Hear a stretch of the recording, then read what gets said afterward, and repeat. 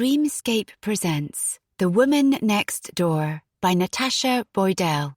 Narrated by Mari Morrison. 1.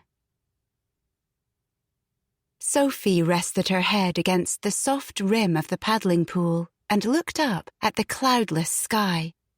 In the distance, she could see the white undercarriage of an aeroplane as it flew over London.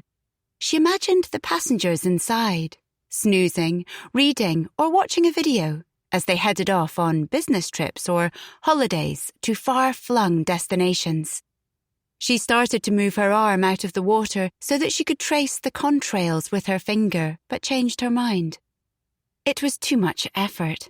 Instead, she observed her hand on the surface of the water, sandwiched in between a fallen leaf and a dead floating fly. She was sweating.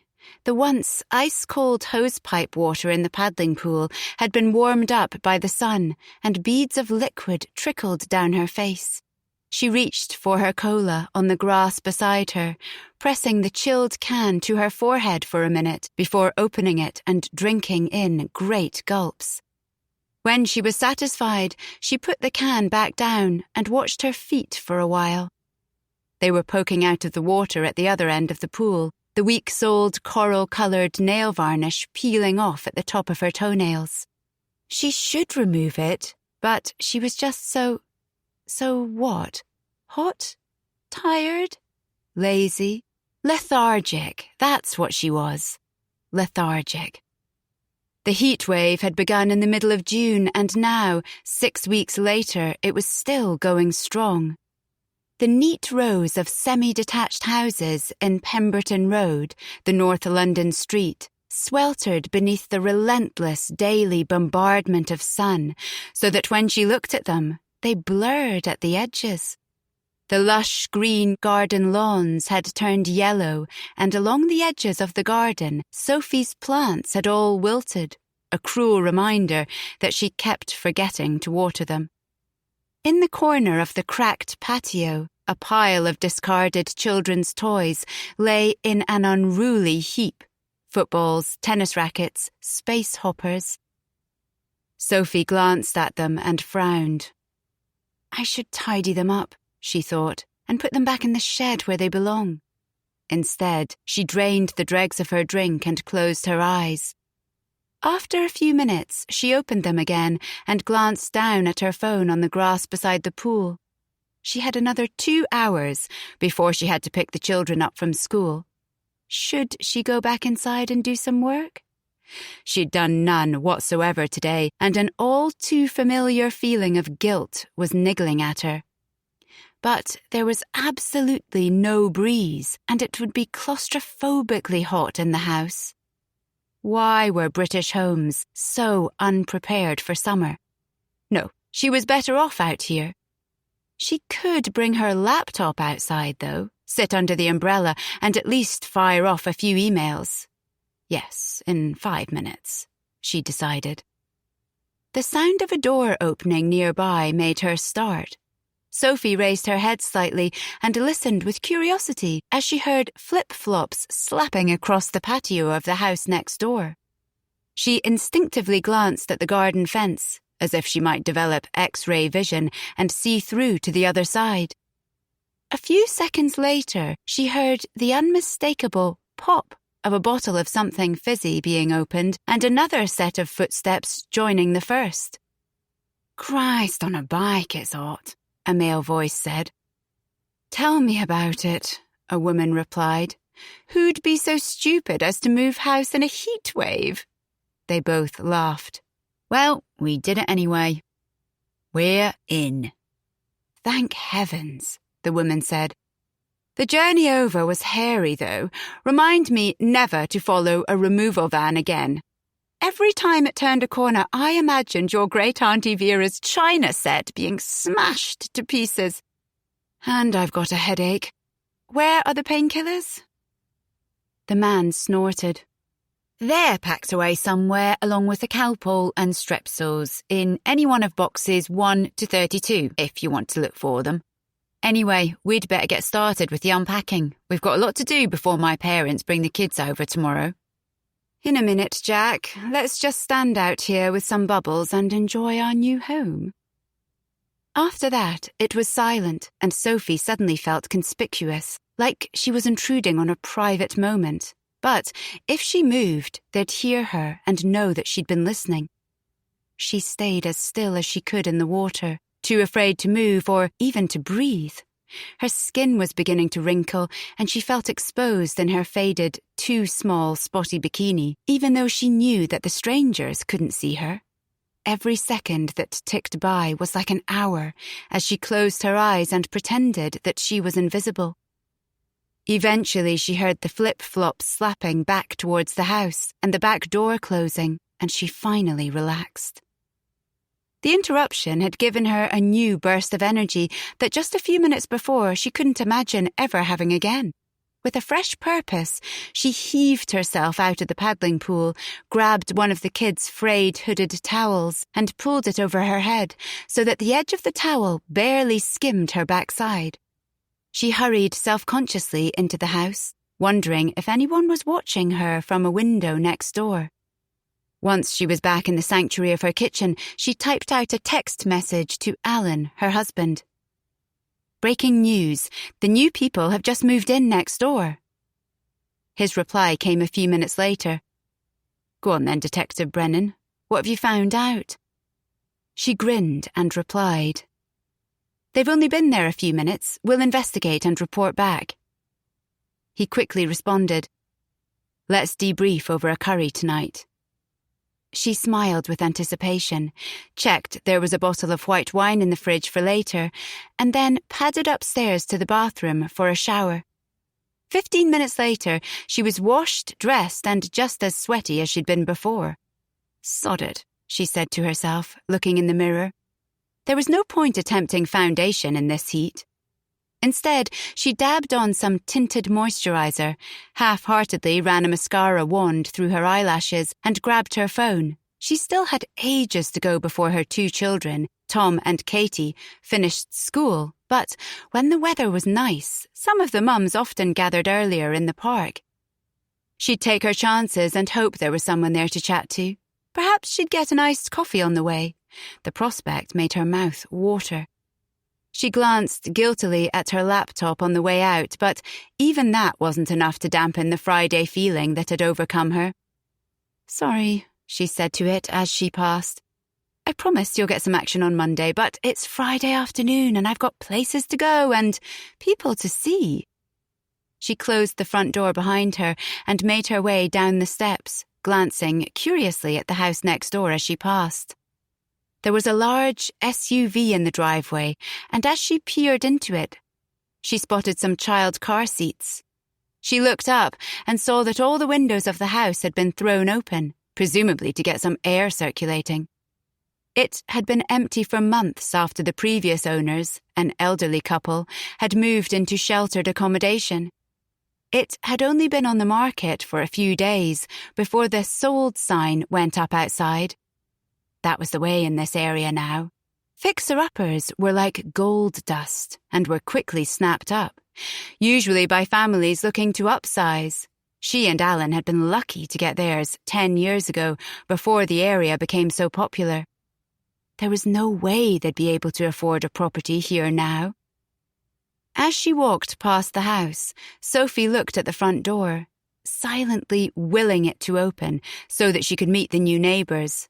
But it remained resolutely shut. With a small wave of disappointment, she carried on walking down Pemberton Road towards the school. She'd stop at the supermarket and pick up a bottle of bubbles and a card, she'd decided. Then she could drop it round over the weekend. The children were going to be thrilled when she told them the news. They loved a bit of excitement, especially the prospect of making new friends. She'd probably have to prize them down from the top of the back garden fence when they got home that afternoon, the nosy little sods. She reached for her headphones, plugged them into her ears, turned on a pop playlist, and made her leisurely way towards the park. As the music lifted her spirits, she smiled to herself. The sun was shining, the white wine was chilling, she had the whole weekend ahead of her, and Alan was coming home early. So what if she hadn't done any actual work for longer than she cared to remember and she was feeling unmotivated? Life, she decided, could be worse. Later that evening, after Tom and Katie had gone to bed, Sophie and Alan chewed over the prospect of the new neighbours as they chewed on their curry. "They've definitely got young children," Sophie confirmed. "I saw child seats in the car." Alan swallowed his korma thoughtfully as he digested the new information. "They've got a hell of a job ahead of them, doing up that house, if they're planning to live there at the same time. It looks like it hasn't been redecorated since the First World War." "Come on, Alan. That's an exaggeration. It's not that bad. Anyway, it's good for the area, this regeneration. It pushes up the property prices." "Tell me about it. It's keeping us in kormas."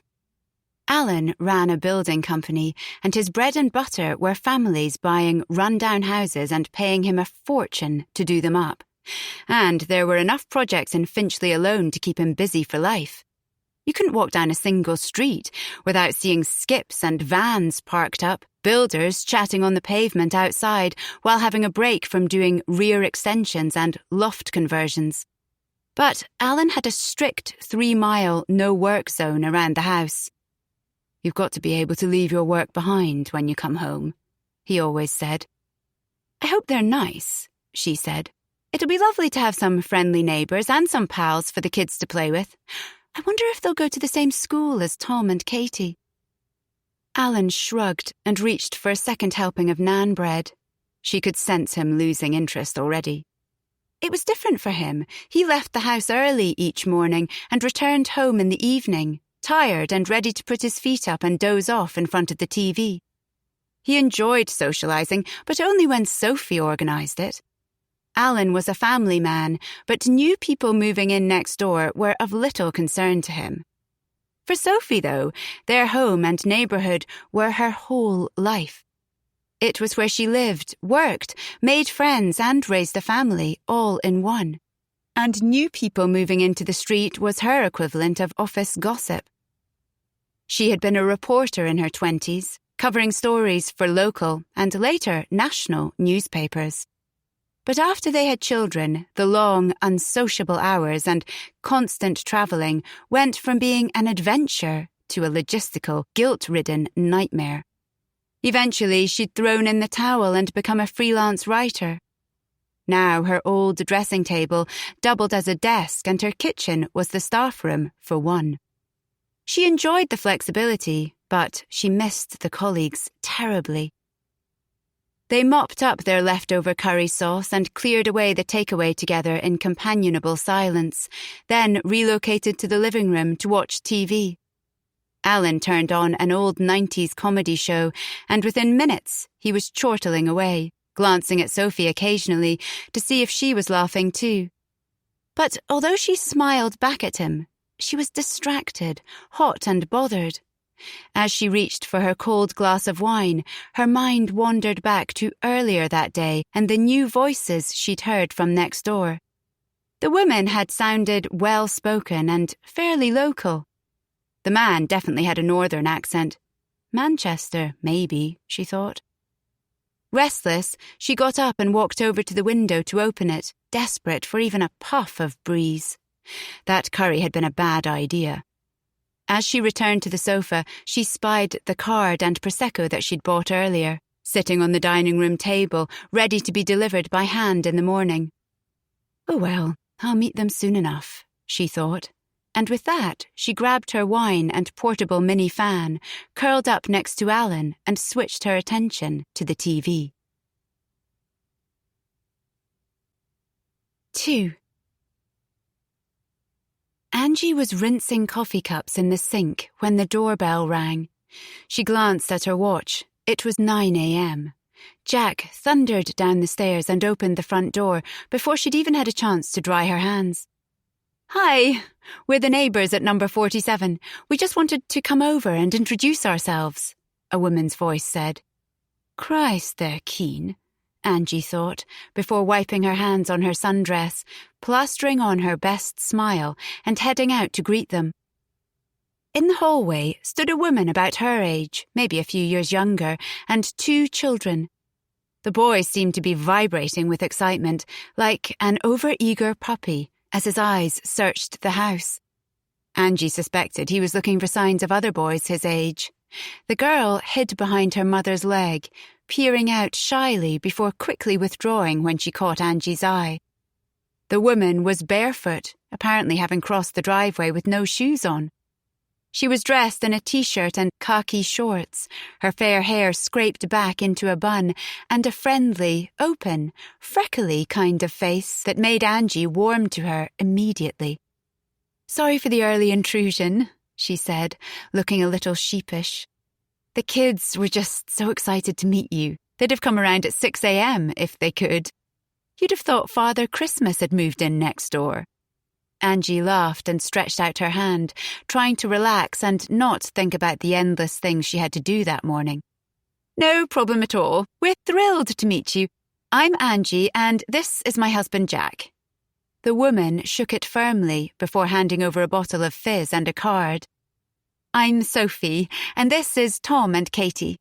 "Thank you so much," Angie said effusively, giving the bottle a quick once-over, mentally categorizing it as cheap and cheerful, and sticking it under her arm as she opened the card. "It's nothing, really. We just wanted to welcome you to the neighborhood." "It's very kind of you," Angie said, and gestured for the neighbors to follow her into the house. "Come into the kitchen and sit down. The place is a mess and there's boxes everywhere, but at least we've got a table and some chairs. Tea? Coffee?" Sophie hesitated, perhaps worried about intruding, but then she nodded. "Coffee, please," she replied, following Angie and sinking down onto one of the chairs. Angie saw her glance around the room. The house was a typical 4-bed semi-detached. When Angie and Jack had come to view it, along with several other houses in the area, they'd both tried to look past the dark green carpets, avocado bathroom suite, and dilapidated kitchen and visualize the potential. It was a nice-looking house, they agreed. They'd have enough money to refurbish it to a high spec. It was close to good primary and secondary schools and walking distance to Angie's mum's house. "We'll do a loft conversion and rear extension," Jack had said, already making mental notes and measurements. "Then the kids can have a bedroom each. They'll want that soon." "It's a lot of work," Angie had replied, wrinkling her nose when she spotted what looked suspiciously like damp in one corner of the living room. "Can we manage it?" Jack had wrapped his arms around her and given her a squeeze. "We can manage anything, you and me." They'd made an offer that day, and 4 months later, here they were. "Obviously, the house is a fixer-upper," Angie said now as she turned the coffee machine on and reached into the fridge for a couple of juice cartons for the children. "Yes, the elderly couple you bought it from had lived here for 40-odd years, and I doubt that they'd done anything to it for a long time," Sophie confirmed. Her children sat obediently at the table opposite their mother, but Angie could see them fidgeting. "There's a whole pile of children's toys in those boxes over there," she told them. "Why don't you go and get some out to play with?" The boy, Tom, leapt up enthusiastically and ran over to the boxes. The girl, Katie, looked uncertain, but after some gentle urging from her mother, she went over to join him. Angie caught Sophie's eye, and they both smiled. "How old are your children?" Sophie asked. "We've got 4. Benji is 11, Indy is 10, Eloise is 8, and Freddie is 5. Sophie's eyes widened in amazement. 4 kids? Wow! Angie was used to that reaction. "I've always wanted a big family, and so has Jack. He's one of 5, and I'm an only child, so we both had our own reasons." "Do you work as well?" Sophie asked, spying her laptop, notebook, and 2 mobile phones at the end of the table. "Yes, I'm a solicitor." "Blimey, are you superwoman too?" Jack, who had just entered the room, laughed as he overheard Sophie's remark. He put his hand on Angie's shoulder and she smiled up at him. She claims not to be, but we're pretty sure she is, he said. We haven't discovered where she hides the outfit yet, but the kids are onto her. Where are they now? Sophie asked. With Jack's parents, Angie explained. We thought it would be easier to have them out of the way while we moved and did the bulk of the unpacking. They're arriving later this morning.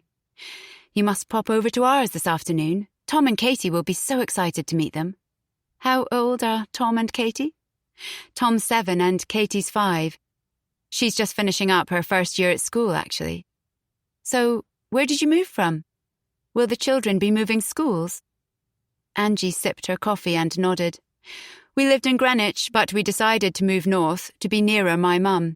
She's not in great health, and it used to take me the best part of an hour and a half every time I wanted to pop in to see her. This way, I'm just down the road. So, yes, the children are moving school, much to their disapproval. As Sophie chattered away about what the local schools were like, Angie glanced at her watch. Her new neighbour seemed perfectly pleasant, but she was absolutely itching to carry on with unpacking before the children arrived.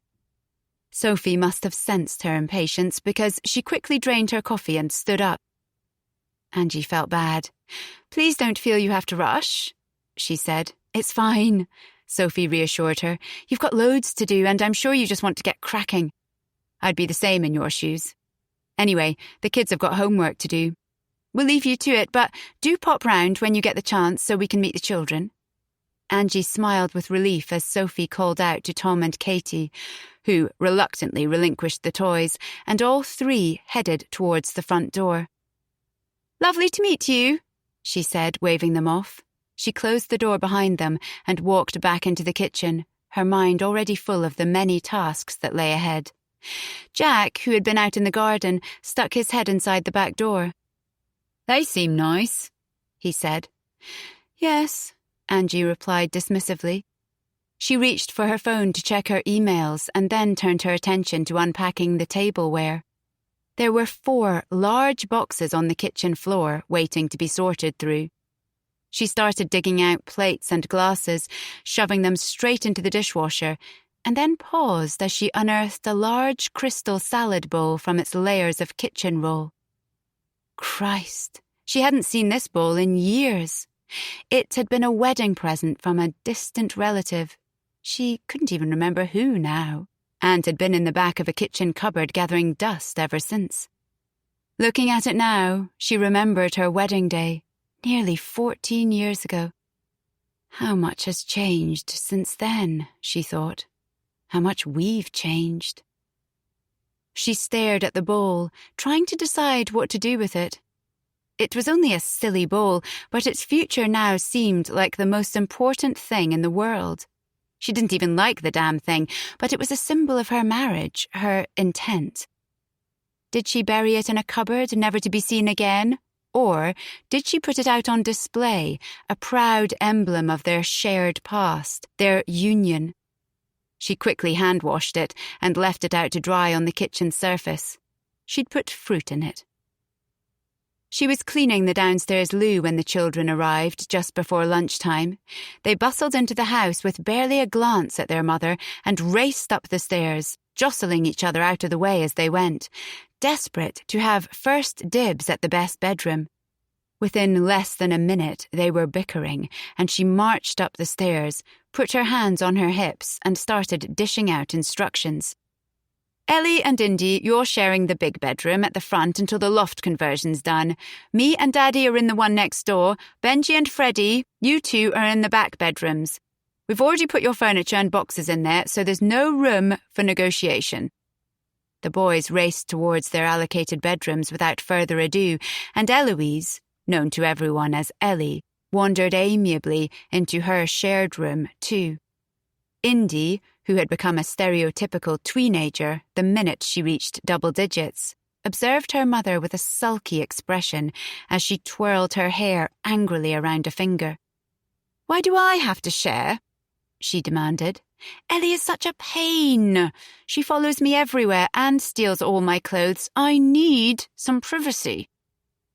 Feeling ratty herself after a hectic morning, Angie tried to swallow the irritation that was rising up inside her, reminding herself that she had been a young girl once too, and replied, "It's just until we do the loft conversion, darling, and then you'll have a whole room to yourself. I still don't see why the boys can't share." "There's a much bigger age gap between the boys, Indy. It's hardly fair to ask an 11-year-old to share with a 5-year-old who goes to bed 2 hours earlier. We've been through this."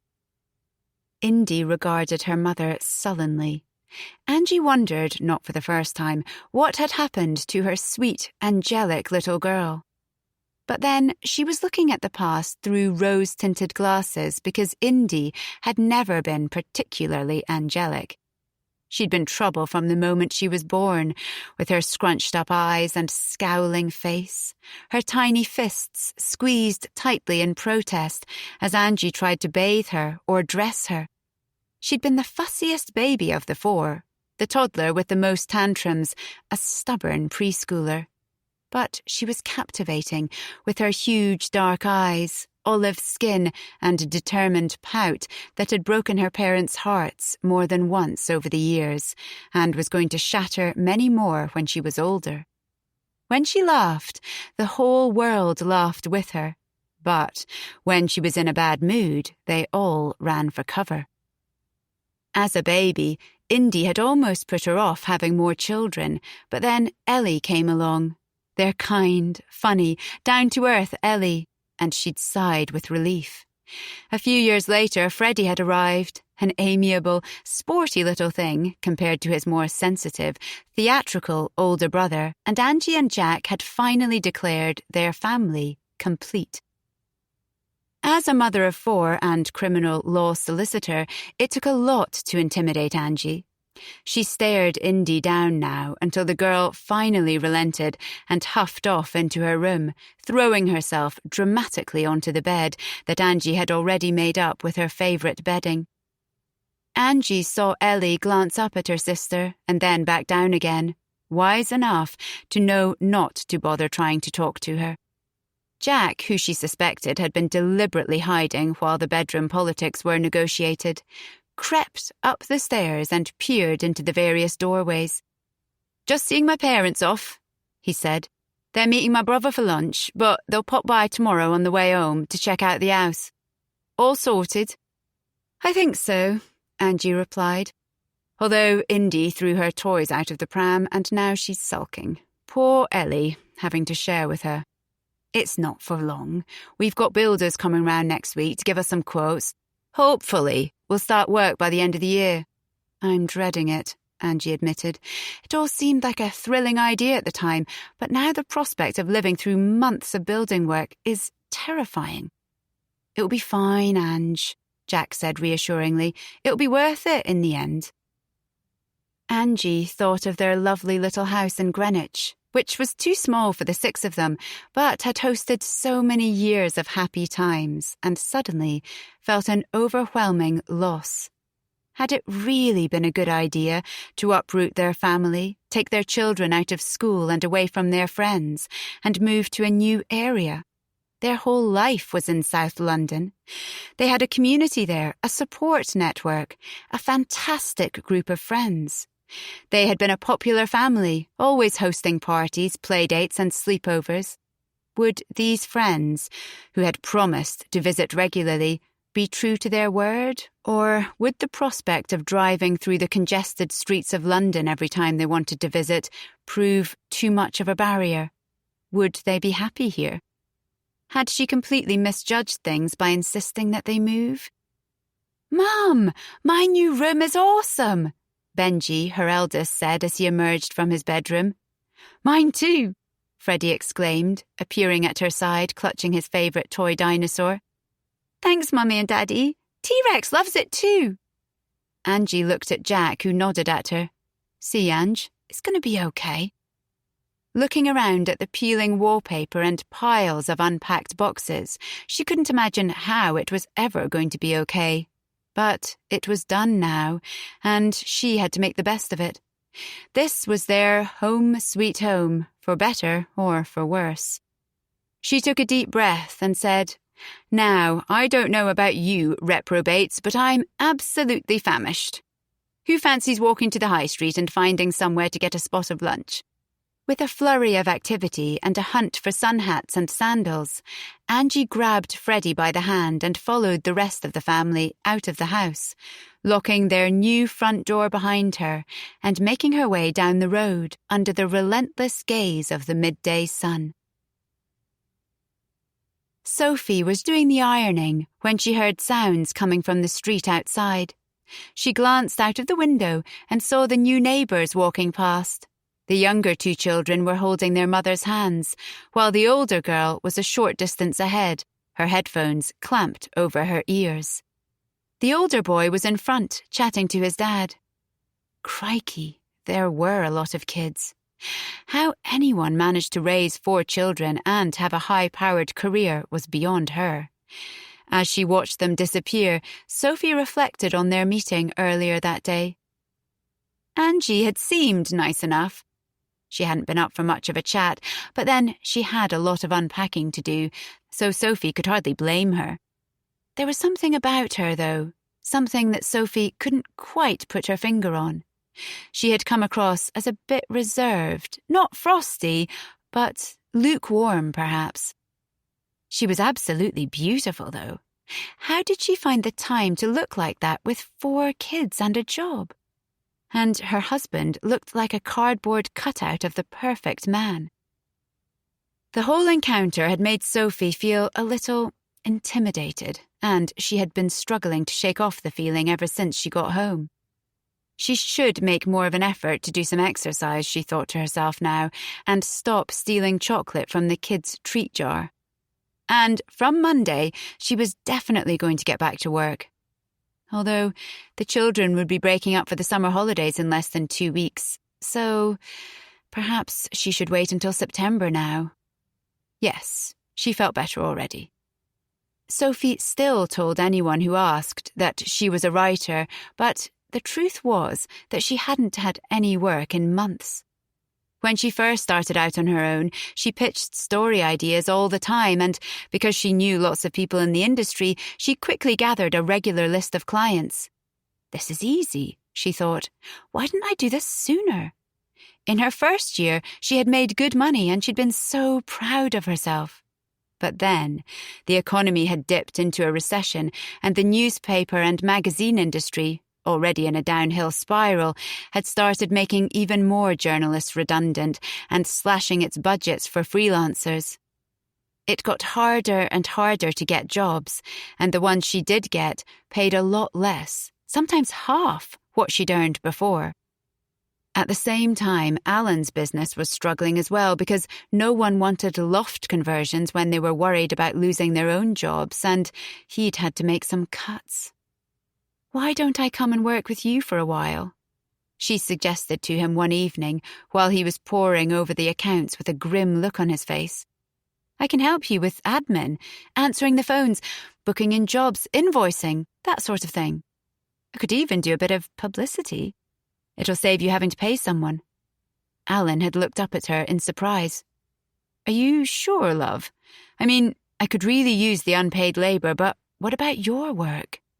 "Things are slow with work anyway. I can still pick up the odd job here and there, and then when the business gets back on its feet, I'll build up my own clients again."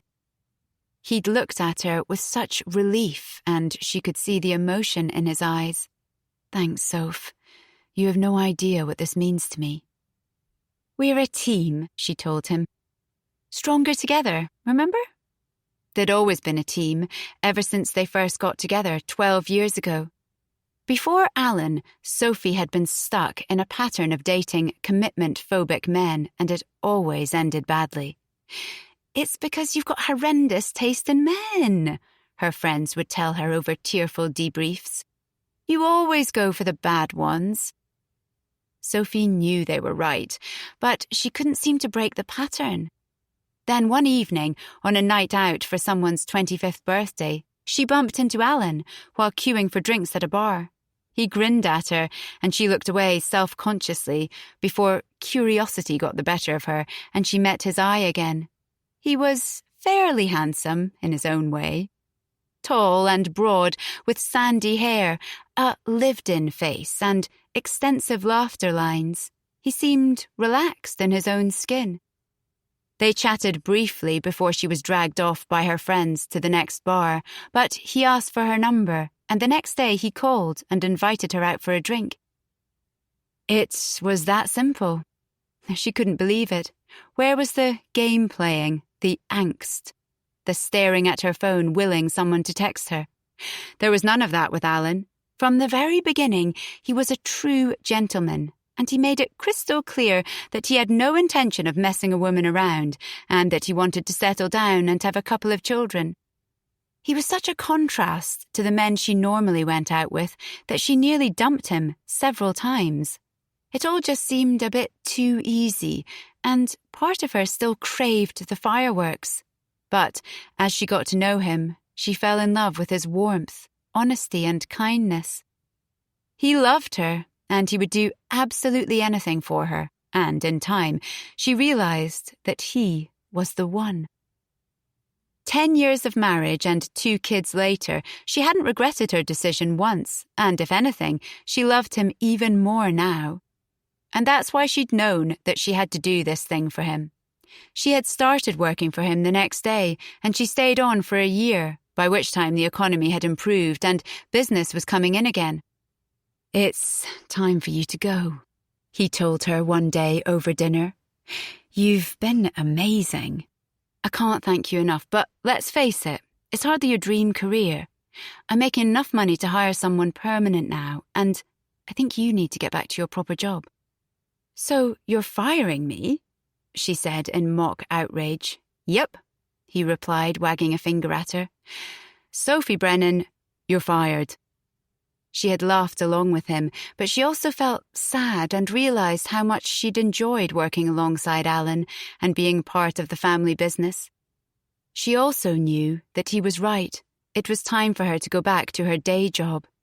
But getting back on the horse after a year off wasn't easy. She'd lost touch and her motivation seemed to have fallen by the wayside. It didn't help that Katie had just started school and wasn't settling in well. She'd always been a sensitive child, but it was still a shock after Tom had adapted to school life so easily.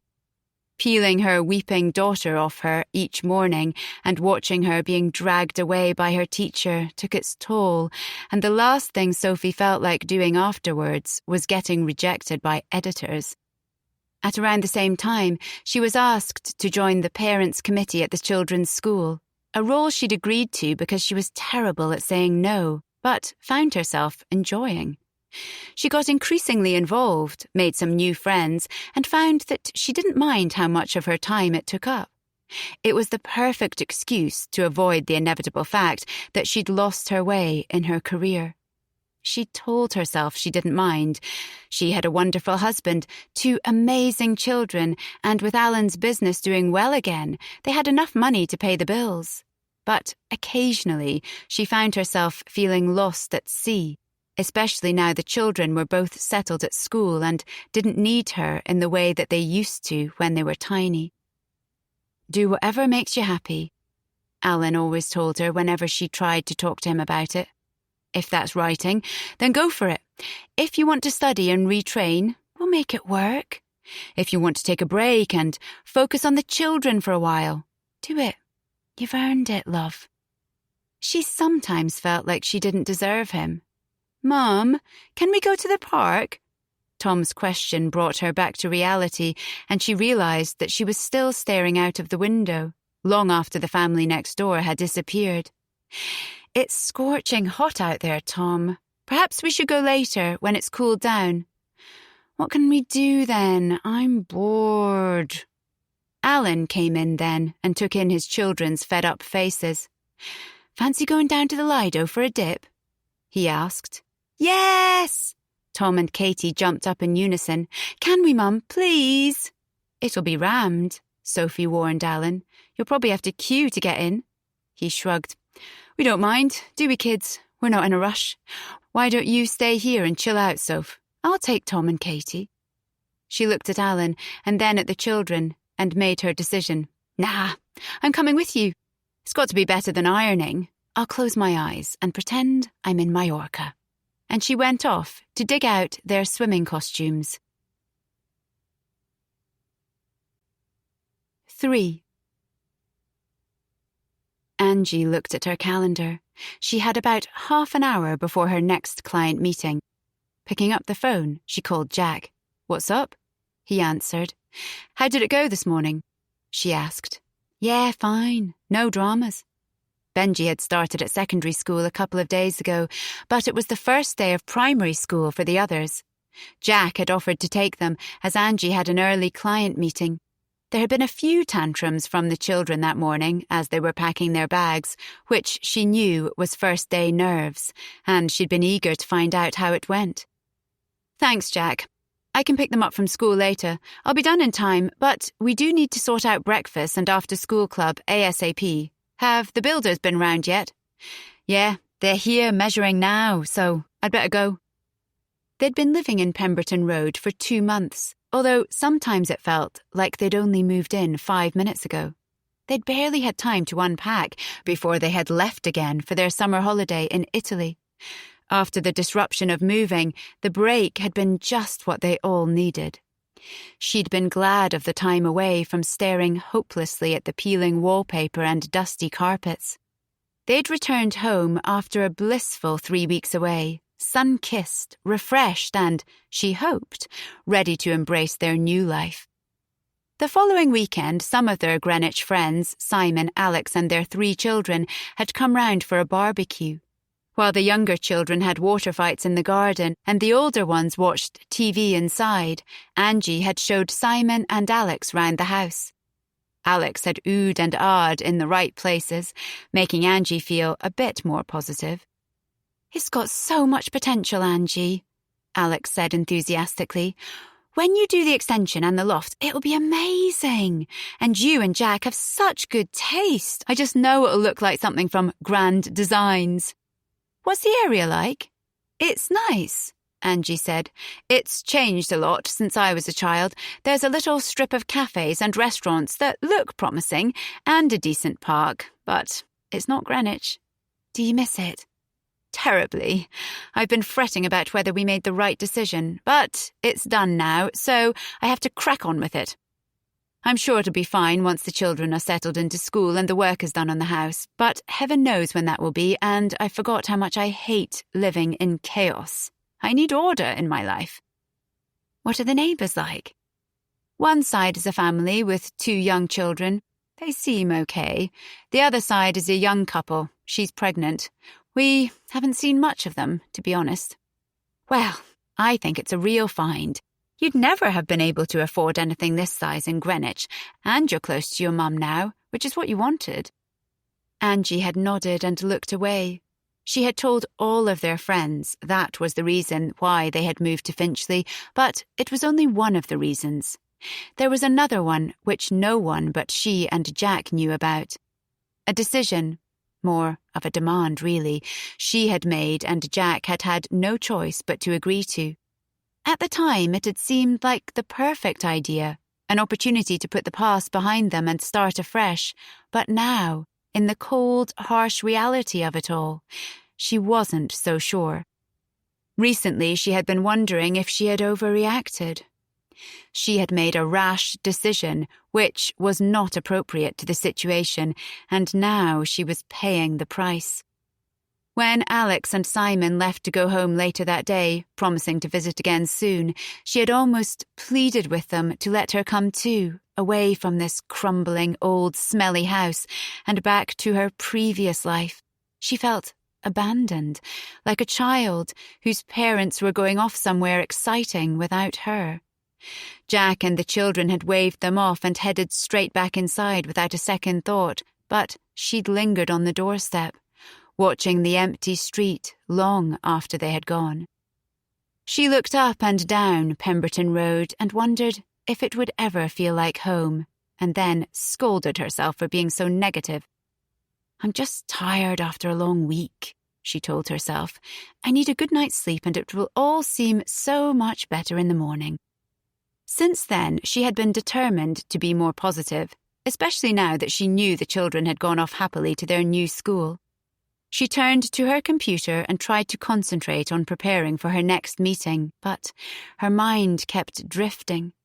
She thought about Jack at home, chatting away to the builders like they were old friends, making them a cup of tea, probably dishing out the expensive biscuits she'd bought from Harrods for her mother, and felt a familiar pull in her heart. She loved that man, sometimes so much that it frightened her. They had met at university in Durham. He was captain of the football team, the one who all the girls swooned after and then wept over when he lost interest. The sort of boy you'd heard of before you'd even met him. They were on the same law course, and after sitting next to her in a lecture one day, he seemed to take a shine to her. Not in a romantic sense back then, more in a kindred spirit kind of way. Jack was intelligent, but everyone assumed that he was a bit of a jock and he didn't do himself any favours by acting like one. But with Angie, he told her over coffee a few months after they met, he felt different. He liked talking with her about the meaty stuff, as he called it. Politics, history, and religion. He seemed to seek her out, appearing alongside her as she walked to lectures or sitting next to her when she was studying in the library. After a while, they got into a habit of having lunch together every Thursday in between classes. It became her favourite part of the week. Soon she was looking for him every day, breathing a subconscious sigh of relief when she spotted him coming towards her through the crowds or making a beeline for her in the lecture theatre. In the evenings, whenever they saw each other out in a student bar or club, he always gave her a nod or a wave. He was never rude to her, but they rarely spoke. They had two completely separate lives, sets of friends and university experiences that only converged at certain times of the week. She'd be lying if she said she wasn't attracted to Jack from the start. Everyone was attracted to Jack, and they definitely sparked off each other. So perhaps she had a tiny crush on him. But Angie knew that she wasn't Jack's type. This became more obvious with each new girl she saw him with, and there was no point in fantasizing that she was. Pining after him would only cause her a heartbreak that she didn't need in her life. She was at university for one reason only, and that was to gain a first-class degree and get a job in a top law firm. She was driven even at 18, after years of her mother drilling it into her that women had to work harder than men to be a success.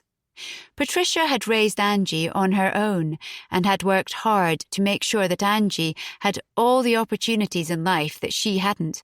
And Angie didn't take that for granted. She didn't want the distraction of a stomped-on heart or the awkwardness of her friendship with Jack being ruined over a drunken fumble on a night out.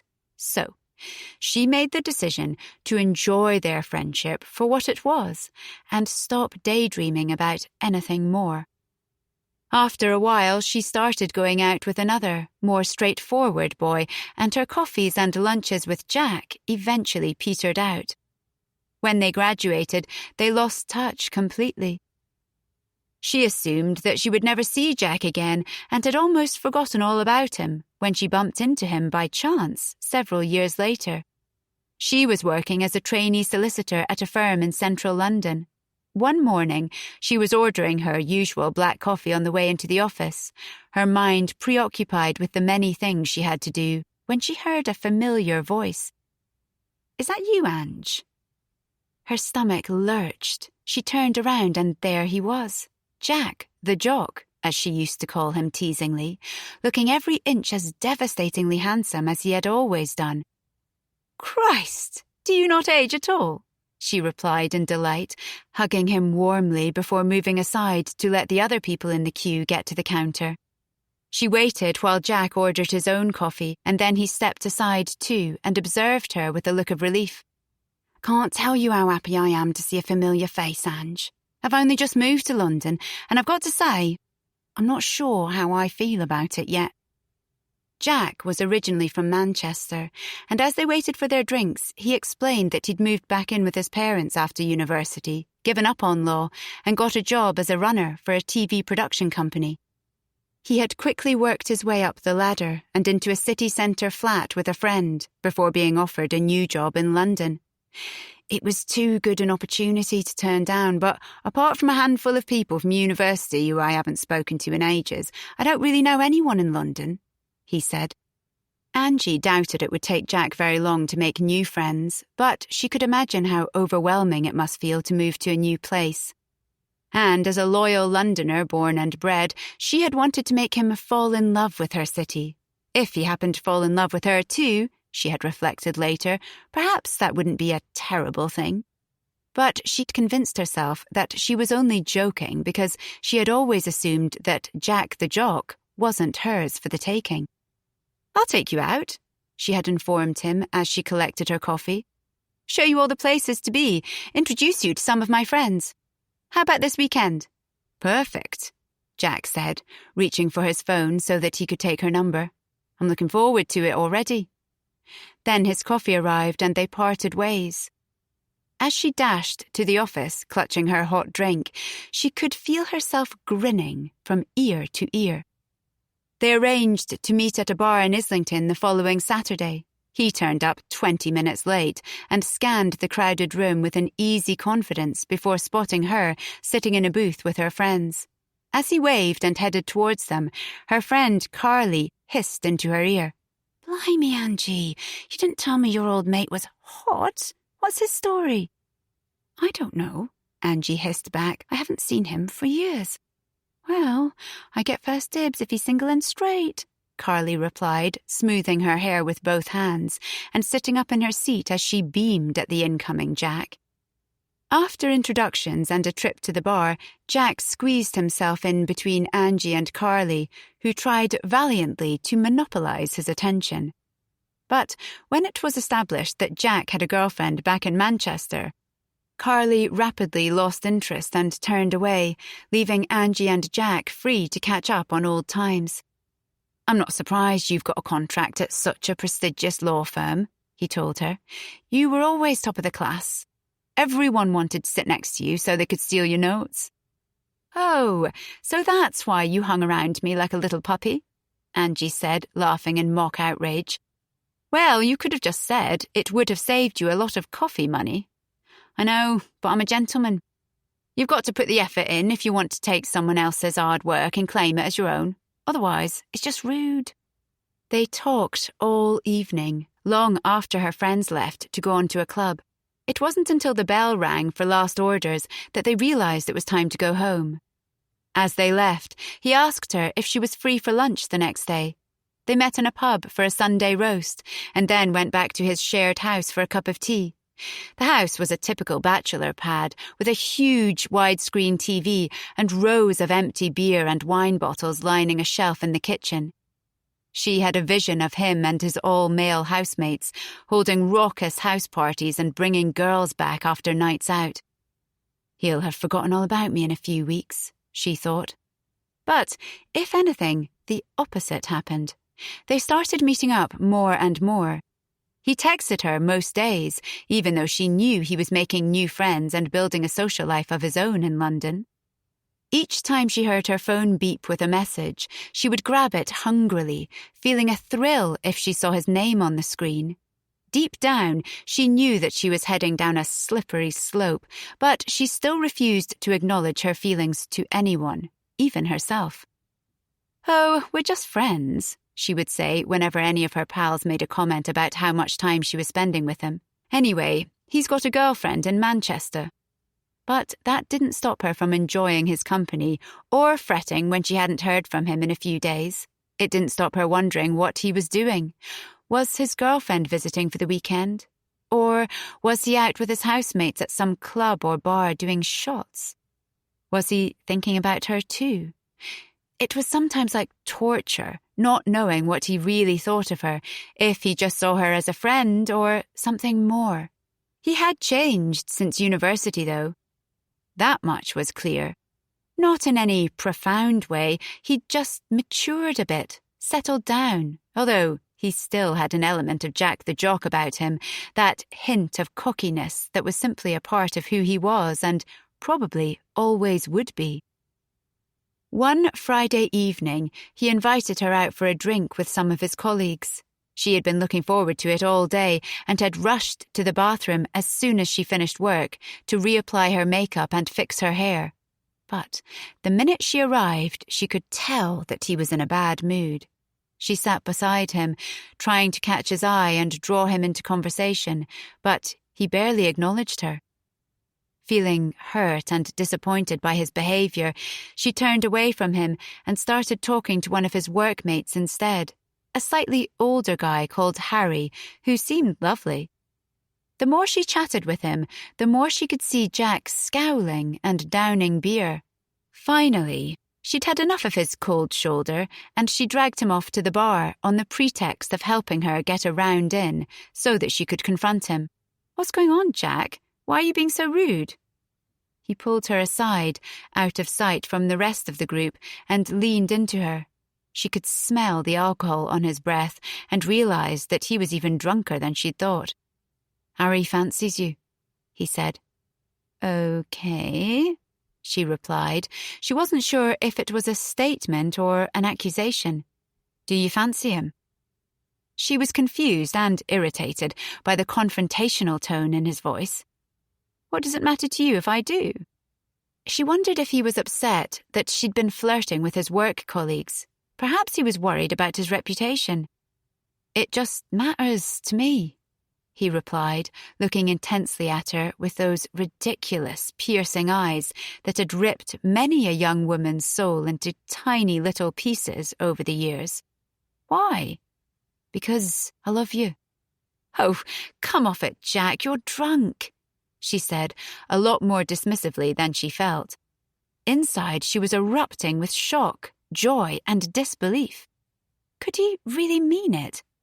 "I'm not that drunk, Angie. I know how I feel. You're the most beautiful, intelligent, ambitious, and altogether amazing woman I've ever met in my life." He tried to kiss her then, but she put her hand on his chest to stop him. "Jack, I don't want you to do anything that you might regret. Sleep on it, okay? And we'll talk tomorrow." She kissed him on the cheek, grabbed her bag, said goodbye to his friends, and left the bar. Outside, she leaned up against a wall to catch her breath.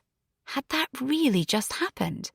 She loved him, of course she did, but was it really possible that he felt the same way, or was it just the beer and a touch of the green-eyed monster talking? As she walked to the tube station, she felt like she had somehow entered a parallel universe, one where being with Jack was a possibility rather than a fantasy, and she wanted to grasp it with both hands. But she was terrified in case it was all a mistake and life returned to its normal state tomorrow. It took her hours to fall asleep. She lay in bed, wondering how she had ended up falling so madly in love with this boy. She had always been so pragmatic, so able to keep people at arm's length. But now she was completely helpless. The next morning she woke up with the sensation that something monumental had happened and felt a rush of joy when she remembered what it was, followed by a sinking feeling that it was still a dream that wouldn't come true. 2 hours later, as she was staring at her phone, he turned up at her flat looking sheepish, handed her a bunch of flowers, and asked her to go for a walk with him. "I was actually just about to go shopping," she told him, and immediately kicked herself for being churlish. But the truth was that she didn't want to go for a walk with him. She was too afraid of what he had to say, having already guessed that the flowers were an apology. He was going to tell her that he was a drunk idiot who was talking rubbish and didn't mean a word he said. "Where?"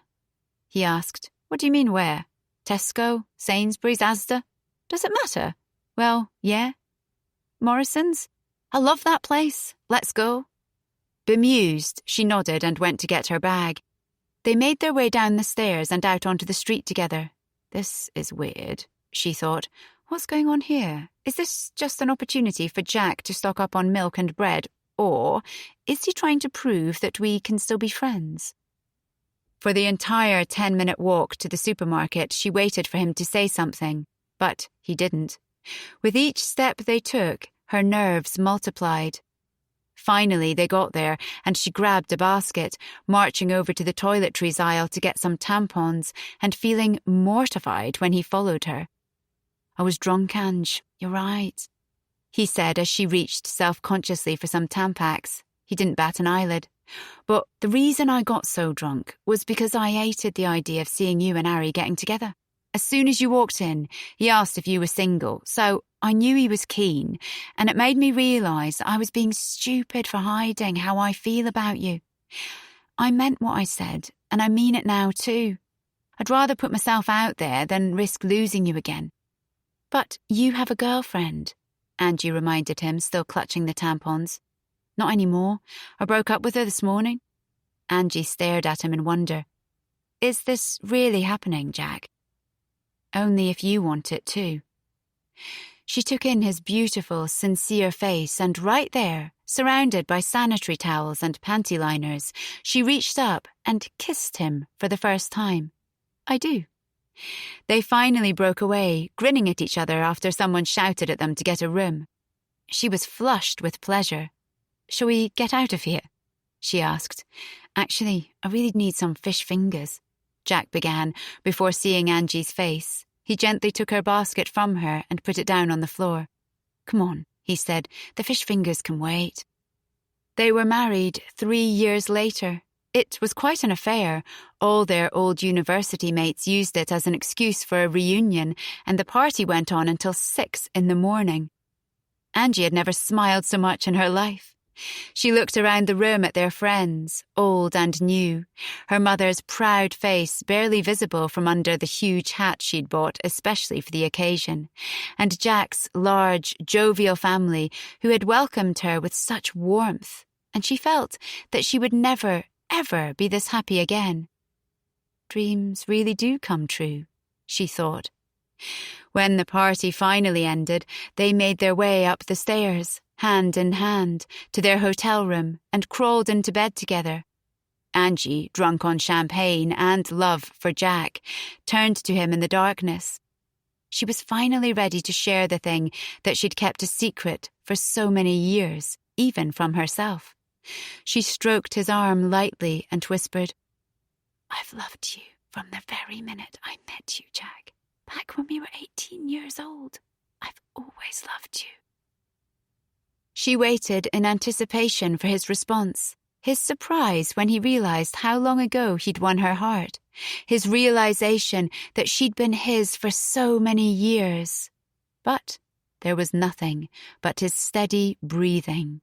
He was fast asleep. 4. Sophie, Alan, Tom and Katie stood huddled together in the garden, their backs turned against the bitterly cold wind, and observed the carnage. "Wow," Tom said. "Wow, indeed," Alan agreed. A storm had wreaked havoc across the country. Trees had been ripped down, roof tiles hurled to the ground, and garden trampolines thrown onto railway tracks. Reports of power cuts and floods dominated the news headlines. Overnight, the storm had destroyed part of the battered fence in their back garden, taking down 3 panels and leaving a gaping hole where they could now clearly see into the neighbour's garden. "I told you that fence was an accident waiting to happen," Alan said. "It's been looking like the Leaning Tower of Pisa for years." "Whose is it, though?" Sophie asked, wrapping her coat tightly around herself and folding her arms across it. "Ours or theirs?" "I'll have to double-check the deeds, but I'm pretty sure it's theirs." As they stood, pondering the broken fence, Sophie saw 2 curious little faces appear from the other side. The younger 2 Taylor children. She gave them a little wave, and shortly afterwards, Jack and Angie arrived, wearing their dressing gowns.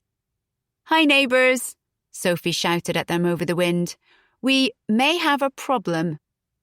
The Taylor family had been living next door to them for about 9 months, although Sophie barely saw them except for the odd hello when they were putting the bins out. The only reason she even knew their surname was because she occasionally took a parcel for them. She had tried to start a conversation with Angie a couple of times, but she was always in a rush. She wasn't exactly what Sophie would call the chatty type. The children went to breakfast and after-school clubs every day, so Sophie never bumped into them on the school run either. But it didn't stop her forming opinions about them. Angie was obviously one of those high-flying women who probably looked down her nose at people like Sophie, with her oversized jumpers and lack of career. She always looked so groomed and polished whenever Sophie saw her. She was perfectly polite, but Sophie found her a bit unapproachable, superior even. Jack was a bit friendlier. He always gave her a wide smile and a wave whenever he saw her, and he'd brought round a bottle of wine to apologise for the noise during their building works. She suspected that he was one of those men who survived on his good looks and charm alone. She doubted there was much substance underneath. She had no idea about the children. She had asked Tom and Katie once if they played with them at school, but they were in different classes and they had barely known who they were. Now the children gazed at each other from across the garden, caught up in the excitement of the early morning drama, but not sure yet whether it meant anything interesting for them or not. "Is it ours or yours?" Angie asked, looking at the fence. "We don't know for sure," Sophie replied. "We think it's yours, but we need to check." Jack and Alan started lifting the panels and debris together and stacking them to one side. Meanwhile, the older 2 Taylor children had emerged to see what all the fuss was about. "We'll get it fixed ASAP if it's ours," Angie said. "Although we can't be the only people this has happened to after the storm, so it might take a while to get someone to come out." "There's no rush, don't worry," Sophie said as she looked behind her and noticed that Tom and Katie had disappeared. "Where are the kids?" she asked Alan, assuming that they had got bored or cold and gone back inside to have breakfast. "They're over here," Angie replied, gesturing behind her. Sophie took a couple of steps forward so that she could see into next door's garden and spotted her children playing on the neighbour's climbing frame as if it was a public playground. "Oh gosh, I'm sorry, I was so busy gawping at the fence I didn't even see them sneak off," Sophie exclaimed. "Tom, Katie, come back here." "Don't worry about it," Angie said. "It's fine." Sophie watched anxiously as Ellie and Freddie joined Tom and Katie on the climbing frame. She was embarrassed by her children's boldness, although Angie didn't seem perturbed. "We'd better get the kids inside, Soph," Alan called out to her, his voice competing against the residual wind. "It's freezing out here and they're still in their pyjamas." "I'll round them up," Sophie agreed, calling out to them. They reluctantly returned to their own garden, and with a final wave to Angie, they all raced back inside. "That was fun," Tom said as he tucked into his cereal. "Their climbing frame is really cool." "I'm sure it is, but you can't go wandering into their garden anytime you like, okay?" Sophie told him sternly. "Just because the fence is down doesn't mean you have the right." Tom and Katie nodded solemnly. But later that day, after school, they both ran through the house and disappeared out of the back door the minute they got home, leaving a trail of discarded bags and lunchboxes in their wake. The wind had died down, but it was still cold, and Sophie watched them from the kitchen window and shivered. Children never seemed to feel the cold in the way that adults did.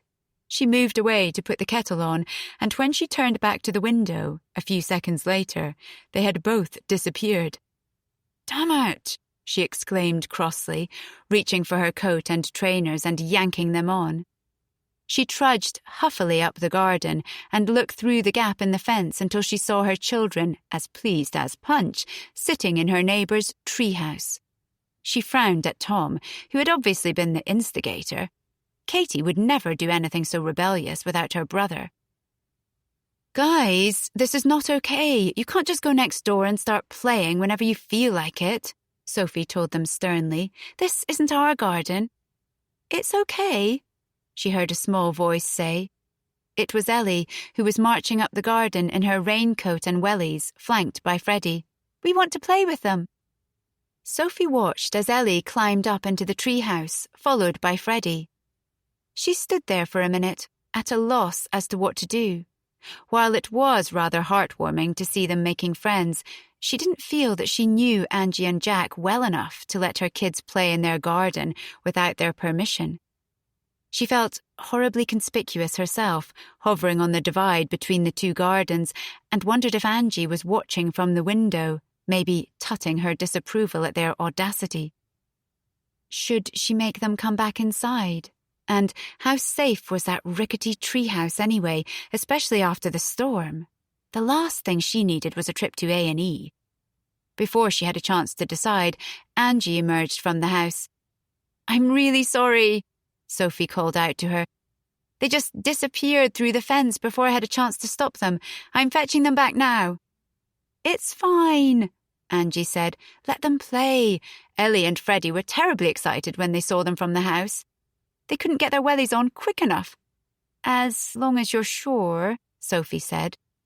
The two women stood side by side watching the children huddled together in the treehouse, chatting away as if they'd been friends for years rather than just a few minutes. If only it was so easy for grown-ups, Sophie thought, feeling awkward. She was relieved when Angie broke the silence. "I was just going to make a cup of tea. Would you like to join me?" "Okay, thanks," Sophie replied.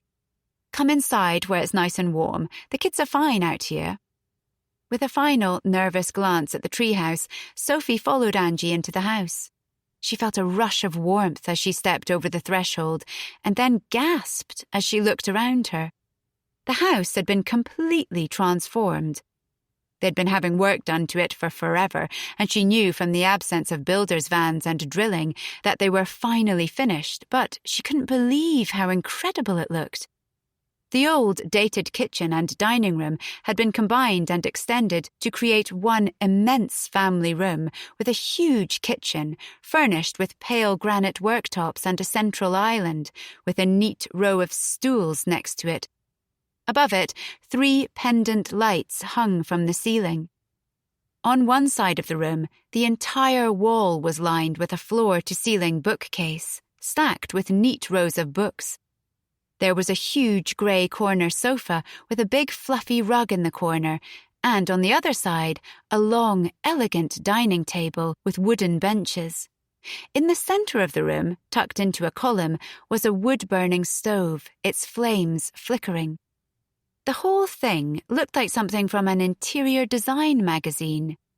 When she took her trainers off, Sophie felt the warmth of the smooth tiles on her socks. Underfloor heating, she realized blissfully. "This place looks unbelievable," she told Angie. "Thanks," Angie replied, switching on the kettle and fetching mugs. "It was one of the most stressful things we've ever done, but now it's finished, I feel like we've reached the light at the end of the tunnel. I hope the refurbishment work wasn't too noisy for you." The constant drilling had been horrific, but Sophie shook her head politely. "Not at all. It was absolutely fine," she lied. "They've just finished the loft too, so we've finally moved upstairs into our new bedroom."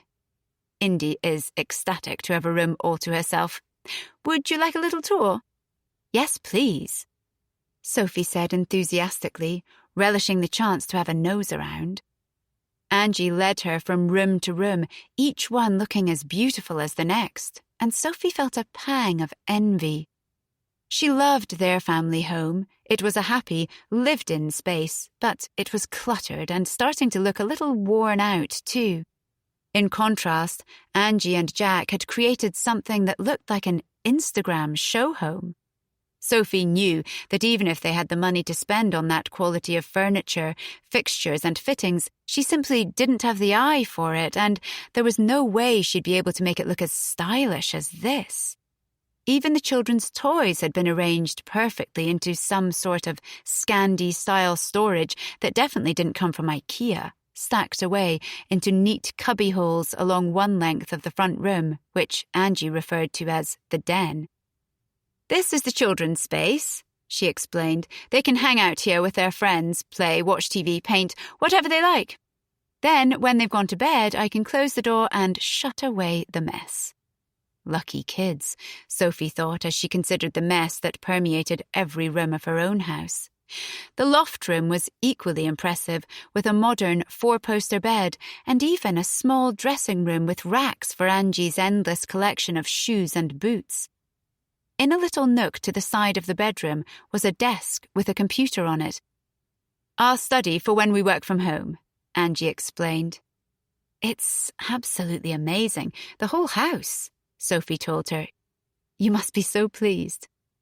"I'm getting there," Angie said. "The whole thing was incredibly difficult. The noise, the chaos, the dust. We escaped as often as we could and tried to spend as much time out of the house as possible.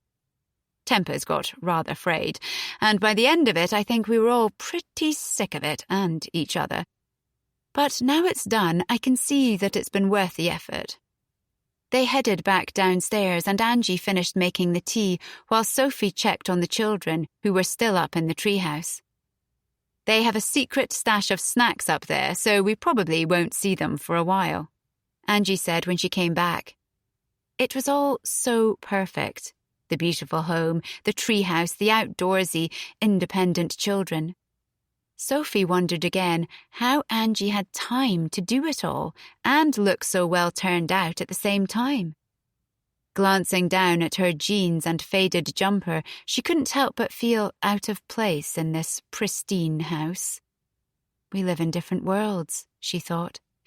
As if reading her mind, Angie put the tea down on the table in front of her and said in a confiding tone, "I nearly lost it on several occasions. In the half-term, I had to ask Jack's parents to look after the children so I could have a break. You're seeing the finished product here, but the journey to get there was extremely messy, on all levels." That made Sophie feel a bit better. "How are you all settling into the area?" she asked. "Fine," Angie replied, sitting down. "The younger ones have settled into school very well. Benji seems to be plodding along in secondary school, although I don't think he's made as many friends as we'd hoped. He definitely misses his old gang. Indy has surprised us. She was the fiercest opponent to us moving, but actually she's happier than ever. She slotted right in with a group of girls in her class, and they're as thick as thieves. How about you and Jack?" "Oh, Jack's absolutely fine. He's immune to stress, so the refurbishment didn't bother him in the slightest, and he's found a local cafe that gets his coffee snob seal of approval. He's got an easier commute to work, and he started coaching a local junior football team." "And you?" Angie looked thoughtful before replying. "I'm happy to be closer to my mum, but I do miss my old life in Greenwich. We lived there for so long, and it was just easy. I'm still in touch with most of our friends, but we can't just pop round like we used to." "Have you made friends in the area yet?" "I'm trying to, but with work being so busy, it's challenging. I don't do the school runs." Sophie nodded sympathetically, seeing Angie in a new light. It was hard, she thought, constantly juggling responsibilities, not being able to drop any balls. "Anyway, how are you?" Angie asked. Sophie sensed that she was keen to change the subject. "Oh, fine. Same old," Sophie said dismissively, realizing with embarrassment that she had nothing interesting to say to Angie, unless you counted the fact that she went to the supermarket this morning and bought an absolute steal of a coat. "How's work going?" Sophie was about to reel out her standard response of, "Oh yes, all fine, thanks." But instead she found herself being honest. A bit rubbish. How come? She wasn't sure if it was the warm, welcoming house, Angie's attentiveness, or just the need to have something to talk about. But Sophie found herself telling Angie about how she'd gone to work with Alan and had been struggling to get back into her old job ever since. "I just feel a bit old," she admitted. "I know that's silly, because these days being in your 30s is considered young, and I've got another 30 years of working age ahead of me at least. but I've just lost my energy and drive for it, and I can't seem to get it back. And I think I probably have a touch of imposter syndrome too, since having the children and my career break. Angie nodded. Oh, yes, I know all about that. You do? Angie laughed at Sophie's obvious surprise. Of course. I see these young, hotshot solicitors joining the firm, willing to work every hour God sends and absolutely determined to be made partner, already planning to run before they can walk. And I just think, Christ, all I want to do is go home and have a glass of wine in the bath. Sophie grinned as she took a gulp of tea. I can relate. I get these email alerts where editors tell writers what topics they're looking to cover, and it's all vaginal steaming and breadcrumbing. I honestly thought that was something to do with baking at first. These 20-somethings think all you need is a laptop and a blog to be a writer. And I want to judge them, but they have like 100,000 Instagram followers, and I have 23. So, who has the power really? Them or me? I feel like my trade is dying, or at least my career is, and I'm not sure I even care anymore. Angie looked like she was about to say something, but before she got a chance, the bifold patio doors opened and 4 children piled in. Mum, we're going to hang out in the den, Ellie said. Can Tom and Katie stay for dinner? Sophie was about to protest, but Angie nodded and replied, Sure. She looked at Sophie. It'll just be fish fingers and potato waffles, but they're welcome to stay. Sophie looked at her children's expectant faces. She was worried about overstaying their welcome or putting Angie out, but she'd actually been having a surprisingly good time chatting with her, and it seemed no one was ready to go home just yet. Go on then, she replied, as long as it's okay with Angie. The children whooped and ran off to the den, and Sophie smiled at Angie. Thank you. It's really kind of you. It's nice to have a play date, actually, Angie said. Normally, I'm working, so the children go to after-school clubs, but I was in court this morning and didn't have much on this afternoon, so I picked them up early. I'm sure one of those young trainees is already eyeing up my desk. We're often around after school, so anytime you find yourself at home early again, do pop over, Sophie said. Then she added, Actually, we're having an Easter party at ours on Saturday. Nothing fancy, just an egg hunt for the children and a couple of beers for the parents. Would you like to come? It'll be a chance to meet some of the other parents from school. We'd love to, Angie replied with what seemed like genuine enthusiasm. Thank you. Alan was already back from work by the time they got home. Tom and Katie, who were still overexcited, jumped on him and started regaling him with stories about their new best friends. We had waffles for dinner and we ate them in front of the telly, Tom said triumphantly, and Ellie and Freddie said that we can come and play any time. Lucky you, said Alan. He turned to Sophie. And did Angie say that you could come and play any time too? Sophie gave him a withering look and then said, She's actually really nice, though. You seem surprised. I am a bit. It's not that I didn't like her, it's just that she's never seemed particularly interested in making friends before. But she couldn't have been more lovely this afternoon. Still, though, Al, you should see their place. It's incredible. And she was telling me about her job. She represents some really high-profile clients. I couldn't help but feel a bit plain Jane. You, my love, are anything but plain. Oh, thanks. Anyway, I'm not saying we're going to become bosom buddies or anything, but I definitely think neighbourly relations have warmed up a notch. And she's feeling a bit lonely, so I've invited them all over for the Easter party. Good for you. What do you think of Jack? Hardly know the guy. Alan was the least satisfying person to gossip with she'd ever known. Well, let's see if they turn up anyway, Sophie said as she opened the fridge and started rooting around for vegetables to prepare their dinner. At least I've done my bit. 5.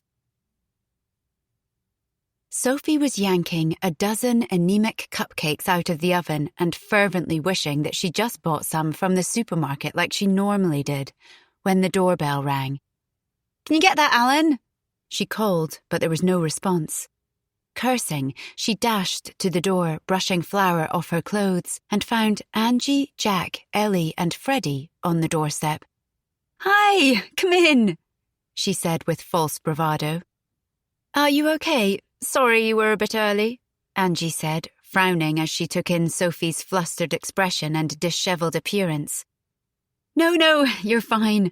I'm just in baking hell," Sophie admitted as she ushered them in. "The kids are upstairs playing computer games," she told Ellie and Freddie, who immediately started to make their way up the stairs. Angie and Jack followed her into the kitchen. "Alan's somewhere, but I have no idea where. Probably playing games with the children," Sophie explained. "He always makes a hasty exit when I attempt to bake." Angie examined the carnage, observing the production line of cupcakes in various states of disarray, and rolled up her sleeves. "Jack, you get the beers. Sophie, you get the icing." Sophie imagined this was exactly how Angie dealt with her wayward clients, but she obediently opened the cupboard to look for icing. Jack grabbed 4 beers, left 2 on the kitchen surface for Angie and Sophie, and headed off in the same direction as the children. "Sorry we're early," Angie said again as she started decorating a batch of cupcakes. "I know it's annoying when people turn up before they're expected, but we'd just got back from dropping Indy and Benji off at their friends' houses, and we thought we might as well come straight over. Ellie and Freddie were so excited about the party, they were driving us potty." "It's fine," Sophie said. "To be honest, I'm glad of the help. Thank you. I don't know why I decided to go all Nigella. I really don't have what it takes." "They look great," Angie said, finishing her dozen cupcakes in frustratingly quick time. "Now, while we wait for the last batch to cool down, what else needs doing?" With Angie's help, the house was party ready by the time everyone arrived. Alan and Jack had hidden eggs all around the garden, and the children grabbed buckets and dashed off to look for them, while Sophie introduced Angie to some guests.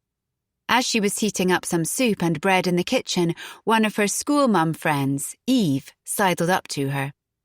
"He's a bit of a dish, that Jack," she said. Sophie slapped her playfully with a wooden spoon. "He's also married to my very nice neighbour," she reminded Eve. "Never hurts to look," Eve said shamelessly. "I don't suppose he does naked yoga in the garden, does he? Because if so, I'm coming round for breakfast." Sophie laughed in wicked delight. "He's all right, but he's not my cup of tea." "What? Tall, dark and handsome isn't your cup of tea?" "He's too, I don't know, perfect looking. He looks like a cardboard cutout. I prefer my men more real and rugged, like my Alan." "Well, good job you're married to him then," Eve said, sticking her finger in the soup. "Oi, get away with you!" Sophie laughed, batting her away. Eve winked and wandered off to introduce herself to Angie. Sophie observed the 2 women talking easily together and enjoyed a moment of satisfaction. She loved it when a good party came together. Smiling to herself, she put the soup and bread on the table and went outside to watch the egg hunt. "How's it going?" she asked Alan. "Yeah, fine. They're all losing their tiny little minds." "Perfect." She stood next to him and watched the children running around frantically in different directions. "They'll be as high as kites when they're scoffed all of those eggs. We'd better make sure all the guests leave before the sugar rush wears off. Yeah, we don't want a repeat of last year." "What happened last year?" "One kid vomited all over the kitchen floor and another one beheaded all of Katie's Barbies and she cried for 3 hours straight." "Oh, God, how have I forgotten that? I wish I had." 2 hours and 3 meltdowns later, everyone had left apart from Angie, Jack and the kids. "Can we stay a bit longer, please?" Ellie begged. 5 minutes. Angie agreed as Alan opened a bottle of wine. They all sat down, glad to finally be able to relax, and Sophie started absent-mindedly picking at the leftover party food. "That was a great party," Angie said, raising her glass to Sophie and Alan. "It really was," Alan agreed. "I thought we were in for it when you said you were baking." "Sort of," Sophie said, throwing a cheese puff at him. She turned to Angie. Thanks so much for your help. I couldn't have done it without you. It was nothing, Angie said. Sophie imagined her hosting a party. She pictured everything prepared to perfection. Jack dishing out glasses of Chablis while their guests discussed very important matters instead of which child at school had head lice. She wondered what Angie thought of her house. Compared to her immaculate home, it probably looked like a pigsty. But she seemed comfortable enough relaxing on one of Sophie's kitchen chairs, glass of wine in hand. Perhaps we're not that different after all, she thought. As the four of them chatted easily about house extensions, children, and TV shows that Jack had worked on, the promised 5 minutes of extra playtime turned into an hour. By the time the Taylors finally went home, Sophie couldn't even be bothered to tidy up. "Leave it all, Alan. We'll do it in the morning," she said as she followed the kids upstairs to start their bath. "What do you make of them?" she asked him, curious to hear his opinion. "Yeah, they're all right," he said. Coming from Alan, that was high praise indeed. 6. Angie lingered in the back doorway, observing her husband. Jack was out in the garden, looking at the barbecue with the primal sense of achievement that men get when they successfully make fire. He was wearing shorts, a t-shirt, and a novelty apron that the children had given him a couple of Christmases ago, which declared, "All this, and I can cook." His eyes were hidden behind a pair of aviator shades. Even after all these years, he still gave her butterflies. She peered up into the treehouse and could just make out 4 sets of legs. In the 3 months since the storm, Tom and Katie had become regular visitors to their garden, and often their house, too. At first, Sophie had been apologetic about her children's uninvited appearances, but Angie had reassured her that they were welcome. They were nice kids, and Ellie and Freddie were delighted with their new playmates. They hardly ever mentioned their friends in Greenwich these days. It was all about Tom and Katie. Once the initial awkward politeness had passed, they had settled into a rather pleasant routine of sorts. Sophie had started popping by for a cup of tea and a chat when she came to fetch the children. Angie now found herself glancing at the gap in the fence whenever she was in the kitchen, instinctively looking in anticipation for her neighbour. No one had mentioned that the fence probably should have been fixed by now, or that they both had perfectly good front doors they could use. Sophie had surprised her. In Angie's line of work, you often could judge a book by its cover. When she had first met Sophie, she had categorised her as one of those mumsy types who was so obsessed with her children that she didn't talk about anything else. But she was wrong. Sophie was funny, sharp as a tack, and interesting. She had Googled her name once after learning that she was a writer and had become absorbed in her articles. She clearly had talent, and Angie couldn't for the life of her understand why Sophie had given it all up. Still, she seemed happy enough, and who was she to judge? Besides, Angie was just pleased to have made a new friend. Although she still kept in touch with their Greenwich set, they didn't meet up that often anymore. Her fears that they would drift apart once they'd moved out of the area had come true. It just wasn't easy or convenient to meet up anymore. It took more of an effort to plan. And with busy lives and young children, that often fell by the wayside. She didn't blame them. In any case, the children had made new friends nearby and wanted to play with them at weekends now. Watching Ellie and Freddie with the kids next door was like a tonic to her lonely memories of being an only child with no one her age to play with. She remembered Jack saying to her once, years ago, "I can't wait for you to see what it's like to be part of a large family." Now she knew. They had been living in Pemberton Road for over a year, but to Angie it was only just starting to feel like home. She knew that a big part of that was their new friendship with the Brennan family. She hadn't confided in anyone, but she had found the past few months a challenge. While the others seemed to have adapted to their new lives, she was in limbo, stuck between her old existence and her new one, and not entirely sure where it left her. She had been the one who insisted they move, but ever since they had, she'd yearned for their old life back in Greenwich, before it had all gone wrong, when they'd been happy. Things between her and Jack were good at the moment, though. He'd made a real effort over the past year to prove that he'd changed for good. For her part, she was trying harder to be more considerate and less critical. On the surface, everything was great, so why did she still have this niggling, unshakable feeling that something wasn't quite right? When she and Jack had got married, she'd felt like she was living in a fairy tale. They were still in their 20s then, working long hours and socializing with friends during the week, but at the weekend they preferred to hole up in their new flat in Clapham and play house. It was the novelty of it all back then. They turned down invitations to parties and dinners, cooking a Sunday roast for two instead, and going for long, lazy walks together. Saturday nights went from dancing until the early hours in some dingy club to curling up on the sofa with a film. At the same time, she was climbing the ranks in the law firm where she worked and earning a reputation as one to watch. During those blissful first few months of marriage, she had everything that she had ever wanted, and she couldn't imagine ever feeling unhappy again. She could pinpoint the exact moment when her bubble finally burst. It was a Friday evening, and they had planned to go home after work and get a takeaway. She'd had to work a little later than expected, and she had rushed home, eager to get back to Jack. As she raced up the stairs, she imagined him waiting for her with a cold beer. But when she entered the flat, it was dark. "Jack!"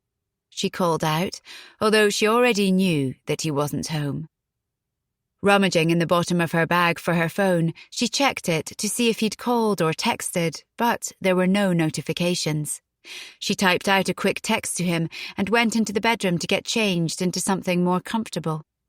4 hours and several unanswered calls later, Jack still wasn't home, and Angie had worked herself up into a frenzy. She messaged a couple of his friends to ask if he was with them, thinking that perhaps he went out for a quick drink after work and had one too many, but no one had seen him. Finally, she crawled into bed at midnight and waited, wide awake, for him to come home. He eventually did, at 6 a.m. Angie had barely slept a wink and was on the verge of calling the police and reporting him as a missing person when he walked into their bedroom looking dishevelled, disorientated, and smelling like a brewery. "Jack, what the hell?" Angie said, sitting up. "I've been out of my mind with worry." I'm sorry, Jack said, sinking down onto the bed and peeling off his shoes and socks. "Where have you been?" "I went out with a client for a drink after work and it all got out of hand. I tried to text you, but I left my phone at work." He leaned back against the pillow and closed his eyes, as if to him the conversation was over. "Jack, this is not okay," Angie persisted.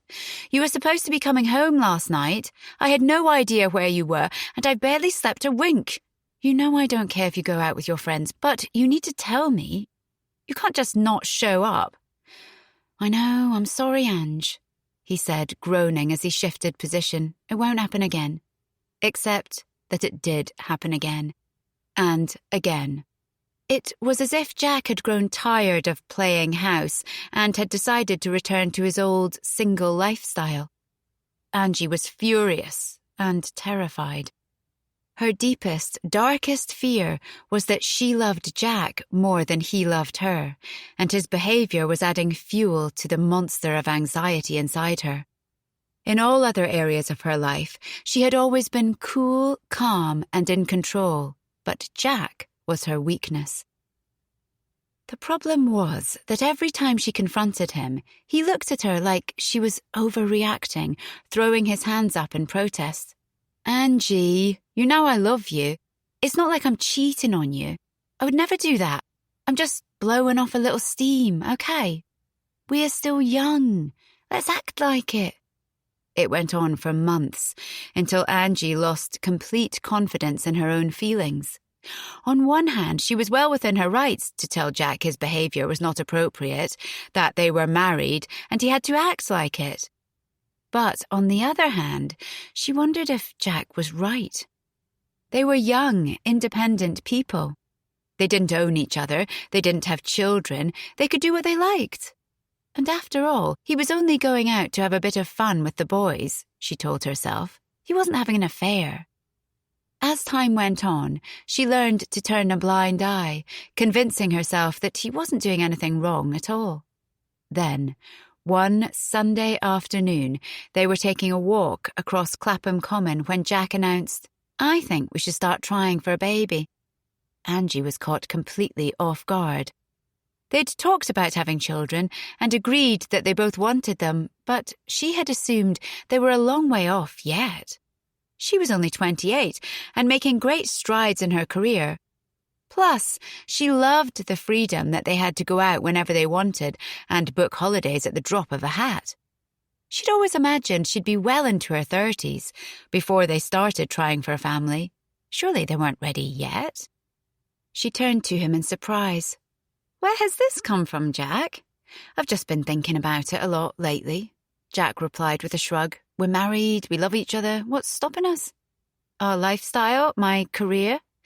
"You'll still have a career, Ange?" "I'm not asking you to become a Stepford wife. Many women build successful careers around their families, you know." "What about our lifestyle, then? You won't be able to go out till 6 a.m. and rock up pissed as a fart anymore, Jack." "Ouch," he said, flinching away from her sheepishly. Then his expression became serious. "I'm done with it, Angie. I've had enough. I know I've been behaving like a total idiot over the last few months. I think I just needed to get it out of my system, and now I have." "What's brought on this sudden change of opinion?" Angie asked. "I think I finally realised what a dick I was being on Friday night. I was sitting in a bar at 3 a.m, staring at my beer, and I thought, what the hell am I doing here? I have a beautiful wife waiting for me in my bed at home. That's where I want to be, not here in this dive." "I'm thrilled that you've had such a life-changing revelation, Jack. I really am. But you're not the one who has to carry the baby, go through the horror of labour, and put her career on hold to care for a newborn. It's my life that will change the most, not yours. And I'm not saying I don't want children, because you know that I do. I just don't know if I want them right now. Just think about it, Angie. That's all I'm saying. Think about it." "I will," she agreed, with no intention of actually doing so, and changed the subject. 3 months later, she was pregnant. Jack looked up from the barbecue now and saw her watching him. He gave her a thumbs up. "I think we're about ready for those burgers, Ange," he called out to her, and she nodded and went back inside to fetch them. By the time she returned to the garden, Sophie and Alan had appeared through the gap in the fence. "I brought dessert," Sophie said, proffering a cheesecake and some ice cream. "Lovely, thanks," Angie replied, taking them off Sophie and heading back into the kitchen to put the ice cream in the freezer. "How's it going?" Sophie asked, following her in. "What's happening with that court case?"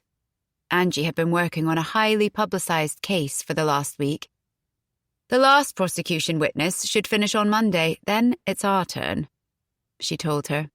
"It's all very exciting," Sophie said. "If it goes in our favour, perhaps I can put you in touch with my client as long as she agrees," Angie offered. "I think she's fairly keen to do some publicity." Sophie's eyes lit up. "That would be great. Leave it with me." "Thanks, Angie. I really appreciate that." "On another note," Angie said, "I think Ellie has a little crush on Tom. I found this picture in her room the other day." She reached into her pocket and pulled out a folded drawing that Ellie had made of her and Tom together, surrounded by hearts. "Oh my goodness, that's the cutest thing I've ever seen," Sophie gushed. "Do you remember your first crush?" "Vaguely," Angie said, scrunching up her eyes as she tried to remember. I went to a girls' school, so it was slim pickings, but there was a boy at my Saturday morning drama club, and I just adored him. Then one day another girl told me he'd left a note in her bag asking her to be his girlfriend, and I went home and cried all day and then refused to go back to the club. "Oh dear," Sophie said. "Mine was one of my brother's friends. I remember that I used to put my mother's makeup and heels on whenever he came over to play. He never even noticed me." "What a tool," Alan said, ambling into the kitchen. Sophie grinned at him, and Angie watched them, thinking how easy their relationship was, like two pieces of a puzzle that fit naturally together. They were always laughing or joking with each other, and she'd never seen a cross word pass between them. "Are you all right, Angie?" Sophie asked. "You look a million miles away." "Oh, sorry, I was just daydreaming," she replied. "Can you help me get these salads outside?" By the time they had set the table, Jack was shoveling burgers onto plates, and Angie went to round up the children. They all crowded round, jostling each other to get to the food first, and then dispersed as quickly as they had arrived. "Don't you want to eat with us?" Angie called out to them. "Nah, we're eating in the treehouse," Tom replied as the 4 youngest children headed up the garden, each balancing their precariously full plates with 2 hands. Indy took her plate inside, texting a friend with one hand as she walked, and Benji had already disappeared. "Charming," Angie said. "Ah, enjoy it," Jack said, taking off his apron and sitting down at the table. "They'll all be pestering you soon enough." He held up his beer glass. "Cheers, Brennans." They were still sitting outside as the sun set later that day, savouring the warmth of the summer evening. Jack had been filling them in on the football squad he coached, and Alan had been regaling them with stories of some of his clients' most unusual requests. They wanted his and hers toilet thrones in the bathroom, he told them as they all laughed uproariously. Angie and Sophie went to check on the 4 younger children who had all fallen asleep, top to tail, in the den. They tiptoed around the room, covering them with duvets and blankets before closing the door quietly behind them. "Alan and I can carry them home," Sophie whispered. "Leave them here," Angie replied. "They look so comfortable. Come and get them in the morning." "Okay," Sophie agreed. "Thanks for a lovely afternoon. I've had such a great time." "Me too. Let's hope it's the first of many barbecues." They smiled at each other, both basking in the pleasure of an unexpected friendship, and returned to the garden to find Alan and Jack finishing off their beers.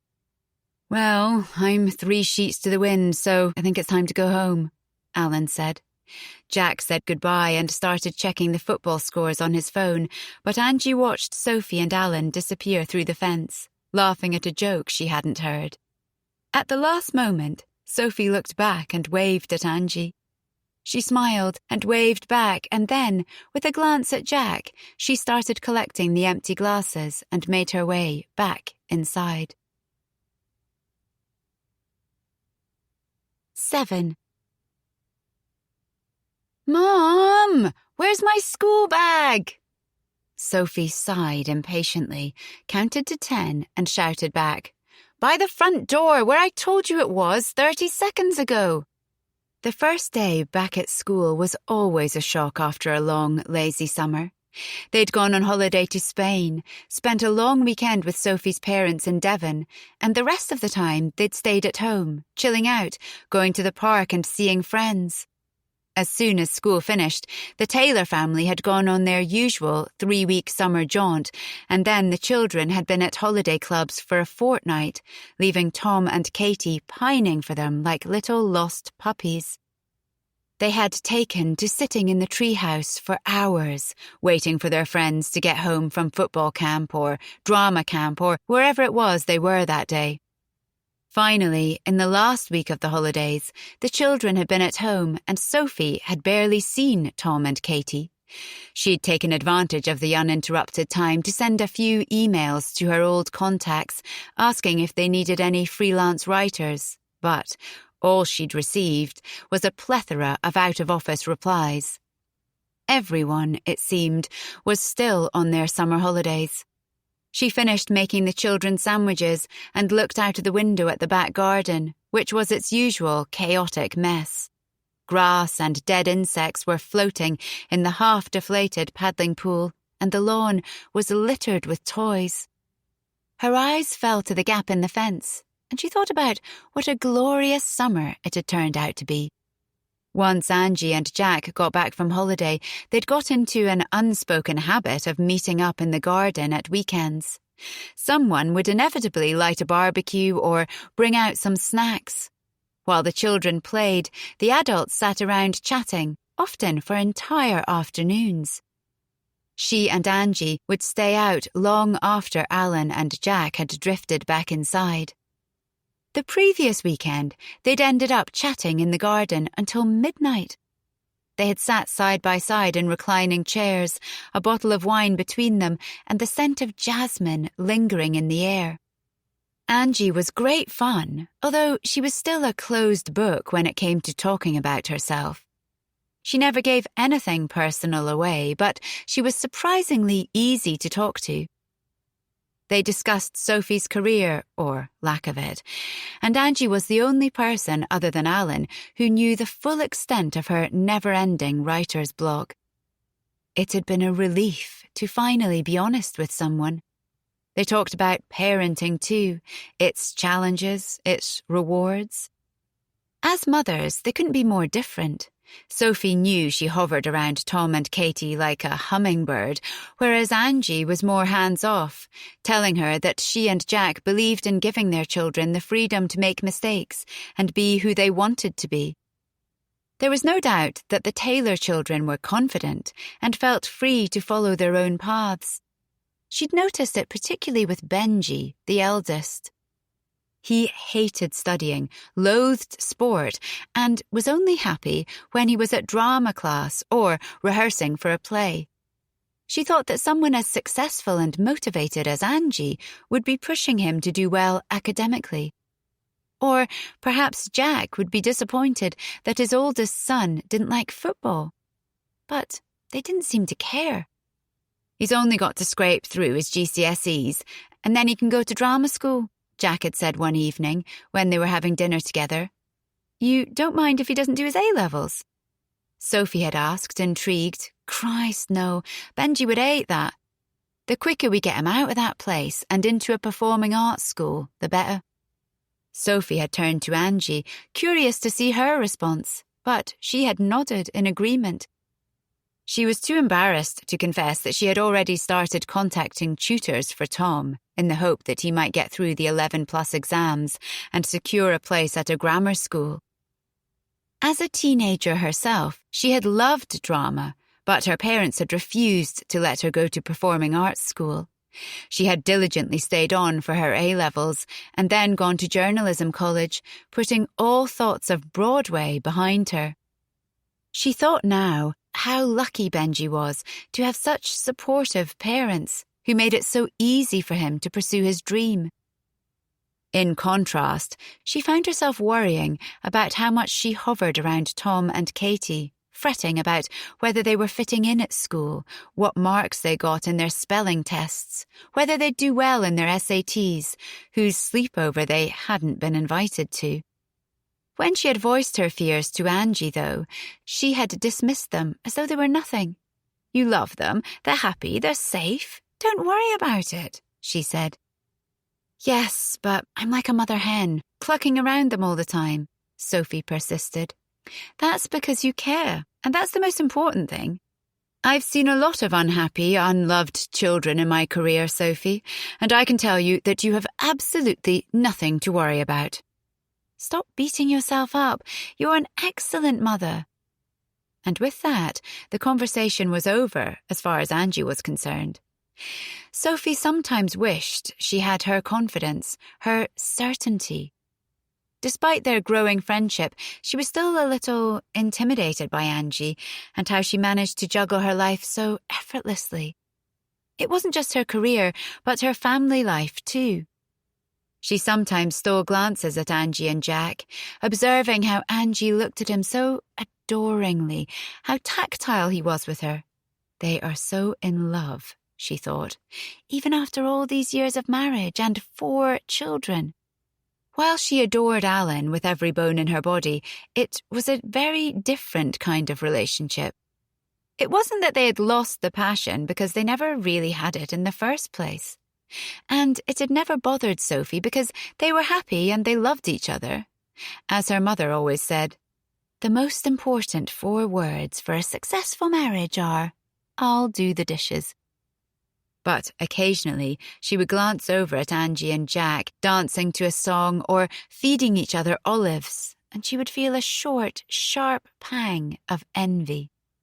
It was as if they were living in a movie. Whereas her life, she thought, as she finished off the packed lunches, was definitely not a Hollywood blockbuster. "We're leaving in T-3 minutes, she called out to the children, who were slung across the sofa like sloths watching cartoons. "Shoes and coats, now!" She herded a reluctant Tom and Katie out of the house and spotted Jack locking up next door, with Freddie and Ellie in tow. She waved and waited for him to catch up. "I don't normally see you at this time," she said. "Are the kids not at breakfast club today?" "No," Jack replied. "I've decided to reduce my hours for a couple of months. We thought it would be good for Indy to have someone at home more until she settled into secondary school. She'd been feeling very anxious. So I'm on school run duty." "Poor Indy," Sophie said. "I remember my first few days of big school well, and they were terrifying. Is today her first day?" "Yes. Of course, she insisted on making her own way there, and Benji had to stay at least 6 feet away from her at all times. Wow, she's so grown up." The thought of her children walking to school on their own filled Sophie with terror. She was going to be a nervous wreck when they were older. She got the distinct impression that Indy was pretty sassy, though. Of all Angie's children, she was the one that Sophie knew the least. She seemed to spend most of her time at friends' houses or glued to her phone. God help her parents when she was a proper teenager, Sophie thought. She was going to give them a hard time. In contrast, Ellie was the sweetest, most easygoing child that she had ever met. Even now she gave Sophie a beaming smile and a quick cuddle before dashing off to catch up with the others, who had scooted ahead. "Are you looking forward to holding the fort?" Sophie asked Jack as they made their way down the road together. "I can't wait," Jack said. "I love being with the children, even though they walk all over me when Angie's not around. Angie says it's because I'm basically a kid myself. I'm glad for a bit of time off work too. This year's been intense. I feel like me, Angie and the kids have all been ships that pass in the night, to be honest. So it'll be nice to have some time at home." Sophie nodded, as if she knew what he meant, but it had been a long time since she'd experienced the work intensity he was talking about. She remembered the old newspaper days, when she was on a deadline and the adrenaline was coursing through her body as she typed furiously, trying to write a story in time. But she didn't miss it, she thought now, not anymore. "Well done on that piece in the press, by the way. It was great," Jack said. True to her word, Angie had put Sophie in touch with her client after the court case, and she'd ended up getting an exclusive interview. She had sold it for an eye-watering fee to a national newspaper. It had felt good to be earning money again, but she still hadn't experienced the rush of pleasure of seeing her words in print like she used to. It was probably time to accept that her heart simply wasn't in it anymore. But she had no idea what else she could do instead. "Thanks," she said to Jack. "It was Angie who made it all happen." "She's great like that." Sophie nodded. "I still don't know how she finds the time to do everything." "I know, she's amazing. A real role model to the children, too." A role model? That made Sophie think. Was she a good role model to her children? Yes, she was there to cuddle them and wipe away tears when they fell or had rows with friends, to help them with their homework and prepare them a home-cooked meal. Was that enough anymore, or did she need to juggle a successful career to be considered a good mother these days too?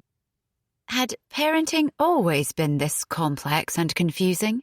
A constant battle of comparing yourself to others and worrying about whether you were doing it right? "How did you two meet?" she asked Jack, changing the subject. "We were at uni together. We both studied law, although I realised 2 weeks in that I'd made a mistake and I never got round to switching courses. Angie, of course, graduated top of the class. Back then we were just friends, but we bumped into each other years later and got together." "Did you fancy her at uni?" Sophie asked playfully.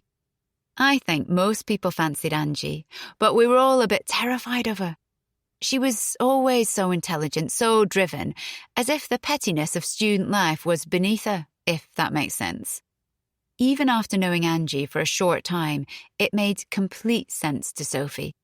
"The lads used to call her the Ice Princess," he said, chuckling before quickly adding, "I've never told her that, mind." "So what was different when you met up again?" she asked him. "We'd just grown up a bit, I think. As soon as I saw her, I remembered how amazing she was and I thought, don't be a douchebag and let this one go. So I gave it to her straight, and luckily she felt the same.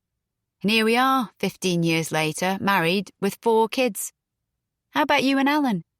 "Oh, nothing romantic. He chatted me up in a bar, asked me for my number and took me out.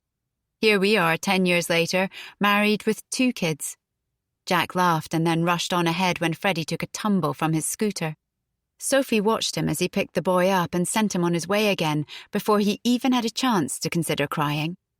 He is a natural with children, she thought. "Where are you off to now?" she asked him after they dropped the kids off in the playground. "Back home to do some work. How about you?" "Coffee with the mums from the PTA. It's only September, but we're already starting to think about the Christmas fair." Jack winced. "Sounds like my idea of hell," he said. Sophie laughed. "It's not that bad. They're a good bunch. Still, rather you than me." Jack replied. He said goodbye and headed off in the direction of home. Just as she was turning to leave, Sophie spotted Clara, one of the other mums on the PTA, striding towards her. "Who's that?" she asked, looking at Jack's retreating back. "Jack Taylor, Ellie and Freddie's dad. He lives next door," Sophie replied. Clara nodded absent-mindedly, already having lost interest.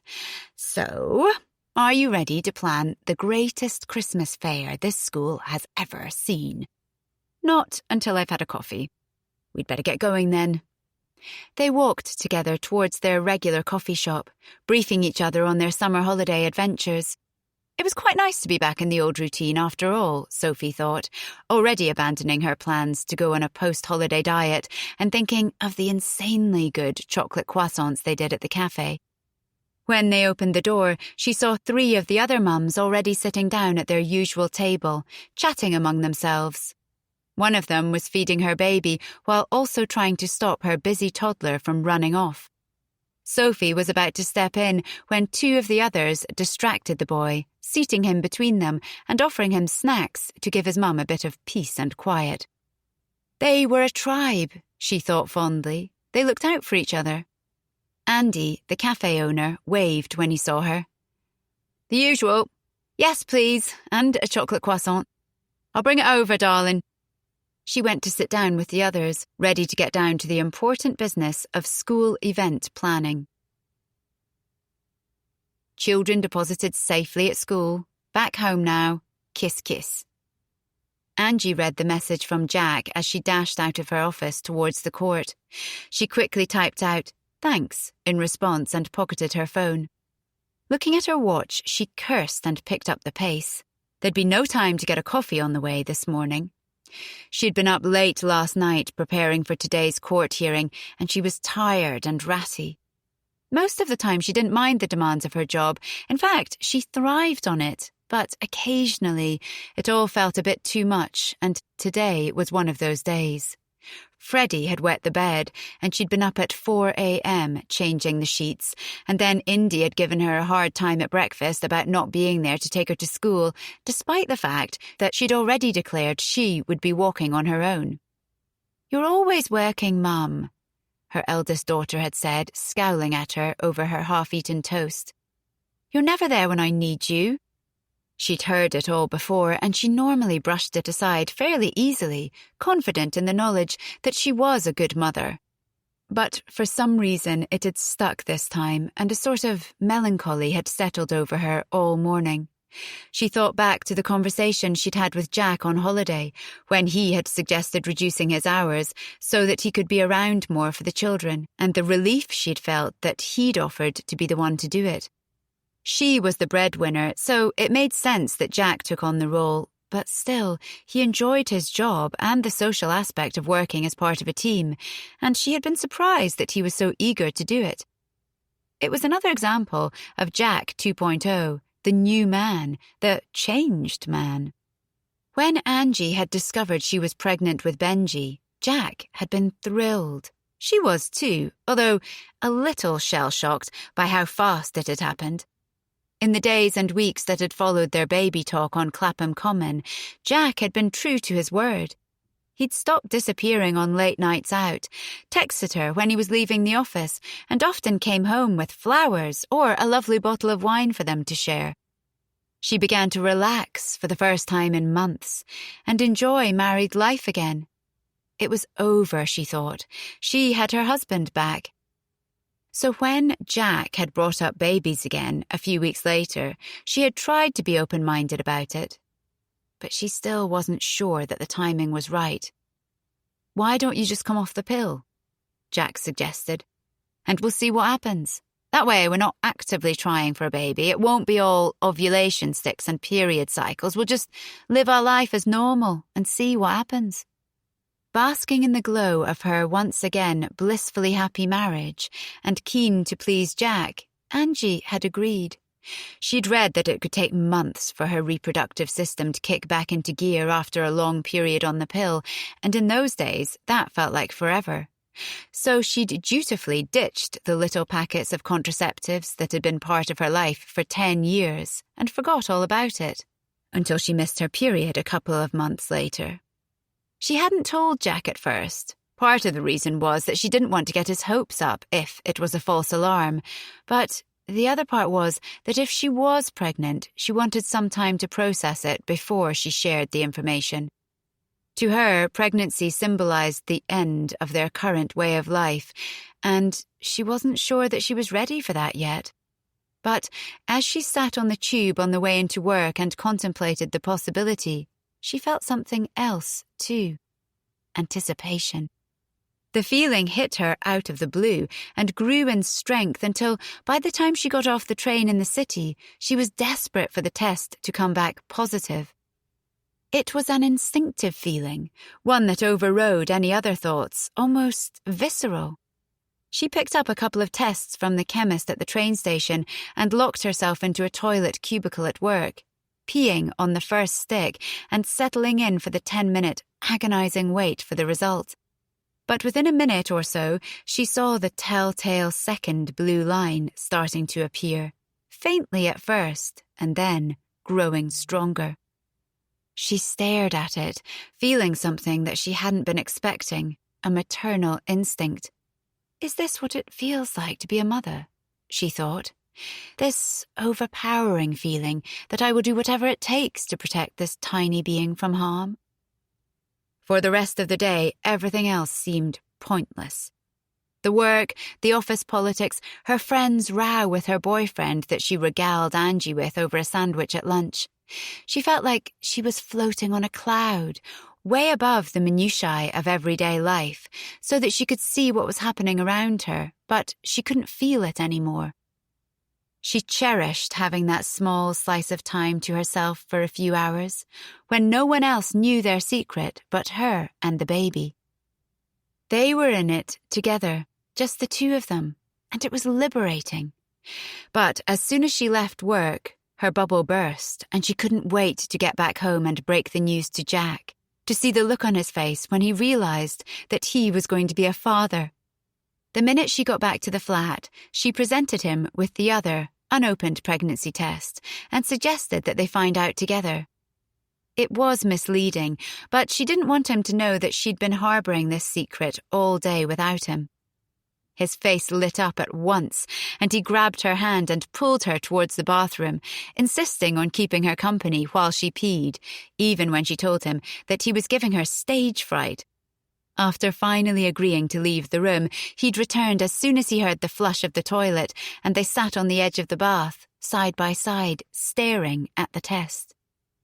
The 2 lines were unmissable, and Jack punched the air before kissing Angie in delight. "I'm so happy, and I'm going to be the best dad to that kid," he declared before rushing to the fridge to get some orange juice for a toast. "You can have a beer, Jack," Angie told him. "No way," he replied. "We're in this together, Ange. If you can't drink, I can't drink." He poured 2 glasses of juice and they clinked glasses. He could barely sit still. He was as excited as a little boy on Christmas Day. "How are you feeling?" he asked. "Shocked, scared, terrified, happy, wonderful." "We're going to be amazing parents, Angie. You'll see. And I'm going to be a hands-on dad, I promise you. You don't have to worry about a thing." He abandoned the no-alcohol promise after less than 2 days, but she didn't mind. She enjoyed her pregnancy more than she thought she would, and she realized, with surprise, that she was one of those women who thrived on being pregnant, who actually did glow with it. She didn't mind going out with friends and sipping a sparkling water, or simply being at home with the growing baby for company, curled up on the sofa and having a little chat with her bump. She even encouraged Jack to go out with his friends when he could. "When the baby comes, you won't have the opportunity," she reminded him. "Go out now, have fun, enjoy yourself." He did, but he didn't go back to his old ways.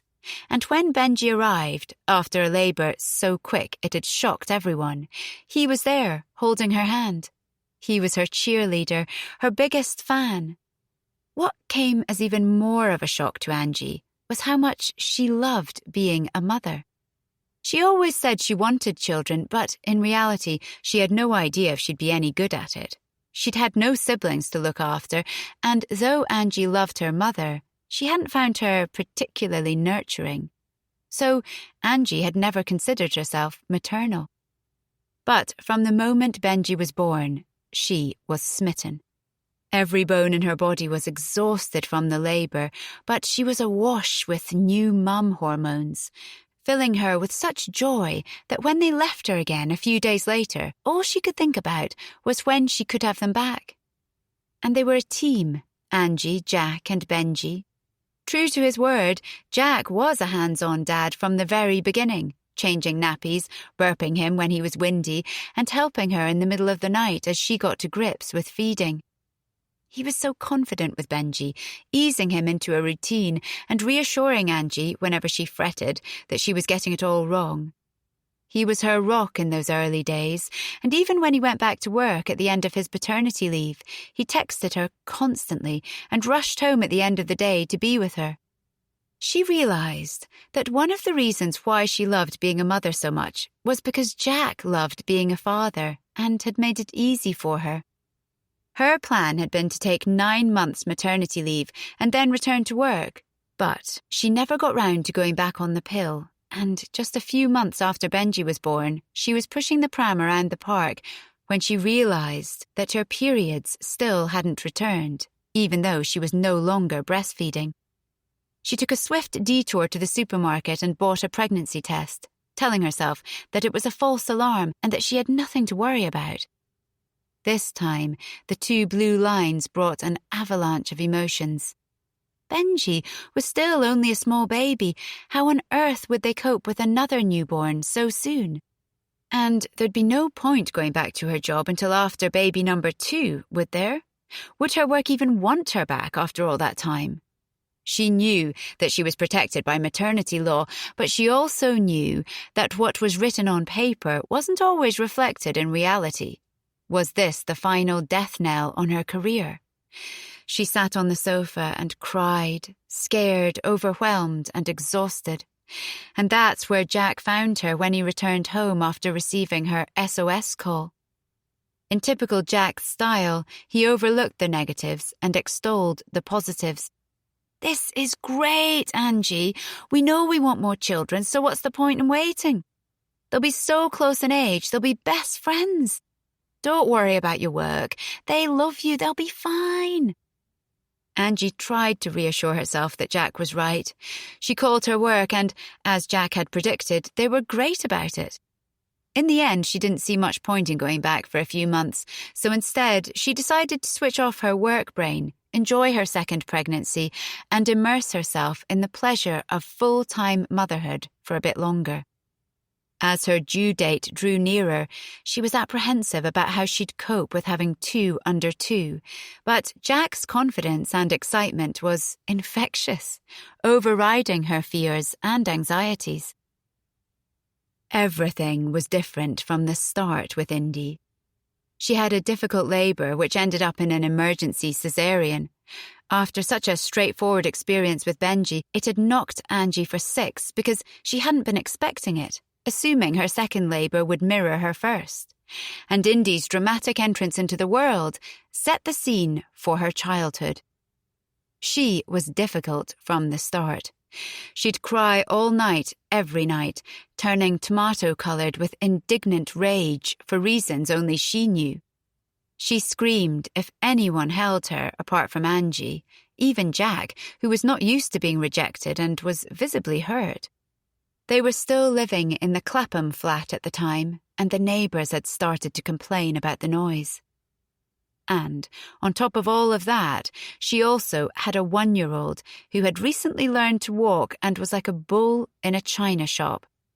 Life was chaotic and she felt out of control. It was no wonder that Jack needed a break. It couldn't have been pleasant for him to come home to their tiny flat, once their haven, but now no longer fit for purpose, to be greeted by a screaming toddler, a wailing baby, and a stressed-out wife.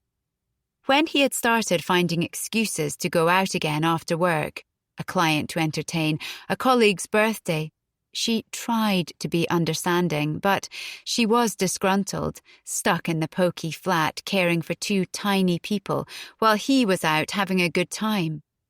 She couldn't go anywhere on her own, even to meet a friend for lunch, because Indy refused to drink from a bottle, breastfed every hour, and loathed Jack.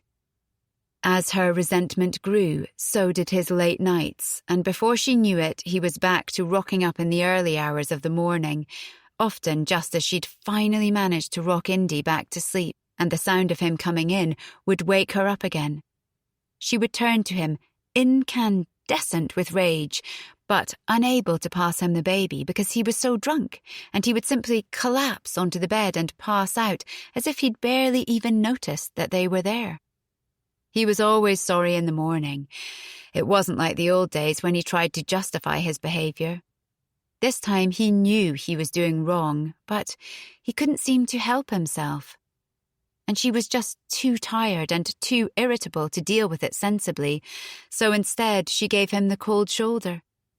It was a difficult few months for them all.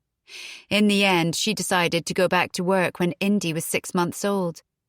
She knew it was the right thing for her mental health. On her first day back at work, she handed a wailing Indy and clingy Benji over to the new nanny and walked to the train station, crying the whole way. She wasn't sure that she had ever felt so wretched in her entire life. But within a few weeks they had settled into a routine. Indy and Benji had decided the nanny was acceptable, and Angie started to feel like herself again. Now that she was finally able to see things clearly, she confronted Jack. "I turned a blind eye when we were first married, but things are different now," she told him. "You can't carry on like this. You have a family now. You have responsibilities. We're supposed to be a team, and we don't feel like one anymore." "I know," he said, not even trying to defend himself. "I've been immature and selfish. I was just finding it all so hard, and going out and letting off some steam was my way of coping with it, but I've not been fair to you, and I know that. It's going to stop, Angie, I promise." Throughout his episodes, as she started calling them, she had never thought about leaving him. Not seriously, anyway. If he was cheating on her, then she was sure she would have felt differently, but she trusted that he wasn't. This going out with the lads and having a few too many was simply his release, his way of getting away from it all. They moved out of the flat and bought the house in Greenwich. Finally, they had some more space and it felt like freedom. Indy decided that Jack was her hero, not her enemy. True to his word, Jack stopped behaving unpredictably and pulling all-nighters. And Angie was back in control of her life. She got stuck into work and started seeing her friends. With a new balance, she found that she was enjoying motherhood again, and after a while it was easy to forget those difficult months and crave pregnancy and newborns. But this time, Angie was not going to be caught off guard. She was the one in control. Ellie and Freddie were planned with military precision and born by elective caesarean. After each birth, she returned to work within 6 months, and when she kissed little Freddie goodbye, handed him over to the nanny and departed for the office, she told Jack, "I'm done." He probably would have been happy to keep going until they'd birthed an entire football team, but he knew better than to push her. They had 4 children, the big family that they wanted, and it was time to close the baby chapter of their life and move forward to the next stage. She was really looking forward to it too.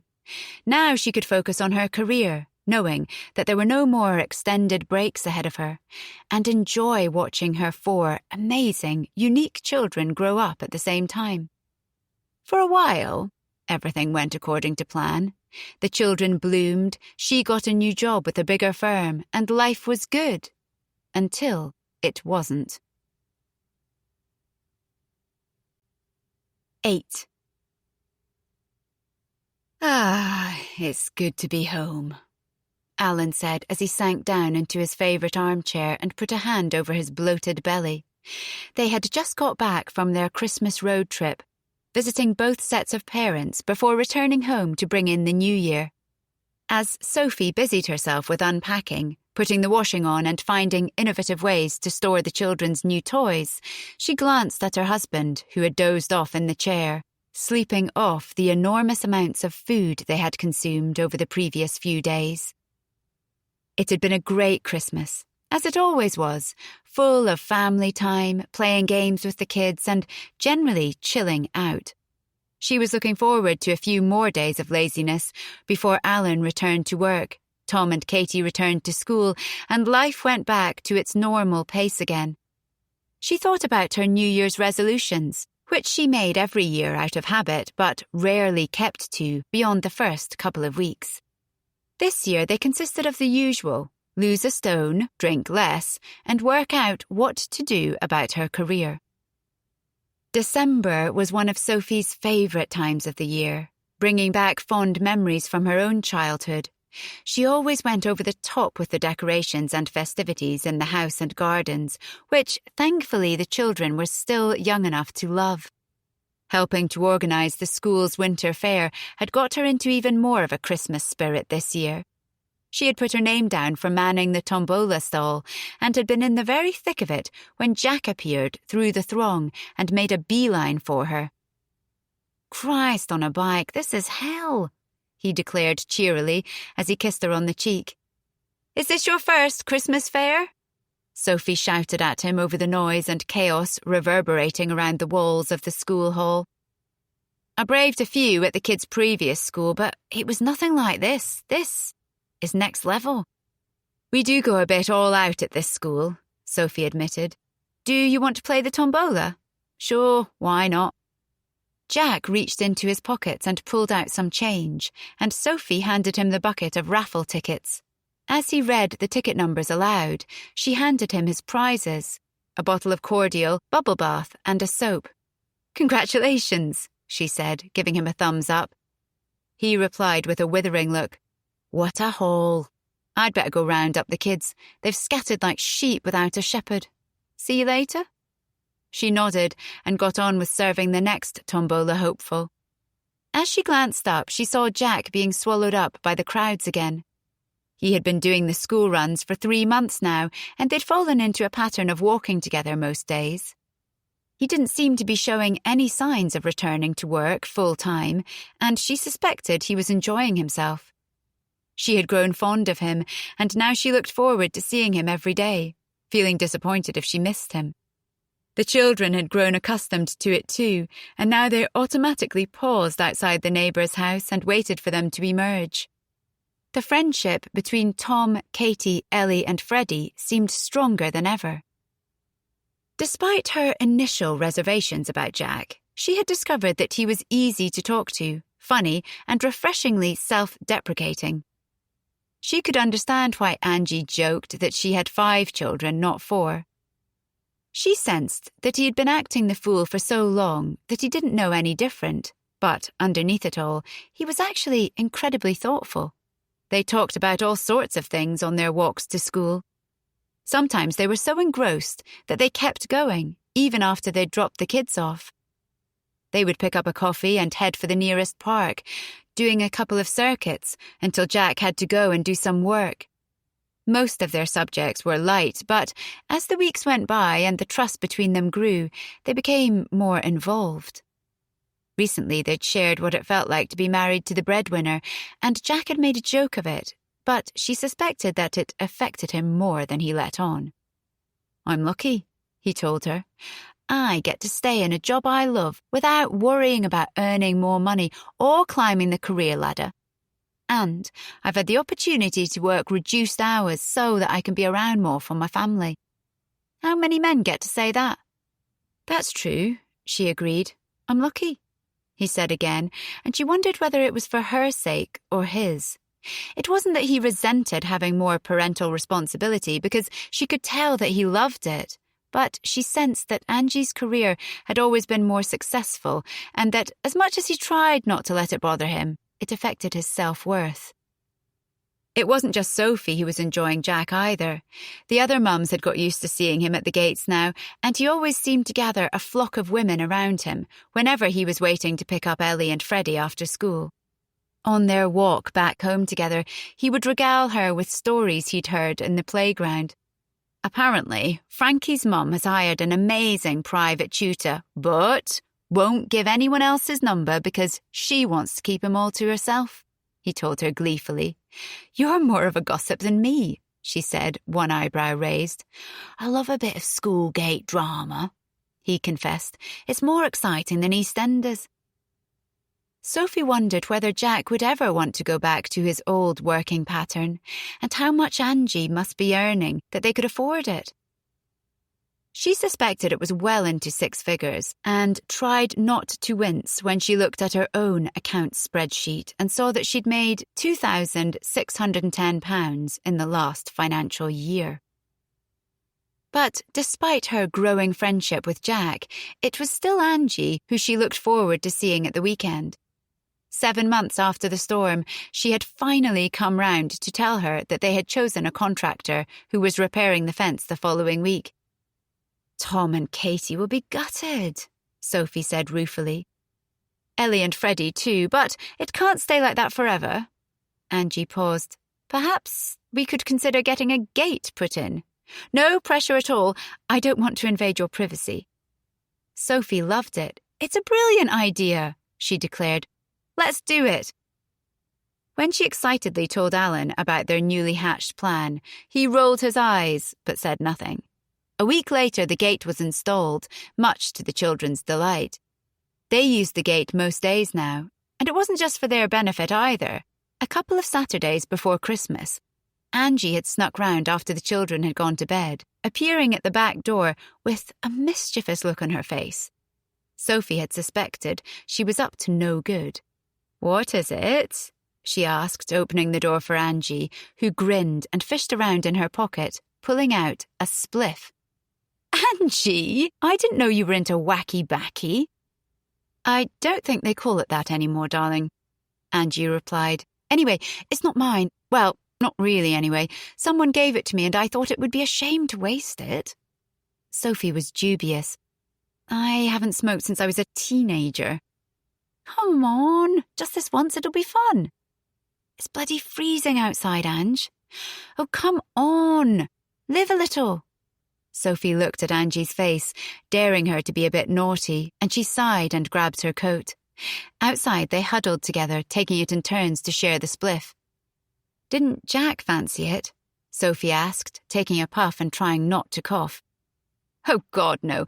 Jack doesn't touch anything he can't drink. Did you dabble when you were younger? Angie looked thoughtful.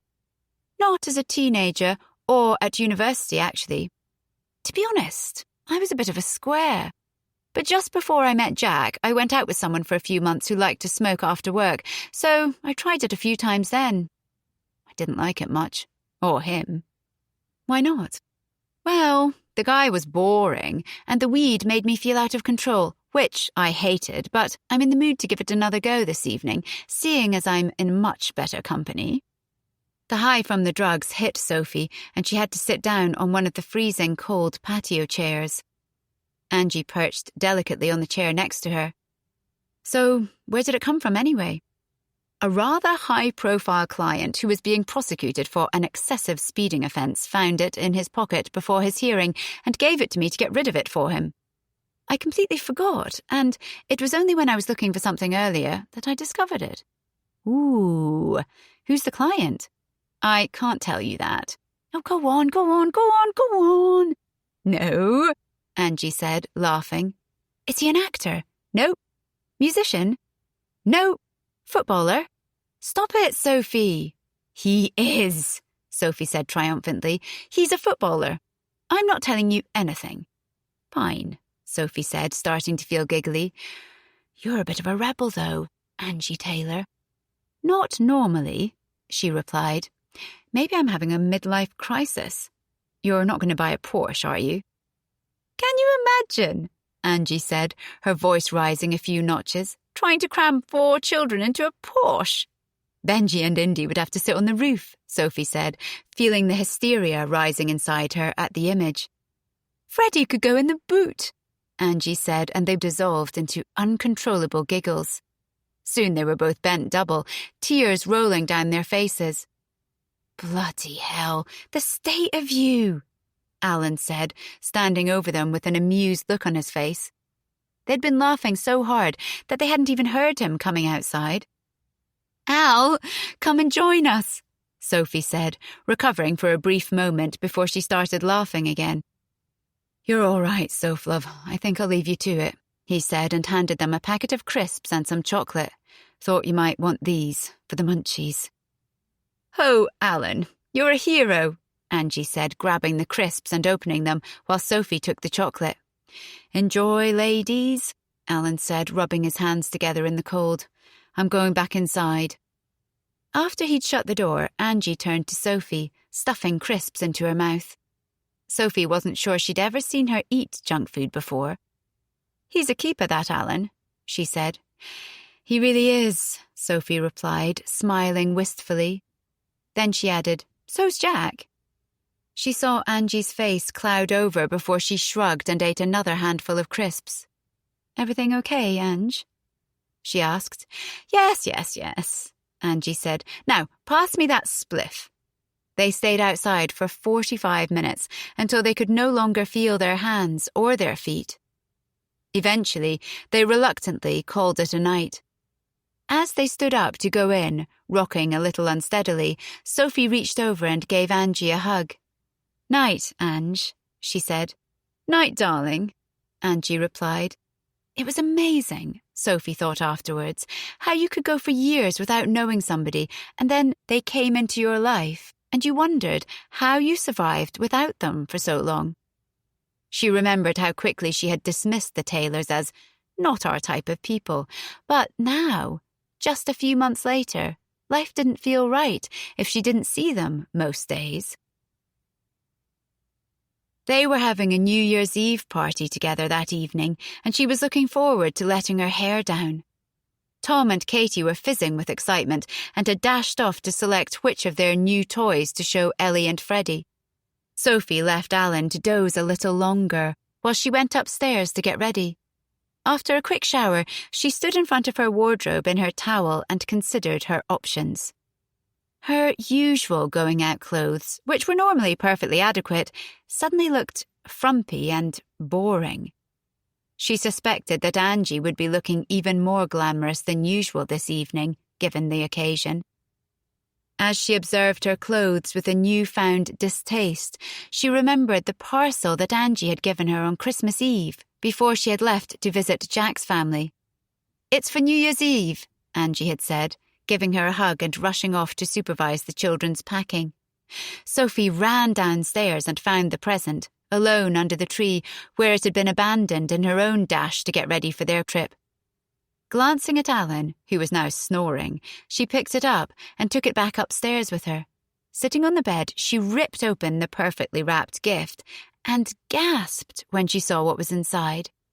It was a beautiful silk-gathered dress, with tones of black and bright blue running through it.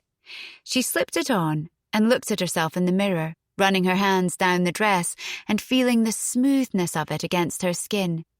It fit perfectly. She thought of the candle and chocolates she had given Angie for Christmas and felt horribly embarrassed, but it didn't last. How could she feel bad when she had a beautiful dress like this? She blow-dried her hair and did her makeup while the children, who had drifted into the bedroom, lay on her bed waiting for her. When she was ready, the three of them made their way downstairs to wake up Alan. "What the—" Alan spluttered as Tom and Katie launched themselves at him full pelt. Then he spotted Sophie and let out a low whistle. "Wow, looking good there, Mrs. B," he said. She grinned and spun around in a little circle. "Stunning," he said, looking at her in admiration. "Right, I'd better up my game." He stood up and climbed the stairs, emerging 20 minutes later wearing his best shirt and a smart pair of jeans. She could smell the aftershave on him.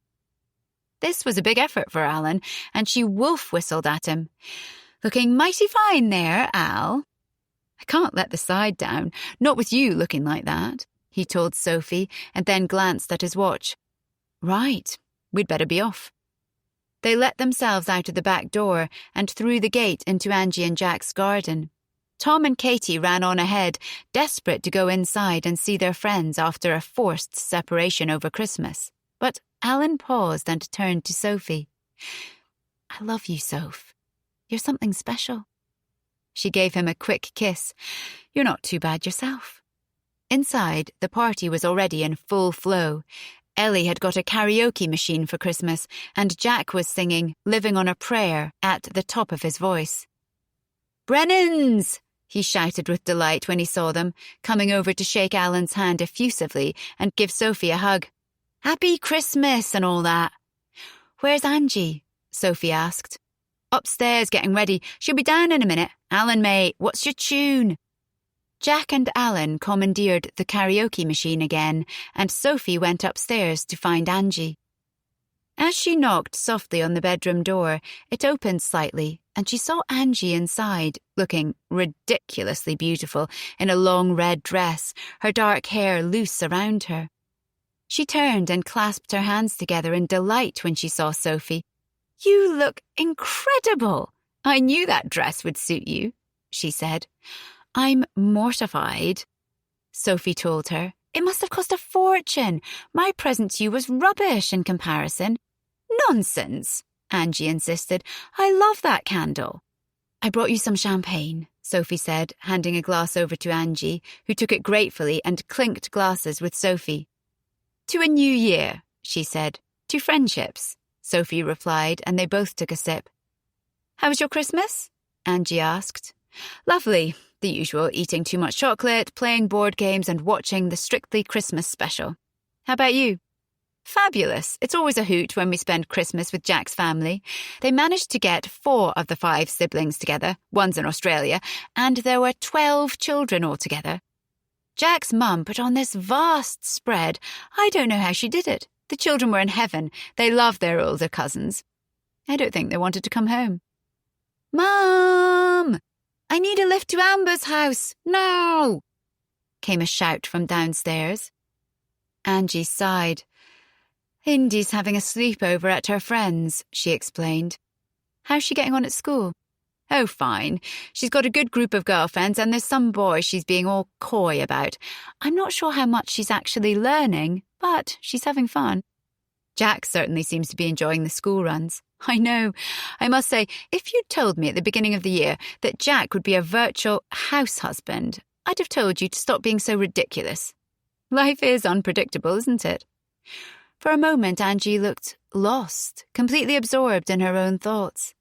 Are you okay, Ange? Sophie asked, waving a hand in front of her. Angie recovered and smiled at Sophie. Oh yes, I'm absolutely fine. Now, let's get Indy off to her friend's house so we can all relax and get the party started. We can't spend all evening hiding away in the bedroom with dresses this fabulous on. Sophie raised her glass again. Amen to that.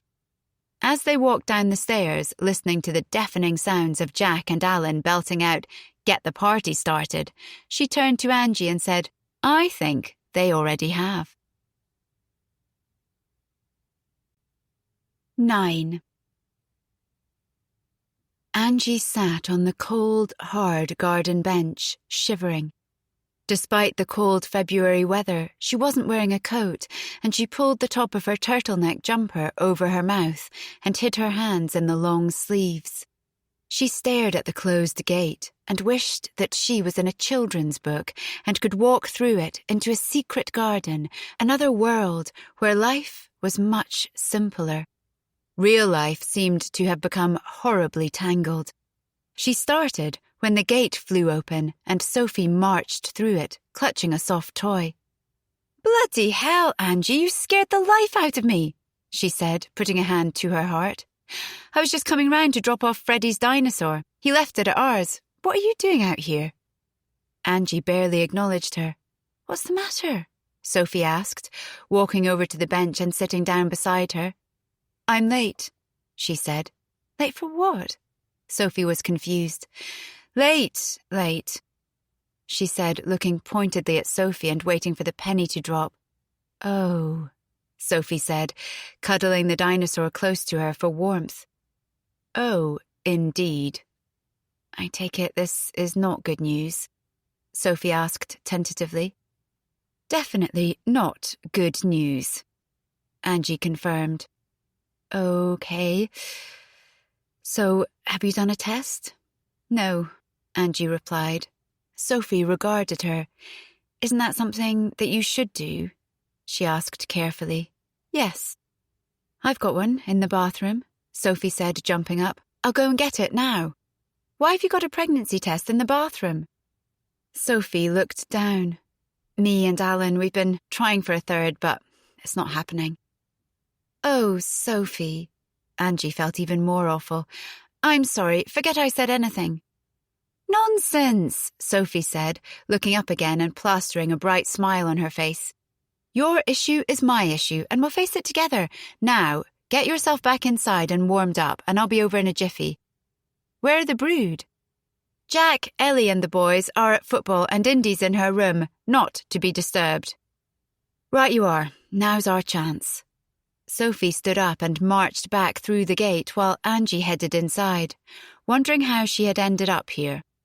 She'd been walking home from the tube station on Friday evening and had popped into the newsagent's to buy a bottle of red wine when she saw some tampons on the shelf. She stared at them. Hadn't her period been due on Monday? She quickly grabbed her diary from her bag and opened it up. There it was, a little P marked in pencil, which denoted the start date of her period each month. Angie didn't like being unprepared. How on earth had she missed this? She'd been so busy at work, and there had been some trouble at school with Freddie getting whacked by a ball and having to go to A&E, and Indy giving a teacher some lip, and she'd forgotten all about her menstrual cycle. Angie's periods were like clockwork, and she fell pregnant easily, so the odds were not in her favour. She did not want another baby. She was 42 years old and had her hands plentiful enough with 4 children and a demanding job. There was no way she wanted to go back to sleepless nights and nappies. These were all very valid reasons, she told herself. But the real issue was that her marriage was still in recovery mode and this would destroy it for good. Jack's last episode had come completely out of the blue.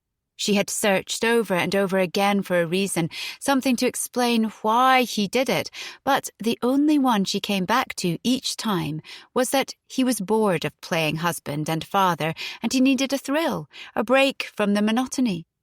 But this time was different because he went a step further. They were still living in Greenwich at the time. She had been doing the laundry one Saturday morning, turning his jeans inside out before putting them in the machine, when she saw something pink poking out of one of the pockets. She hooked her finger through it and pulled it out, dropping it in horror when she realised what it was. The offending item, a hot pink thong, fell to the floor. She stared at it in disbelief. What did this mean? Had he been to a strip club? Was he sleeping with someone else? The walls were closing in around her as the realization sunk in that, regardless of the answer, this was not okay. And then she felt something else. Fury. Pushing the thong into her own jeans pocket with disgust, she strode into the living room where Jack was watching TV with the children. "Jack, a word," she said, beckoning him to follow her upstairs. When they got to their bedroom, she closed the door and turned to face him, pulling the thong from her pocket and waving it at him. His face paled. "Angie, I can explain." "Please do." She could almost see the cogs turning in his head as he tried to work out what to say, how much to confess. He was so easy to read. "You need to tell me the truth, Jack, because you know I'm going to find out anyway." He sank down onto the bed, his head in his hands. "The truth, Jack," she said again. "Nothing happened," he began. Her heart soared with relief for a moment before she realised that there was still no real happy ending to this situation. "Something clearly happened," she said. "It was when I went out for work drinks on Thursday. A few of the boys went on to a late bar afterwards, and we got talking to these girls. They invited us back to one of their flats for a nightcap, and I was drunk and stupid, so I went along with the rest of them." Jack paused, looking at Angie pleadingly. "We carried on drinking, and then this girl started making passes at me. She kissed me, and I sobered up pretty quickly, made my excuses and left. As I was leaving, she gave me her number, and I threw it into a bin on the way home. I didn't even realise she'd put that in my pocket. We were both pretty wasted." Angie studied her husband carefully. Jack could be a juvenile prick, but she didn't think he was capable of lying to her. She had the truth, but what did she do with it now? "Why is it so hard?" she asked him. "Being married to me, being a father to our children, why isn't that enough for you? You chose this life. We didn't force it on you." "It is enough, Angie," he insisted. "It is enough. I love you all so much. I don't know what's wrong with me. I don't. I'll get some help, I promise." "I've been patient over the years, Jack. I've forgiven you when you've gone out and pretended you didn't have a wife and children waiting for you at home, when you haven't even bothered to tell me if or when you were coming back. I've resented it, but I've done it." "I know, Angie. I'm sorry. I don't know what to say." She hated him at that moment, with his ridiculous little hand-dog eyes. Why had she thought she was any different to the other girls whose hearts he had broken? Why had she thought she was better than them? In the end, she was the fool. She should never have married him. She'd been right about him from the start. Once Jack the Jock, always Jack the Jock. "You need to leave," she told him, glaring at him. "I don't want you in this house." "Please, Angie, you need to leave." "But nothing happened," Jack insisted. "I would never cheat on you."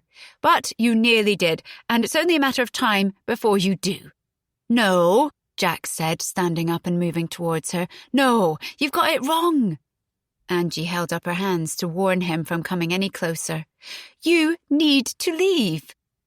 He nodded, his face weary with resignation, knowing that there was no point in arguing with Angie when she had made her mind up. "I'll go to Sam's," he said. Sam was his brother, and he owned a flat in East London. "What will you tell the kids?" I'll work something out. I want you gone by the end of the day." She turned and left, forcing herself to summon a smile and making her way downstairs to check on the children, who were still watching TV, oblivious to the fact that their parents' marriage had been unravelling a few metres above their heads.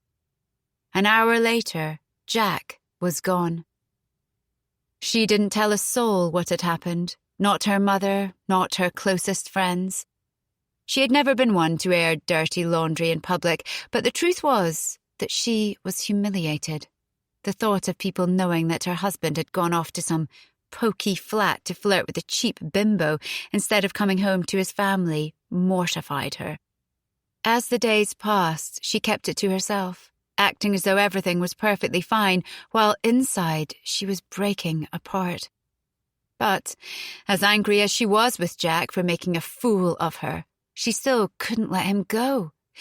Yet again, she began to rationalize his behavior and blame herself for overreacting. After 4 days, the children were constantly asking where he was, and while it was easy enough to fool the younger two, Indy and Benji weren't stupid. "What's going on, Mum?" Indy asked. "Nothing for you to worry about," she replied, putting an arm around her daughter. "Are you and Dad getting divorced?"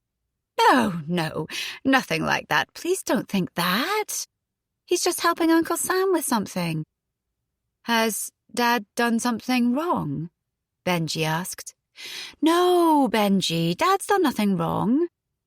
Angie couldn't bear it any longer. That night she called Jack and told him to come home. He turned up on the doorstep so quickly she almost suspected him of being outside the whole time. She opened the door and let him back into the house. "I'm not sure what our future holds yet, but we owe it to the children to try to work through this," she said firmly, in a tone that brooked no argument. "If it happens again, I'm leaving you." He nodded his agreement, not even trying to mitigate his behaviour. After that, he did everything he could to make things right, knowing that this time he had almost lost her for good. For her part, she acted normally in front of the children and other people, putting on an almost Oscar-winning performance of the happy wife. But behind closed doors, she wasn't ready to forgive him, and she was unable to muster any warmth towards him, often giving him the cold shoulder. He didn't complain once. They shared a bed, but they didn't touch or even say goodnight to each other. For weeks they lived like cellmates in that bedroom, trapped in the prison of their unhappy marriage. But as time went on, it became too exhausting to lead two separate lives, and gradually they began to blur into one. She softened a bit at the edges, then a bit more, as the familiarity and easiness to their relationship start to return bit by bit. He said something funny, and she instinctively laughed before she remembered that she was angry with him. He put a hand on the small of her back, and she didn't immediately flinch. One night he curled up behind her in bed and put his arm around her, and she relaxed into him. A week after that, they had sex for the first time in months. Eventually, she considered that his punishment had been served and knew that the only way they were going to move forward was if she truly forgave him. But she couldn't forget. "Every time I go into that laundry room, I see those disgusting pink knickers on the floor," she told him one evening. "What can I do, Angie? How can I make this better?" "I think we need to move house. And not just house, we need a fresh start, a clean break. I think we should move somewhere completely new. We've been talking about how we need more space, and now's our opportunity." "Okay. Anywhere in mind?" "How about Finchley, near my mum?" "Yes." It was that simple. No debate, no arguments. He was so eager to please her that he probably would have agreed to move to Antarctica. She had no doubt that he loved her, that he needed her and the children. But it was like he had two different identities. The adoring husband and father who lived for his family, and the thoughtless lad wishing he was still captain of the football team, chatting up girls in the nightclub and getting a kebab on the way home. She had married one, but the other had snuck into the bargain. They put the house on the market 2 weeks later, Their friends were shocked by the suddenness, but Angie had her solid explanation ready, and everyone accepted it without suspicion. Freddie and Ellie saw it as a great adventure, but Benji was distraught and Indy was furious. However, Angie stood by her decision, and Jack backed her up, championing the move and reasoning with Benji and Indy, encouraging them to consider the positives. When they moved, it was Jack who had kept them going with his enthusiasm, who made them all laugh and held them together during the stressful months of the refurbishment. And slowly, at their own paces, they had all begun to embrace their new life. Benji and Indy had settled in at school and made new friends. Ellie and Freddie bonded with Tom and Katie, Jack got involved in the local community, and Angie found Sophie, who was now striding back down the garden. "Got the test," she mouthed as she came in through the back door, patting her pocket and looking around her furtively in case anyone was watching.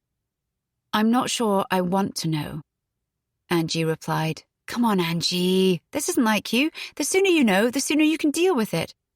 Can we at least have a cup of tea first?" "Okay," Sophie agreed, switching on the kettle and moving around Angie's kitchen with a familiar ease. She made them both a drink and sat down next to Angie. "Do you want to talk about it?" she asked. "No," Angie replied. Then she added, "Yes. How are you feeling about it all?" "I feel really bad talking to you about this, Sophie. I had no idea that you were trying." "Forget about that." Sophie waved Angie's concern away. "This is about you." Angie looked at Sophie's friendly, open face and desperately wanted to confide in her. But just as she was on the cusp of blurting it all out, she stopped herself. She just couldn't do it. "I love my children, but I don't want another one," she said simply instead. 4 is plenty, 5 is too many, and I feel too old to go back to babies." "What do you think Jack would say?" "Oh, he'd be delighted, which is why he mustn't know about this until we know what's what." "Of course," Sophie agreed. She stood up and held out her hand. "Let's get this done."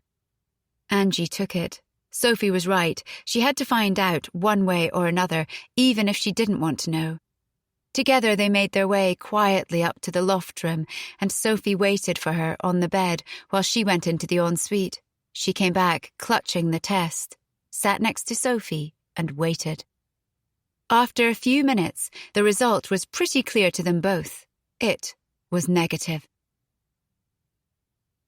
Sophie let herself back into the house and made herself a cup of tea. It was unusually quiet because Alan had taken Tom and Katie to the park, and she had the place to herself for a little while longer. She sank down onto the sofa and took a small sip of her scalding tea, craving the comfort that it usually brought her. She was feeling a little flat. When Angie had told her that she might be pregnant, her first reaction had been jealousy. Sophie and Alan had decided to try for another baby last year, but after months of planned fun, as Alan liked to call it, nothing was happening, and she was starting to think that it probably wouldn't. Yet, here Angie was, not even trying for another baby, not even wanting one, having a pregnancy scare. But when she'd seen the distraught look on Angie's face, her initial envy had vanished, and she had felt sorry for her. She knew how hectic Angie's life was already, and could see how throwing a new baby into the mix might be the thing that tipped them over the edge. Still, it had been a shock to see Angie so vulnerable, so unsure of herself. It was a side of her that Sophie hadn't seen before, and she had immediately gone into mother-hen mode, taking control of the situation and clucking over her like she did with her own children. Under normal circumstances, Angie probably would have got irritated with her, but she'd actually seemed relieved that Sophie was ordering her about. It had all been quite strange. And after all the drama, the test had been negative anyway. Sophie was relieved for Angie, but the whole experience had left her feeling low. Her own period had arrived that day with a vengeance, bringing with it the monthly wave of disappointment and feelings of failure. She wanted to curl up on the sofa and feel sorry for herself. What was she any good at, really, she wondered? She had no career to speak of. She couldn't make babies. Was she even a good mother? Tom and Katie were happy children, she knew that, but she looked at Angie's big, bustling, unique family and felt that there was something wonderfully special about them. Perhaps that was why she'd got a bee in her bonnet about having a third child. When she had first broached the idea with Alan, he'd looked at her in surprise. Another Brennan baby, huh? What's brought this on? I don't know. The kids are growing up so fast. Both of them are at school now. They don't need me in the way they used to. Maybe it's empty nest syndrome, but I'm feeling broody. Another baby is a big thing, though, Soph. We've finally said goodbye to years of sleepless nights, nappies, toddler tantrums. Do we really want to go back to the beginning and start all over again? And we're no spring chickens anymore either. I'm not saying no, I'm just saying let's not rush into anything. We should think about it for a while. She agreed, but the idea had lingered, a feeling of need, or at least want, that she couldn't shake off, and a few weeks later she brought it up again. I know it might not happen for us, Alan. It wasn't plain sailing getting pregnant with Tom and Katie, but can we give it a go? Just let fate take its course? Alan had agreed, as she knew he would, but fate seemed to have decided that another baby wasn't in their future after all. And with 2 happy, healthy children, she wasn't prepared to put them through the emotional and financial turmoil of fertility treatment. She simply had to accept that it wasn't meant to be, that she had so much in her life already to be thankful for, and most of the time she was okay with that. But today had hit her hard.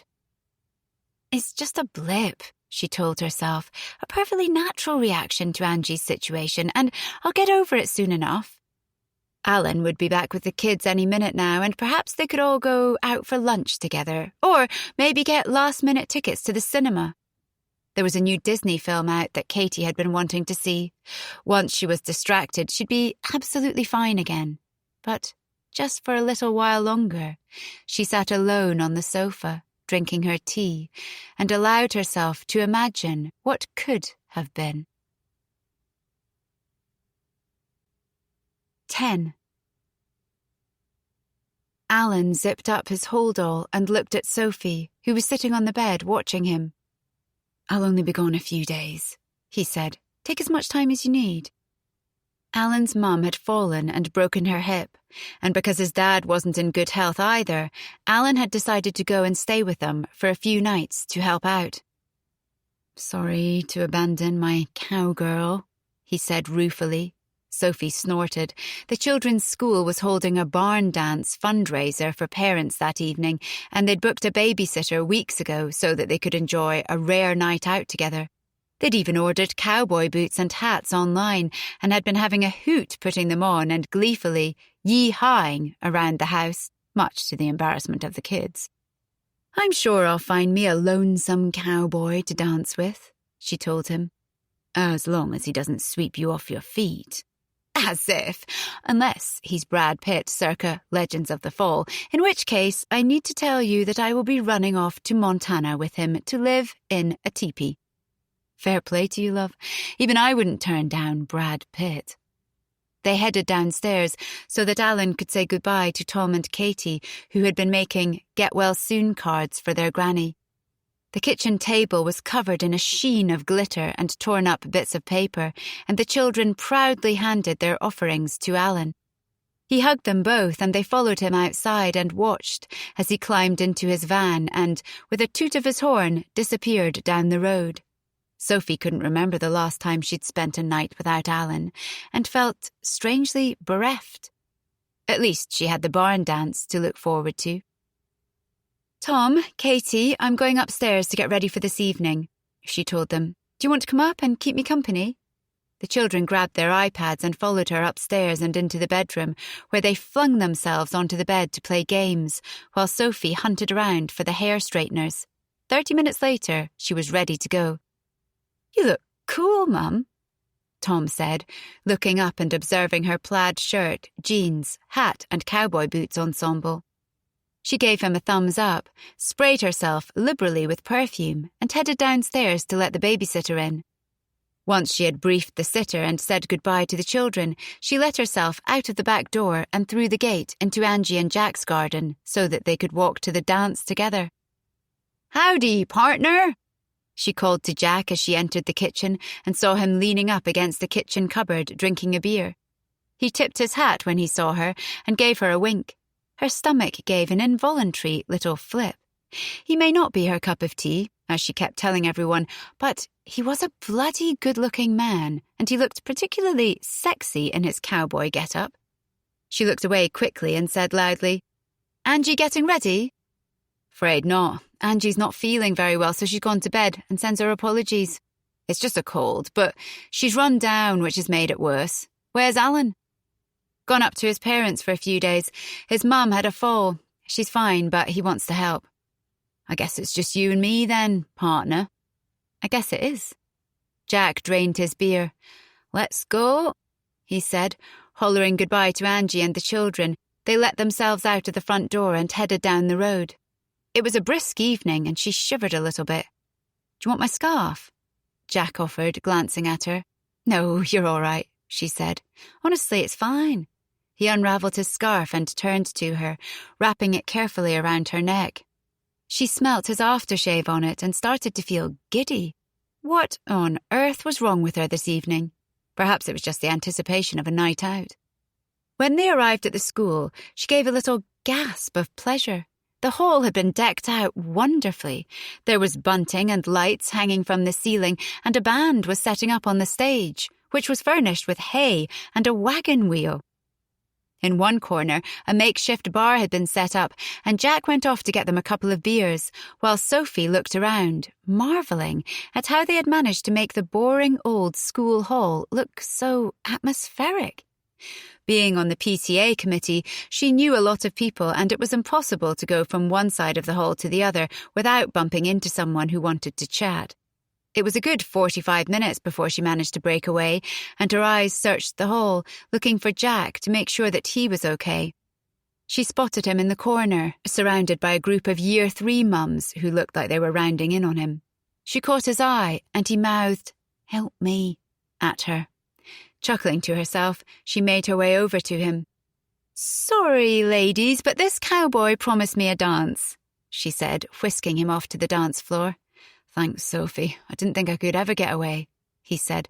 "Nice bunch of ladies, but pretty intense. One actually asked me whether me and my wife practice swinging, and I'm not entirely sure if it was a joke or not." Sophie roared with delight and then switched her focus to the instructions being barked out by the line dance teacher. They were both terrible dancers, and they giggled at each other as they attempted to follow the instructions and failed miserably. "Another beer?" Jack suggested when the song finally finished. "I definitely need one after that ordeal," Sophie agreed. As he disappeared through the crowds towards the bar, Sophie spotted Eve walking towards her and gave her a grin. "Having fun?" she asked. "Yes, but more to the point, are you having fun?" Eve replied, looking at her pointedly. "What are you on about?" "Just saying that Jack's looking Brokeback Mountain hot tonight." "Don't be daft, we're neighbours. His wife is a good friend of mine, if you remember." "Oh, calm down. I'm only messing," Eve said, giving her a nudge. "I'm just saying, he's not looking too shabby, is he?" Lucky Angie. Sophie had to agree, although she couldn't imagine ever being married to someone as good-looking and charming as Jack. After he returned with their beers, Eve whisked him off for a dance, and she stood by the side and watched them. Eve was much better at dancing than Sophie, and did a good job of following the dance moves and helping Jack to keep up, too. As she sipped her beer, Sophie thought about Alan. How long had it been since they had been out together, just the two of them, without the kids? She couldn't even remember. Most evenings they just watched TV and went to bed. Perhaps she should suggest the night out. It was just what they needed after the last few months, a bit of fun.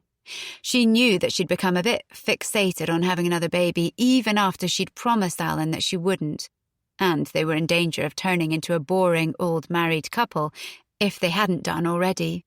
She'd book something as soon as he got back from his parents', she decided.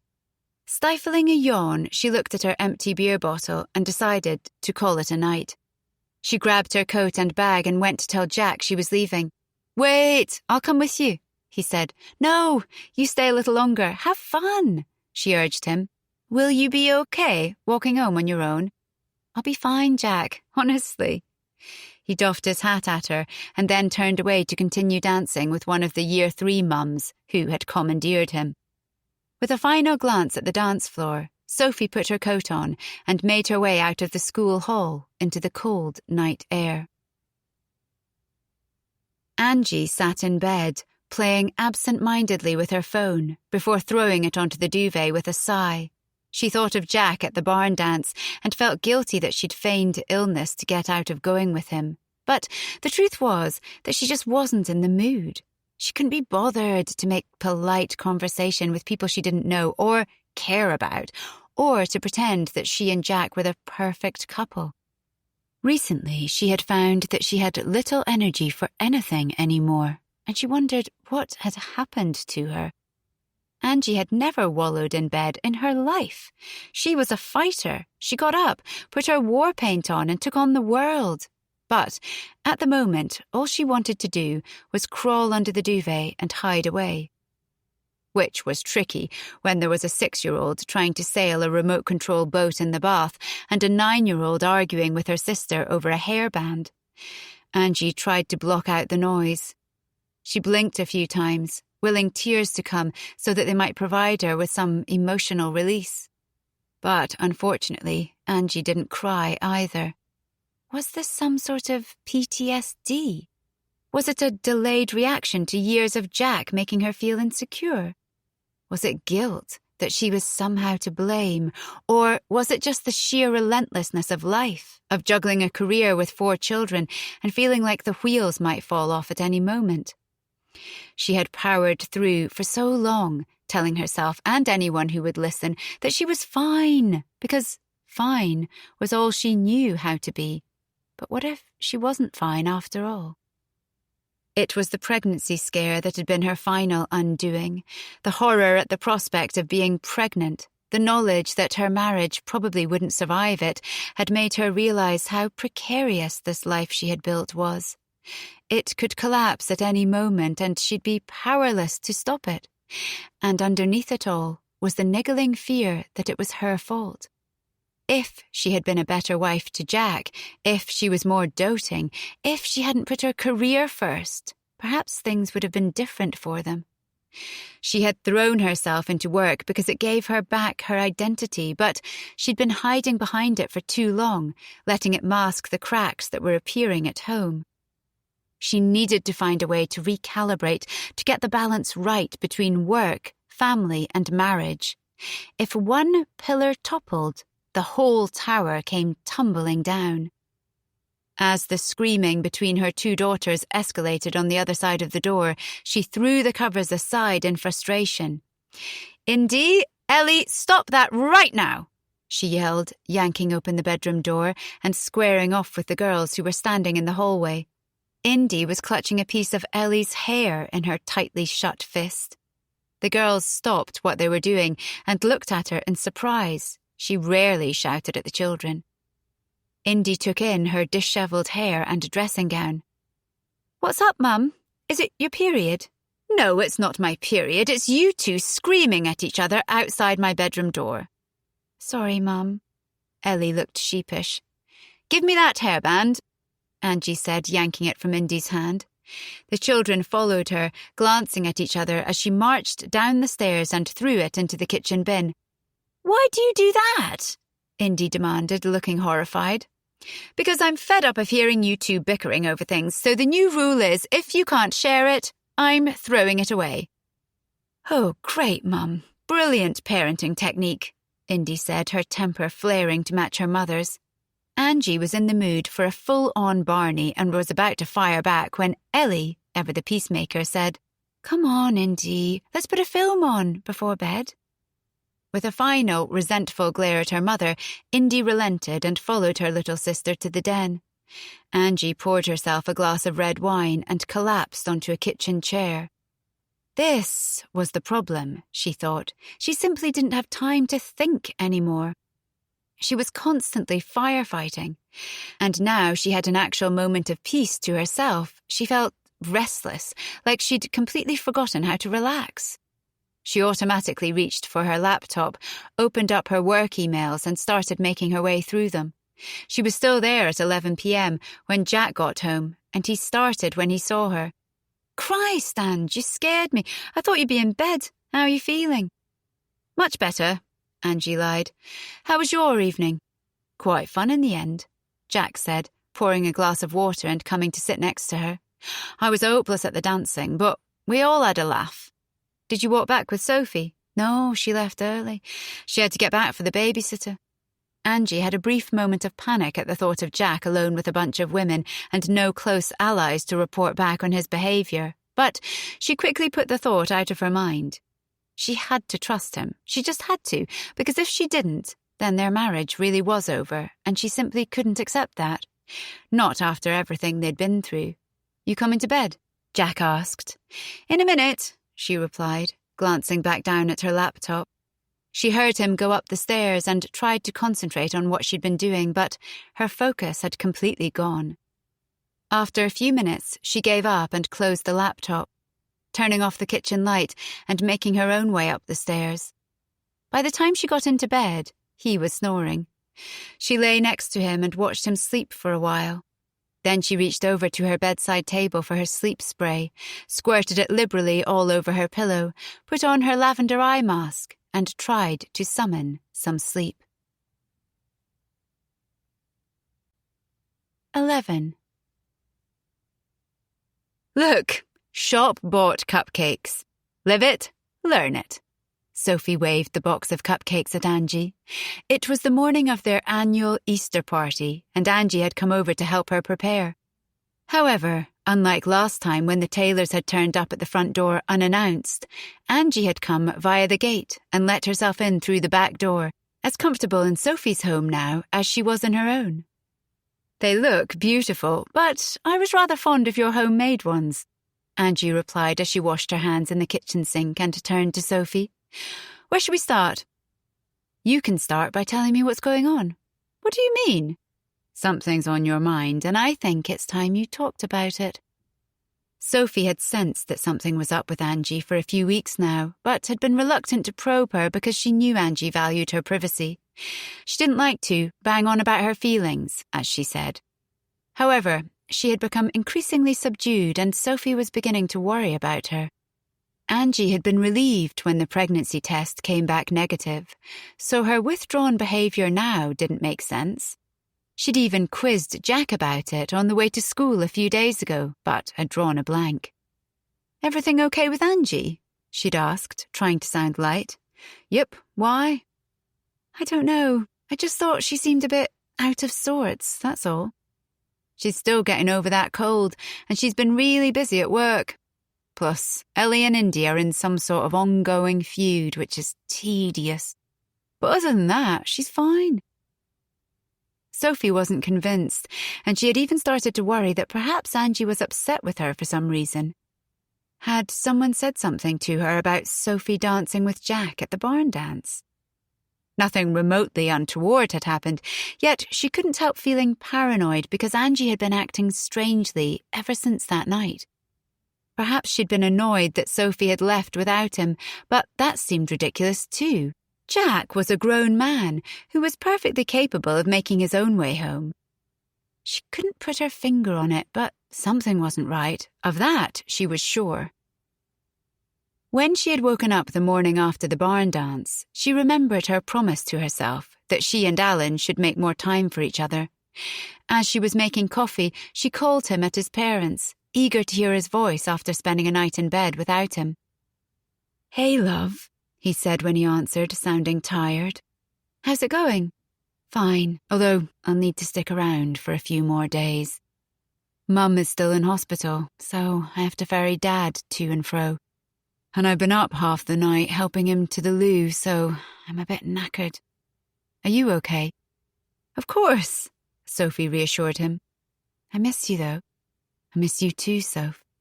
Shall we come up too, Al? We could help you out around the house. No, it's not necessary, love, and 2 kids running around probably won't help matters. You stay put, and I'll be home when I can. Later that morning, she had popped next door to see if Angie was feeling better, but Indy, without even glancing up from her phone, had informed her that her mother had gone to the gym. Next, she called Clara to see if she fancied a play date, but her kids had back-to-back birthday parties. Finally, she tried Eve, who didn't even answer her phone.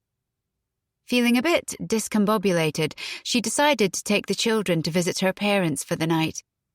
The next time she saw Jack was on Monday morning, and he had been his usual, chirpy self.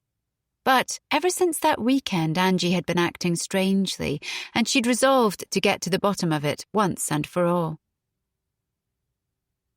Angie stood in Sophie's kitchen, dumbfounded. How had Sophie known that something was up? No one else had said anything, and she'd assumed that she was doing an admirable job of hiding her feelings. So Sophie's perceptiveness had caught her off guard. Her brain kicked into gear as she tried to think of the best way to respond to get Sophie off her case. This thing, or whatever it was she was feeling, was something she had to deal with and get over by herself. It's nothing serious, Sophie, she said finally. My mum's not doing very well, and I think she needs to move into sheltered accommodation. And I've been having a bit of a panic over my work-life balance. I feel like I'm missing out on a lot of things at home, but it's incredibly difficult to cut down my hours at work because of the nature of the job.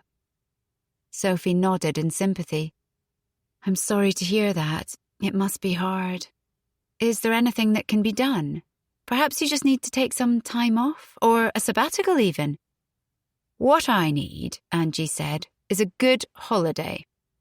Sophie nodded. Me too. The weather's been appalling, hasn't it?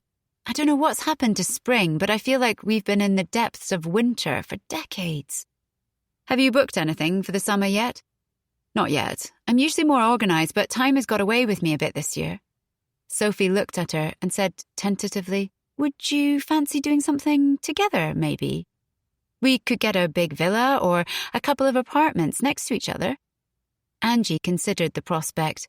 They often went away with Simon and Alex in the summer holidays, but she hadn't spoken to Alex in weeks, and she had a feeling that she was being phased out. She couldn't blame her. She had made little effort with their friendship this year. What with everything else, she just hadn't had the bandwidth, and a couple of Alex's messages had gone unanswered.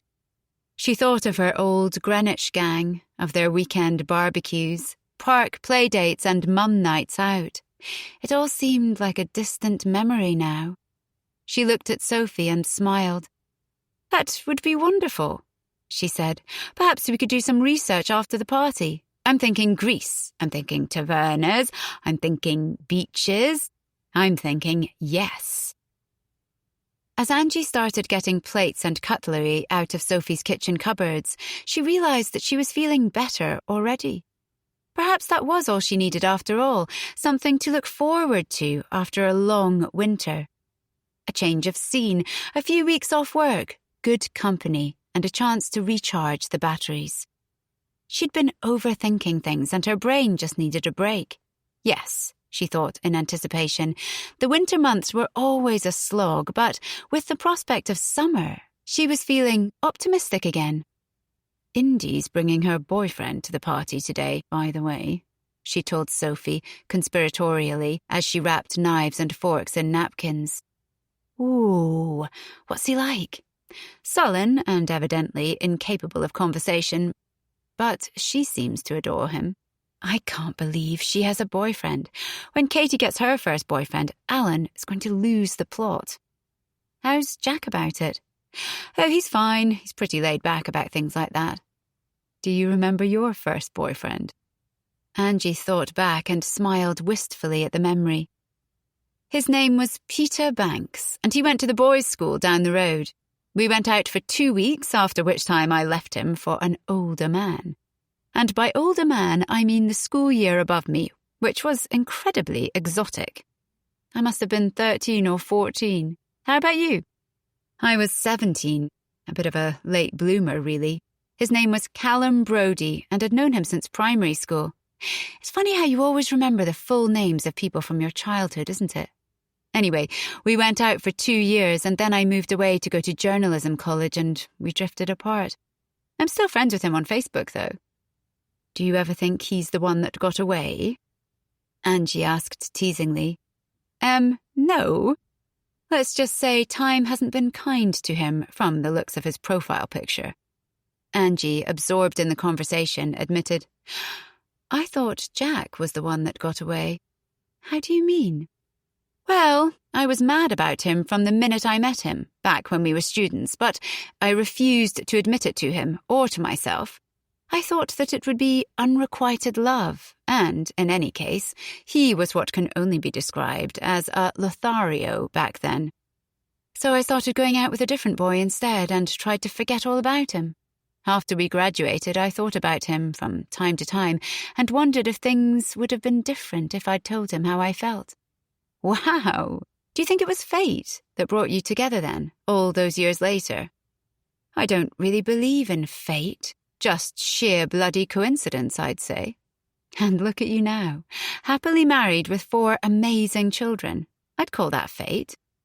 Angie smiled, enjoying seeing her marriage through the eyes of her neighbour. Yes, she agreed. Maybe you're right. Anyway, enough talk about boys. We've got an Easter party to get ready. Where's that cake stand? 12. Sophie stretched back on the sun lounger and sighed happily. She was in heaven. Why hadn't they gone on holiday with friends before? The children were having so much fun together that she'd actually had time to read an entire book and sunbathe without constant interruptions, declarations of boredom, tiredness, or hunger. It was bliss. She looked up as Jack emerged from the villa, carrying a bottle of beer in each hand. The glass was so cold that she could see the condensation running down it, and her mouth watered in anticipation of the first taste. Behind the protection of her sunglasses, she took the opportunity to have a sneaky glance at Jack. It was of little surprise that he looked ridiculously attractive in swimming trunks, paired with designer aviator shades, and she relished the view for a moment. "Beer?" he asked, offering one to her. "Yes, please," she said, sitting up to take the bottle from him and feeling immediately self-conscious in her swimming costume in such proximity to Jack. She knew she didn't have a bad figure, but compared to Angie, she still felt like a frump. "Where are Angie and Alan?" she asked. "They've gone to the supermarket to stock up on beer and snacks. And the kids? Playing cards inside." Jack got on the sun lounger next to her, and they lay in companionable silence. They were staying in a villa on Kefalonia that Angie had found. Trust Angie to discover something a bit special, off the beaten track. Sophie would have just booked something through a big tour operator and be done with it, but Angie had spent hours poring over the internet and making inquiries. And the result was pretty spectacular. The 6-bedroom property, with its blue shutters and whitewashed walls, was plenty big enough for them all, with the 4 younger children sharing 2 rooms and Indy and Benji having their own. The villa was nestled on the side of a hill overlooking the sea, 3 miles away from civilization. From the beautifully manicured garden, with its own private pool, you could see for miles. In the heat of the midday sun, a pergola covered in vine leaves offered the perfect shade to sit outside and eat lunch with a cold glass of wine. Most of the time, everyone had been content to spend the day at the villa. They'd taken a couple of trips to the nearest town to go to the beach, have a meal, browse the little shops and buy an ice cream. Sophie had never seen Alan looking so relaxed and couldn't remember ever having had a better holiday herself either. But they only had 1 night left in paradise before they had to fly back home to rainy London. The Taylors, however, were hopping onto a ferry to spend 10 days on another Greek island, and Sophie was yearning to go with them. But Alan needed to get back to work, and there was no way they'd be able to afford it. The villa had been eye-wateringly expensive, and Sophie had balked at the price when Angie had first told her. Perhaps sensing her shock, Angie had immediately offered to pay extra. "We've got 4 children. You've only got 2, she said. "We'll be taking up more of the bedrooms and eating far more of the food. Let us chip in a little extra." Sophie had been too embarrassed to accept, but Alan had no such qualms. "She's right, though, isn't she?" he said. "There's more of them. Anyway, they can afford it." But Sophie, feeling too proud, had stood firm, and in the end they'd split the cost, with the agreement that Jack and Angie would put more into the food, drink and taxi kitty. She suspected that they kept sneaking extra cash into the kitty when she wasn't looking, but she was far too relaxed to care anymore. Now she had one glorious day left to enjoy before they had to pack up and return to reality, and she was going to enjoy every last second of it. "Fancy a dip?" Jack asked. "Sure." She started to peel herself off the sunbed. "Last one in's making dinner."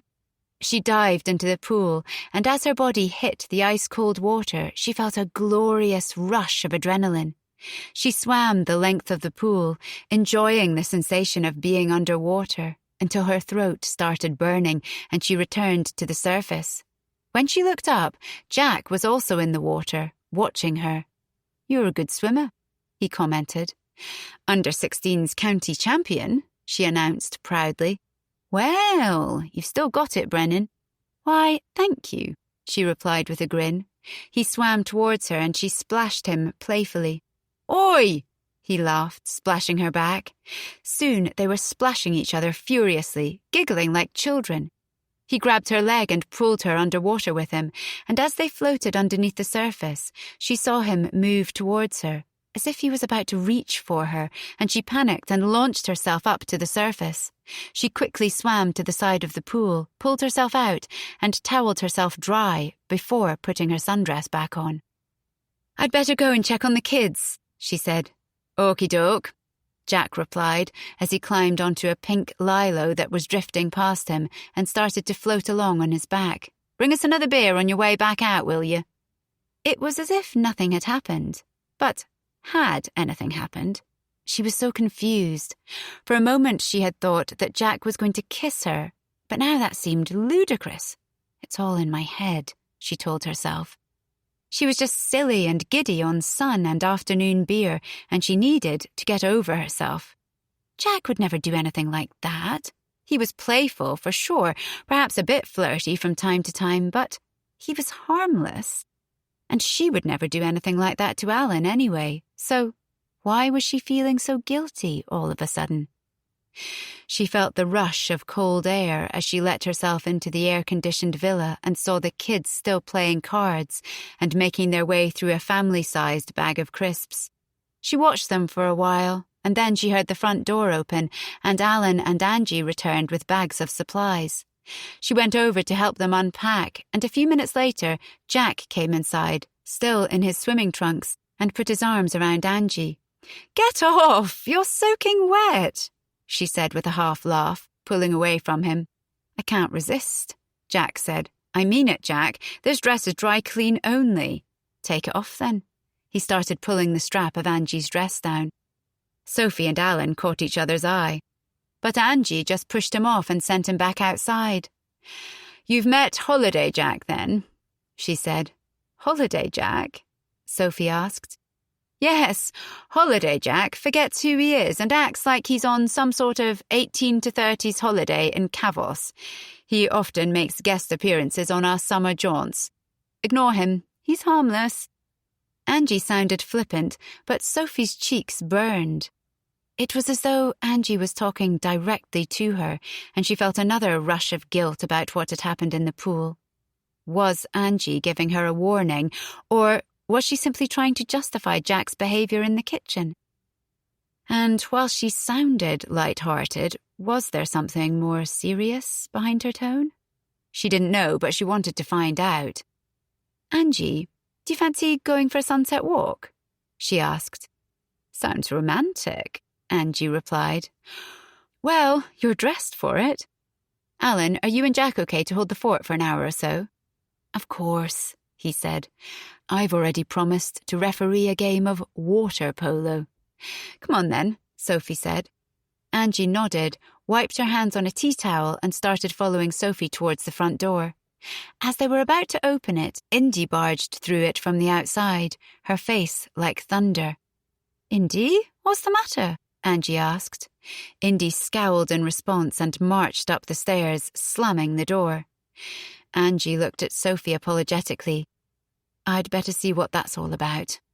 Most likely she's been on the phone with her boyfriend and they've had a row. Rain check on that walk?" "Of course," Sophie said, although she was disappointed. She watched Angie make her way up the stairs and considered what to do with herself. From outside, she could hear the children splashing and shrieking in delight, and occasional shouts from Jack and Alan, who were supervising. "Sod it," she thought. "I'm going out anyway." She pulled on her trainers and let herself out of the house, making her way down the track and starting her ascent of the hill. As she navigated the rough terrain, climbing higher and higher and sweating under the glare of the late afternoon sun, she felt a rush of pleasure from the exertion and remembered how much she used to love swimming and the sheer physical effort of pushing herself to the limit. She tried to remember now why she'd stopped. It had all got a bit too much, the early morning starts, the constant training, and when she'd left home to go to journalism school, that part of her life had faded into her past like a distant memory. She perched on a large, flat rock for a while, watching the sun dip down into the sea, and saw things with a clarity that she hadn't felt in a long time. How long had she just been gliding through life in her comfort zone, stuck in the mundanity of the day-to-day? When had she last challenged herself? "When I get back from this holiday, things are going to change," she told herself. No more plodding along, waiting for life to happen. It was time to seize it with both hands. She wasn't sure what that meant yet, but she was going to find out. With a renewed purpose, she jumped off the rock and made her way back to the villa. She knew from the minute she got back that something wasn't right. The room's atmosphere was thick and everyone seemed subdued, even the children. She sidled up to Alan. "What's going on?" she asked him quietly. "Indy and Angie have had some sort of blazing row," he replied. "So why is everyone else looking like Christmas has been cancelled?" "Apparently, this is the effect that Indy has when she's in one of her moods." "Oh dear, I'd better go and find Angie," Sophie said, leaving her husband to hide out in the kitchen and making her way outside to look for her. She quickly spotted her sitting by the side of the pool, her long, slim legs dangling in the water. "I heard World War III has broken out," she said, sitting down next to Angie, but she didn't reply. "Everything okay, Ange?" "Yes, fine," Angie's stock response to everything. "Was it a row with the boyfriend?" Sophie asked. "Something like that." Sophie imagined that Indy's temper tantrums could be incredibly wearing on her mother and tried to think of something reassuring to say. "Don't take it personally. She's going through puberty. She's confused and angry, but she'll grow out of it." Angie stared forlornly at the water.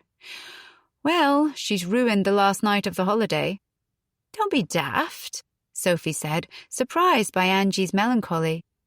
"If Indy wants to sulk, that's her prerogative, but the rest of us are going to have fun. I'll light the barbecue, you get the wine." As she stood up to leave, Angie reached out and grabbed her hand. "I adore you, Sophie. You know that, don't you?" "Yes, of course," Sophie said, smiling down at her, "as I adore you." "Was everything okay with you and Jack while Alan and I were at the supermarket?" Sophie felt uneasy again. "Yes, of course, absolutely fine. What did you do?" "We sunbathed, had a swim, nothing special. Why do you ask?" "No reason," Angie said, turning away. "Forget it." Sophie went back inside to get the matches. Angie's words echoing around her head. What was going on? Was Angie really suspicious of her and Jack, or was Sophie just reading too much into it?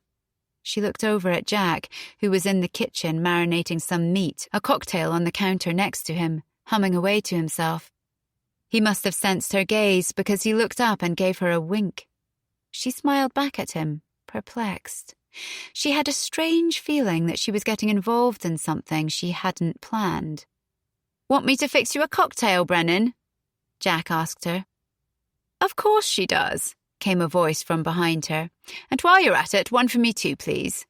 Angie appeared at Sophie's side and put an arm around her.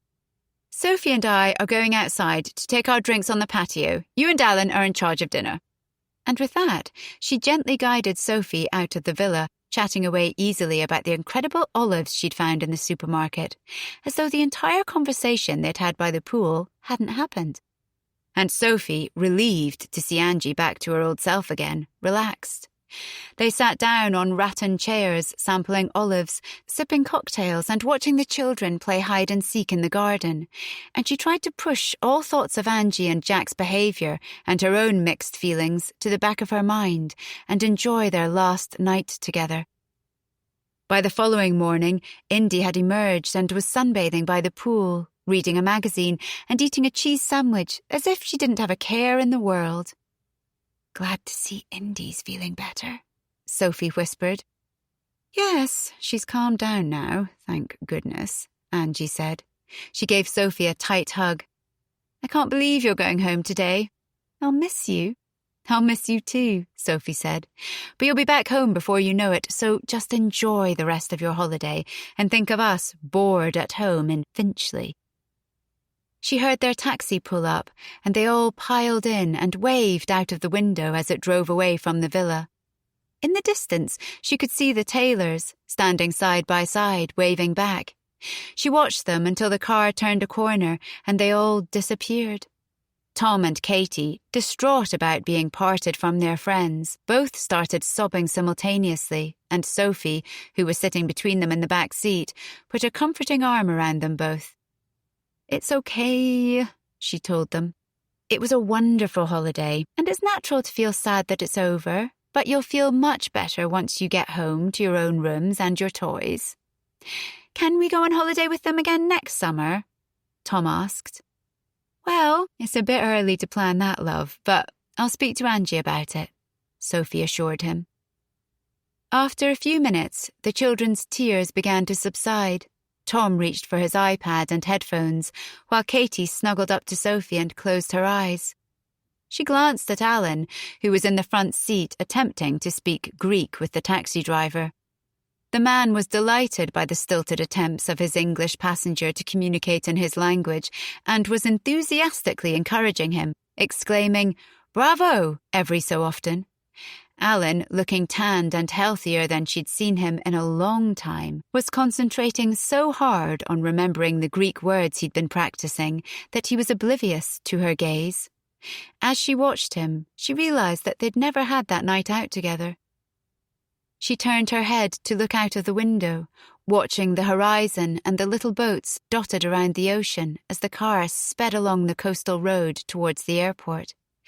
She felt a bit like the children, she realized, as though she'd been ripped from paradise and dumped back into real life against her will. They'd get home, Alan would sink down on the sofa and put the TV on. The kids would go off to their rooms to play, and she'd start the mammoth task of working her way through the laundry. It was all so predictable. She remembered what she'd told the children just minutes earlier, how they would feel much better once they got home. But at that moment, all she felt was loss. Loss that the holiday was over, loss that Angie got to continue her adventure with Jack while she had to go home, back to real life. She remembered her promise to herself the previous day. Things were going to be different when they got home. They had to be, because she needed some excitement in her life. 13. Angie locked the front door and followed her children down the steps and onto the street. She quickly kissed Indy and Benji before they had time to object, and then she stood and waved as they disappeared down the road on their bikes. Once she could no longer see them, she turned and started making her way in the opposite direction with Ellie and Freddie. They'd got about halfway down the road when she heard Sophie calling out behind her. She waited for them to catch up, Tom and Katie hurtling down the road on their scooters. "Hello, stranger. Long time no see," Sophie said when she caught up, catching her breath and linking her arm through Angie's. "What are you doing on the school run?" Although they had been back from Greece for over a fortnight, Angie had been lying low. Normally, after a holiday, she returned home feeling fully charged and ready to rejoin the rat race. But this time, she had felt horribly deflated, and she couldn't shake the feeling off. She hadn't expected the holiday to be such an emotional roller coaster. She'd convinced herself that a couple of weeks in the sun was just what she needed to shake off her low mood, and for the first few days, it had been the perfect antidote. She had sunbathed alongside Sophie, played games in the pool with the children, swam in the crystal-clear ocean, and spent evenings under a starry sky, drinking exceptional Greek wine and putting the world to rights. She and Jack had been their usual power pair, the ultimate hosts and the life and soul of the party, and she had enjoyed slotting back into the role that they'd been famous for in their old South London life. Okay, so Jack might have embarrassed her once or twice, like when he told her to strip off in front of Sophie and Alan, or suggested they all go skinny dipping together one evening, or tried to persuade Alan to go out clubbing with him. But she'd laughed it off, as she always had done in the past. She had even been contemplating how silly she was to worry she was having some sort of breakdown when all she had needed was a holiday. But then the row with Indy had completely shattered her illusion that a bit of sun, sea and sand could solve all her problems. When Indy had marched into the villa, it had been obvious that she was in one of her famous dark and stormy moods. Usually Angie preferred to leave her to it until she had calmed down and they could have a more rational conversation, but in her foolishly blissful holiday mode, she decided to go up straight away. It had been like walking into the lion's den. "Darling, what's wrong?" she asked, discovering Indy lying face down on the bed, her long dark hair falling all around her. She reached out to stroke it, but Indy batted her away. "I don't want to talk about it." "I understand, but maybe I can help?" Indy looked up and Angie could see her tear-stained face. She glared angrily at Angie as though she desperately needed to direct her rage somewhere and had decided that Angie was as good a person as anyone. "Since when have you ever helped me?" Angie tried to stay calm. "You're upset, but I'm not sure that's fair." "Of course you're not." "What's that supposed to mean?" Indy sat up straight now, and Angie could see her daughter preparing for battle. "You don't care about anyone but yourself and your work. You're never at home, and when you are, you're on your laptop or phone the whole time anyway. When I try to talk to you, you treat me like I'm one of your stupid clients. You pretend to care about me, but you don't." Angie was caught completely off guard by her daughter's explosion. "Indy, where has this come from? I don't understand what I've done wrong here." "No, of course you don't. This is what I'm talking about," Indy stormed. "Nothing is ever your fault, is it?" Angie took a deep breath, feeling her holiday glow quickly evaporating. "Okay, let's start again," she began. "What happened?" "I told you, I don't want to talk about it." They were going round in circles, so Angie stood up and sighed. "Okay, Indy, I'll leave you to it, but I'll be downstairs if you need me and if you want to talk. I'm always here."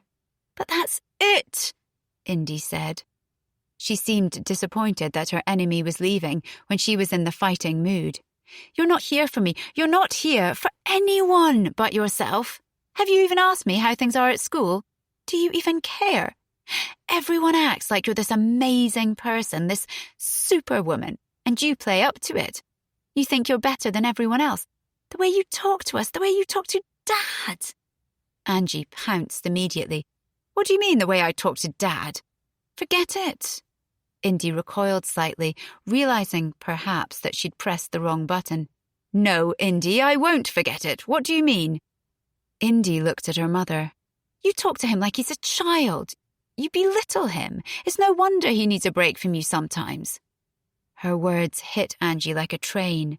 Indy had been accusing before, but she had never gone this far. She was torn between outrage that her daughter was talking to her in this manner and terror at the words she was saying. Because if her teenager thought it, then did it mean that everyone else thought it too? And, worse still, did Indy know something that she didn't about Jack? What are you implying? Angie could feel herself standing taller and squaring up to Indy now, a lioness showing her dominance over a cub. Indy was old enough to remember when she'd thrown Jack out for a few days. Was she talking about that? Or was there something else?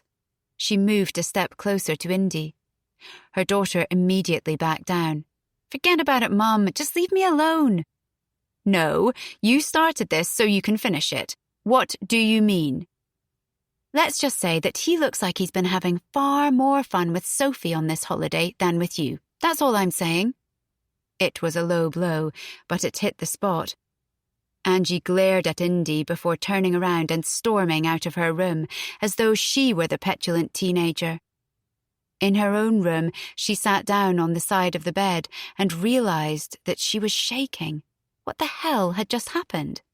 All she had wanted to do was comfort her distressed daughter, assuming she'd be soothing her over a silly row with a friend or boyfriend. Instead, Indy had all but told her that she was a terrible, selfish mother and an even worse wife, whose husband preferred the company of her best friend. And worse still, instead of brushing it off as the untrue and impulsive words of an angry teenager, she had let them get to her, to infect her with their venom. Her feelings of doubt and insecurity came flooding back, as though they'd been waiting in the sidelines the whole time for their opportunity to return. And they came thick and fast now as she tried to process her daughter's words. Was her whole life a lie? Did everyone pretend they adored her when they actually hated her? Were they talking about her behind her back? She thought of Jack and Sophie. Surely nothing was going on. Jack would never do that to her. Sophie would never do that to her. Would she? She shook her head, trying to physically remove the idea from her mind. No, it wasn't possible.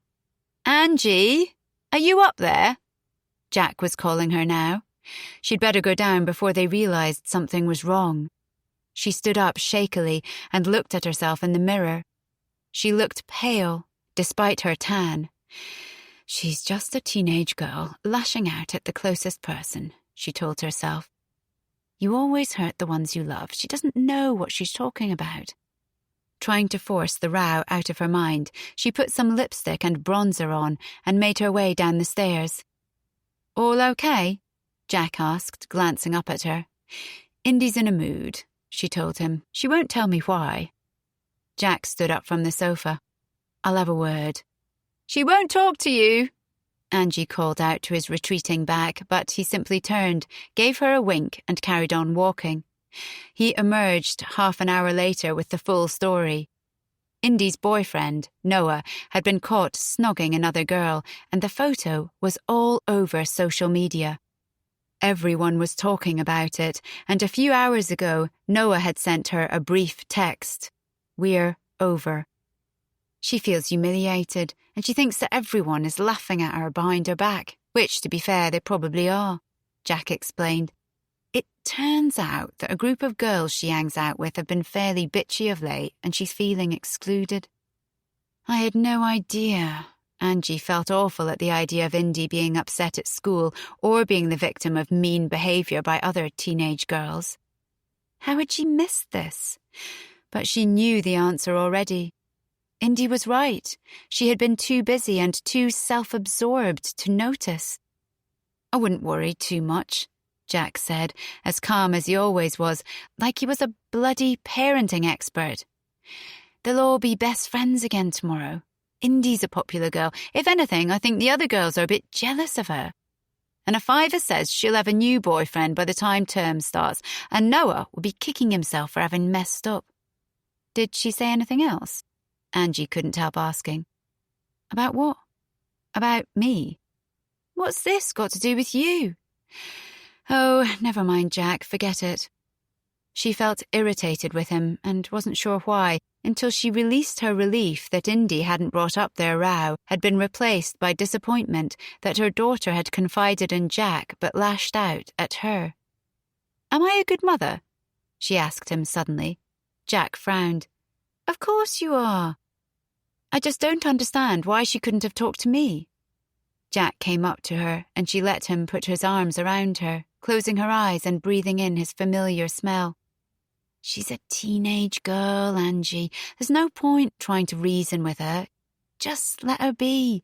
She loves you and she knows you're there for her. But despite his reassurances, she couldn't escape the thoughts that were now consuming her. Her holiday glow was well and truly gone, a sticking plaster to hide the truth. She watched Jack all evening, scrutinizing the way he was with Sophie, but there was nothing to see.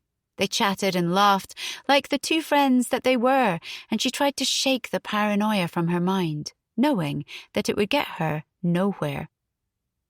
The next morning she woke up to find Jack lying on his side, looking down at her. "Morning, gorgeous," he said. "Morning," she said, wiping her eyes. "Jack, can I ask you something? Always? Are you happy? Christ, Ange, isn't this a bit serious for first thing in the morning? Please, Jack, I need to know. Is this to do with Indy? I told you shouldn't take it to heart. It's not just that." He looked down at her, concerned. "Are you okay?"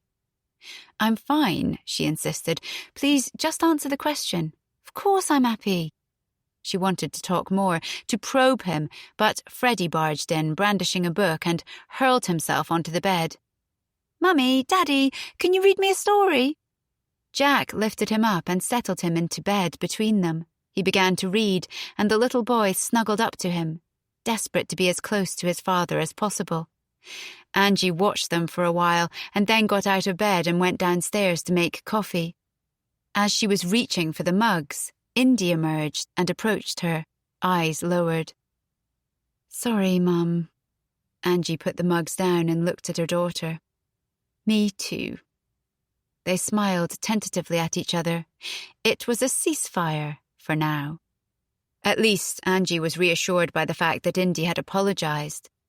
To her, it confirmed that not only did Indy regret her outburst, but that her daughter's words hadn't been meant, that they had purely been said in the heat of the moment.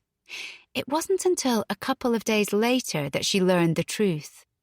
Jack, seeing how upset Angie was after the row and putting two and two together, had ordered Indy to apologize upon pain of having her phone confiscated for the rest of the holiday. On the ferry, as they made their way to the next island, she stood on the deck, closed her eyes, breathed in the warm, salty air, and tried to relax.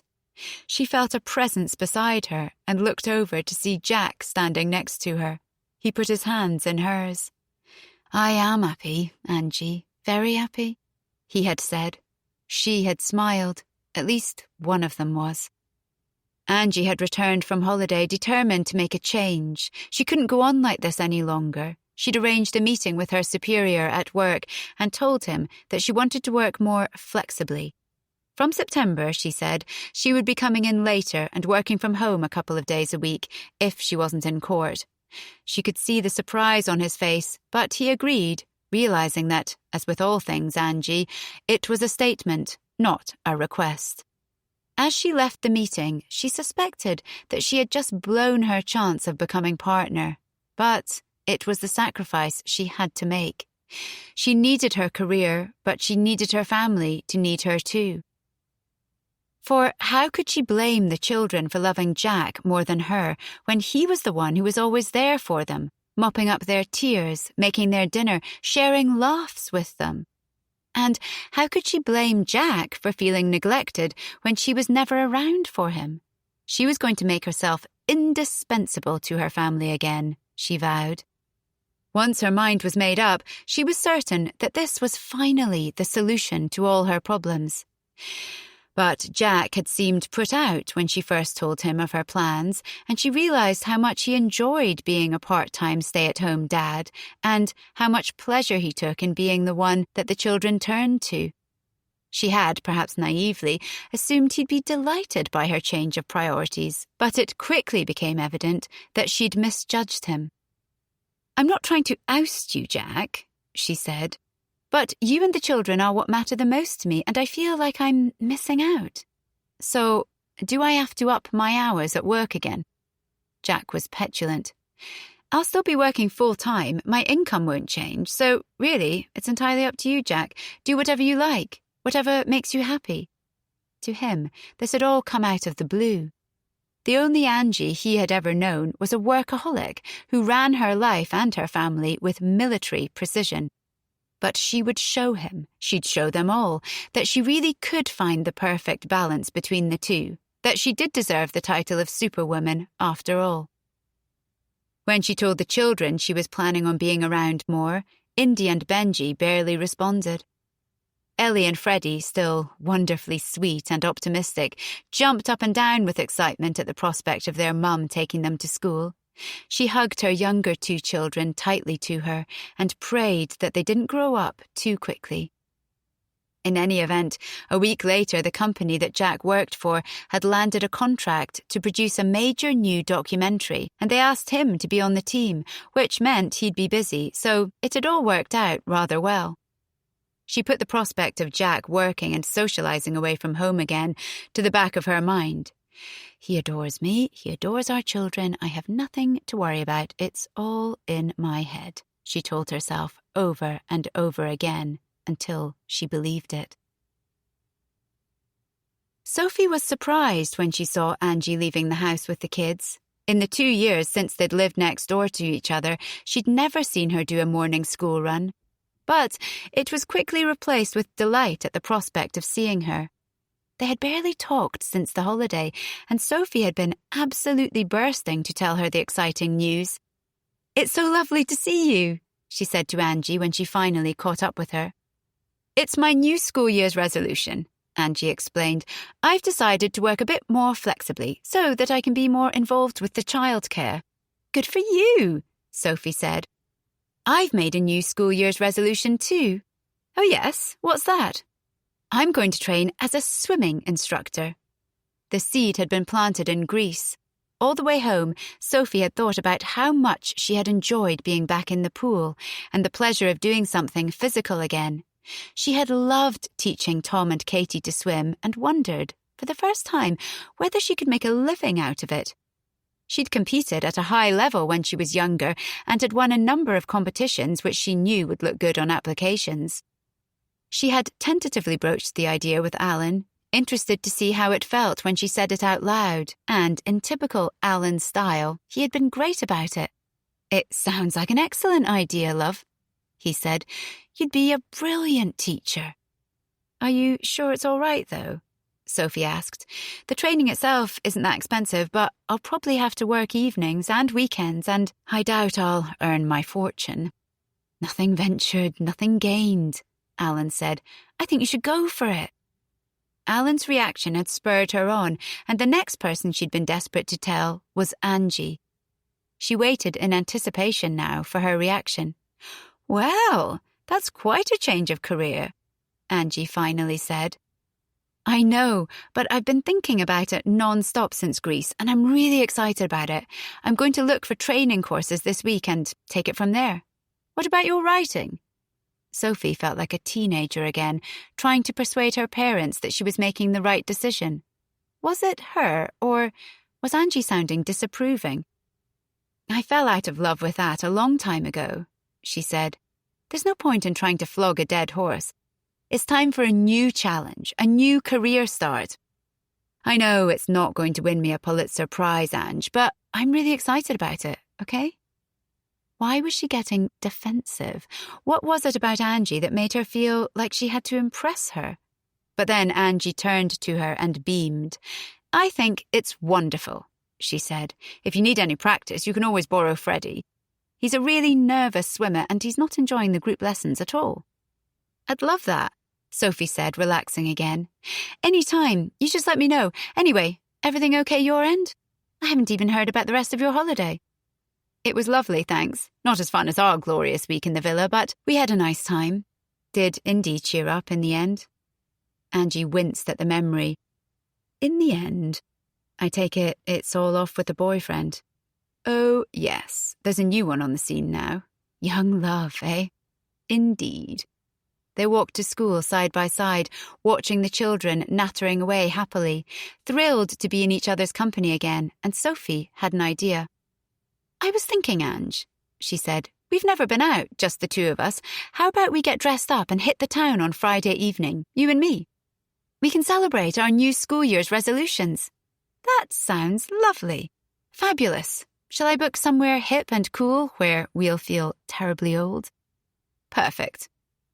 When she got home, Sophie turned the radio on and started researching Friday night dinner options, settling on a restaurant in King's Cross that had good reviews but wasn't new or trendy enough to be full. Booking a table for 8 p.m, she sent Angie a quick text to confirm the details and smiled with satisfaction. This was exactly what they needed, a girls' night. She couldn't remember the last time she'd been out in town. It would be just the ticket. She imagined her and Angie drinking cocktails and having a giggle, and she felt a frisson of anticipation. She couldn't wait. Singing along to the songs on the radio, she made a cup of tea and turned her attention to Googling local swimming courses. By the time she left to pick up Tom and Katie, she'd enrolled on a course starting next month and was feeling productive. As Mondays went, this one was going pretty well, she thought, dashing out of the door. By the time she arrived at the gates, out of breath, the kids were waiting for her and looking at her accusingly. "You're late, Mum," Katie said, scowling. "By 2 minutes," Sophie protested. "But Ellie and Freddie have already gone home." "How about I make it up to you with a chocolate muffin from the cafe?" The children's frowns immediately turned upside down, and they each grabbed their mum's hand and began pulling her towards the parade of shops, talking over each other in their eagerness to tell her all about their day. As she listened to their chatter about who they played with in the playground and what they had for lunch, she felt gloriously light, and for the first time in months, she realized that she hadn't thought about babies all day. Perhaps it was finally time to close the book on that chapter and start a new one. She'd had enough disappointment over the last year to last a lifetime. Looking down at her 2 amazing children, she squeezed their hands. Things were on the up. She could feel it. The rest of the week crawled along as she looked forward to her night out with Angie. When Friday finally arrived, she headed straight to the hairdresser after dropping the children off for a blow-dry. As she was paying, she caught a glimpse of herself in the mirror and felt a glow of pride. She'd been going swimming at the local leisure centre almost every day since getting back from holiday, partly so she'd be prepared for the course, and partly because she'd remembered how much swimming boosted her mood, and she was already starting to see the effects on her body. She was healthier, a little more toned. She might not be Rebecca Adlington, but she was looking and feeling better than she had done in years, and that was good enough for her. At school pickup, she chatted with the other parents, but she couldn't wait for the day to be over so she could finally get ready to go out. She made the kids fish and chips and was out of her chair and running up the stairs for a shower the minute Alan got home at 6. As she got dressed and put her makeup on, she hummed along to the Disney song that was blasting out from the TV downstairs, where Alan and the kids were watching a film. Finally, with a panicked glance at her watch, she dashed down the stairs, shouting, "I'm off!" in the general direction of the living room, before making her way out of the back door and through the garden gate. She hurried down Angie and Jack's garden, opened the back door, and let herself into the house. Jack was in the kitchen, and he gave a low whistle when he saw her. Looking good, Brennan. Off anywhere nice? Dinner with your good lady wife? Sophie replied. Jack looked confused. Angie's not here. Oh, perhaps I'm supposed to be meeting her there. I'll call her. Sophie said cheerfully, pulling out her phone and calling Angie, who answered after a few rings, sounding flustered. Hey, Ange, I think we might have got our wires crossed. I'm at your house. Are we meeting at the restaurant? There was a long silence at the other end of the phone. Angie, are you there? Oh my gosh, Sophie. I'm sorry, Angie said. I completely forgot and I'm out with some clients. They're extremely important to the firm, so I don't think I can get away. Sophie's heart sank. Oh, okay, she said, unable to hide her disappointment. I feel awful, Sophie. I really am sorry. I'll make it up to you, I promise. No worries. Sophie rang off, and Jack looked at her sympathetically, having overheard enough to work out what had happened. I take it she's not coming? He asked. No, she forgot, Sophie said. She could feel tears pricking her eyes and was embarrassed. She knew it was pathetic to be upset, but she had been so looking forward to the night out, and now she was all dressed up with nowhere to go. Plus, she'd had to pay a hefty deposit to secure the table, which she was going to lose now. But most of all, she was hurt that Angie could forget her so easily. Clearly, their friendship was more important to Sophie than it was to Angie, and the realization of that stung. She felt like an idiot. Tell you what, Jack said, why don't you send the kids round here? Grab that husband of yours and take him out for a slap-up meal instead. Sophie's spirits lifted a bit. She looked at her watch. If they got a wriggle on, they could still make it in time for the reservation. Are you sure? She asked Jack. Absolutely. Go get him. With renewed enthusiasm, Sophie dashed back through the garden gate to find Alan. She hurried into the front room, ready to demand that he get up and put his best shirt on right now, but stopped in her tracks. Tom and Katie were lying top to tail on one sofa in their pyjamas, their duvets wrapped around them like cocoons, while Alan was stretched out on the other under a woolen blanket. All three of them were snoring quietly. What the hell? It was only 7:15 p.m. But Alan had previous for falling asleep in front of the telly, and the kids were exhausted after their first week back at school. She gave Alan a little poke, but he didn't even stir. There was no way he would be able to rally in time to make an 8 p.m. reservation in central London, even with the best will in the world. Feeling another wave of disappointment, she returned to the Taylor house to break the news to Jack.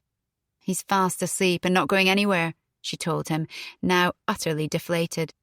Jack regarded her for a moment and then said brightly, Wait there!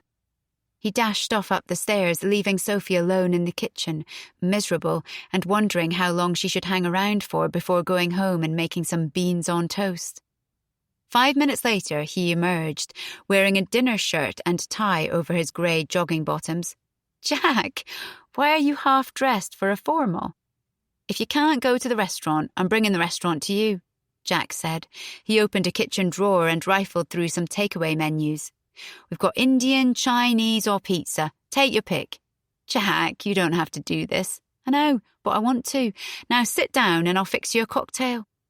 He turned some music on and started mixing ingredients. Ellie drifted in wearing her pyjamas in search of a hot chocolate. You look nice, Sophie, she said, giving her a cuddle. Sophie squeezed her tightly back. She had a soft spot for Ellie. Thank you, darling, she replied. She ordered a couple of pizzas and watched Jack expertly mix cocktails while simultaneously making 2 hot chocolates with marshmallows for Ellie and Freddie without even breaking a sweat. He headed upstairs to read them a bedtime story and then returned to the kitchen and rummaged around for some olives and crisps. Where are Benji and Indy? Sophie asked. Indy's at a sleepover and Benji's at some drama weekend camp thing. This is really sweet of you, Jack, she said. I feel a bit embarrassed. Don't be silly. It's nice to have some company. I had a date with some cheese on toast and a computer game. This is far more fun. They clinked glasses and Sophie took a sip of her cocktail. It was delicious, but utterly potent. "You're going to get me sozzled," she warned him. "Good," he replied, drinking his with alarming speed. He put his glass back down and said, "Don't be upset about Angie. It's not about you. She just has a habit of losing herself in work sometimes, and everything else goes out of the window."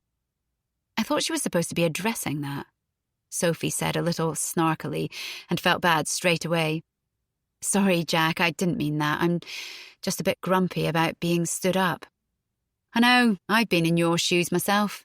"You have? Absolutely, like I said, when Angie is working on a big case, she's very single-minded. It's why she's so good at her job. But sometimes the rest of us can be collateral damage. I don't think she even realises that she's doing it. That must be hard." "It is," Jack said. "You can't help but feel second to her career sometimes." This was the first time that she and Jack had talked about Angie like this, and Sophie knew that she was being disloyal, as was he. But the effect of the cocktail, combined with her disappointment over their aborted night out, was making her careless. "Has it always been like that?" she asked him. "Yes, right from the start. When we decided to start trying for children, I thought things might be different, and at first they were. Angie adored being a mum and seemed so happy when Benji was a baby, but when Indy came along, she really struggled and ended up going back to work full-time 6 months later. It was the same with Ellie and Freddie. We had nanny after nanny until they were old enough to go to after-school and holiday clubs." Sophie watched Jack, sensing a disapproval that she had never seen in him before. She had always thought that he was proud of Angie's success, that he thrived on her superwoman status. But now she wondered if she was only seeing part of the picture. Perhaps their relationship wasn't as perfect as she had always thought. Perhaps Angie wasn't as perfect as she had always thought. She was on dangerous territory now, she realised, and she was relieved when the doorbell rang, signalling the arrival of dinner. By the time Jack returned with the pizzas and made some fresh cocktails, Sophie was ready to change the subject. "I bet you were a bit of a cad when you were younger, weren't you?" she said, taking a bite of pepperoni pizza and quickly wiping away the tomato sauce from her chin. Jack grinned. "I can't deny it," he said. "I had fun. Okay, a lot of fun." "I miss it sometimes." "What do you mean?" "I just mean, well, being an adult's hard, isn't it?" It was a statement, not a question. "It's so relentless. I miss being carefree, that's all. Sometimes I just want to do something reckless." "Are you having a midlife crisis, Jack?" He laughed. "Maybe, but don't you ever feel that urge to do something mad?" Sophie thought for a minute. "I mean, I fantasized about abandoning my kids in the middle of Asda when they're being little sods, if that's what you mean." Jack studied her. "You're a good girl, aren't you, Sophie?" She stopped chewing and looked at him, and he looked back. For a brief moment, the world stopped. Then she heard a thump, followed by wailing from above, and they both jumped up and raced up the stairs. They found Freddie on the floor. "Oh, Fred, did you fall out of bed?" Jack asked, scooping him up and giving him a cuddle. Ellie, who had come in to see what all the commotion was about, was now bouncing around excitedly, thrilled to see Sophie and insisting that she read her a story. It took half an hour to calm them both down and get them off to sleep, and by the time they came back downstairs, the pizza was cold and Sophie was ready to go home. "I'm going to head off, Jack," she said. "Thanks for a lovely evening." "Stay," he said. "It's still early. Let's have another drink." "I'm okay. 2 of your cocktails is quite enough for me." She gave him a kiss on the cheek. "Thanks, Jack. I really appreciate it." "Good night, Brennan," he said, looking crestfallen. He really didn't want her to go, Sophie realised. She'd thought he just felt sorry for her, but she understood now that getting dressed up and making a night of it had been as much for his benefit. She looked at him again, indecisive. Should I stay, or should I go? 14. Indy kept her head down low as she hurried down Pemberton Road. It was only 2 p.m. and she was supposed to be at school, but she'd had a big row with her best friend, Daisy, and she didn't want to stick around anymore. That dive was bad enough at the best of times, but with all her friends taking Daisy's side and giving her the cold shoulder, it was unbearable. If only she hadn't dumped her new boyfriend last week, she could have hung out with him, but he was still pissed off with her, so she was giving him a wide berth. Fortunately, her teacher hadn't batted an eyelid when she presented him with a forged letter from her mum, explaining that she had to leave early for a dentist appointment, and she had rushed out of the school gates with relief, like a prisoner escaping their block. But once she was outside, she realised that she had nowhere to go. It was a cold, blustery winter's day, and she didn't fancy hanging around in the park all afternoon. She could go to a cafe, but she might raise suspicion in her school uniform, and she only had about 50p on her. Then she remembered her parents telling her that Ellie and Freddie were going to football club after school and that they wouldn't be home until 5 p.m, and she started heading home, already planning to raid the chocolate cupboard and play on her iPad, undisturbed for a couple of hours.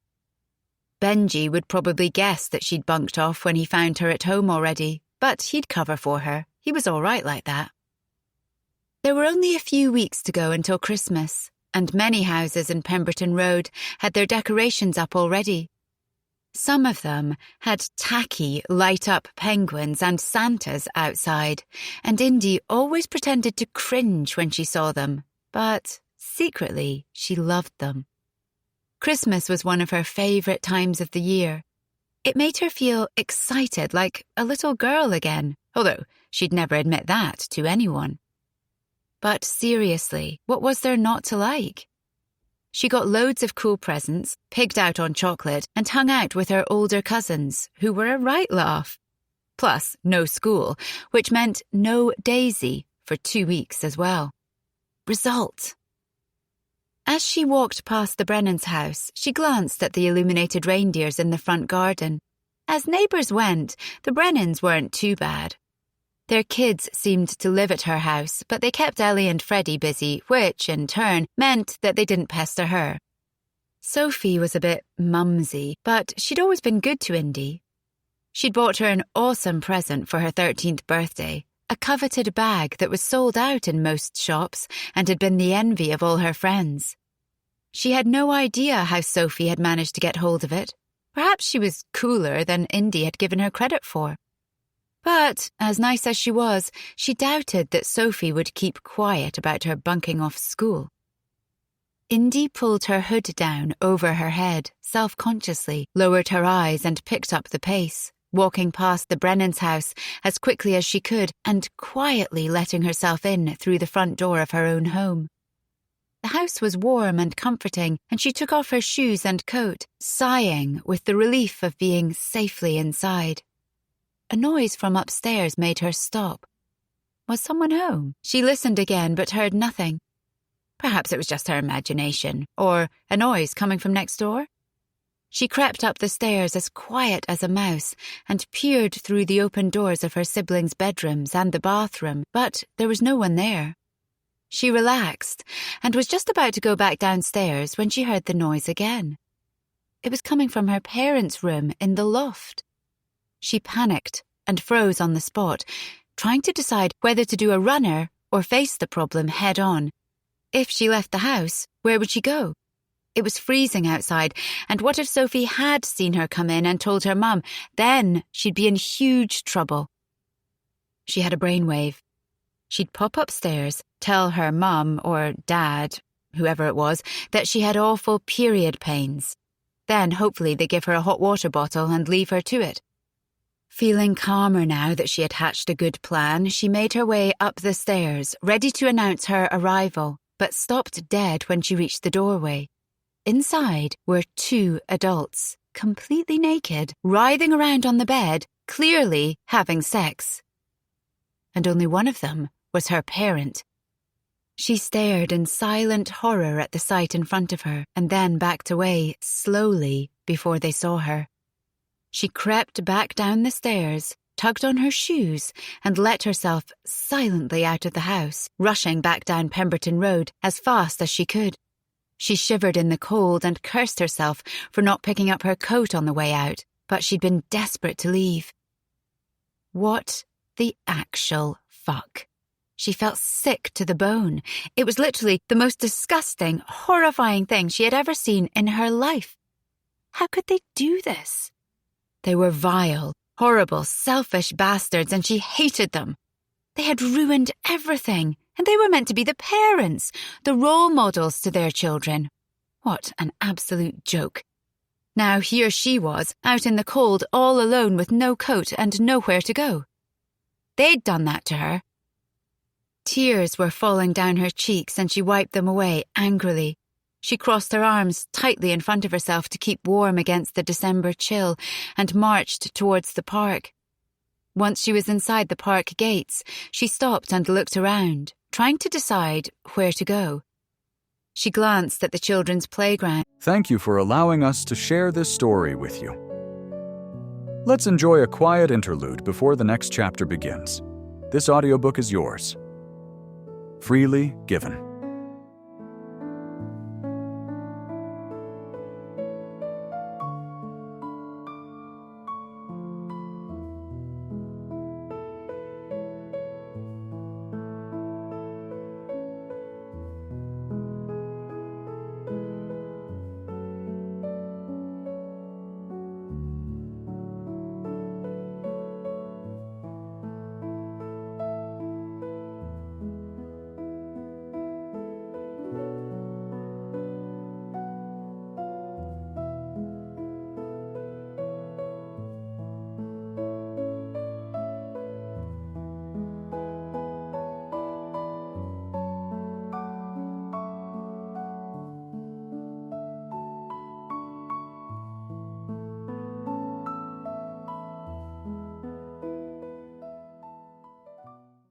Saw that it was empty and made a beeline for it, sitting down on a swing and pushing herself up, up, up into the air.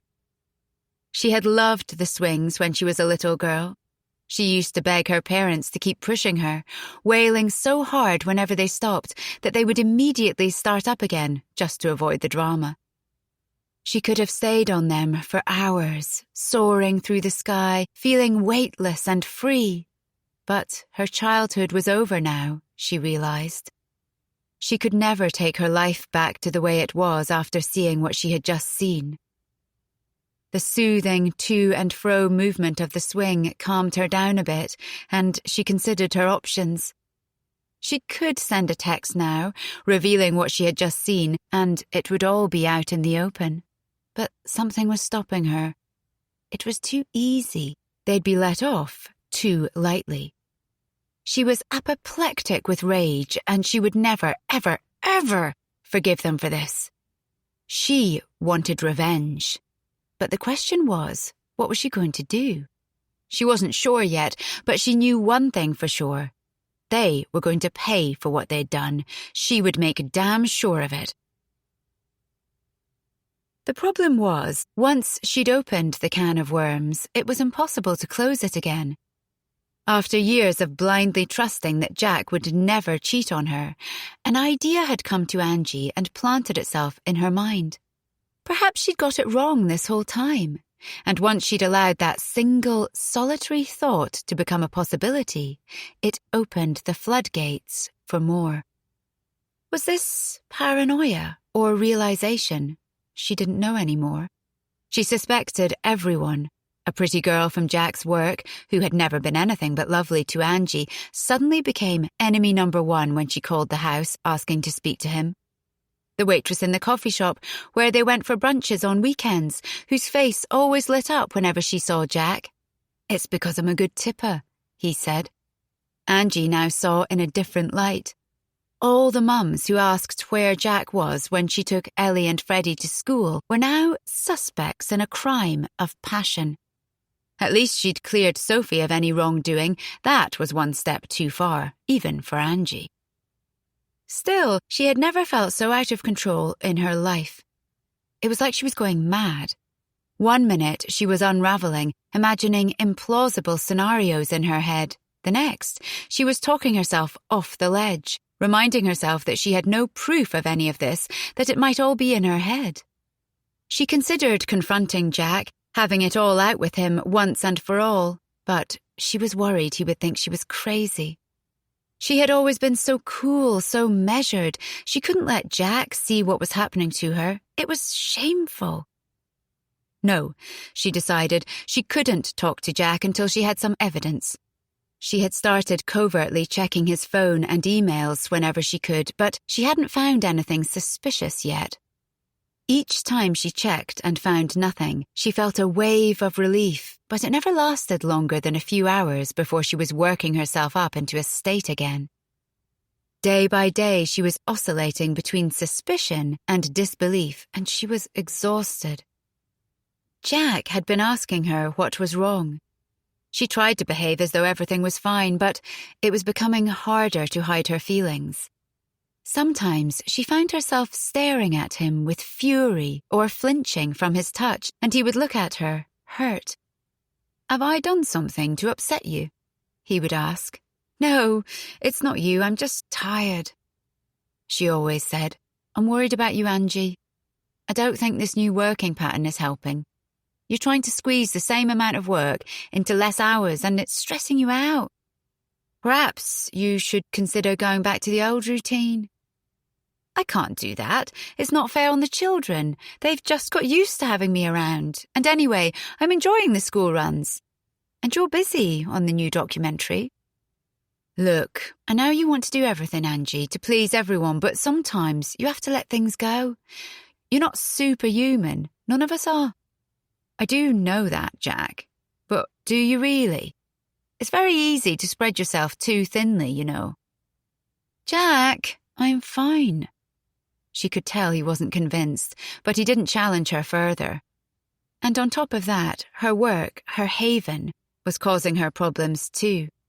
Despite supporting her request for flexible working, it was now becoming clear what they really thought about it. She was getting fewer of the juicy cases, being invited to fewer meetings, as though she was slowly being frozen out. Her dreams of becoming partner were rapidly falling by the wayside. Her new school year's resolution to get a better work-life balance was working in theory, but in practice it was benefiting neither part of her life. Everything was falling apart. But she had to keep it together. She just had to. People relied on her. Her mum had just moved into sheltered accommodation and was having a difficult time settling in, so Angie was trying her best to make the place look homely and familiar. Christmas was around the corner, and the children were counting on her to make it special, as always. She had presents to buy and wrap, visits to arrange with family, panto tickets to order, and, in a moment of sheer madness, she had offered to help out at the school's winter fair, too. And that was on top of her usual heavy workload. She would just have to brush everything under the carpet for now and get through the rest of the year. She'd deal with it all in the new year. At least Indy was on good form. She was being uncharacteristically nice to Angie, loving even. It was a relief not to be constantly treading on eggshells around her. They had gone shopping together a few days ago, just the two of them, and had a marvellous time. Angie guessed it was because her efforts to be around more over the last few months had paid off, allowing them to bond again. After 2 years of sulking, Indy was emerging from her cocoon and blossoming into a beautiful, thoughtful young lady. She was so proud of her, as she was of all her children. Whatever happened, they had to come first. And if that meant plastering on a smile and getting on with life for now, then so be it. 15. Sophie admired her reflection in the wardrobe mirror and smoothed down a non-existent crease on her dress. It was the same one she'd worn for the night out that never happened with Angie a few months ago, and after months of training and teaching in the pool, it looked even better on her now. She had got her hair cut just before Christmas, and it skimmed her shoulder blades in glossy waves. On her hairdresser's advice, she had splashed out on balayage and a smoothing treatment too, an impulsive decision she had made with the thrill of knowing that she was earning her own money again, even if it was a pittance compared to someone like Angie. Angie. She tried not to think about her and returned to looking at herself in the mirror again. She had started the year feeling stuck in a rut. Her career had dwindled to a near halt. Her children were growing up and becoming more independent, and their plans to have a baby were going nowhere. But look at her now. She had embarked on an exciting new career and was feeling better and healthier than she had in years. She was practically glowing. What a way to bring in the new year. The only thorn in her side was that she hadn't been able to share her joy with Angie. She tried to ignore the butterflies in her stomach at the idea of seeing her again.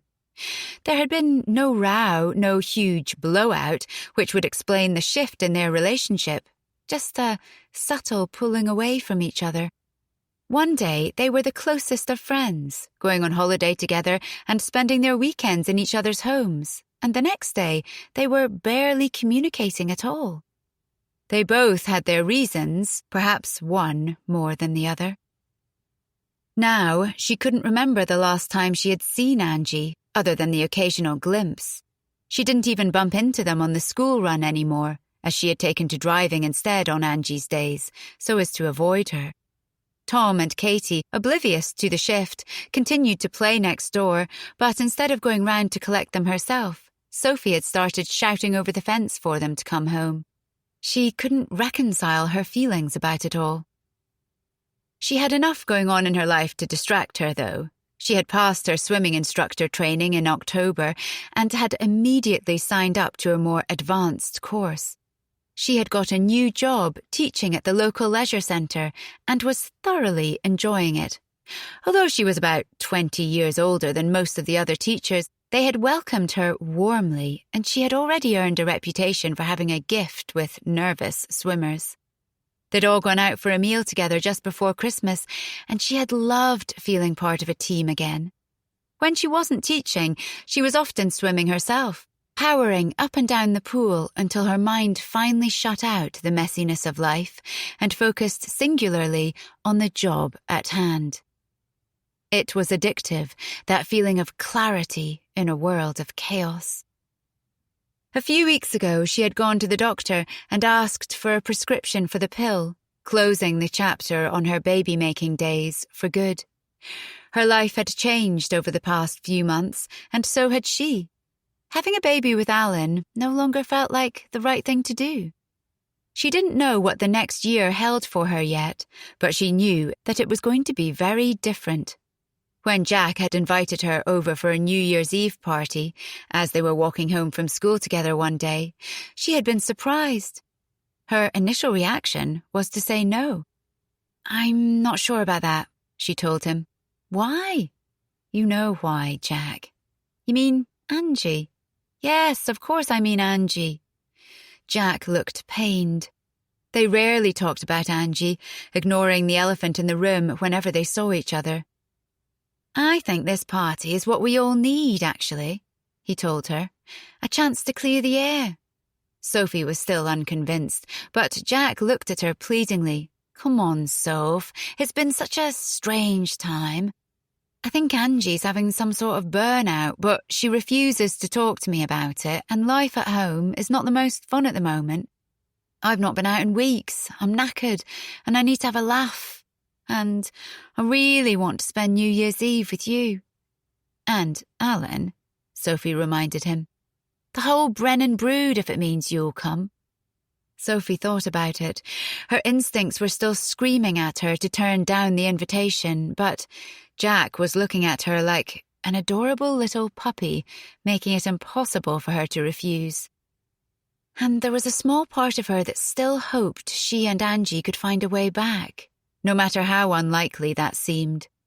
She looked at Jack and relented. "Oh, go on then, you sod." The party had been weeks away then, so she could put it to the back of her mind and forget all about it. But after a whirlwind Christmas, New Year's Eve had arrived before she knew it, and now she couldn't put it off any longer.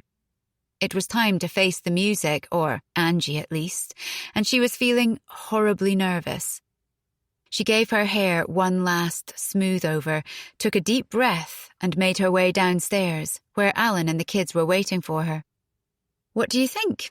she said to Alan, giving him a little twirl. "Beautiful, Soph, as always," he said. Tom and Katie were hovering by the back door, already eager to get going. They both remembered how fun the party had been last year and were looking forward to staying up late and having a sleepover. "Come on, let's go," Tom said impatiently, tapping his foot as Sophie scrabbled around for the food and drinks she had bought to take with them.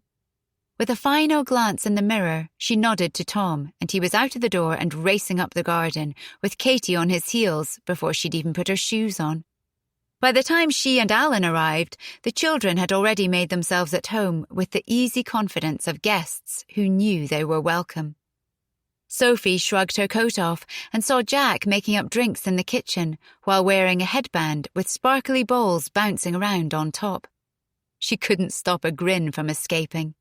Somehow, he managed to pull it off. He turned around and his face lit up when he saw her. "Brilliant, you're here. Let's get this party started." He handed mocktails to Tom and Katie and proffered martini glasses at Sophie and Alan. "What do we have here?" Sophie asked, peering suspiciously into the glass. "A Jack special," he declared proudly as Sophie took a hesitant sip. She winced. It was tasty, but potent, as usual. She'd have to make sure she didn't get too plastered tonight. "Where's Angie?" she asked, remembering how last year she had gone upstairs to find her. She realised that she no longer felt entitled to do so. Upstairs, beautifying herself with Indy. They'd been at it most of the afternoon. Facials, hair, nails, you name it. I'm sure they'll be down in a minute, but feel free to go on up if you want to. Sophie considered it and said, "No, thanks. I'll wait here." Angie admired herself in the mirror. She and Indy had spent the day pampering themselves, and she'd even let her daughter curl her hair into loose waves. She'd done an excellent job, Angie thought, turning from left to right and enjoying how her hair bounced around lightly as she moved. She had treated herself to a new dress for Christmas, and she loved the way it fit her, smart and subtly sexy. After a fun afternoon with Indy and 2 G&Ts, she was in a good mood. It was time to put this disaster of a year behind her and start afresh. She would talk to Jack, properly talk to him, about how she was feeling. She would start making more of an effort with her friends again, and she would stop beating herself up when she couldn't successfully juggle the many balls in her life, focusing more on the ones that really mattered. "You look beautiful, Mum," Indy said. "So do you, Indy." She really did. Indy had always been striking, and now she was growing into a beautiful young woman. Some people had said she had model potential, and Angie had to agree. How lucky, she thought, to be that young and attractive with your whole life ahead of you. She smiled proudly at her daughter, grateful that she had wanted to spend New Year with her family. "I can hear them downstairs, Mum. We'd better go down." With one last look at herself in the mirror, Angie turned around and replied, "Let's go." As Indy made her way down the stairs, clutching her mother's hand protectively, she smiled in anticipation. Angie looked stunning, just as Indy had wanted her to. She had spent hours pampering her and perfecting her hair, and she hoped that her father would notice. She felt a fresh surge of anger at the memory etched in her mind. Ever since that vile afternoon when her entire life had come crashing down around her, she had been planning her revenge. And when Jack had told her that they were having a New Year's Eve party, the idea had come to her immediately. There was nothing like an audience for the show she was planning to put on.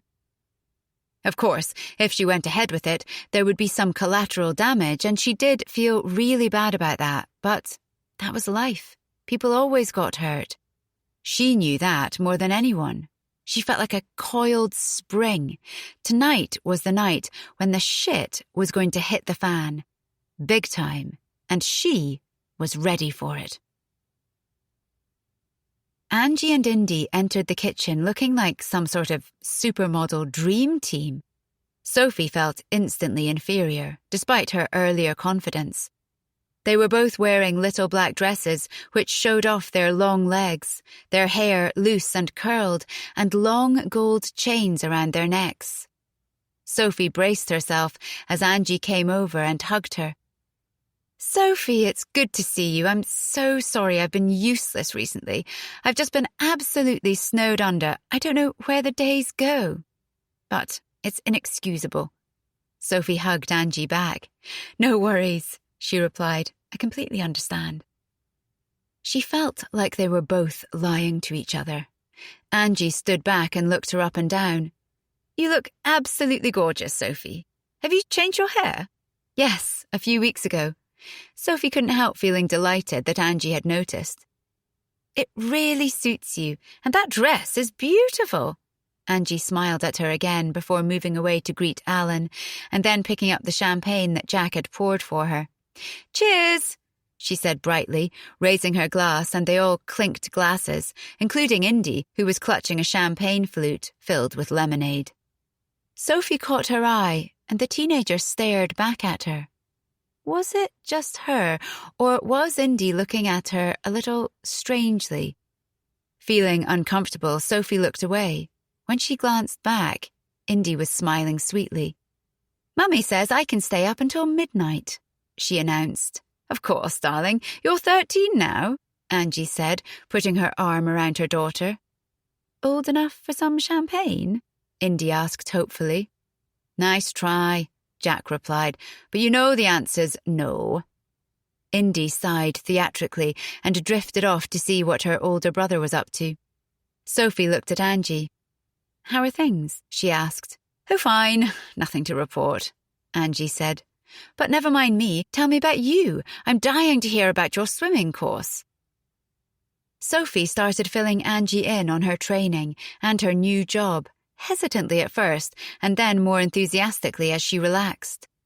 Despite what had happened over the last few months, she remembered how lovely it was to be in Angie's company and how much she'd missed it. "I might as well make the most of tonight," she thought. "I doubt it will happen again." Within a couple of hours, they were both in fits of laughter at Alan and Jack's attempts to dance to Gangnam Style. Ellie, Freddie, Tom and Katie, who had been determined to stay up late, had completely exhausted themselves by 9:30. They took a child each, carrying them up the stairs like they were babies and settling them into their beds before heading back downstairs to continue their party. "Who's for shots?" Jack asked.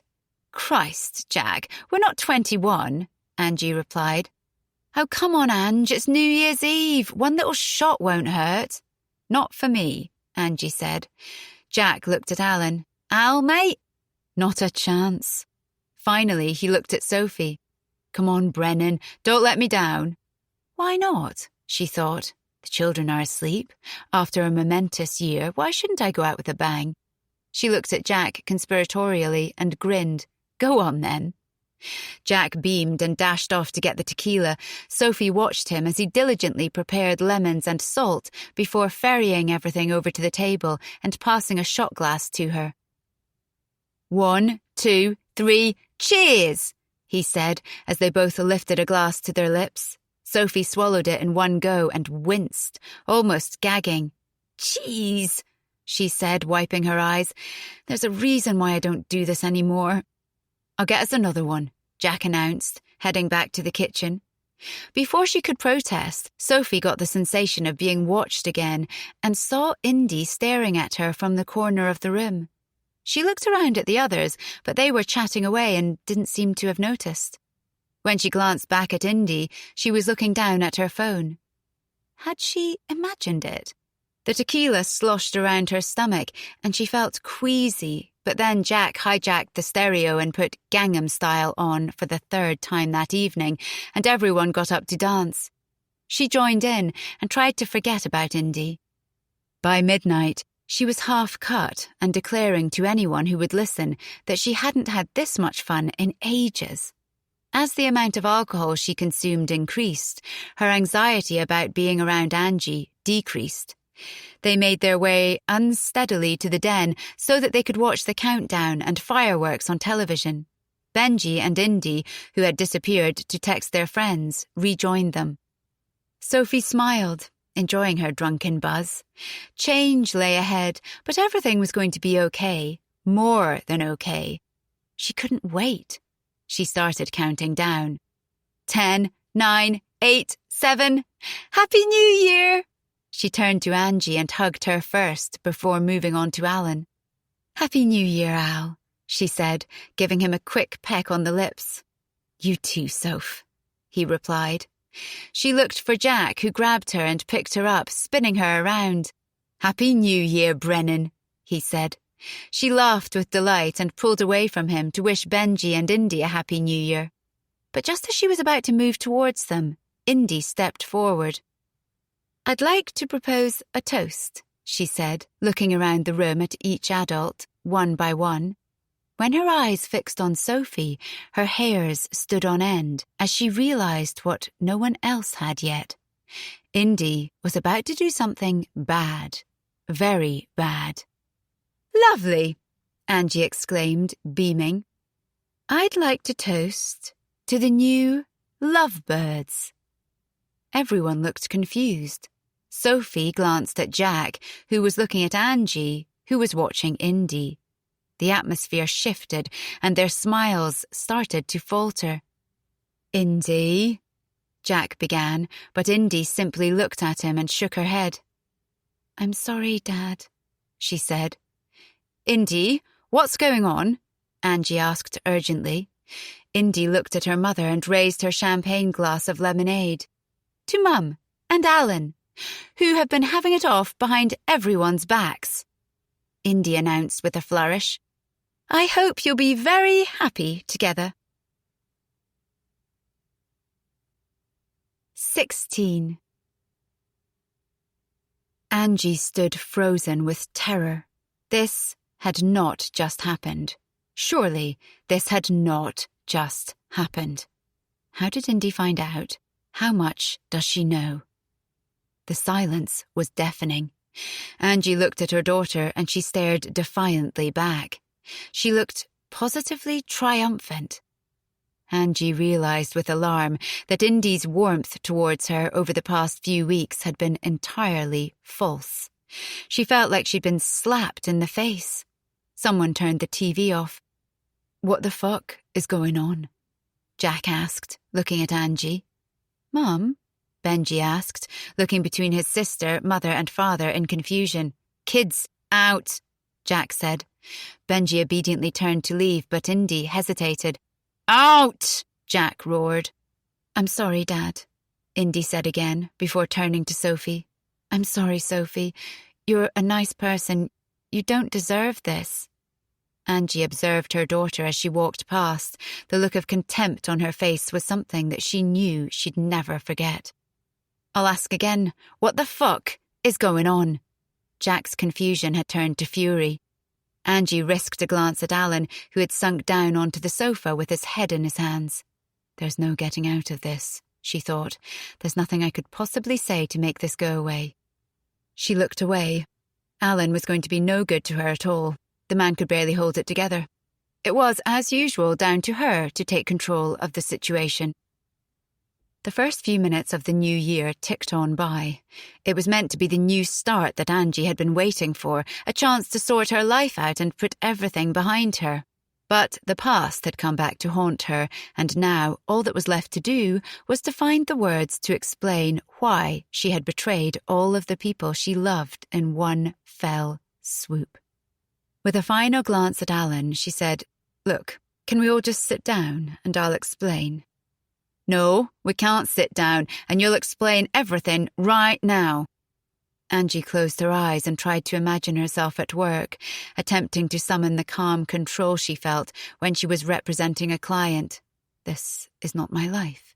This is someone else's life. I'm just telling their story. She opened them again and said steadily, Well, I'm going to sit down. She perched on the sofa, all eyes on her, and she began to talk. It was never meant to happen, and when it did, it was only ever meant to happen once. Jack was working away all week and Angie had come home early so that she could pick the children up later. She was working on a case about a woman who had been accused of assaulting her fiancé. Her mitigation was that she had found him on top of their kitchen table having sex with one of the bridesmaids-to-be. Angie knew that the case was going to attract media interest, and she felt sorry for the woman. She had reacted in a moment of humiliation and anger, and as a result was going to have her name splashed across the papers. In her experience, women like that went one of two ways. They either hid away, avoiding attention and refusing to speak to anyone, or they sold the whole sordid story to the highest bidder. She wondered which way her client was going to go. Yet the case had set her mind whirring. This woman had been convinced that her fiancé adored her, but he was sleeping with her friend behind her back the whole time. He was even going to marry her, despite his affair. What kind of person does that, she wondered. The same type of person as Jack. He fit the profile, after all. A previous track record of sleeping with plenty of women, unpredictable behavior, disappearing for hours on end without telling her where he was going. And then it hit her. She was just like the fiancé. It was like a bolt from the blue. Suddenly she saw her past in a completely different light. Snippets of memories, small things she'd dismissed at the time, came back to her, loaded with new meaning. When one of his female colleagues had started acting strangely around her for no reason, as though she felt awkward in her company, Jack had said it was because she was having personal problems. Was Jack the cause of those problems? When a Sunday League football buddy of Jack's made a comment about him being a love rat, then quickly backtracked and claimed he was referring to his university era, even though he hadn't gone to the same one as Angie and Jack. Jack had told her it was because they'd shared stories of their student days. And then, of course, there was the pink thong. How quick she'd been to believe his story. Had Jack been sleeping around behind her back? Were these late nights out really a front for his hookups with various women? Could he have been doing it and getting away with it for years? Did everyone know about it apart from her? She had always told herself that she could trust Jack, that he'd never hurt her, not seriously. Yes, he'd been a bit of a party animal in his younger years, but she thought she'd tamed him when they got together. Now she realized how naive and stupid that sounded. You couldn't tame someone. A leopard never really changes its spots. Jack had never changed. Not really. She didn't have any proof. She hadn't walked in on her partner shagging someone on her kitchen table, yet, in her mind, she had already convicted him. It was like a moment of revelation. She sat there, staring at the case notes as the words blurred in front of her eyes, and considered the prospect that her entire marriage had been a lie. And that's how Alan had found her when he appeared at her back door asking to borrow some milk. "Sorry to trouble you, Angie. I'm doing the invoicing and I'm gasping for a cuppa." "No problem," she said, forcing a smile and beckoning him inside as she went to the fridge to grab a bottle. At the time, all she could think about was how quickly she could get rid of him. "How are you?" They were 3 simple words, a question that she answered every day without a second thought, yet, suddenly, they were loaded with meaning and something gave way inside her until, before she knew it, she was crying. And then she was sobbing, partly for that poor woman whose bridesmaid shagging fiancé had ruined her life, but mostly for herself. She couldn't remember the last time she had cried, but once she started, she couldn't stop. Years of anxiety, frustration, anguish, and guilt poured out of her until she was shaking with the violence of her tears. Poor Alan hadn't known what on earth to do with her. Really, he'd just been in the wrong place at the wrong time. Perhaps if he'd popped by another day, another time, things might have turned out completely different. He walked carefully up to her, like she was a wild, unpredictable horse, and prized the milk bottle from her tightly clenched hand, placing it gently on the kitchen surface. Then he put the kettle on, made her a cup of tea, and waited until she had calmed down. "Oh, Alan, I'm so sorry," she said when she was finally able to speak again, frantically wiping away her tears in embarrassment. "You've got nothing to be sorry about. Do you want to talk about it?" "No, honestly, I'm fine." "Are you sure? A problem shared is a problem halved, you know." She looked at him then, really looked at him. He was such a nice man. Jack was funny, charming, charismatic, but was he a nice man? She wasn't sure anymore. "I think I'm going mad, Alan," she told him. "Tell me," he urged. And so she did. She told him everything.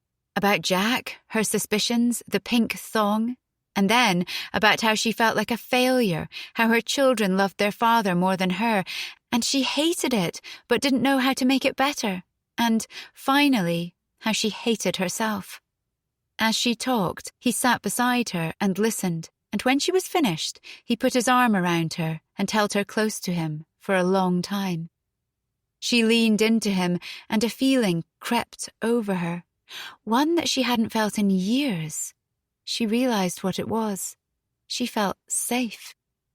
After a few minutes, she had come back to her senses. She handed him the milk bottle. "You'd better be getting on with your invoicing," she told him. "Are you sure? I don't like to leave you like this." "I'm feeling much better, honestly." He hesitated but nodded. Giving her arm a squeeze, he walked towards the back door. "Alan?" He turned and looked at her. "Thank you. And please don't tell anyone about today." "I won't say anything," he replied, "but you need to talk to Jack.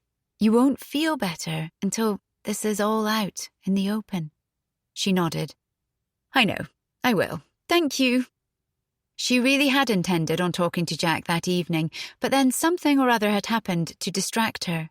Then the next day, Freddie had a temperature and had to stay home from school, and before she knew it, the opportunity had passed. Looking back now, it was painfully obvious that she shouldn't have bottled it all up inside. She should have dealt with it straight away. If she had, it probably wouldn't have manifested itself in the way that it did. But she'd always been terrible at talking about her feelings, and the longer it went unsaid, the harder it became to say it at all. So instead, she tried to bury it. But there was something else, too, something niggling at her. She had enjoyed the intimate moment with Alan. He had listened so attentively to her, as though, in that moment, she was the only thing that mattered in the whole world. She had always thought of Alan as a steady, perhaps even boring man, but now she saw him differently. She found herself thinking about him and wondering how different her life would have been if she'd married an Alan rather than a Jack. Afterwards, Jack would accuse her of wanting revenge against him for crimes that he hadn't even committed, but she knew it wasn't tit for tat that had prompted what happened next. It wasn't a case of the grass being greener on the other side of the garden fence, either. No, it had been far more basic than that. By chance, Alan had become her knight in shining armour when she needed help, and, like all fairy tale damsels in distress, she had fallen for her rescuer. He came round to see her again a couple of days later.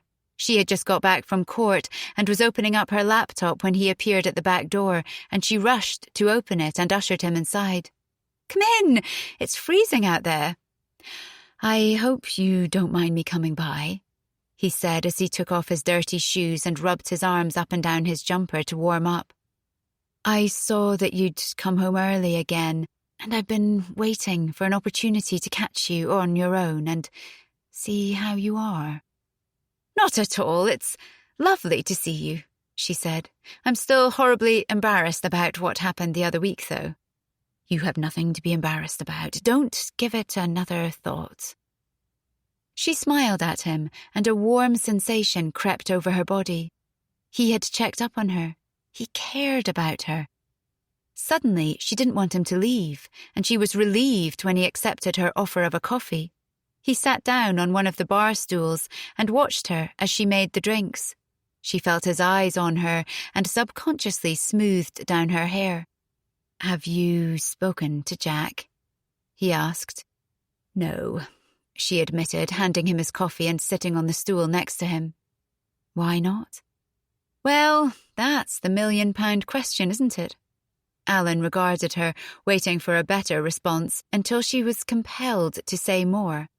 "I've never been good at talking about my feelings. I have no idea why I blurted it all out to you. You're wasted on property, Alan. You should be a therapist. Anyway, I've always been more of a stiff upper lip type of person, and until recently I thought it was working rather well for me.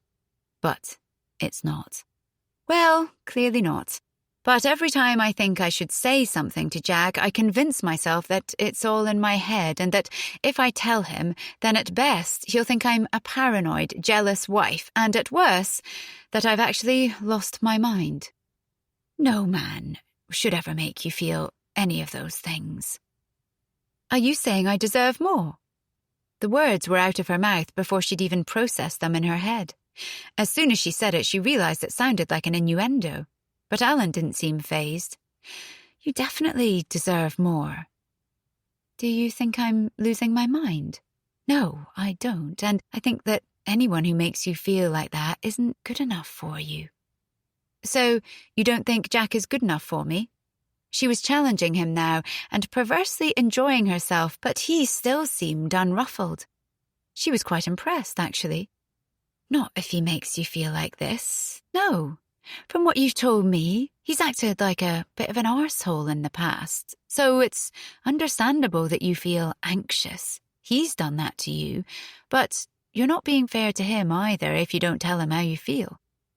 You're assuming that you know how he's going to react, but you don't." She knew he was right, but why was he so much easier to talk to than her own husband?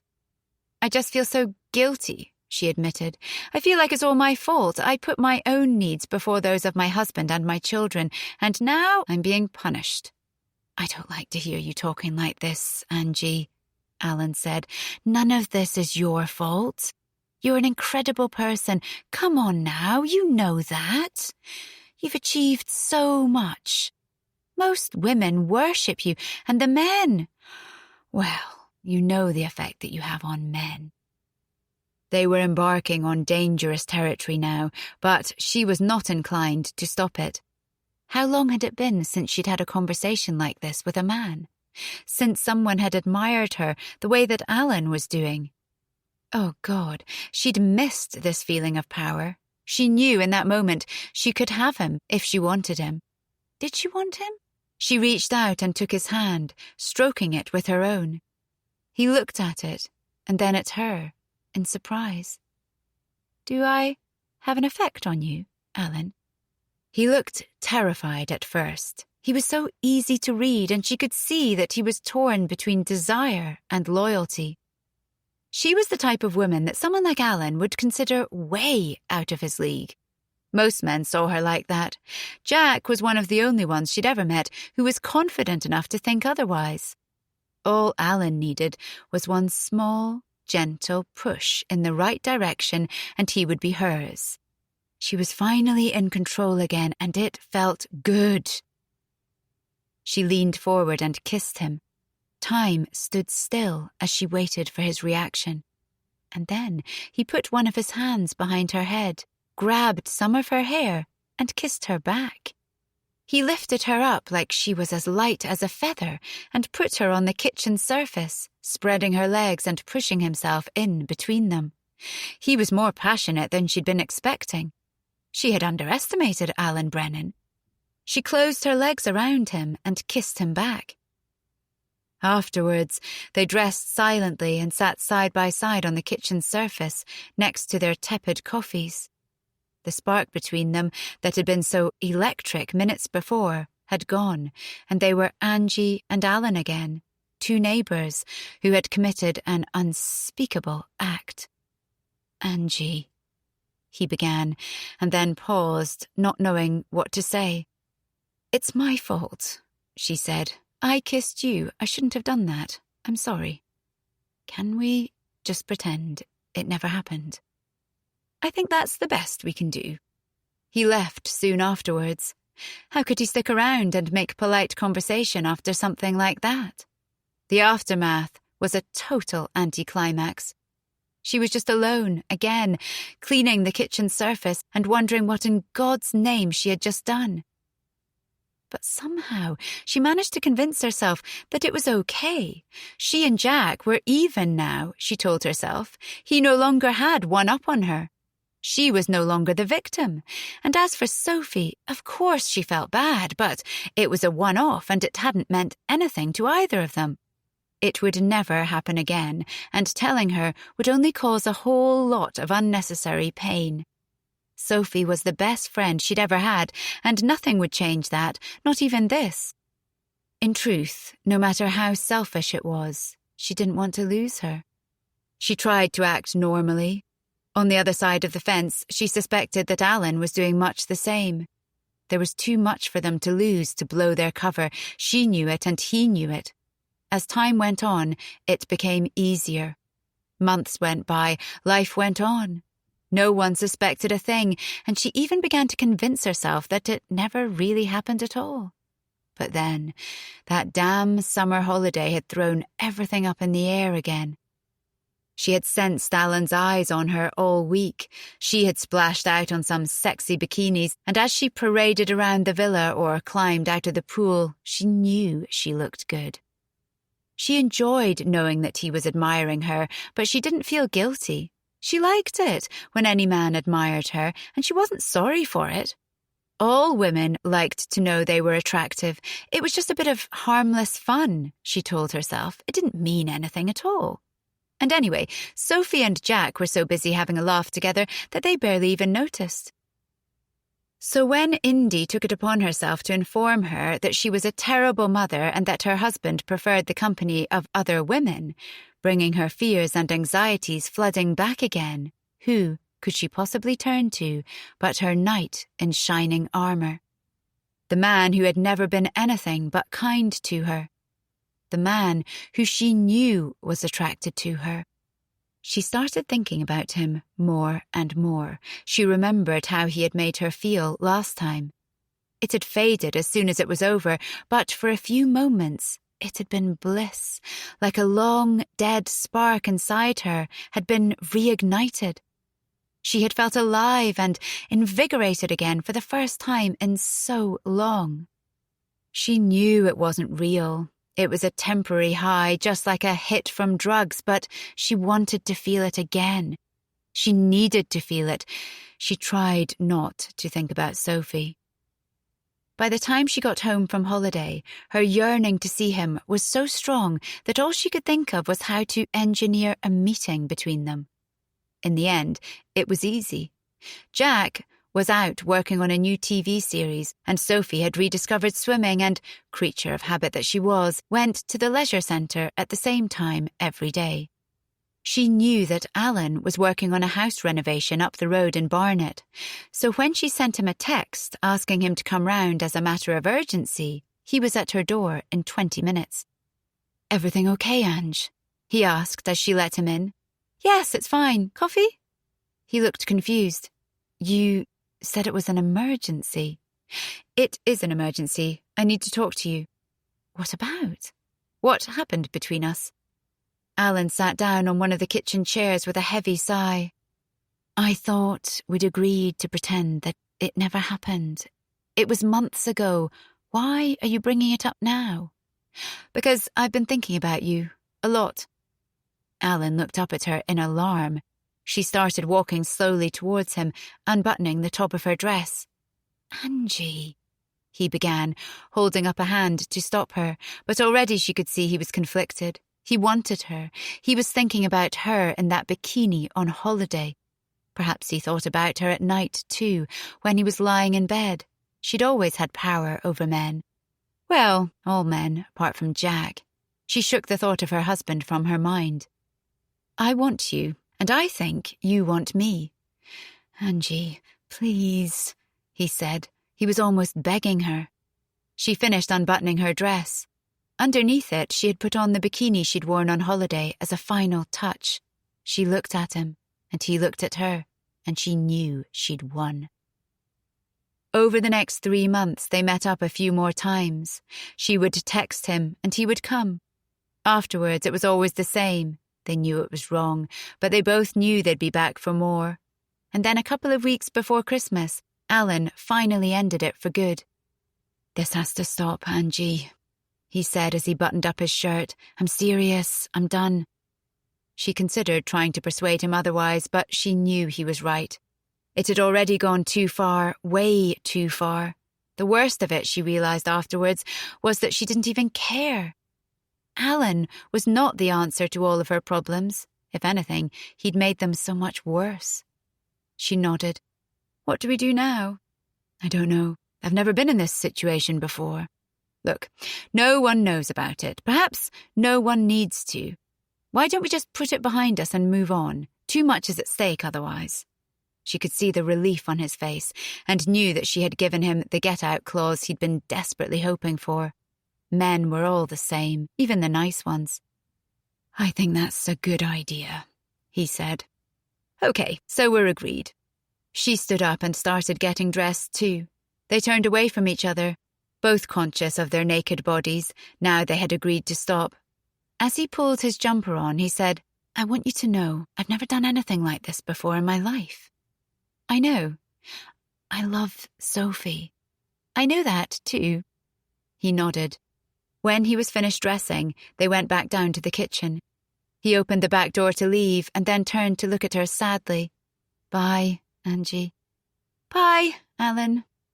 She watched him disappear through the gate into his own back garden, and it was then that the crushing realisation of what she'd done finally hit her. She'd been living in a fantasy. Alan was not her knight in shining armour. They were not going to run off into the sunset together. He was the husband of her neighbour, her friend, and she had done a terrible thing. But she had things to do, so she poured herself a glass of water, opened up her emails and got on with her work, just like she had always done, all her life, no matter what it threw at her. But she found she could no longer concentrate. It was different this time, and she was unable to brush everything under the carpet.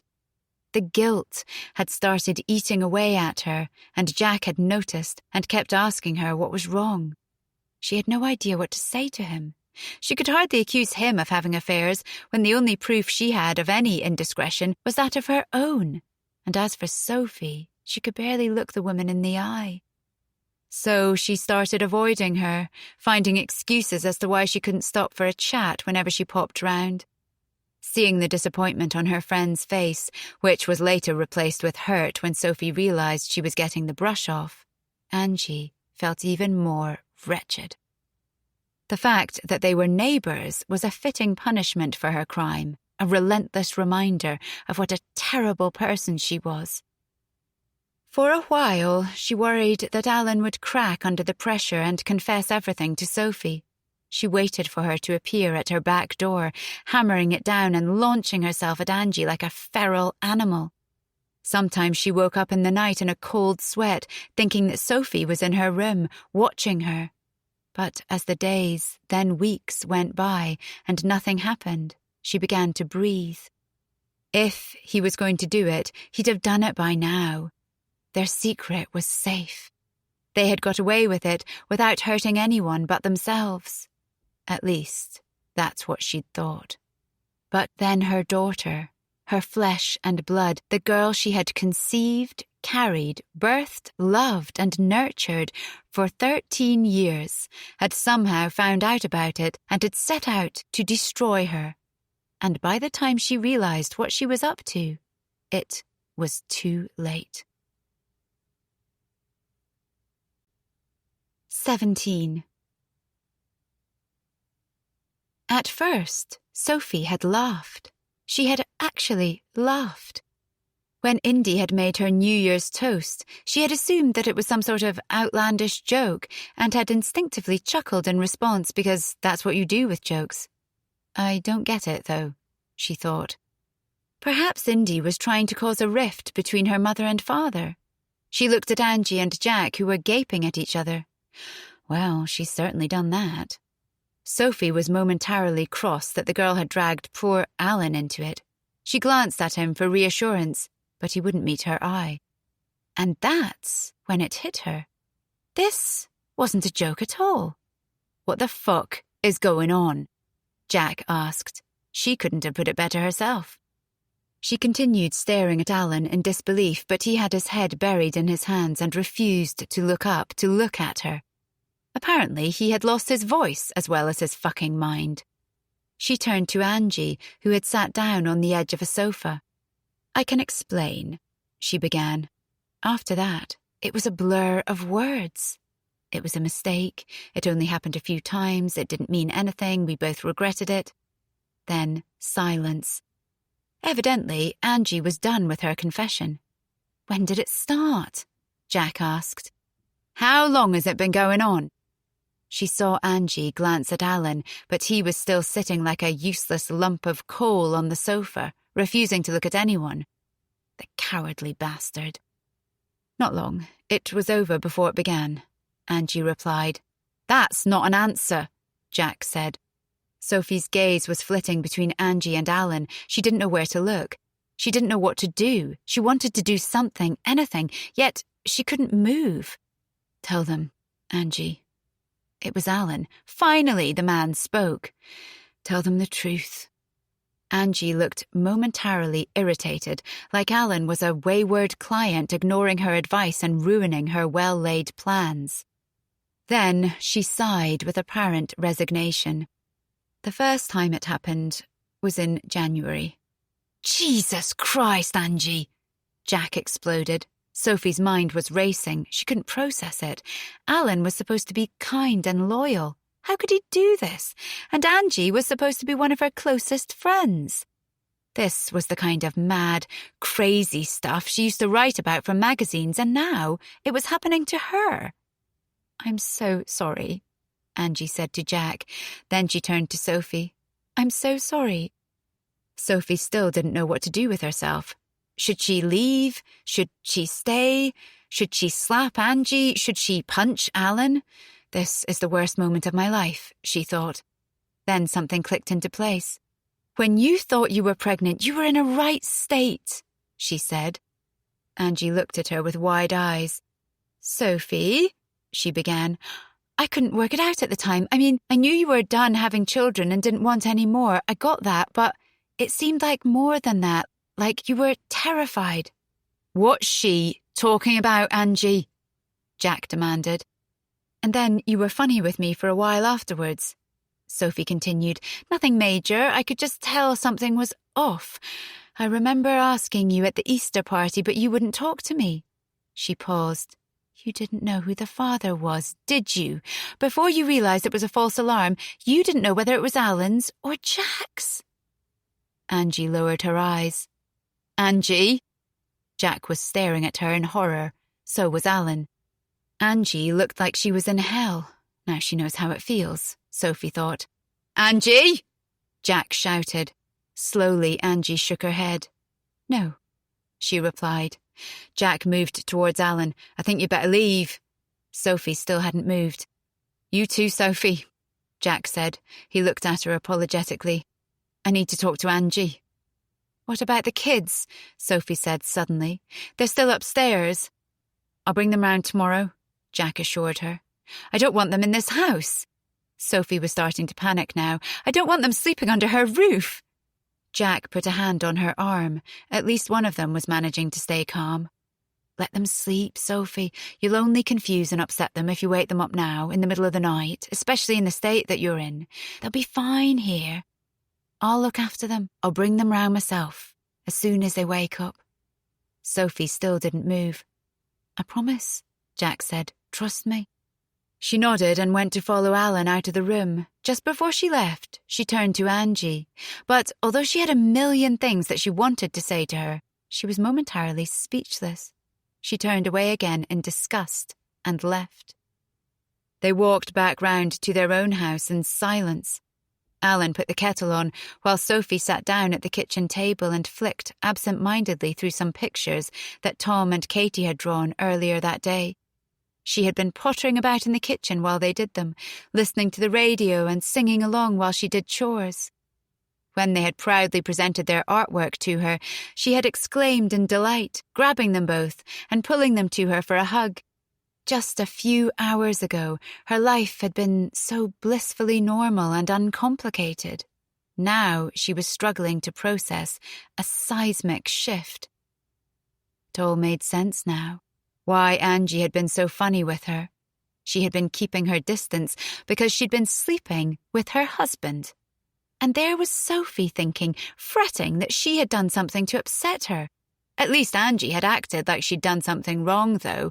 Alan, on the other hand, had behaved so normally that she hadn't had the slightest inkling that anything was up. The man she thought she knew better than anyone in the world had lied and cheated like he'd been doing it all his life.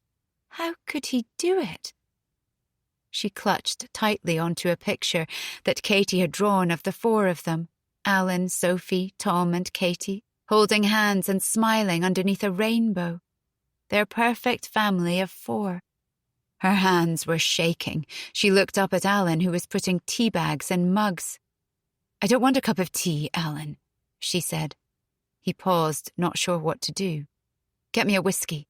Alan obediently went to the drinks cabinet to dig out the stash of single malt that Sophie wouldn't normally touch. He poured them both a dram and carried the tumblers over to the kitchen table, sitting down opposite her and waiting for her to make the first move. "Why?" "I don't know." "Come on, Alan. You can do better than that." "Honestly, Sophia, I don't know why it happened.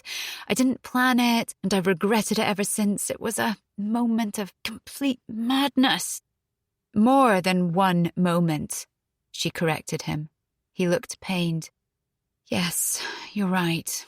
You mean the world to me. I never imagined in a million years that I would ever do anything like this. I still can't believe it myself." "Do you fancy her? Have you been lusting after her the whole time?" "No," he said. "I don't want you thinking like that." "What do you expect me to think? You cheated on me, and if that wasn't enough, you cheated on me with my friend, with our neighbour." He lowered his head. "I know. There must be a reason. You don't just sleep with someone else for no reason." He rubbed his hand along the top of his head. "We've been married a long time, Soph. I guess the spark had gone a bit, especially after all the baby-making business, and this thing, it felt exciting. And I just got carried away and let it get the better of me. I'll never forgive myself." "That's your excuse. You got carried away. What are you, a teenage boy?" "I know it sounds pathetic. I just felt that perhaps we were stuck in a bit of a rut, what with constantly talking about having children and not actually enjoying ourselves anymore, and then you got your new job and you've been so busy, so distracted." "So, it's my fault?" "No," he protested. "No, it's not your fault. It's all my fault, but you're asking for a reason, and that's the only one I can give you. It doesn't justify what I did, but there it is. I'm so sorry." "So you keep saying." They sat in silence. Sophie took a sip of the whiskey, winced, and then forced herself to take a larger gulp. It wasn't going to save her marriage, but it might numb the pain. "I may have been a bit preoccupied with making babies and the kids and becoming a swimming instructor, but this is hardly a fair punishment. I mean, yes, we should have made more of an effort to spend time alone, the two of us, but it's hard with young children." "I know. And you didn't even talk to me about it. You didn't even give me a chance to understand how you were feeling and try to make it better. I thought we could always talk to each other." "We can, Sophie." "I think what actually happened is that Angie is an incredibly attractive, sexy woman that pretty much all men drool over, and when the opportunity presented itself, you thought with your dick rather than your head. It's really that simple." "Possibly, yes. And I thought you were better than that." "Me too." He didn't even try to defend himself. Alan had never been any good at arguments. He always did whatever he could to avoid confrontation. She couldn't remember a single time in their entire relationship that they'd ever had a proper Barney, where he'd raised his voice in any way. "I don't know if I can get past this," she said. "Even if I could forgive you, which right now I can't even imagine doing, I don't think I could ever trust you again. I will never do it again, never. But how do I know that?" "You have to believe me, Sophie." She laughed in his face. "Do you know why I married you? Even though you were so different to all the men I had been out with in the past, because I thought that you would never hurt me, that I'd be safe with you." He looked crestfallen, but he said nothing. He tried to take her hand, but she moved it away. "I don't know where we go from here," she said. "I don't know either, but I'll do whatever it takes, Sophie, whatever it takes." They looked at each other from across the table, tired, upset and afraid, and knew that whatever the future held for them, it wasn't going to be decided then and there. Eventually, Sophie took herself to bed, and Alan went to sleep in Tom's room. She lay there for the rest of the night, staring up at the ceiling, too shocked to cry, and wondered how she would ever get over the fact that the two people she thought would always have her back were the ones who had let her down in the worst possible way. For the first time since she had married Alan, since she had thought she had a partner for life, she had never felt more alone. Jack brought the kids round first thing when Sophie was downstairs in her dressing gown putting the kettle on. She had been awake all night and was absolutely shattered. Tom and Katie had faces like thunder because they hadn't been allowed to stay at the tailor's for breakfast. "I don't understand why we had to come home so early," Tom said in his sulky voice. "Go upstairs and get dressed," Sophie instructed the children firmly. When they were gone, she turned to Jack, who looked like he hadn't slept either. "Are you okay?"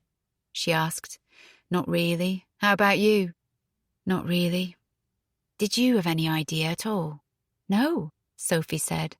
"Now I know why Angie's been giving me the cold shoulder, but Alan, I can't believe he acted so normally all this time, as if nothing was wrong. That's what gets me. I knew something was up with Angie, but I thought it was burnout from taking too much on, trying to do too much. When she's stressed, she turns in on herself and withdraws from everyone else. I just assumed it was that. Do you know, I actually thought that Angie was upset with me. I was trying to work out what I'd done wrong. I even got paranoid that she suspected you and me of something, which I know is ludicrous." "She did?" "What?" "She did suspect us. Not just you, though. Everyone. It seems she suspected me of cheating with everyone." "Blimey. And have you?" "Have I what?" "Cheated on her." "Never." "I'm so sorry, Jack." "Me too." Alan appeared then, stopping abruptly in the doorway when he saw Jack. Sophie wondered if there was going to be a showdown and panicked about the children walking in on them, but Jack ignored him. He hugged Sophie and made to leave. "Call me, any time," he said. She nodded. "You too." She watched him go, considering what he had just told her. There was no doubt that Jack was a flirt, and she could understand why it may have upset Angie in the past. Was he telling the truth about never having cheated on her? She thought back to the holiday when they'd been messing around in the pool. She couldn't be the only woman he'd turned the charm on with like that. But when she imagined him as a serial adulterer, it just didn't feel right. Jack was like a harmless kid, thoughtless sometimes, but not manipulative. Despite his fooling around, and he undoubtedly sailed too close to the wind sometimes. Jack was loyal. His wife and children came first, unlike her own husband, and Jack's wife, for that matter. "Sophie, we haven't got much time," Alan said urgently. "The kids will be down soon. What do you want me to do? Shall I leave? Shall I stay? Just tell me and I'll do it." She didn't even look at him. "You'll stay for now," she said. "Tom and Katie mustn't know anything is wrong. Do you understand?" "Okay, but what about us?" "I don't know." It was all she could give him. When the children emerged a few minutes later, she planted a smile on her face and set about making them breakfast. Inside, she was miserable, not helped by the throbbing headache brought on by tequila, whiskey, and lack of sleep. She felt so wretched that she didn't even know how she was going to make it through the day, let alone the next few weeks. She knew that some women in her position would have kicked Alan out immediately. Others would have gone round and had it out with Angie. She didn't want to do either. She just wanted to go back to bed, curl up into a ball, and hide away from the world. Why aren't I raging? Maybe it was because Alan had surrendered so quickly, or maybe she was still in shock. When Alan came down from having a shower, she told him that she wasn't feeling well and was going back to bed. "No problem. I'll take the kids to the park for a kickabout," he said. She kissed the tops of Tom and Katie's heads and wearily walked up the stairs.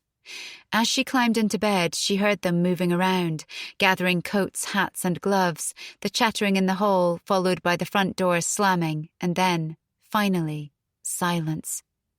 Should she call someone? Her mum? Eve, maybe? But she didn't feel like it.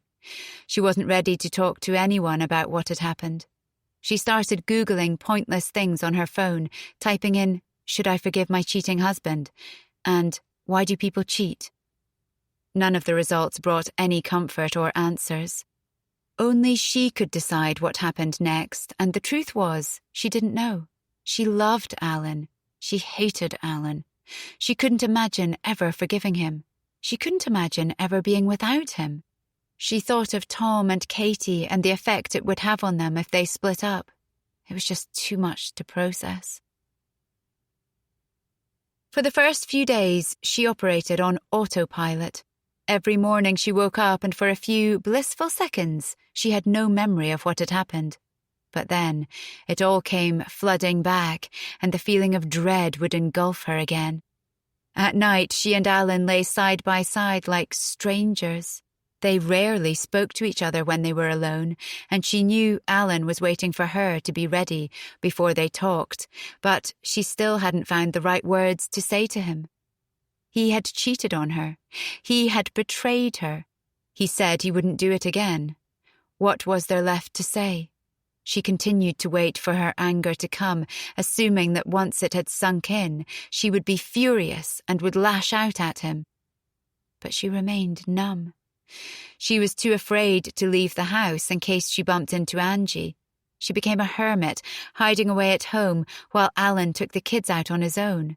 Tom and Katie, used to the freedom of letting themselves through the garden gate to play with Ellie and Freddie whenever they wanted to, were moody when Sophie told them that they couldn't go round. "But why?" Tom asked. "It's Angie," Sophie said. "She's not well. Anyway, you'll see them at school." The new term started 3 days later. She hadn't heard from either Angie or Jack, and she couldn't face either of them. As she got out of bed that morning, forcing herself to stand up, despite every bone in her body wanting to stay under the covers, she turned to Alan. "You're taking the children to school this morning?" "Soph, I've got to be on site at 8:30 a.m. She looked at him. "You're taking them?" He looked like he was about to protest, but he nodded instead. The minute he left with the children, she sank down onto the sofa. She wanted to go swimming, but she didn't have the energy, and she wasn't due at work for another 2 days. She literally had nothing to do. She had been waiting for Tom and Katie to go back to school so that she'd have the space she needed to process what had happened and decide what to do. But now that she was here, she was just as confused as ever. They couldn't go on living like strangers forever. It wasn't sustainable. She had to make a decision sooner or later. Could she forgive Alan, or was their marriage over? If only it hadn't been Angie. If it had been someone else, perhaps I could have moved past it. It was only half true. Adultery was adultery, but the humiliation of it being with Angie was excruciating. Why her? At last, the anger started to bubble up inside her, and she thumped the pillow. Then she did it again and again, until before she knew it, she was battering it with both arms, screaming, shouting, and eventually crying. She cried and cried until she had no tears left, and then she sat and stared at a family photo on the wall for a while. Alan had his arm around Sophie, and they were both pulling a silly face. Tom and Katie were laughing. They'd taken it on holiday in Greece last summer when they went away with the Taylors. Angie and Alan had already slept together by then. Come to think of it, Angie had taken the photo. Eventually, she stood up and went to make herself a cup of tea. As the kettle boiled, an image of Alan and Angie kissing appeared without warning in her head, and she felt another wave of anger. She picked up Alan's favourite mug, the one that declared he was the world's best husband, and hurled it across the kitchen. It hit the wall and fell to the floor, smashing into pieces. The doorbell ringing made her jump. What if it's Angie? She didn't want to see her, but she knew it had to happen eventually. She couldn't remain prisoner in her own home forever. But was she ready for it yet? And what if it wasn't Angie after all? It could be Jack wanting to talk, or even the postman just delivering a parcel. She considered ignoring it, but then the bell rang again, and curiosity got the better of her. Taking a deep breath and steeling herself, she opened it and looked at the person on the other side in surprise. It was Indy. 18. It had all gone according to plan. Mission accomplished. Yet Indy hadn't felt the euphoria that she had been expecting. Actually, she'd felt pretty rubbish. She had looked at the devastation on her dad's face and the horror on Sophie's and realised that she was responsible for that. The hurt and resentment that she had been harbouring for weeks that had manifested itself into an intense desire for retribution seemed to be deserting her. She felt afraid. Still, her mum deserved it, she persuaded herself. She had got what was coming to her, Alan too. But it wasn't enough anymore. It wasn't enough to justify the fact that she had just thrown a massive hand grenade into the middle of this situation. The fallout was going to be huge. When she had been plotting and planning, she hadn't cared whether her mum would be angry with her, but she did care now. Now that she actually had to face the music. And what if her parents divorced now because of it? Because of her? What if her dad never spoke to her again? She curled up on her bed in the dark and hoped that someone would come to her. Her dad, Benji, even her mum, so that she didn't have to be alone. She heard hushed voices downstairs, but no one came. She finally cried herself to sleep in the early hours, but she was awake again at dawn. Her first thought was that something terrible had happened, but she couldn't quite put her finger on what it was. And then it all came back to her, and she felt horror, guilt and fear, all wrapped up into one. She thought about running away, but she didn't know where to go, and she didn't have any money. In the end, she lay under her duvet and waited. Finally, at 8 a.m., there was a gentle knock on the door, and Jack opened it, holding a mug of hot chocolate, which he gently placed on her bedside table. As he perched on the edge of her bed and looked down at her, she pretended that she had just woken up. Rubbing her eyes, she sat up and took the hot drink, but refused to look at him. She desperately wanted to find out what had happened last night, but she couldn't bring herself to ask, so she scowled instead. "Are you okay?" he asked, putting his hand on top of hers. She looked at him in surprise. "Aren't you angry with me?" He smiled sadly. "No, Indy. You shouldn't have done what you did in the way that you did, but you should never have been involved in the first place. You're a child. I'm so very sorry that you got dragged into this mess. I really am. It must have been absolutely horrible for you." Her dad's kindness, his understanding despite what she'd done, set her off again, and she was sobbing, spilling hot chocolate all over the duvet until Jack gently removed the mug from her hands and put his arms around her. "I'm sorry, Dad. I'm so sorry." "I know," he said, hugging her even tighter. When she had recovered, he handed her the drink back and she took it gratefully, craving the comfort of a childhood favourite.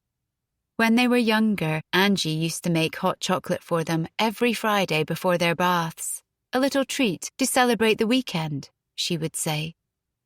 I've messed up, she said. Well, maybe a bit, but it's not your fault.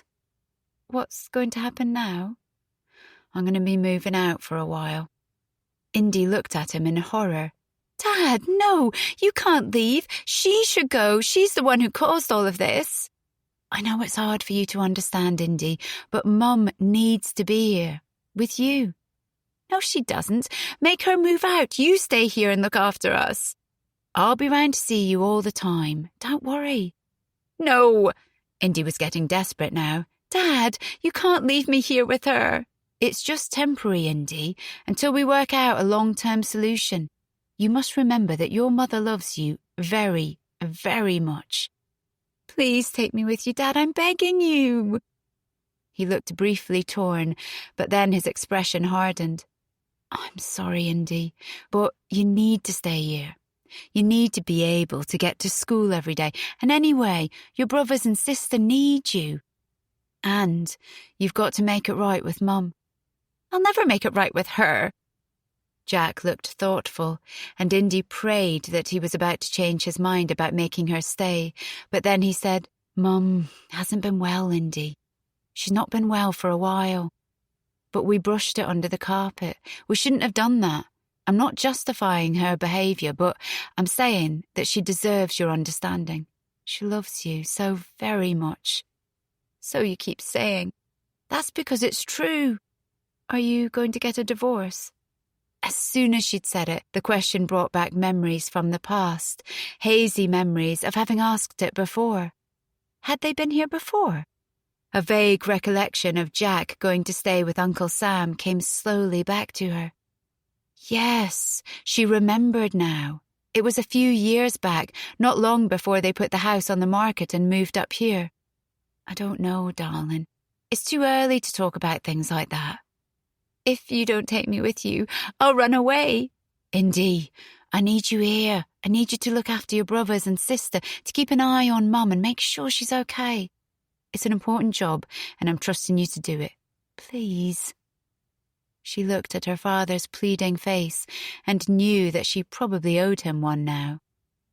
Fine, she agreed huffily.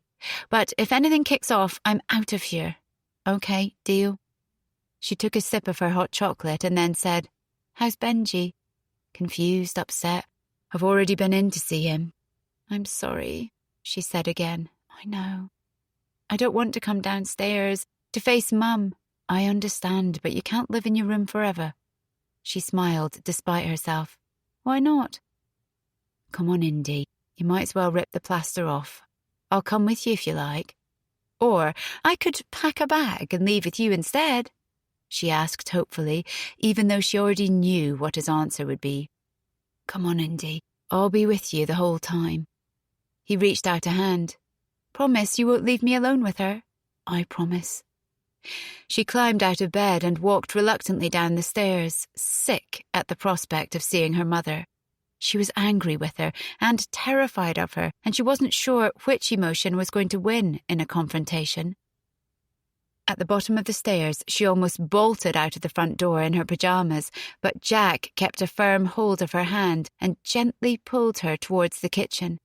When they reached the doorway, she saw Angie sitting at the table. She heard the TV behind her and guessed that Ellie and Freddie were watching cartoons in the den. She wished she was with them. Her mother looked up and fixed her gaze directly on her. She wanted to stare back, to prove that she wasn't afraid of her, but she couldn't stop herself from lowering her eyes. Her courage and self-righteousness from last night had gone. She braced herself for Angie to go at her full throttle. Instead, the room was silent. What is she waiting for? Finally, she couldn't take it anymore, and she looked up, locking eyes with Angie, but her mum's expression wasn't what she had been expecting at all. She looked tired, sad, and defeated. There was no hint of anger on her face. Indy, who was used to seeing her mother perfectly made up, confident, and in control at all times, found the transformation unnerving. Hi, Indy, she said. "Hi," she replied, moving slowly towards the kitchen table. "Can we talk?" Indy glanced at her dad. He nodded reassuringly and sat down at the table, gesturing for her to sit beside him. After a moment's hesitation, she did. Her mother frowned. "I think it would be better if we talked alone, woman to woman." Indy shook her head. "Dad stays." Angie nodded wearily. "Okay." They regarded each other before Angie spoke. "Indy, what you did last night hurt a lot of people. I only wish that you had come to talk to me about it first." Indy started to protest, but Angie held up her hand. "Let me finish. What you did was hurtful, but I can't begin to imagine what you've been going through, finding out what you did. I am so deeply, deeply sorry for that. It was unforgivable of me." Angie had tears in her eyes, and Indy welled up too. She blinked furiously, determined to hide her emotion from her mother. "I've behaved terribly," Angie continued. "I've hurt your father, and I've hurt you and your siblings, which is the last thing I'd ever want to do. I understand why you're angry with me, and I'm not asking for your forgiveness, but I do want you to know that I love you very much. And if there's anything you want to ask me, I'll answer truthfully. No more secrets or lies between us." Indy thought for a moment, and then asked, "Do you love Alan?" "No." "Why did you do it?" Angie glanced at Jack before she answered.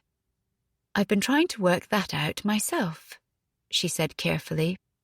"I've been feeling worried and low for some time now, and I didn't talk to anyone about it. Instead, I let myself do something very stupid." "Do you love Dad?" "Yes, very much, but I was also angry with him." Indy was confused. "Why?" Angie looked pained. "I got an idea in my head about him." "Which was?" Angie looked reluctant to say. "You said no lies, Mum. I thought Daddy was having an affair, but he wasn't." She'd asked for the truth, but now she had it, Indy was feeling even more uncomfortable. Her mother was being so frank, so honest. She'd never had a conversation with her like this before, like they were two grown-ups. She'd been telling her mum to stop treating her like a little child for ages, and now that she had, Indy didn't know what to do with it. "Why is Dad moving out when you're the one who made the mistake?" "It was Dad's decision. He's offered to go and stay with Uncle Sam for a while to give us a bit of space. I've decided to take some time off work, so I'm going to be around a lot more, and I want to use that time to make it up to you all, to be a better mother." This was all far too civilized, Indy thought, her temper flaring. Too damn civilized. Where was the anger, the hate, the recriminations? She looked at Jack, who seemed so calm. "Why aren't you angry, Dad? Why are you both being so nice, so polite to each other?"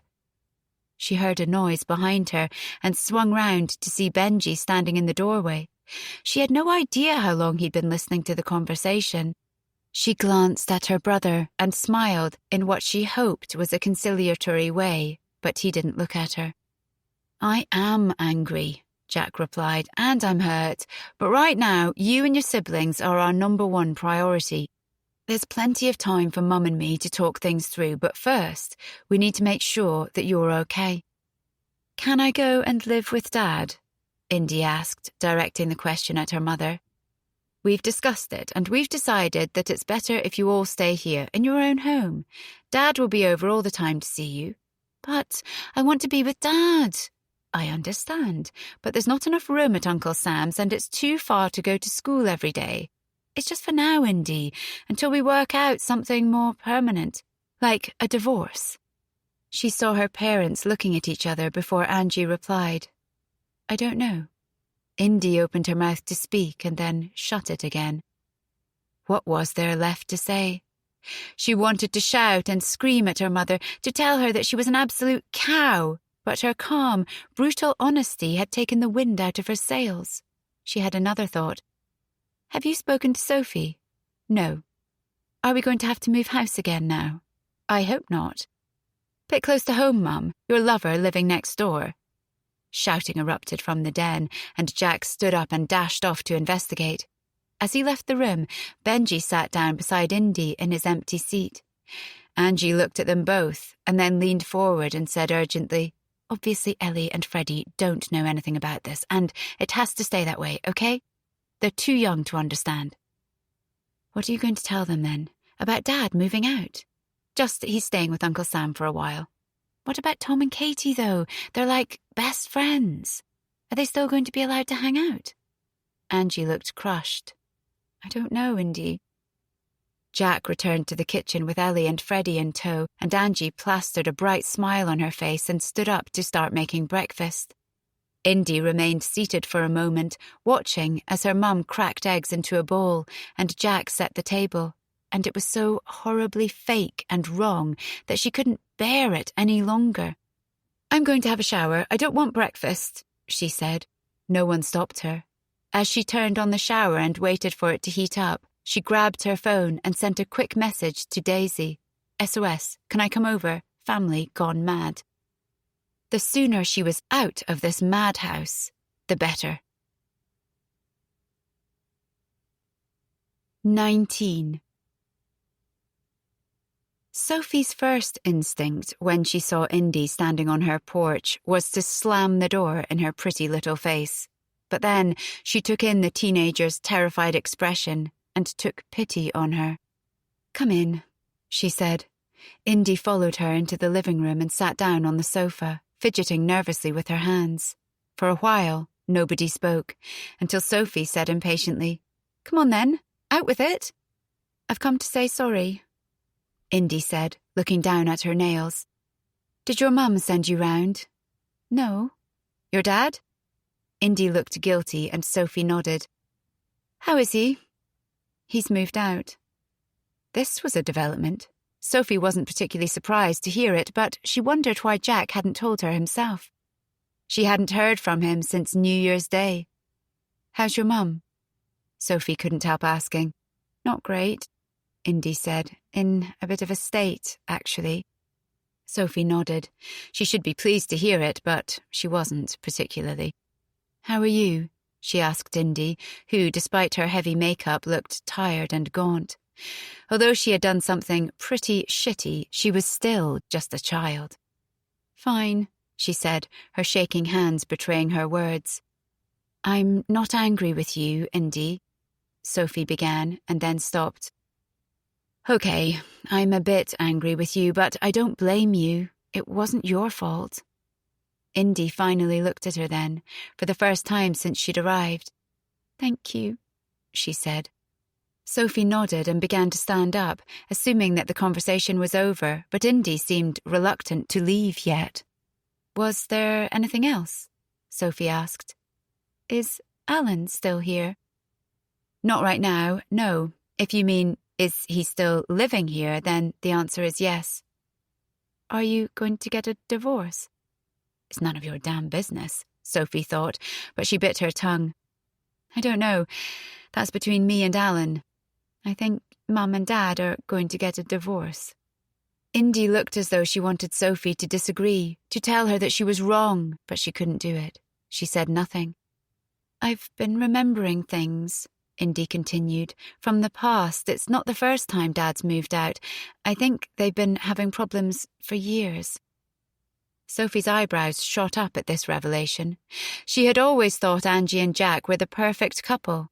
Affectionate, attractive, vivacious, they were basically cover stars for a magazine about successful marriage.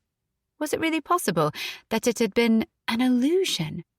All the time she had spent with Angie over the last few years, drinking cups of tea or glasses of wine, she had never breathed a word about trouble in paradise.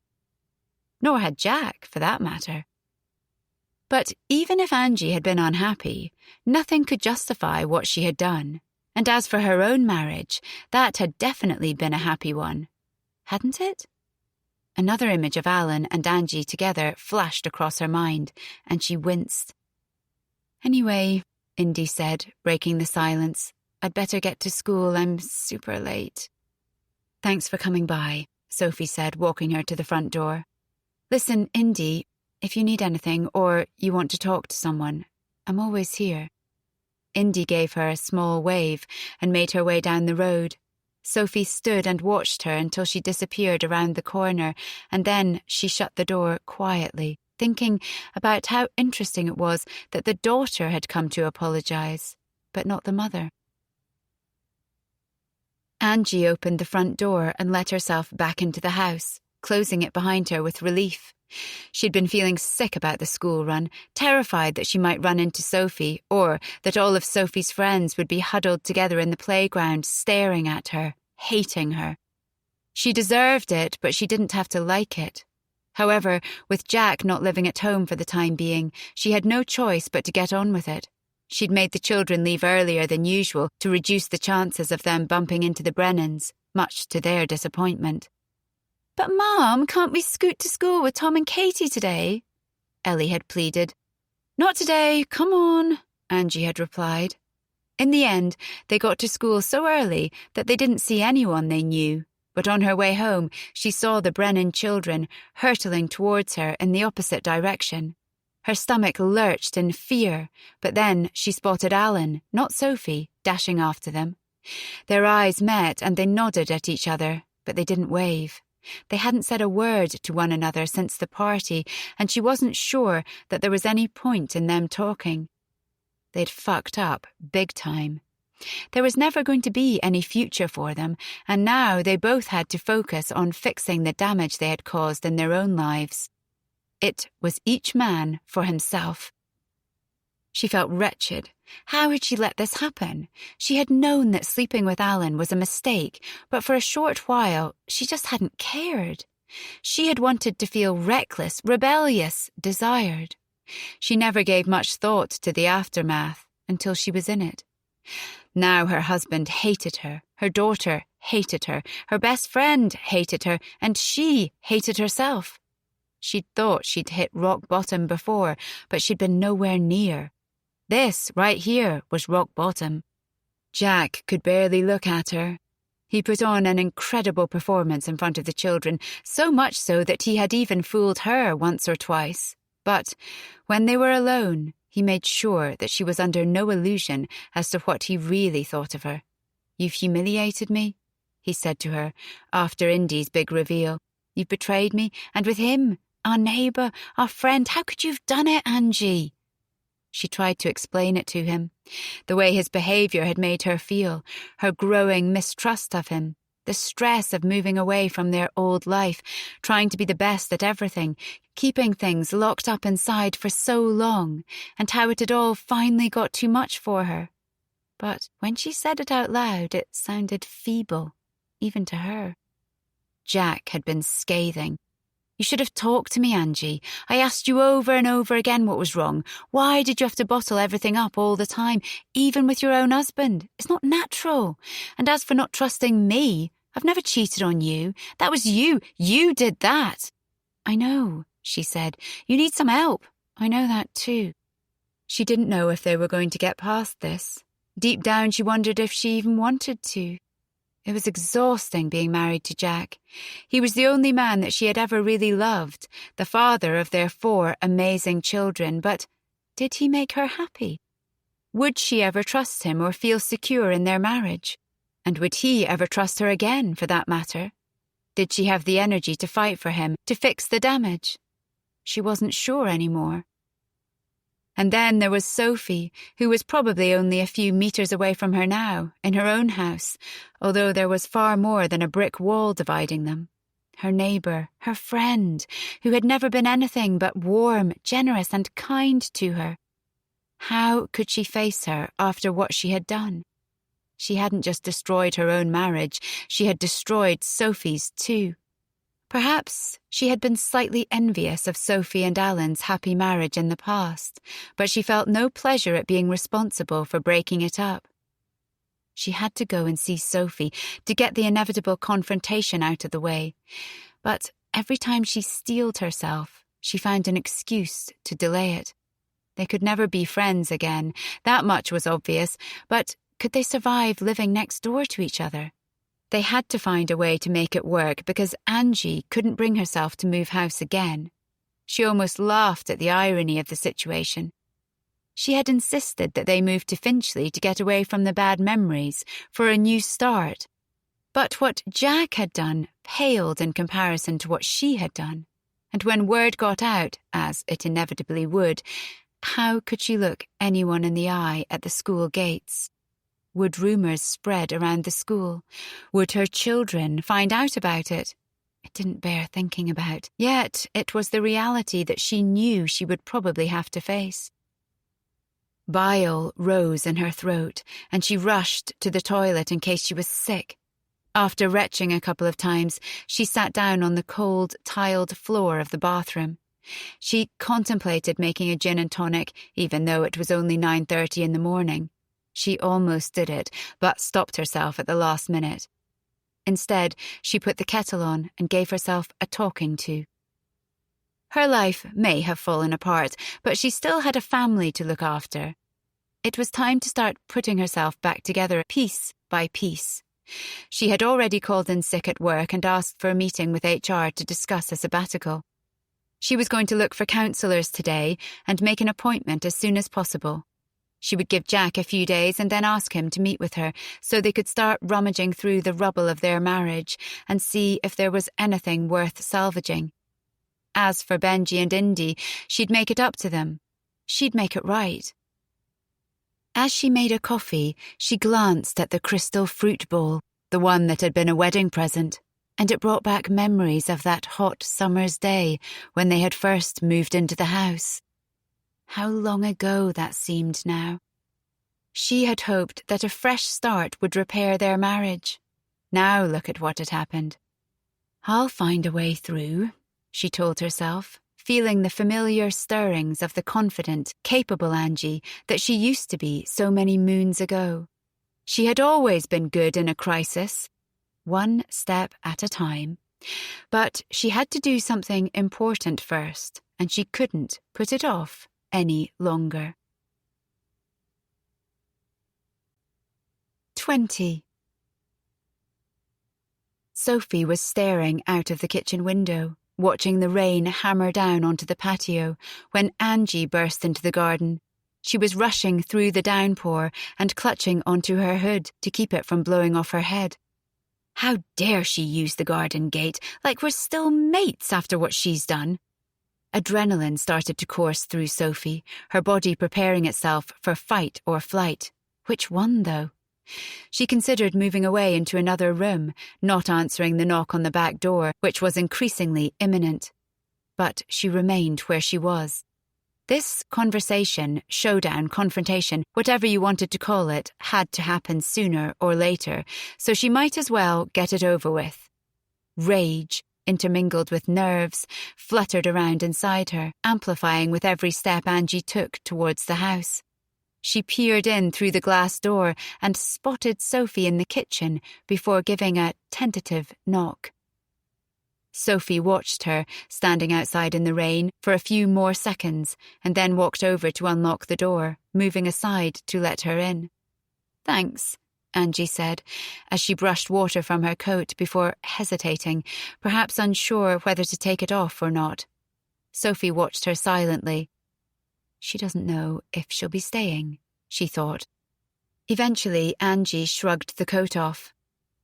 "Hi," she said. Sophie nodded back at her. "Can we talk?" Sophie nodded again. She inhaled and exhaled deeply a few times. She was too livid to speak.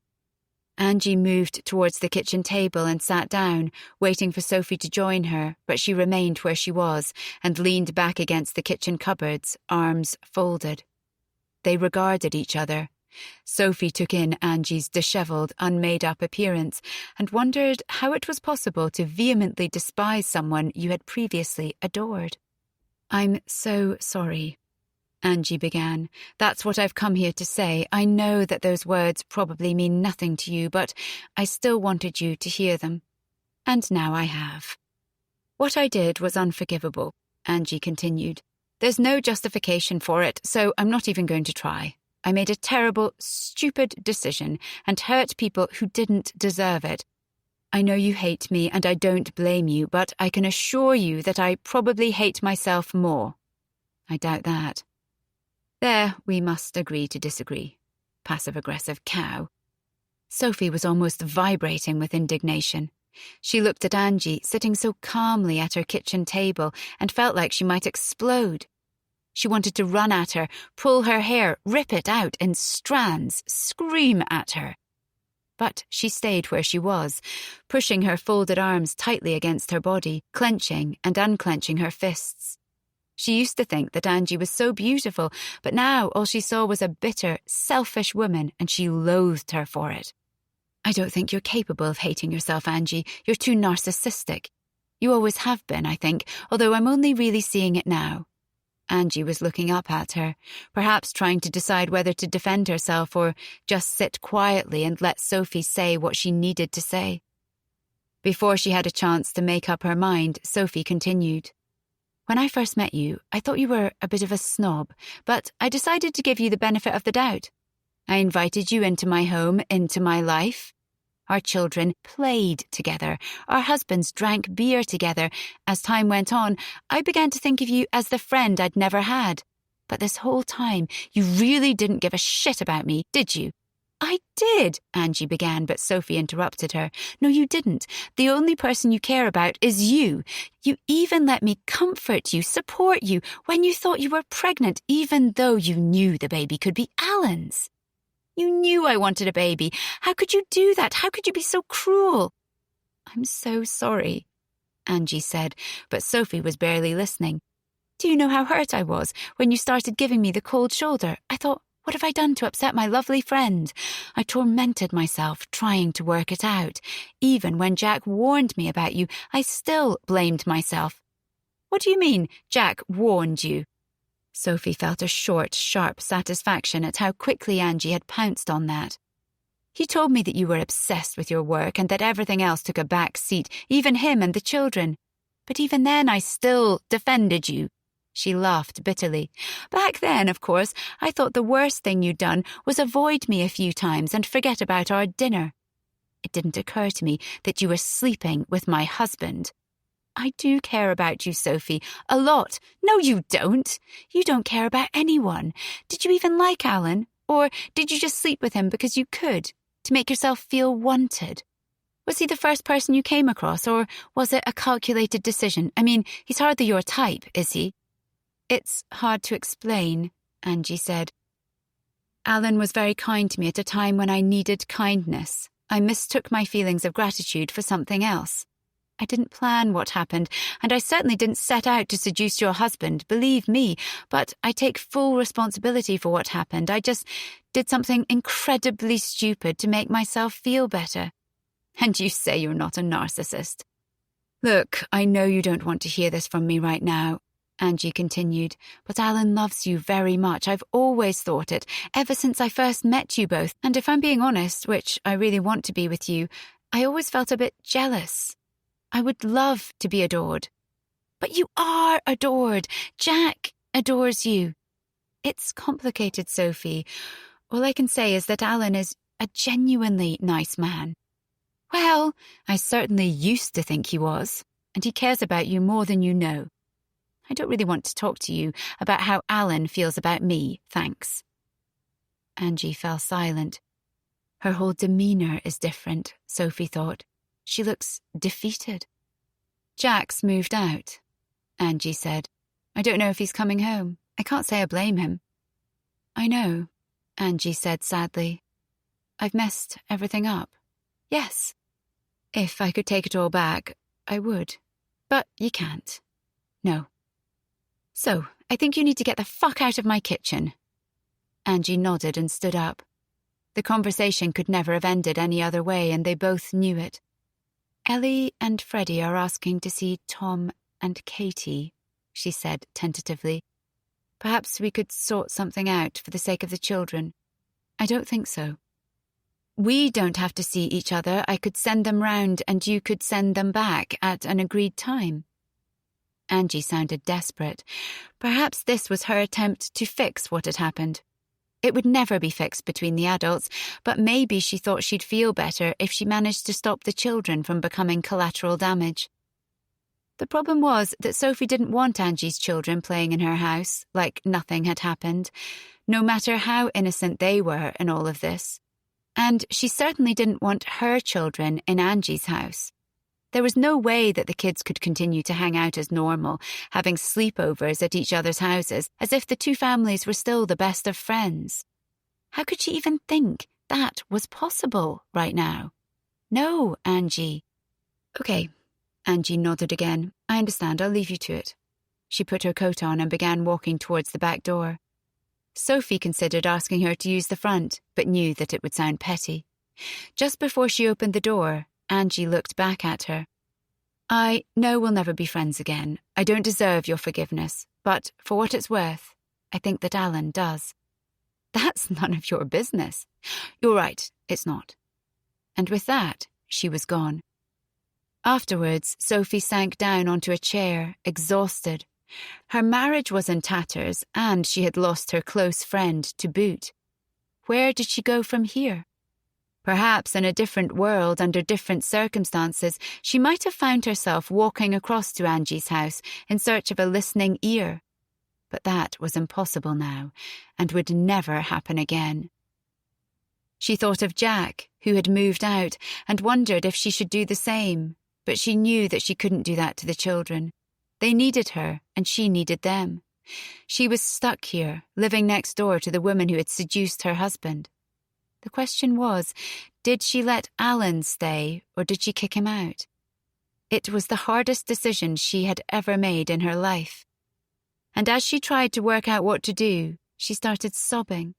She cried for all the things she'd thought she had just a few days ago and everything she had lost since. Because whatever happened next, she knew one thing for sure. Her life was never going to be the same again. 21. 10 years later. Katie Brennan tapped her foot impatiently on the vinyl floor and peered round the long line of people in front of her, waiting for their recommended student vaccinations. She was itching to leave so that she could go and explore, but judging by the excruciatingly slow speed the queue was moving at, she suspected she was in for a long wait. The sports hall was packed with other freshers, all eager to get on with navigating their way around campus, making new friends, and arranging nights out. She smiled self-consciously as she caught the eye of a boy in the queue next to her. He smiled back. They both shuffled forward a couple of steps. "Looks like we're in for a long wait," he said. She nodded in agreement. She'd arrived at university 2 days ago. Her parents had dropped her off and lingered for too long, fussing around her as she unpacked, finding excuses to stay. She had eventually told them, kindly but firmly, that it was time for them to leave. Even then, they had been reluctant to prize themselves away, clinging on to her tightly as they hugged her goodbye. She was the baby of the family, and she wasn't sure that they'd ever be ready to let her go. "We're so proud of you, kitty cat," her dad had said. Who'd have thought? A Brennan at Oxford University. She had wanted to go to Oxford ever since she had read and later watched His Dark Materials. She had been bewitched by the idea of the magical city, so steeped in history, with its long list of extraordinary alumni who had changed the world in so many different ways. When she finally saw it in person, after begging her mum to take her for a day trip, she hadn't been disappointed. It was just as special as she'd built it up to be in her mind. She vowed there and then that she would earn her place at the prestigious university. She had always been a good student. Her schoolmates called her a swot, although never maliciously. She was popular enough not to attract the attention of bullies, and her brother, Tom, was a heartthrob, so it was in the other girls' interests to be nice to her. But even so, she had known that getting into Oxford was a push. So, while her friends went to parties or spent hours on social media, she studied. She was only satisfied if she achieved the top marks in her class, which she usually did. She got the highest grades in the year in her GCSEs, much to her parents' pride, and she tackled her A-levels with the same determination. She threw herself into as many extracurricular activities as she could manage so that she'd have plenty to write about on her application. She spent hours preparing for her interview, practicing her answers over and over again until she was even dreaming about it. She would wake up in a cold sweat, terrified that she'd blown it, before she came to and realized that it hadn't even happened yet. In the end, she needn't have worried. She received an unconditional offer, and just like that, her dream became a reality. Even now, she wasn't sure if it had quite sunk in yet.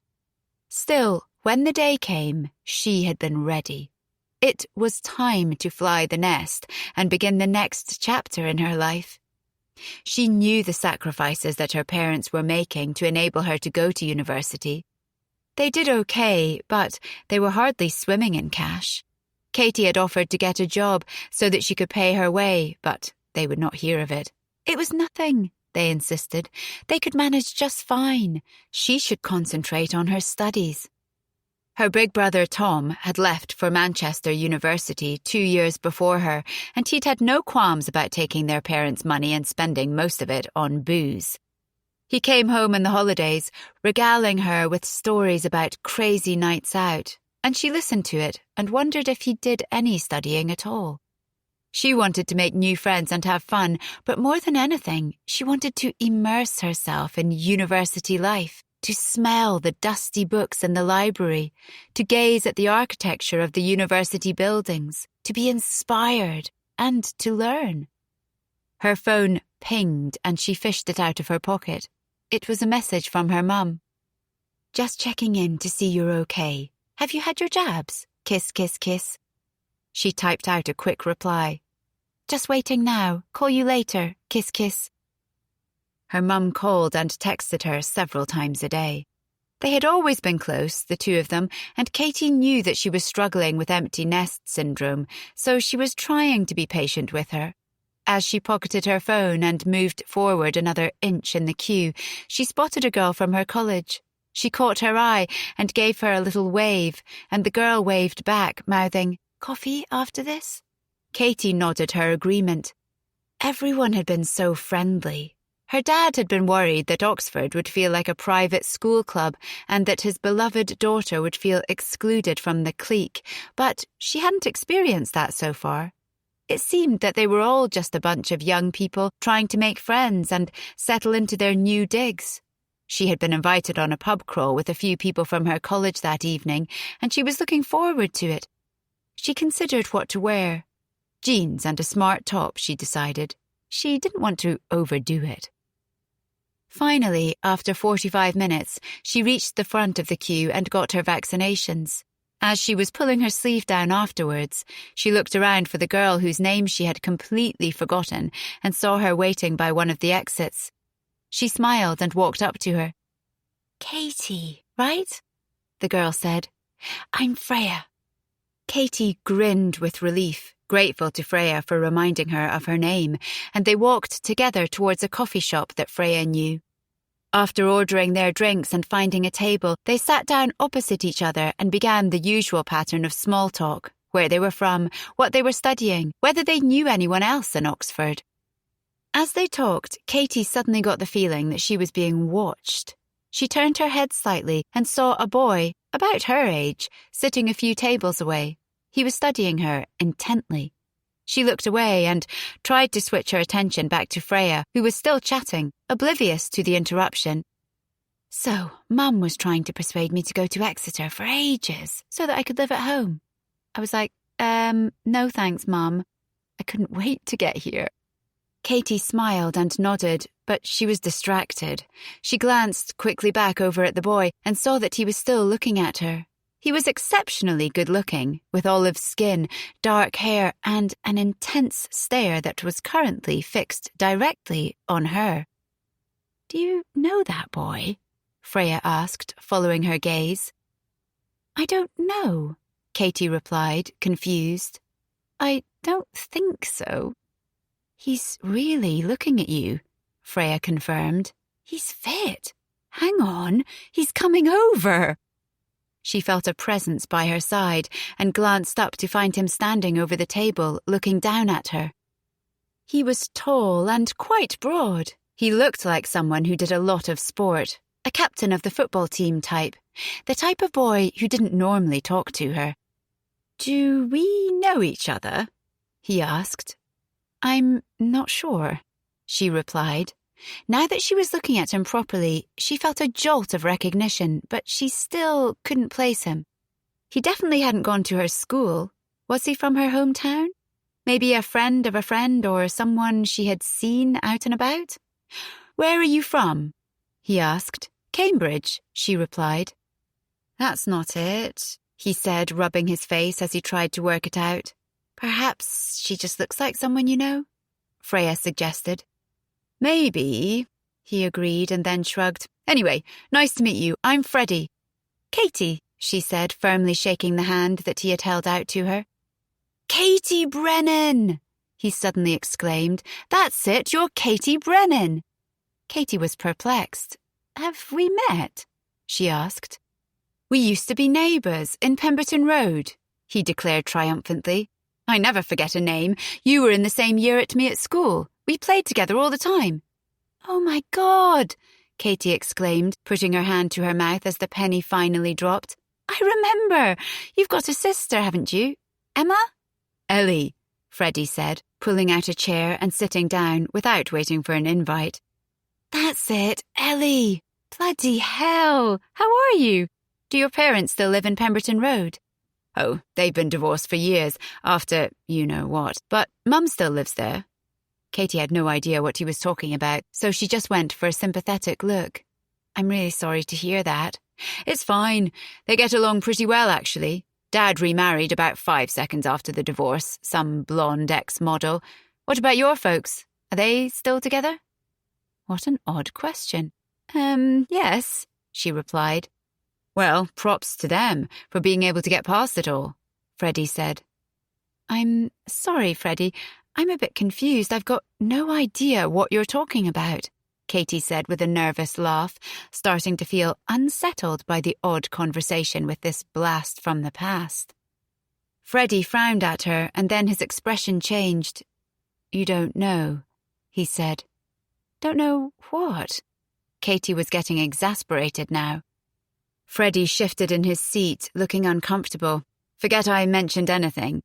"Well, I can't now," she said. "You've worried me. What are you talking about?" Freddie glanced at his phone. "Look, I can't talk now. I've got football practice in 20 minutes, but give me your number and I'll call you later. Perhaps we can meet for a coffee?" Katie nodded reluctantly and read out her number to him. He typed it into his phone. "It's good to see you, Brennan," he said, and then he was gone. "What on earth was that all about?" Freya asked her. "I've got absolutely no idea." "Why was he asking you all that stuff about your parents?" "I don't know."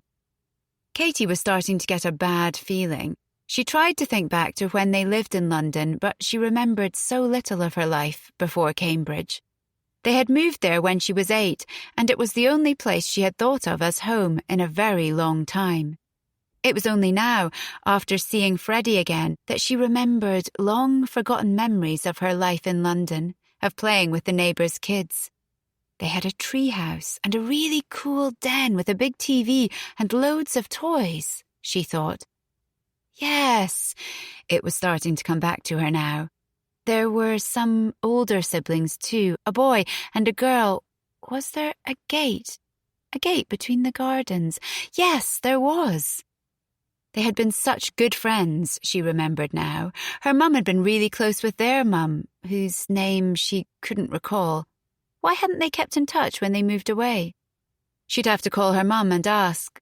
But Freddie's words had freaked her out. Across the table, Freya started talking about her course timetable, and Katie nodded in all the right places, but her mind was racing as she tried to think back to the old house in Pemberton Road, clutching at the various straws in her memory to find the one that made Freddie's words fit. But she'd been so young, and the only images she could conjure up were of happy days spent playing, splashing in the paddling pool, scooting to school together. She certainly didn't remember anything bad. None of what Freddie had said made any sense to her. She drained the last of her drink, eager to get to the bottom of the mystery. "Sorry, I've got to dash. See you tonight," she said to Freya as she ran for the door. As soon as she was outside, she called her mum's mobile, but she didn't answer. She tried the landline next, but it kept ringing on, and she was about to give up when she finally heard someone pick it up and then the breathless sound of her dad on the other end. "Dad, it's me." "Oh, hi, love. Sorry, I've just got in." "Is Mum there?" "No, she's at the pool. She's got coaching all afternoon. Anything I can help with?" She loved her dad, but it was probably wiser to wait and speak with her mum. But curiosity got the better of her, and she couldn't resist bringing it up. Something weird just happened. "What happened? Are you okay?" "I'm absolutely fine, Dad. Don't worry. I just bumped into someone from the past, and he said something a bit strange." "Who was it?" "It was Freddie. You know, the boy who used to live next door to us in Pemberton Road?" There was silence on the other end of the phone. "Dad, are you still there?" she asked. "I'm here." "Anyway, he was asking if you and Mum were still together and talking about something that had happened, and then, when he realised I was confused, he kind of legged it." More silence. "Dad?" "You stay away from that boy, Katie. You hear me? He's bad news. His whole family is bad news." Katie was alarmed by her dad's reaction. She'd never heard him talk like that before. "Dad, you're scaring me now. What's going on?" She heard him sighing. "I'm sorry, love. I didn't mean to scare you. I'm just shocked, that's all. We haven't seen or spoken to that family in over 10 years. But we were friends with them, weren't we?" "We were once, a long time ago. Not anymore." "What happened?" "Perhaps you should speak to Mum." "Why can't you tell me, Dad?" "I just think it's better if you speak to Mum. I'll get her to call you as soon as she gets back." Katie was even more worried now. "Okay," she said. "Seriously though, Katie, stay away from him, okay? You're in Oxford to start your exciting new life. Don't go digging up skeletons from the past. It will only cause trouble. Except that I'm studying archaeology, Dad, so that's literally what I'm here to do." He didn't even laugh. Something was very wrong. "You know what I mean." "Not really, no. You're talking in riddles." "I'm sorry, love. I'll get Mum to call you." She heard the click as he rang off. She stared at her phone, completely dumbfounded. What does she do now? On impulse, she called her brother, but unsurprisingly, he didn't answer. He never did.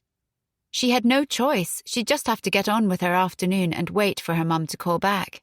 But as she started heading back towards her college, trying to focus on the thrill of her new surroundings, all she could think about was the boy who had appeared out of nowhere and opened up a rusty door to the past, which she had a nasty feeling she wouldn't be able to close again. She was getting ready to go out for the evening when her mum finally called, sounding flustered. "Dad's just told me you saw Freddie Taylor." Taylor, that was it, the Taylor family. "That's right." "What did he say?" "He asked if you were still together and made some comment about some drama from the past that seemed to involve us." "What's going on, Mum?" "Can I come up and see you? I can drive over tomorrow morning?" Katie felt dread in the pit of her stomach. If her mum didn't want to have the conversation over the phone, it must be bad. "Can't you just tell me now, Mum? It's starting to stress me out." "I'd rather talk to you face to face. I'll head over first thing. What's an acceptable time for a fresher to meet their mother in the morning?" "I've got a few induction things I have to go to, actually, but I can meet for lunch? Midday?" "Okay, text me the address of where you want to meet, and I'll see you there." "Mum, is everything okay?" "It's fine, love. It's fine. Please don't worry." Katie put the phone down and continued applying mascara to her eyelashes. Whatever this big secret was, it would have to wait until tomorrow, but she didn't like the sound of it. Not one bit. She thought of her dad's bizarre warning to stay away from Freddie Taylor. She couldn't believe that he had actually tried to forbid her from seeing him. It was like something out of a soap opera and was so unlike her father. He was one of the most easygoing people you could ever meet. In any event, she didn't think it mattered, as she had no intention of seeing Freddie again. She heard a knock on her door, and Freya popped her head round. "Ready to go?" she asked. Katie gave herself a quick once-over in the mirror and grabbed her bag. "Let's do it." The revelations would have to wait for now. Angie and Jack Taylor were our neighbours in Pemberton Road. Katie's mother was clutching her coffee nervously with both hands. Katie nodded for her to continue. "They moved in when you were about 5. Tom was 7. We became friends, close friends. They had 4 children, and you and Tom used to play with the younger 2, Ellie and Freddie, all the time. You were as thick as thieves."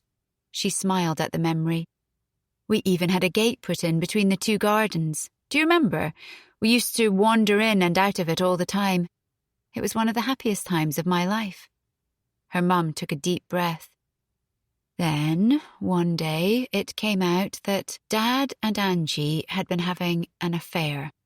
It was a very brief thing, over before it started, really. Katie stared at her mother open-mouthed. Had she just heard correctly? As you can imagine, I was furious when I found out. I was hurt and humiliated, and I couldn't believe that Dad or Angie could have done that to me and Jack. You're old enough to hear the truth now, so I'll give it to you straight. The reason your father and I stayed together at first was because of you and your brother. I didn't want to break our family up. Katie was numb with shock. "Are you telling me that all this time you and Dad have just been pretending to be happy for our sake?" Sophie shook her head. "Not at all. You're the reason why we stayed together at first. But we were both committed to fixing the damage, and we worked hard to save our marriage. Eventually, we found a way through it and found each other again, as cheesy as that sounds. I can honestly say, hand on heart, that we've been very happily married for the past 10 years, Katie. It's important to me that you know that." Her dad, her lovely, reliable, trustworthy dad, had an affair with the neighbour. Katie tried to remember Angie. She had a hazy memory of a glamorous-looking woman, but it was the exotic scent of her perfume that she remembered the most. She could almost smell it now. "Oh, Mum," she said. "I can't believe it. I had no idea that any of this had happened." "Well, you were too young. Dad and I tried our best to keep things as normal as possible. He stayed at home with us. We stuck together, but living next door to Angie was too hard. I couldn't escape it. It was like torture. After a few months, we decided to sell up and move to Cambridge for a new start. It was the right decision for us." "How could you forgive Dad, though?" Katie genuinely couldn't understand how she could get past a betrayal like that. "Marriage is hard, Katie. Real life isn't a fairy tale, you know. Human beings are imperfect. We all make mistakes. But I had a choice. Did I let your father's indiscretion destroy 10 years of a happy marriage and break the home we'd created for you and Tom, or did I forgive him? I knew I had to at least try, and so I did. I'm not saying it was easy, but we got there in the end. But how could you trust him?" Her mother smiled at her. "I don't know, really. Of course I didn't at first. It takes a long time to rebuild trust once it's been broken like that, but I knew deep down that he was still the wonderful, kind and thoughtful man that I loved. He just made a mistake." Katie couldn't decide if her mother was the saintliest person in the world or the stupidest. "Does Tom know?" "No, he doesn't." Katie thought back over her childhood, seeing it with a fresh pair of eyes. It had been a happy one, she thought. Surely that wasn't an illusion. There had never been any hint of animosity or resentment between her mum and dad. They had just been normal parents, happier than most normal parents, in fact. How had her mother hidden this secret for so long? Well, it seems Freddie knows all about it, she told her. I don't know how he knows. He was the same age as you when it all happened. What's he like, anyway? He's okay. I only met him for a couple of minutes, Katie replied with a shrug. He's good-looking, she added grudgingly.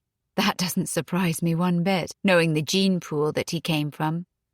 What was his dad like? Jack? Cocky, immature, a total flirt, but all talk and no trousers, really. Sophie chuckled to herself. Funny that he was the loyal one out of the two of them in the end. Dad told me to stay away from Freddie. Do you have plans not to stay away from him? I don't know, Mum.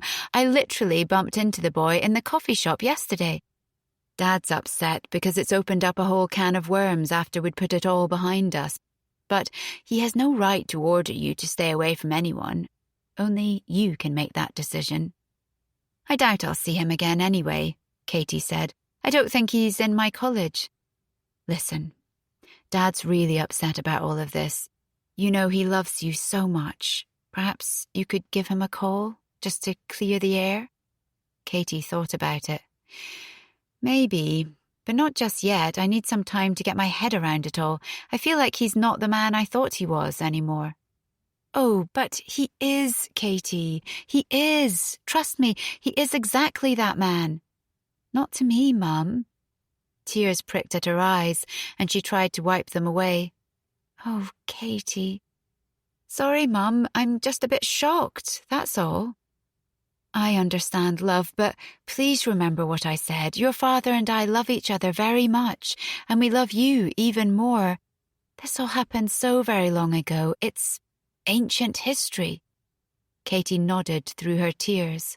I will call him, Mum. I just need some time. Take as much as you need. After her mum had left, Katie wandered around the city on her own for a while, watching all the other students around her, walking in groups or riding their bikes through the narrow side streets. Her brain was spinning at 1,000 miles per hour as she digested everything she had just learned. She couldn't help but feel resentful that her blot-free memories of her childhood had been irrevocably spoiled. She was angry with her dad and also, probably unfairly, with Freddie and her mum too. They were all part of the deception to some degree. She had been left completely in the dark for all these years, unaware of this momentous thing that had happened. She was desperate to talk to someone about it, but she felt so far away from her friends, who were scattered all over the place, settling in at different universities, embarking on gap years, interning, or starting new jobs. Apart from the few people she'd met over the last few days, she didn't know anyone in Oxford and she felt horribly alone. If it was any other type of problem, she'd probably have got the first train back home to her parents for some comfort, but given that they were the problem, that wasn't an option. She found an empty bench and sat on it, lost in her thoughts, until a new one popped into her head.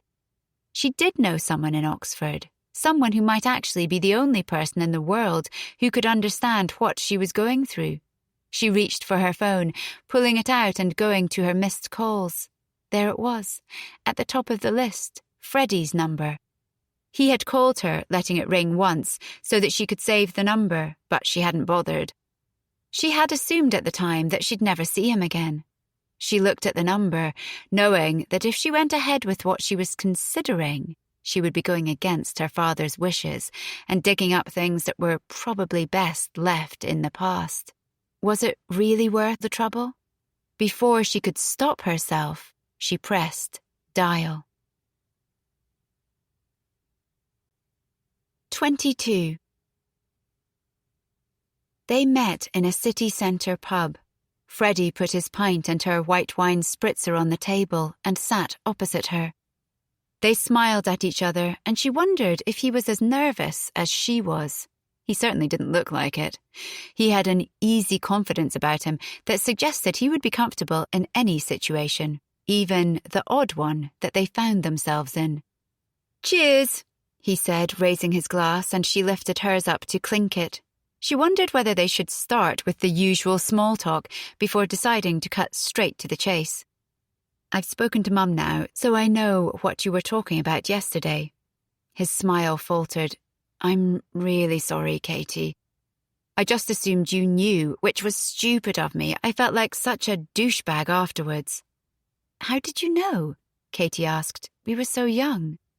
"Indy told me about it a few years ago," he said. Of course, she and Benji were old enough to remember the whole thing, but they'd been under strict instructions not to drag me and Ellie into it. "When I was about 14 or 15, I started asking questions about why Mum and Dad had split up, and Indy was more than happy to fill in the gaps." "Your parents must have been furious with her." "Not really. By then I was old enough to know the ugly truth. I think Mum was relieved more than anything that it was all out in the open." "I don't remember anything about it at all. I can't believe I had no idea." "I think I always knew something was up," Freddie said. He took a sip from his drink and continued. "I had no idea it was that, but even as a young child, you can sense tensions in your parents' relationship. I think the affair was the straw that broke the camel's back." "So did your parents split up straight away?" It felt strange asking someone she barely knew such intimate questions, but Freddie didn't seem rattled. "Pretty much. Dad moved out and we all stayed on with Mum at Pemberton Road. Dad got a flat up the road in Crouch End, although he often came to spend the weekend at Mum's. It sounds weird, I know, but they've always been friendly. They probably weren't when it all kicked off, but I don't remember. Now I think they get on better as friends than husband and wife." "How very modern," Katie said. "I know. When Dad remarried a couple of years later, Mum even came to the wedding, although she did have a few comments to make about the new bride's age." He laughed at the memory. He doesn't seem to harbour any anger or resentment, Katie thought. She couldn't get her head around it at all. "Has your mum remarried?" "No. There's been a bloke or two, I think, but nothing serious." "It must have been so hard for you all, having your parents split up." "You know, it really wasn't that bad. Mum and Dad made sure it wasn't. They were very cool about it, and they still are now. I think it probably hit Indy and Benji harder as they were that bit older. Indy and Mum had a difficult relationship for a while, and she ended up leaving school and moving out when she was 16. She's a model now," he added proudly. "Wow," Katie said, impressed. She vaguely remembered Freddie's sullen and slightly terrifying older sister. "What about the rest of you?"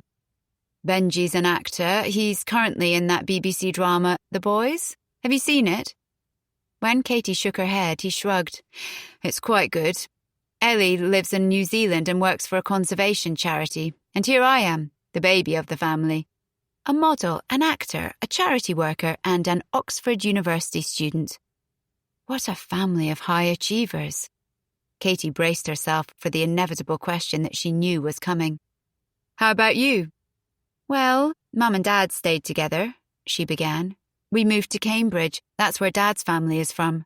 Mum's a swimming teacher and she coaches the county youth team, and Dad works in property. Tom's at uni in Manchester. A bit boring, really." It all sounded horribly mundane compared to Freddie's jet-setting, successful family, and Katie felt self-conscious. She took a gulp of her drink. "And you're at Oxford?" Freddie said, raising his glass again. "Yes." She looked down at her drink and realised with disappointment that she'd finished it. She didn't want to leave. Given everything that had happened over the last 24 hours, he was probably the last person she should want to see, but she was enjoying his company.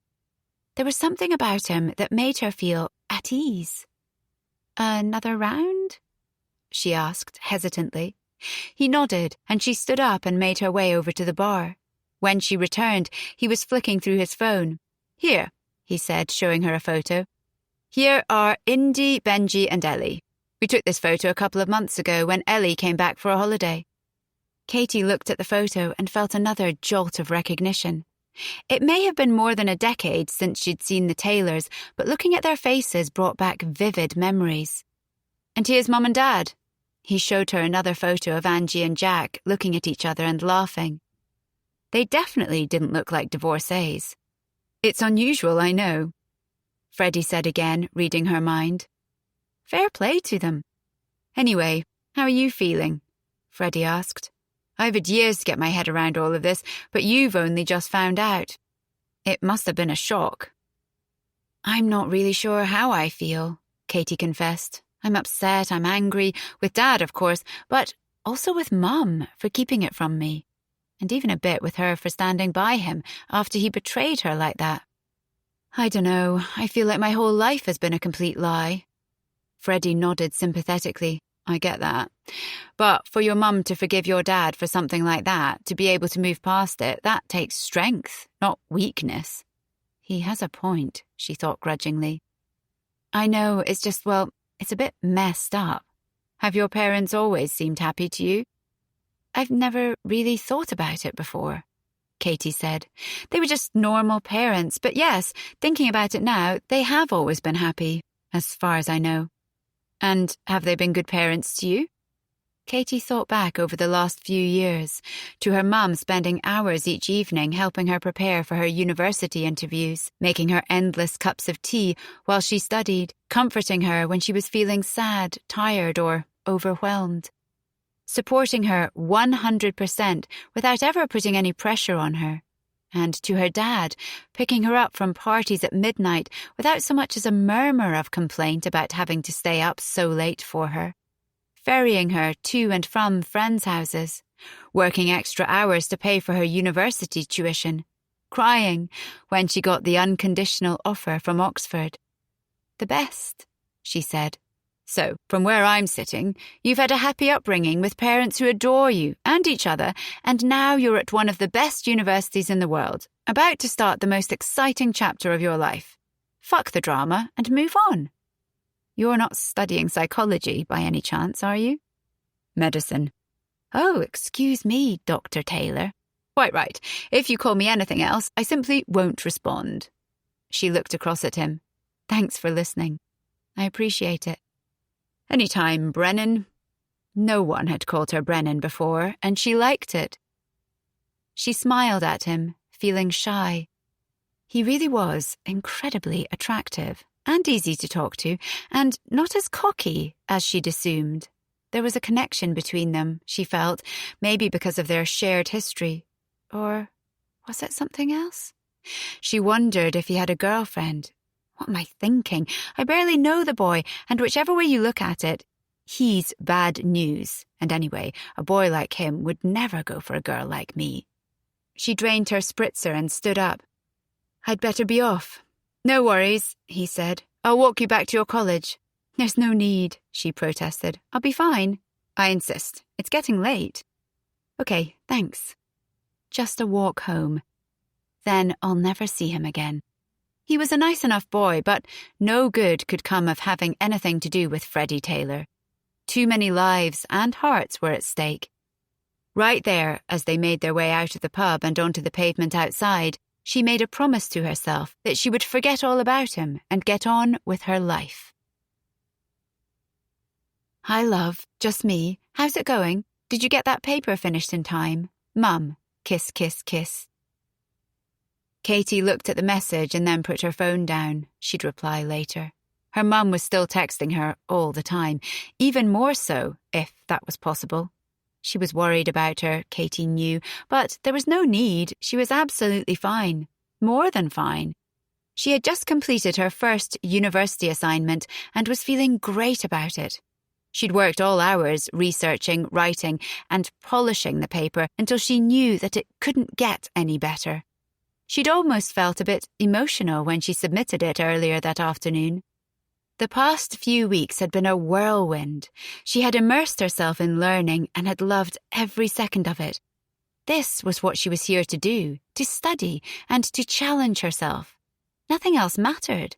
She spent most of her time in lecture halls, the library, or working in her room.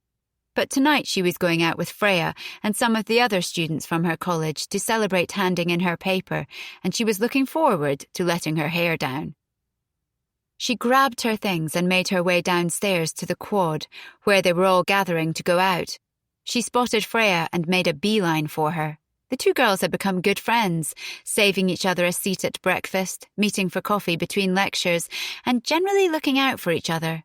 It felt lovely to have someone to talk to.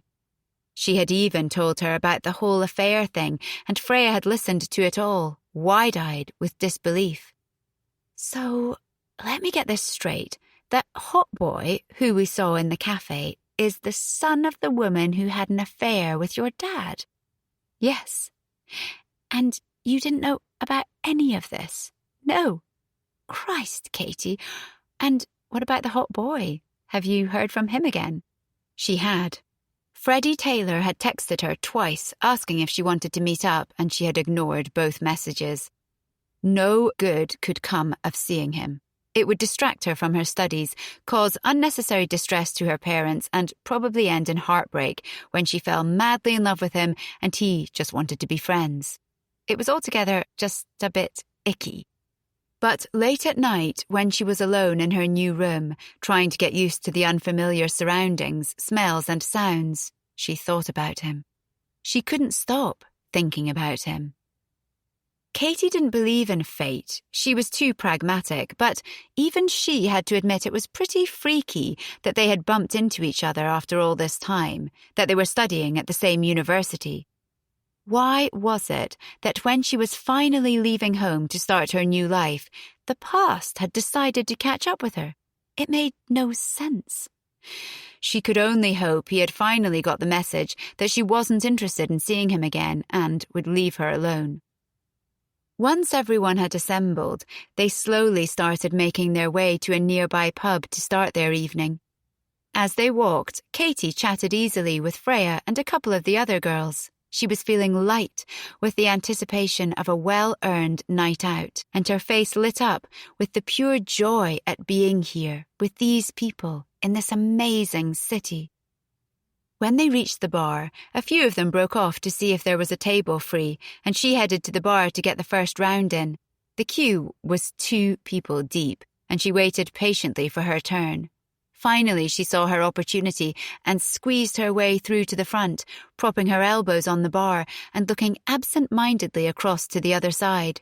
Her stomach flipped. There he was, Dr. Bloody Taylor, pint in hand, chatting with a glossy-haired girl. She couldn't not look as the girl threw her head back and laughed, putting one hand on Freddie's arm. As she stared at them, she could feel her good mood slipping away from her until she was left with nothing but misery. It was one thing ignoring his messages and pretending he didn't exist, but it was quite another seeing him in the flesh with his girlfriend. She felt a sharp jab in her side and looked at her neighbour in indignation. He was pointing at the barman, who was waiting for her impatiently. "Are you going to order?"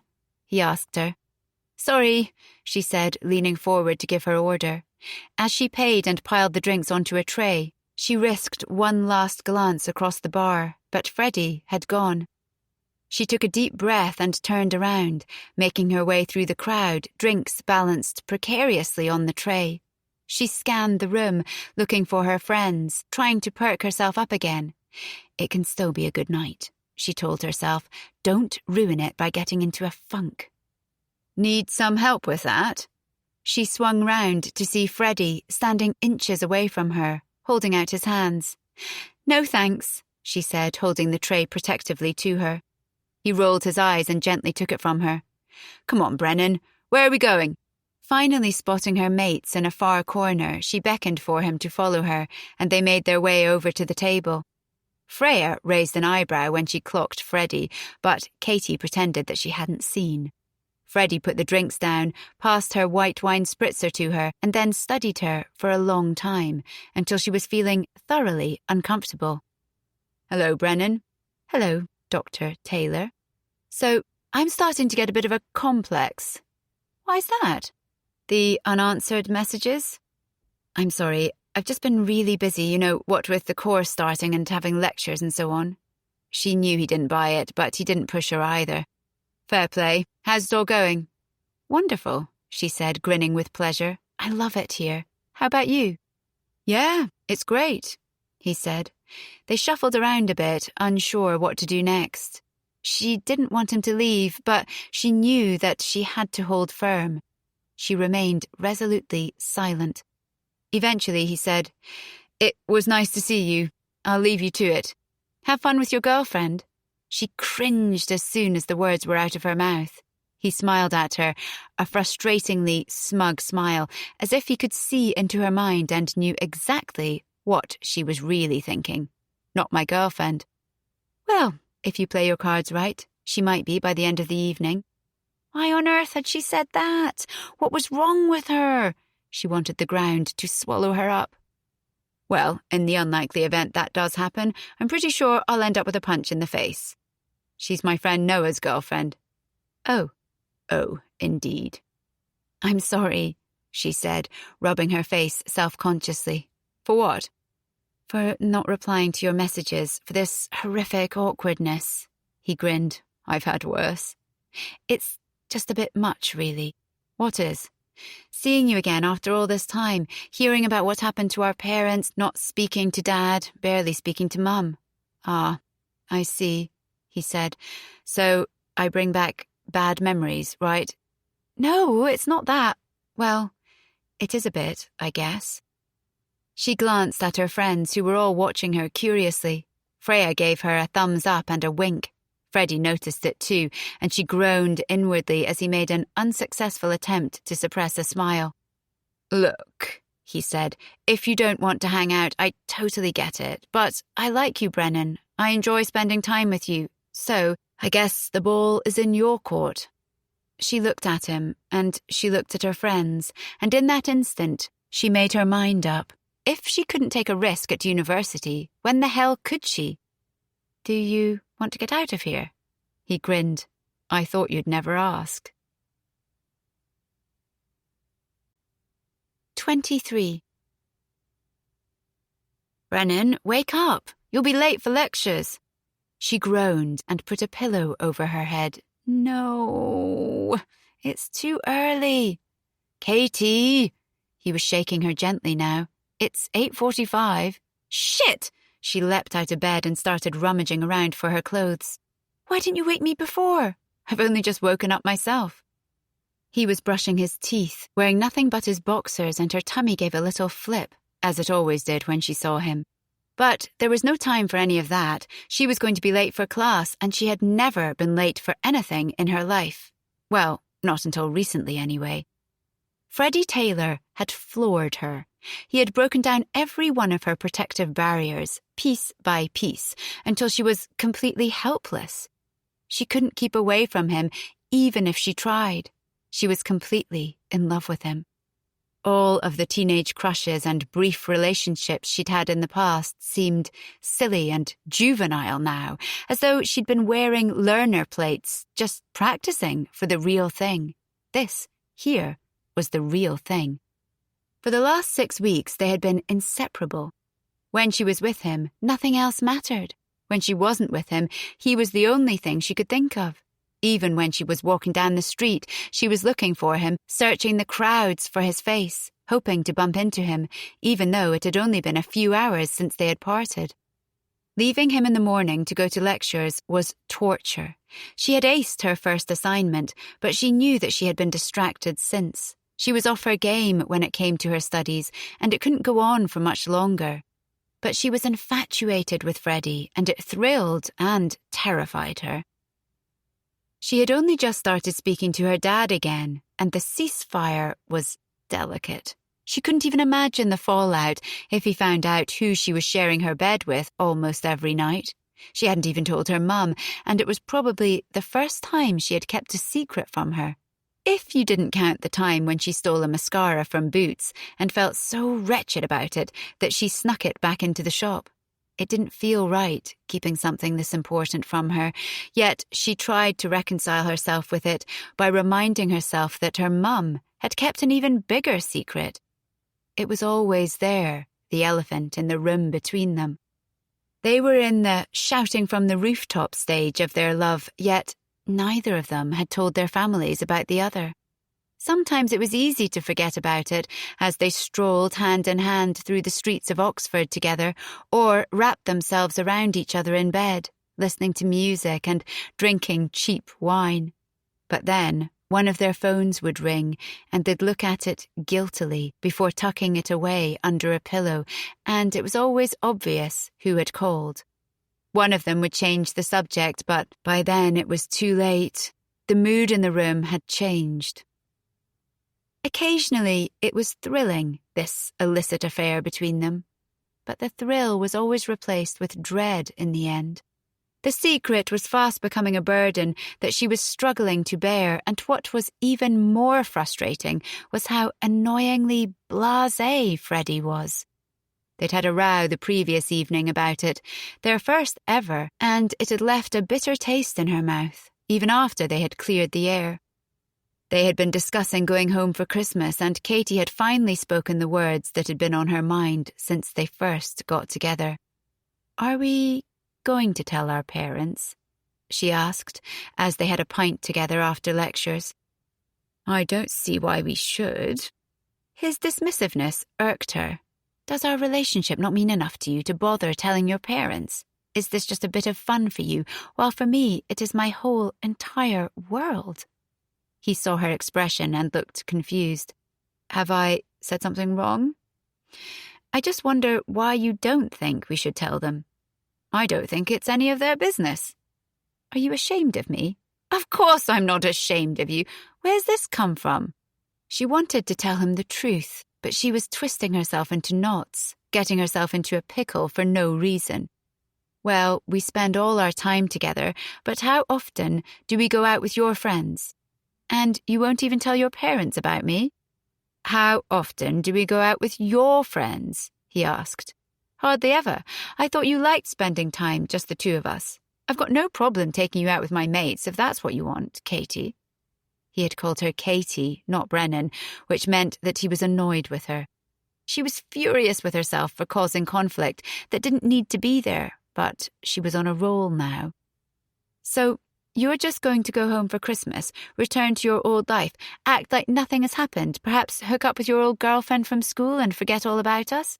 For God's sake, Katie, stop being unreasonable. I never said that." "So, what did you mean?" Freddie was looking exasperated. "I just mean that my family are a bunch of nosy arseholes, and if I want to keep this to myself, why shouldn't I? And it's not because you're worried about how they'll react? Not particularly." "Oh yes, I forget. You have such a modern, accepting family. They'd probably slap you on the back and congratulate you on your conquest." "Jesus, Katie." They glowered at each other for a minute, until finally his expression softened. "Okay, so I get what this is about now." "What's that?" She sounded petulant, but she didn't care. "You want to tell your parents, but you're scared about how they'll react, and you're worried that I'm not going to tell mine because I don't think this is serious enough." He had her there. "Are you sure you're not studying psychology, Dr. Taylor?" He smiled, relieved for the break in tension. "Talk to me." Her anger slowly ebbed away. She looked down at her drink and then back up at him. He sat patiently waiting for her. "You're right, on both counts," she said at last. "Well, firstly, if you want to tell your parents, you absolutely should. And secondly, if you think that I'm ashamed of you or that I'm not serious about you, then you don't know me as well as you think you do. I love you more than I've ever loved anyone." It was the first time that either of them had said those words out loud. She knew she should respond, but she was momentarily floored and simply gaped at him, mouth open wide. "Now I'm starting to think you're ashamed of me," he joked, trying to lighten the mood. "Oh God, Freddie, you know I'm not. I love you too." "Well, I'm glad we've established that. So, as far as I'm concerned, as long as we both know that, then does it matter who else knows?" "It does to me," Katie said. "I'm close to my parents. I've always been open and honest with Mum. I hate keeping this from her. So, tell her. But I'm terrified about how she'll react, and Dad even more so. Do you want me to come back with you so we can tell them together? No! She shook her head violently. Thanks, Freddie, but somehow I don't think that would help. So, why don't you play it by ear? Get home for Crimbo, see how the land lies, and take it from there. You do know me, right? You've seen the timetables on my wall and the daily to-do lists on my phone. I'm a lady who likes to plan. You didn't plan this. She had to agree. You're right about that. And look, if you want me to tell my parents, I absolutely will. I've got no problem with that at all, okay? She nodded, pleased that they had made up, but the conversation hadn't really helped her with her predicament. It just didn't seem to bother Freddie as much as it did her. After they'd gone to bed, he had fallen asleep almost instantly, and she had watched him sleep for a while, staring at his ridiculously handsome face and wondering how it was possible that something so wonderfully right could also feel so horribly wrong. She knew that, as much as she loved him, she would never be at peace until it was all out in the open, for better or for worse. As she hurriedly dressed and grabbed her coat now, she gave Freddie a quick kiss and made for the door. "See you later," she said, and he nodded as he rooted around in the piles of papers on his desk for his phone. Once she was outside, she ran full pelt until she reached the university building. She dashed up the stairs, making it to the lecture theatre in the nick of time. Catching her breath, she spotted Freya and made her way over, grateful to her for saving a seat. "Thanks," she said, throwing herself down next to her. "Fun night?" Freya asked, taking in her dishevelled appearance. "Kind of," Katie said. Freya was about to probe further, but their lecturer began talking. Katie quickly turned her phone onto silent and tried to concentrate on the lesson. On her way out of the lecture theatre, her mum called her. "Hey, love, just double-checking the arrangements for next week?" Katie knew that her mother was already well aware of the arrangements and just wanted to chat, but she said patiently, "You're picking me up on Saturday, about midday. And that works for you?" "Yes, Mum." "Great. Oh, I'm so excited to have you and Tom back for the Christmas holidays. I've got your stockings out, ready." Katie smiled to herself. "Let me guess, the light-up reindeer is out the front too?" "Of course." She thought of her parents, diligently putting up their Christmas decorations together, going shopping to get all of Tom and Katie's favourite foods, making up their beds with their childhood festive duvets, and she suddenly yearned for home. "I love you, Mum," she blurted out. "I love you too. Are you okay?" "I'm fine. I'm just looking forward to coming home." "Me too, love." After they had hung up, Katie sat down on a bench to gather her thoughts, but she already knew what she had to do. She was going to come clean to her parents over the holidays. Freddie might be able to live with this secret, but she couldn't do it anymore. 24. Indy propped her elbows on the balcony railings and looked out at the sun setting over the ocean. She reached for her packet of cigarettes and lit one, inhaling deeply and watching little boats in the distance, fishermen heading out to work now the afternoon heat had passed. She looked down at the pool area of the hotel below her. The crew had finally finished packing away the cameras and lights and were having a drink at the bar. She wondered if she should join them. One of them had been quite good-looking. She stubbed out her cigarette and was about to make her way back inside her room to change when her phone rang. She glanced at the screen to see who it was and then, smiling, answered it. "Hey there, squirt." "Hey there yourself, big sis," Freddie said. "And where are we at the moment?" "Canary Islands," Indy said, "shooting a summer collection. Good job it's still warm here in December, otherwise they'd have to Photoshop my nips out of all the photos." "Delightful. Thanks for that image, sis." "Anytime." Indy was still looking down at the crew, hoping that they didn't leave before she had a chance to join them. Perhaps they could all go out for dinner this evening, she thought.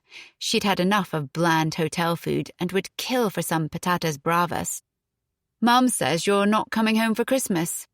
No, Indy said. I'm going to Singapore, then Thailand for New Year. Sounds awful. It really will be. Well, I just wanted to bend your ear about something, if you don't mind. Bend away. I've met someone, and I'm thinking of telling everyone about it at Christmas. I wasn't going to, but I think it's important to her that I do. Okay, and why is this a big deal? Indy was confused. None of them had ever had any issue bringing new boyfriends or girlfriends back to meet their parents. Even when Ellie had turned up with her first girlfriend when she was 17, despite not having told anyone she was gay yet, Angie and Jack hadn't batted an eyelid. It's a big deal because of who it is. Oh, Indy was intrigued now. Are you shagging someone famous? No, it's no one famous. So who is it? Indy saw one of the crew stand up and felt herself getting impatient. Katie Brennan. Who? Katie Brennan, Freddie repeated. She used to live next door to us in Pemberton Road. Her mum was good friends with our mum. Her dad shagged our mum. Indy nearly dropped the phone in shock. She hadn't thought about that family in years. What the hell, Freddie? I know, but it's not like I planned it. I bumped into her in Oxford. She goes here too, and it just happened. There's something between us. I can't explain it. A shared history of fucked upness? No, something real, Indy. I love her. I'm in love with her. Indy had never heard her kid brother use the L word before. Wow, Fredo. It sounds like it's serious. It is, and that's why I want to tell everyone, but the more I think about it, the more stressed out I get about it. What if Mum goes ballistic? What if Dad gets upset? It's your life, though, and if you want to spend it with the most inappropriate person you could ever have possibly found, then that's your decision. Thanks for the reassurance. Indy thought for a moment. You really love this girl? Yes. And she really loves you? Yes. It had been more than 10 years since Indy, intent on punishing her mother, had made her New Year's Eve revelation. When she thought back to her 13-year-old self, she felt ashamed about how she had behaved. She had acted like the bratty little child that she was and, in turn, had hurt so many people. For years, she had tried to justify it to herself. It was her mum's fault, not hers. The truth would have come out eventually anyway. But after her parents had divorced and Sophie and Alan had moved away, she had wondered over and over again if she had done the right thing. She had destroyed one marriage and possibly a second. Are her parents still together? She asked now, already dreading the answer. Apparently so. Blimey. She tried to sound nonchalant, but she felt a flood of relief. She had always liked Sophie, even after Indy had done what she had done. She had been really nice to her. She hadn't deserved what had happened to her. After they had moved away and Indy could no longer glare at Alan whenever she saw him in the street, she had instead directed her anger squarely at her mother, blaming her for ruining everyone's lives, particularly hers. She had been too young then to understand the complexities of her parents' marriage, her mother's breakdown, and all of the factors that led to the brief but destructive affair. She had left home at the earliest opportunity, signing a modelling contract with her parents' consent and staying with her dad or with friends until she was old enough to get her own place. Maybe it was having her own space, or growing up, or simply a case of absence making the heart grow fonder, but somewhere along the way her feelings towards her mother had thawed. Whatever crap Indy had thrown at her, Angie had never reciprocated with anything but love and empathy. When Indy had demanded that she sign the modelling contract, her mother had agreed without protest, even though Indy knew that she would have much preferred her to go to college first. She had called and texted Indy regularly, never giving her a hard time when she didn't respond for days on end. And when Indy, who got too big for her boots and started turning down modelling jobs she deemed beneath her, had run out of money and found herself back on her mother's doorstep, she had welcomed her with open arms. It was then that they had started to repair their damaged relationship. These days they got on pretty well, and although Indy spent much of her time on the road, she looked forward to checking in with her mum whenever she was back in London. She thought about Freddie, her slightly nerdy and amazingly good-natured kid brother, and this girl who had been tiny when it had all kicked off. It was some weird fate that they had found each other again after all this time. Or was it karma? She wasn't sure, but she knew one thing. The past had finally caught up with her, and it was time to face her demons. "Do you know what, Fredo? I'm not missing this showdown for love nor money. Change of plan. I'm coming home for Christmas." After she hung up, she looked down and saw that the crew had disappeared. They'd probably gone off to a bar already. She stood out on the balcony for a while, watching the sea instead. Her mother had made a big mistake all that time ago, but so had she. And it was time to make amends. 25. Katie looked out of her dorm room window and saw her parents hurrying across the quad towards her building. She reached for her bags and cast a glance around her room, feeling forlorn. It was only for a few weeks, she reminded herself. Then she would be back again. In the 3 months since she had moved to Oxford, her life had changed beyond recognition. She loved her parents and was looking forward to spending Christmas with them. But she was also being wrenched away from the place and people that she had quickly grown to love.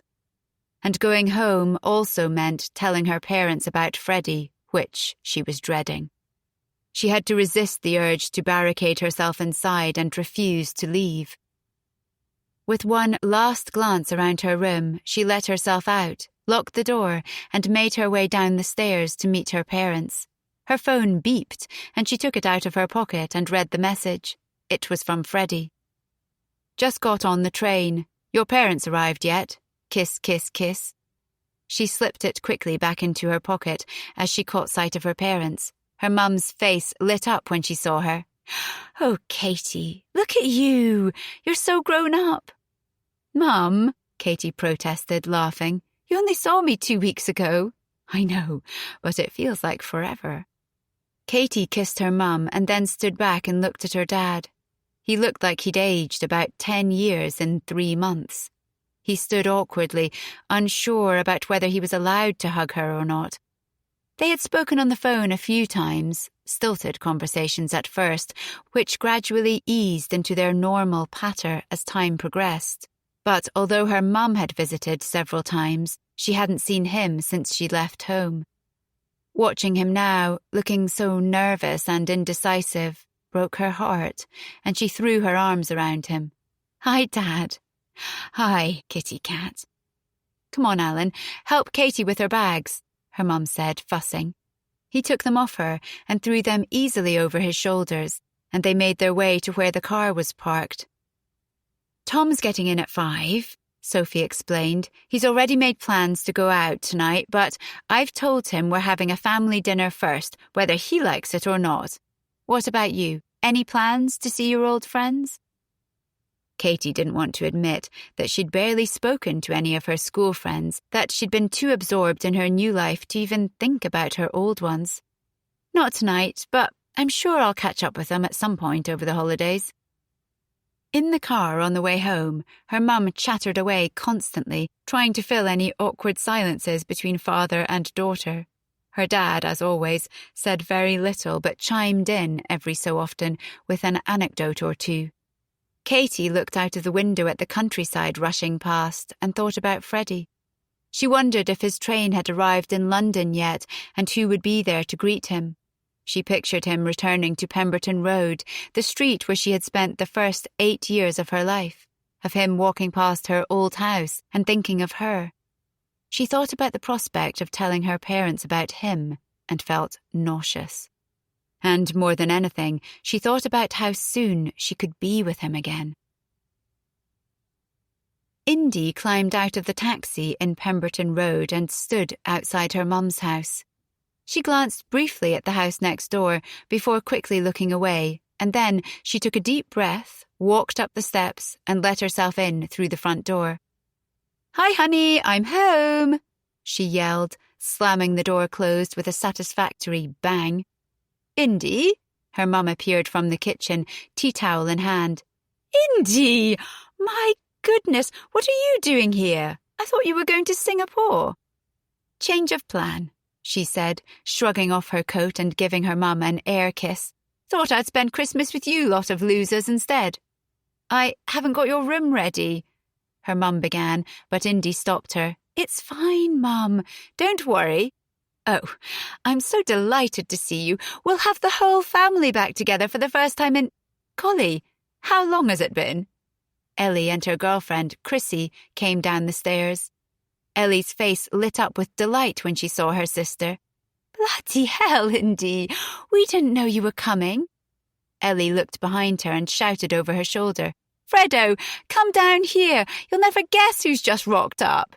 Freddie appeared a few seconds later in his signature tracksuit bottoms and jumper, the only one in the family who wasn't surprised to see her there. "All right, sis," he said. "Where's Benji?" Indy asked after she had hugged everyone. "Oh, you know Benji, he's busy, but he's coming over for dinner later," Angie explained. "He's got a new girlfriend, Bianca someone. He wants us to meet." "Not Bianca Friedman? The hot new actress, Bianca Friedman?" Chrissy asked, eyes wide. "God knows, I can't keep track of that boy," Angie said, looking proud. "And Dad?" Indy asked. "Dad and What's-Her-Face are coming over too." Indy gave her mother a withering look. Jack had been remarried for 8 years, but Angie still referred to his wife as What's-Her-Face. "Well, this calls for a celebration," Angie said brightly. "I'll get the champagne." Ellie and Chrissy started to follow her into the kitchen, but Indy hung back and grabbed Freddie's arm. "What's the plan?" she hissed. "When are you going to tell them about Katie?" "Tonight," he said. "Get it out of the way. I'm here for you, Fredo. I've got your back, okay?" He smiled at her. "I'm really glad you're here, Indy." "Tom, do you remember a boy called Freddie Taylor? He used to live next door to us when we lived in London." Katie's brother scrunched up his nose as he tried to remember. "Vaguely," he said, then his face lit up with recognition. "Oh, yes, I do. He had lots of brothers and sisters, didn't he? We used to play in their treehouse." "That's it," she said cautiously. "Why?" "I bumped into him in Oxford." "Wow, small world." Tom didn't seem that interested. "We're kind of seeing each other." "Good for you." "The thing is, I'm going to tell Mum and Dad, and I'm a bit worried about it." "Why?" This was her opportunity to tell her brother the whole story.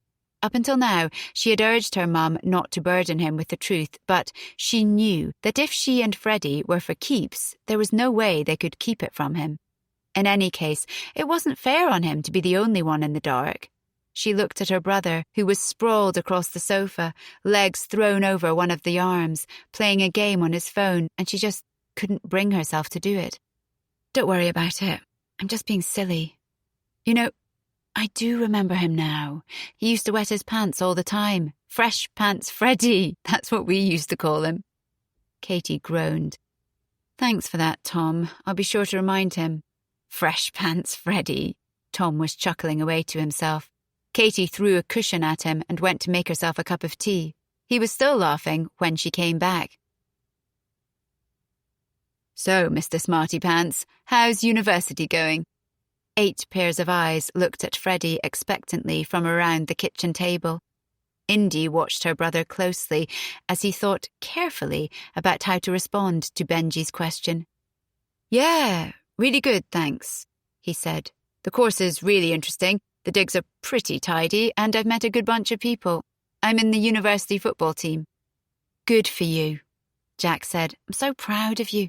He lifted his glass of champagne up towards Freddie, and everyone followed suit. "There's something else, actually, something I wanted to talk to you about." "Oh, yes?" Jack was already distracted, tucking into the curry they'd ordered because Angie had said she couldn't be bothered to cook for so many people. "I've actually met someone." "Ooh, Freddo's got a girlfriend," Ellie said teasingly, and Indy saw Freddie reddening. "Good for you, lad. What's this mystery girl called?" Freddie hesitated and looked at Indy. She gave him a reassuring nod. "Her name's Katie. Katie Brennan." Jack continued chewing away contentedly, oblivious to the relevance of the name, but when Indy looked at her mother, she had completely frozen, fork still halfway to her mouth. She looked at Freddie, pale-faced. "Katie Brennan?" she asked. "Yes." "As in, the Katie Brennan? The one we used to know?" "Yes." "Who's Katie Brennan?" Jack asked, sensing the change in mood. No one spoke for a moment. "Dad, the Brennans." Indy finally broke the silence. "The family who used to live next door. Freddie is going out with a daughter." "Christ!" Jack said as the penny dropped. Indy kept her eyes firmly fixed on Freddie. He had a determined look on his face, but she imagined that he wanted to shrink down into his chair and disappear. She took his hand and squeezed it, and he smiled gratefully at her. "I don't understand," Angie was saying. "How did this even happen?" "It was a total coincidence," Freddie explained. "She's studying at Oxford too. I saw her in a cafe and recognized her. We swapped numbers and started meeting up. It just happened." "There's something there, Mum, something special. We've been together for a few months now." "What's going on?" What's-her-face demanded. "I don't understand." Everyone ignored her. "Jesus, Freddo, you don't half-pick them," Benji commented. To his right, his new girlfriend was checking her phone, looking bored. She had turned out not to be the famous actress Bianca Friedman, thank God. That probably would have tipped this situation over the edge. Indy glanced at her mum, who still hadn't moved, and then at her dad, who was managing to look both perplexed and outraged. "I'm sorry," Freddie said. "I'm sorry for blurting it out like this, and for any bad memories or hurt that it's bringing back. I really am. But I'm not sorry that I've met her. She's the best thing that has ever happened to me. I love her." You could have heard a pin drop. Indy glanced around the table. Most of her family were still staring at Freddie in shock. Chrissy and What's-Her-Face were looking confused and slightly pissed off about being in the dark about something so important. Bianca was still scrolling on her phone. Poor Freddie looked like a stubborn, petrified little boy. How on earth do we get past this? But this was exactly why she had come back to her family now. To make up for what she did all those years ago, to have her brother's back when he needed her. She took a deep breath. "Well, I for one can't wait for the wedding." Everyone's eyes turned to her and she looked defiantly back. She had achieved exactly what she wanted, to turn the attention away from Freddie onto her. Trust Indy to say the most inappropriate thing possible to make the situation worse, they were thinking. She waited for her mum to turn on her and start having a go, or for her dad to shake his head and say that he was disappointed in her. Then she heard a muffled snort and turned to see Ellie, desperately trying to suppress her giggles. Next came Benji, although he wasn't so subtle as he started guffawing loudly. Then Freddie joined in, a laughter that she suspected was more nerves than amusement. Jack was staring at his children in bemusement. Then, as if he was powerless to stop himself, he started chuckling, quietly at first, but getting louder and louder as he became infected by everyone else's laughter. Finally, Indy looked at Angie, who had found something very fascinating in her glass of champagne. "Mum?" she asked tentatively. Angie looked up. She had tears running down her face, but her expression wasn't one of sorrow. "Jesus Christ, Indy!" she said, between sobs of laughter. Their mother's reaction was the cue they had all been waiting for, and the table erupted. Benji was doubled over. Ellie was clutching onto Chrissy, trying to explain it all to her, but unable to speak coherently. Jack was leaning back in his chair, eyes closed, howling. Then poor Freddie laughed so hard that he fell off his chair, and it was game over. They all lost their marbles. So, love, how has the first term gone for you? Katie was sitting in the living room with her parents, nursing a cup of tea. Tom had disappeared out to the pub as soon as they'd finished eating. It's been amazing, she said, smiling despite her nerves. It's such a special place and I'm loving my course. That's wonderful, Sophie said, beaming at her. Have you made friends? Alan asked. Her happiness was always more important to him than her academic success. Yes, she said. I've made some really good friends, actually. We're already talking about renting a house together next year. Good. Alan nodded with satisfaction. There is something else, she said tentatively. Go on. I've met someone, a boy. It's quite serious. Good for you, Sophie said. That's lovely news. The thing is, it's someone that you know, or at least used to know. She could tell that her mum understood immediately. Her dad seemed confused. It's Freddie Taylor. They both stared at her. She watched as Sophie carefully put down her tea, as if worried that she might spill it otherwise. Alan paled. I'm sorry, Dad. I know you told me to stay away from him, and I really did try, I promise, but something happened between us. I can't explain it, but I just couldn't keep away. How many students are there in Oxford? He asked. She was thrown by his question. Sorry? How many students are there in Oxford?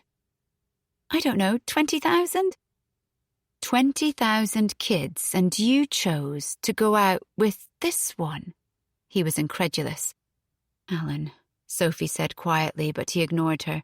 Are you honestly telling me, Katie, that of all the boys in Oxford, this is the one you want?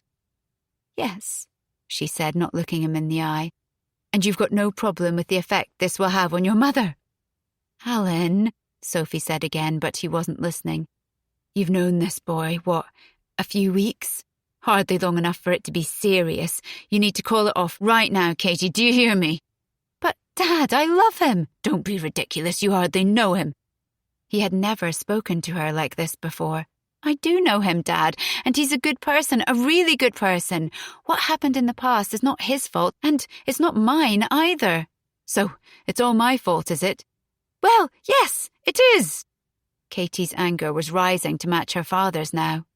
Oh, I get it. 3 months at Oxford and you're a know-it-all now. I see. Alan! Sophie stood up now. Enough! He was silenced immediately. He looked up at Sophie and Katie saw a flash of pain cross his face. I'm so sorry, love. I'm so sorry this has all come up again. I know you are. Sophie sat down next to him and took his hand. But this is not Katie's fault, and it's not the boys either. But I just don't understand it, he said. There are so many people in the world. What on earth conspired to bring these two together? Sophie shrugged. Fate? Katie watched the exchange. It was as if they'd forgotten she was even in the room. Then Alan turned to her. I'm sorry, Katie. I didn't mean to have a go. I know. It was just such a shock. Your mum and I, we've worked so hard to move on from that time, and the thought of it coming back into our lives now is a lot to handle. I know that, too. I'm not sure I can get my head around it all. What it means for you, what it means for us. It doesn't have to mean anything, Dad. He looked at her sadly. Oh, it does, Katie, it does. After he had left the room, on the pretense that he had some invoicing to finish, her mum went to the kitchen to get a couple of glasses of wine and handed one to Katie.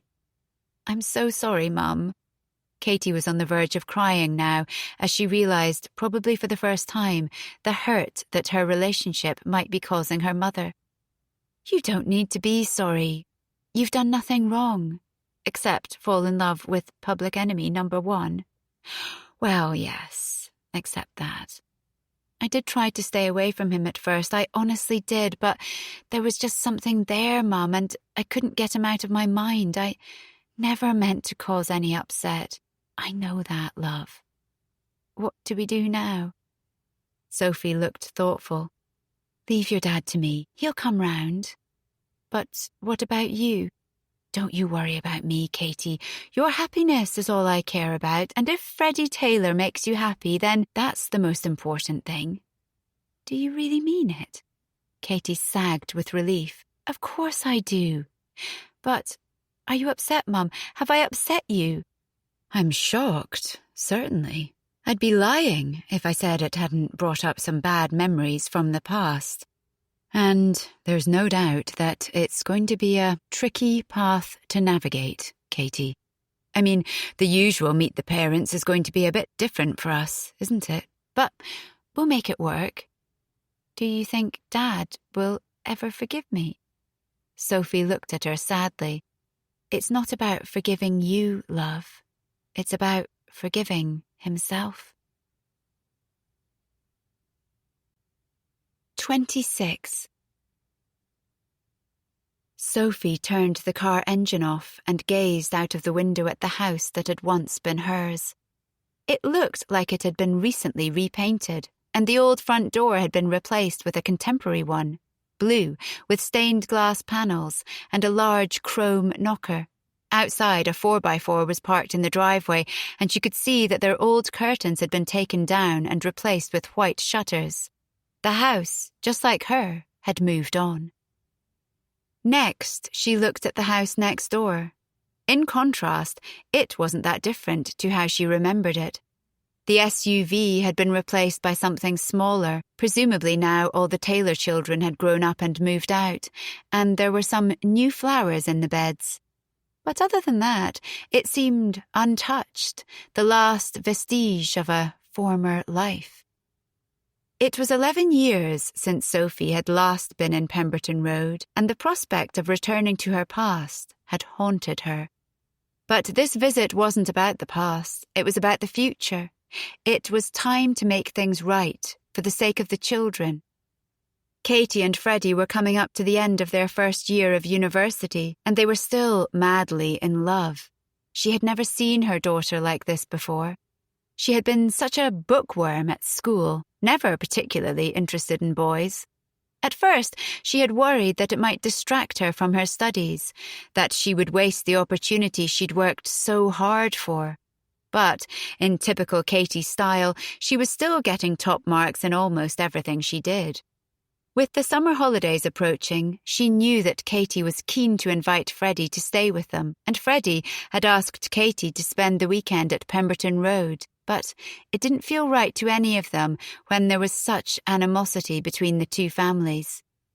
Sophie had made the suggestion a few weeks ago when she was having lunch with them both in Oxford. She had met Freddie a few times since Katie had told her about their relationship, and he was a lovely boy. The first time she met him, she had been so shocked by his likeness to Jack that she had stood there for a moment, speechless, staring at him. His physical appearance still unnerved her now, but as she got to know him, she realised that he was nothing like his father, apart from their shared love of football. Jack was a joker and a flirt, but Freddie was more thoughtful, more serious. And it was very clear to her that he was serious about Katie. As they tucked into their lunch, she had asked Freddie, for the first time, how his mother was. "She's fine, thanks, Sophie," he answered politely. "Is she still working flat out as a solicitor?" "She works hard, definitely, but she's fairly chilled out about it all these days." "Do you think she'd like to meet up, perhaps, for a cup of tea?" Freddie looked shell-shocked. "With you?" "Yes, with me." "Mum, what's this about?" Katie was looking at her, concerned. "I just think, with you two being together, perhaps it's time that me and Angie had a chat, cleared the air, made life a bit easier for you two." "Oh, Mum, you'd do that for us?" Katie looked like she was about to cry. "Of course, Katie, if Freddie thinks it's a good idea." "I don't see why not," Freddie agreed. "Shall I talk to her?" "Okay, why not?" Sophie said. "I don't want her to feel cornered. Why don't you mention it to her, and if she's up for it, you can let me know." Katie called her later that day. "Freddie's spoken to Angie. She's agreed to talk to you." How noble of her, was Sophie's first thought, but she quickly swallowed her pride. "Great, text me her number and I'll get in touch." "I was thinking, Mum, why don't you meet up in Oxford, neutral ground? Perhaps Freddie and I could even be there to make things a bit less intense." "It's a lovely idea, Katie, but I think this is something Angie and I have to do alone." As soon as Katie hung up, Sophie had typed out a quick message to Angie before she could change her mind. "It's Sophie. I think it's time we talked. For the children's sake. I can come to you." Angie's reply had come 20 minutes later. "Okay. How about Sunday?" When she had told Alan what she was planning to do, he had nodded in weary resignation. I suspected it would need to happen, eventually. "I'll drive you." "Thanks, Alan, but I'm going by myself." "I don't like the idea of you putting yourself through this, Sophie, especially alone." "I'll be fine." Alan looked miserable. He still hadn't got his head around Katie and Freddie's relationship. They'd told Tom the whole story, and it hadn't gone well. Even now, months later, Tom hadn't been back home to visit yet, and he always called Sophie on her mobile when he wanted to speak to her, to avoid the risk of Alan answering the landline. Sophie gained no pleasure from her son's animosity towards Alan. She had worked extremely hard to forgive him after his affair. The healing process had been long and painful at times, but they had succeeded. The wounds had healed. The young children, the glue that had kept them together at first, had grown up and no longer bound them in the same way, yet they stayed together. Now she was with him because she wanted to be, because she loved him, because he loved her. When she looked at him, she never saw the man who had broken her heart. She only saw her loving husband who had been by her side for 20 years. But when it came to Angie, there had been no healing process, no cathartic marriage counselling. The wounds of her friend's betrayal had not been treated, so the idea of seeing her again felt as raw as the day she'd left. With one last glance at her old house, Sophie took a deep breath and climbed out of the car. "I'm here now. Might as well get this over and done with." Nausea rose inside her as she made her way up the steps to the front door. With a shaking hand, she knocked and waited for Angie to answer it. When she did a few seconds later, Sophie almost gasped out loud. Angie was still as beautiful as ever, but she looked so pale, gaunt almost. Before she could stop herself, she blurted out, "My goodness, Angie, what's happened?" Angie didn't say anything at first. She just stared at Sophie as though she'd seen a ghost. Finally, she sighed and said, "You could always read me like a book. You'd better come in." Sophie followed Angie into the kitchen and took in the once familiar surroundings. It looked strikingly similar to how she remembered, with only a few small adjustments to suggest that a decade had passed. As Angie busied herself making tea, Sophie looked out of the bifold doors, straining to see if the gate between the gardens was still there. "The people who bought the house from you insisted we get the gate taken out," Angie explained, reading her mind. "They thought it was a bit creepy." Sophie chuckled, despite herself. "I guess it kind of was." Angie drew out the process of making tea until the silence was almost unbearable. Eventually, she brought the drinks over to the kitchen table and gestured for Sophie to sit down. "You look fantastic," Angie said. "You haven't aged a day in 10 years. Sophie couldn't stop herself from glowing with pleasure at the compliment. She'd been swimming almost daily for years and was now a highly regarded coach in the region. She looked after herself well, and she had gained confidence as she aged. Now she was 50, she was probably in better health, both physically and mentally, than she was in her 20s. "Thanks," she said. She knew she should say something nice in return, but she couldn't bring herself to do it. the more she looked at Angie, the more she was certain that something wasn't quite right. According to Freddie, she was on great form, working less, looking after herself more, but his description didn't match the woman sitting opposite her. "Are you okay, Angie?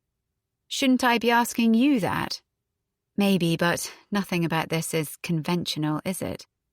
"I'm okay," Angie replied dismissively. "I've just been a bit under the weather." "Okay," Sophie shrugged. The silence returned. "So, how are you?" "I'm good," Sophie replied. "We live in Cambridge now. I'm still a swimming instructor.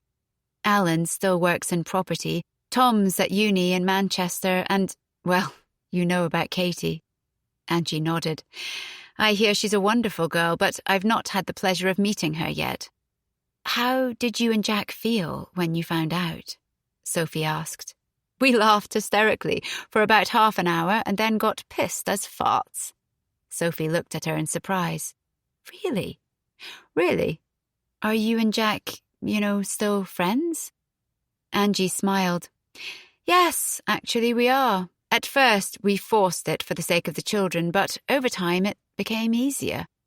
Now I can't believe we were ever married, to be honest. He's remarried, I'm sure Katie told you, some woman half his age, but she makes him happy." "And you?" "Oh, there were romances here and there, nothing that stuck." "I'm sorry to hear that." "Don't be." She's still the same old Angie, Sophie thought, as brusque as you like. She sipped her tea. "How did you and Alan feel when Katie told you about Freddie?" "We were shocked at first. Alan was quite upset. It just dredged up so much stuff from the past, I tried to be supportive for Katie, but it was far from ideal. We had to tell Tom, which was a disaster. After a while, I got used to the idea. Freddie is a wonderful boy, such a credit to you and Jack. I'm very fond of him now. Alan's still not got his head round it yet. It's quite the coincidence, them ending up at the same university and getting together. Tell me about it." The two women smiled tentatively at each other. It was weird, Sophie thought. She didn't feel as angry as she had thought she would. It felt almost companionable, sitting here, talking to Angie. She hadn't been expecting that at all. "Look, Sophie," Angie began. "For what it's worth, I really am so terribly sorry for everything that happened. I was the worst friend, the worst neighbour, the worst possible human being to you. I hate myself for what I did to you." "I appreciate you saying that," Sophie replied. "I know it's no excuse or consolation, but I was in a very dark place back then. It took me too long to get the help I needed, and I'll always regret that. I don't ever expect you to forgive me, but I want you to know that you coming here today means the world to me. You're an incredible woman, Sophie Brennan. I've always thought it, and now I'm even more certain of it." Sophie was taken aback by Angie's show of emotion, something that she knew didn't come naturally to her, or at least not to the old Angie. "I hated you," she admitted. "For months, I really hated you. I thought, how can a person do that to someone? I never thought I would get past what you did. But it was all such a long time ago now, and we're very different people. I don't hate you anymore, Angie, so don't waste time hating yourself. It's simply not worth it." To her surprise, Angie burst into tears. "Oh, Sophie, I'm sorry, I'm so sorry." Sophie put her hand over Angie's, feeling an overwhelming urge to comfort her. This visit was turning out to be even stranger than she'd imagined. "I've wanted to contact you so many times over the years," Angie continued. "I would have told you to piss off," Sophie admitted. Angie laughed through her tears. "I'd have deserved it." "I was sorry to hear about you and Jack, though. I really was. I always wondered over the years if you'd stayed together or not. Our marriage was in trouble long before all this happened. The problem was that we never dealt with it. We just put our heads down and ploughed on. We didn't realise how bad it had got until it was too late. The affair toppled us, but we'd been wobbly for years. I had no idea. We hid it well, Angie said. Too well. That was the problem. I learned the hard way that keeping things in is always going to end badly. She blew her nose and started shredding the tissue with her hands. After it all happened, I finally got some help. I went to the doctor, got a prescription for antidepressants, started seeing a counsellor. I got a job with a new firm, which was more family-friendly. Gradually, I got my life back on track. But me and Jack, I think we were beyond saving. We married because we were madly in love, but that alone is not always enough to keep you going forever. Are you happy, though, Angie? Have you been okay? I've been fine, Angie said. Then she looked up at Sophie. Well, I've been having a bit of a hard time recently. Do you want to talk about it? No. Yes. The words triggered a memory of a similar conversation they'd had together many years back, sitting on a garden bench. You're not pregnant, are you? Angie laughed so hard that she started coughing. As Sophie watched her struggling to catch her breath, the nasty feeling that something was terribly wrong returned. Not pregnant, no, Angie said once she had recovered. I've got cancer. Oh, Angie, I'm so sorry. Sophie gripped tightly onto her hand. I've started chemo and it's knocking me a bit for 6, to be honest. What's the prognosis? Not great. Sophie put her hand to her mouth, tears pricking her eyes. The poor woman. She tried to think of something positive to say, to urge her to stay strong, not to give up hope. People lived for years with cancer these days. Perhaps there was a clinical trial or a new treatment coming up. But the words kept getting stuck in her throat. I'm sorry, Sophie. You came here to talk about the kids, and now I'm throwing all this drama on you.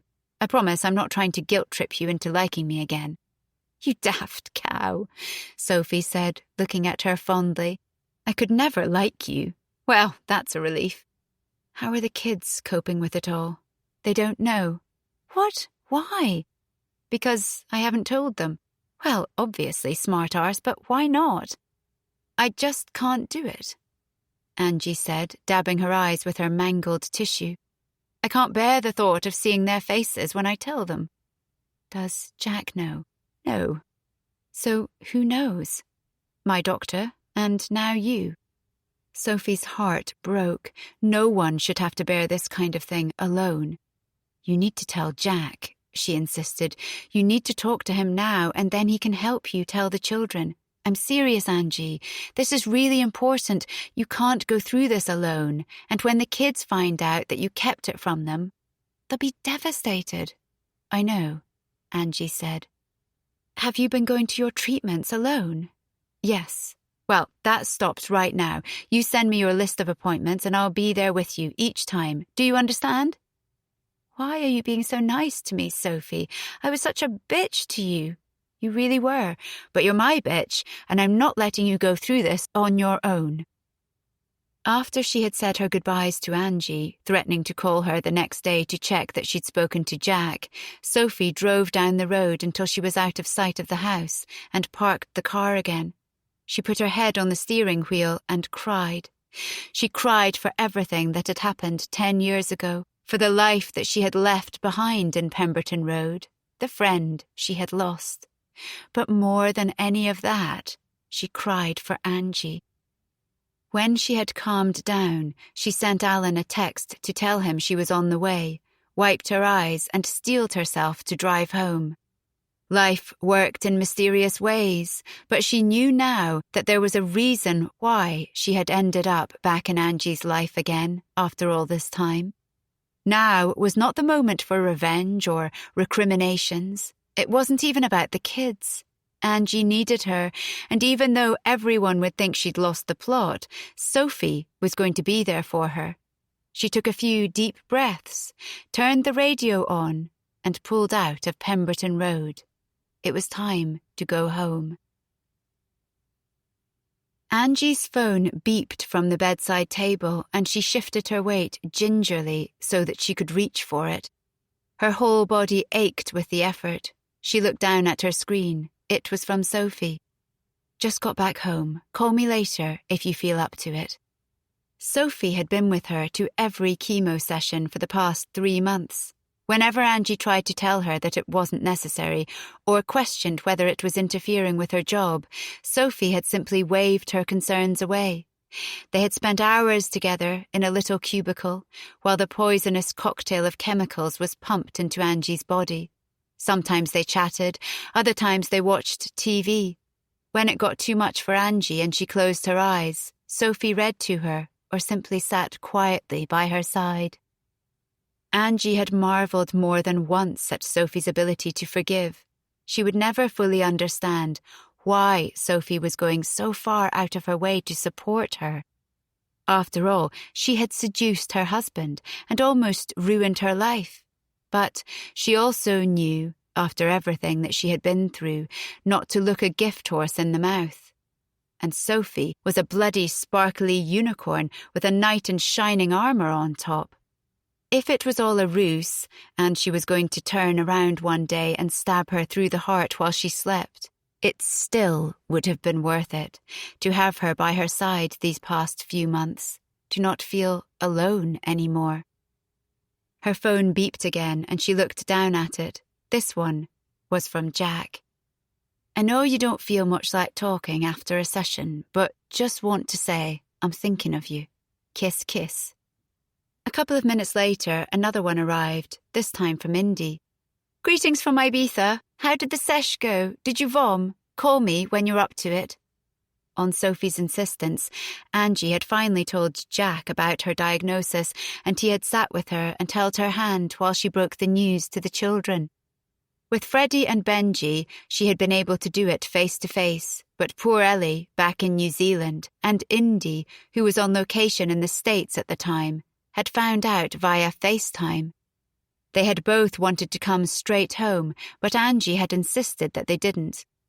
"I'm living vicariously through you now," she had said. "Don't let me down." Near or far, though, they had all been incredible. She thought back to just a few months ago when she had first been diagnosed. She had never felt so scared, so hopeless and alone, yet she had considered it her punishment for crimes committed so long ago. She had driven away the people that she loved. She didn't deserve to be surrounded by anyone. She would face this on her own, she decided, and not drag others down with her. It was her penance. Now, of course, she realised that, yet again, she had behaved like a total idiot. Her phone beeped again. This time it was Freddie. "Hi, Mum. How are you feeling?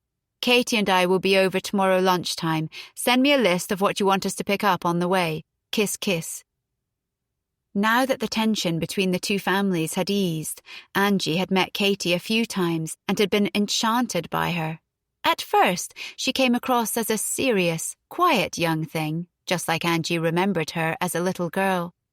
But you only had to delve slightly beneath the surface to discover that she was wickedly funny, intelligent and kind, just like her mother.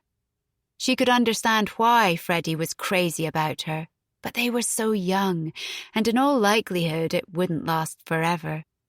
Did it matter, though, in the grand scheme of things, she wondered?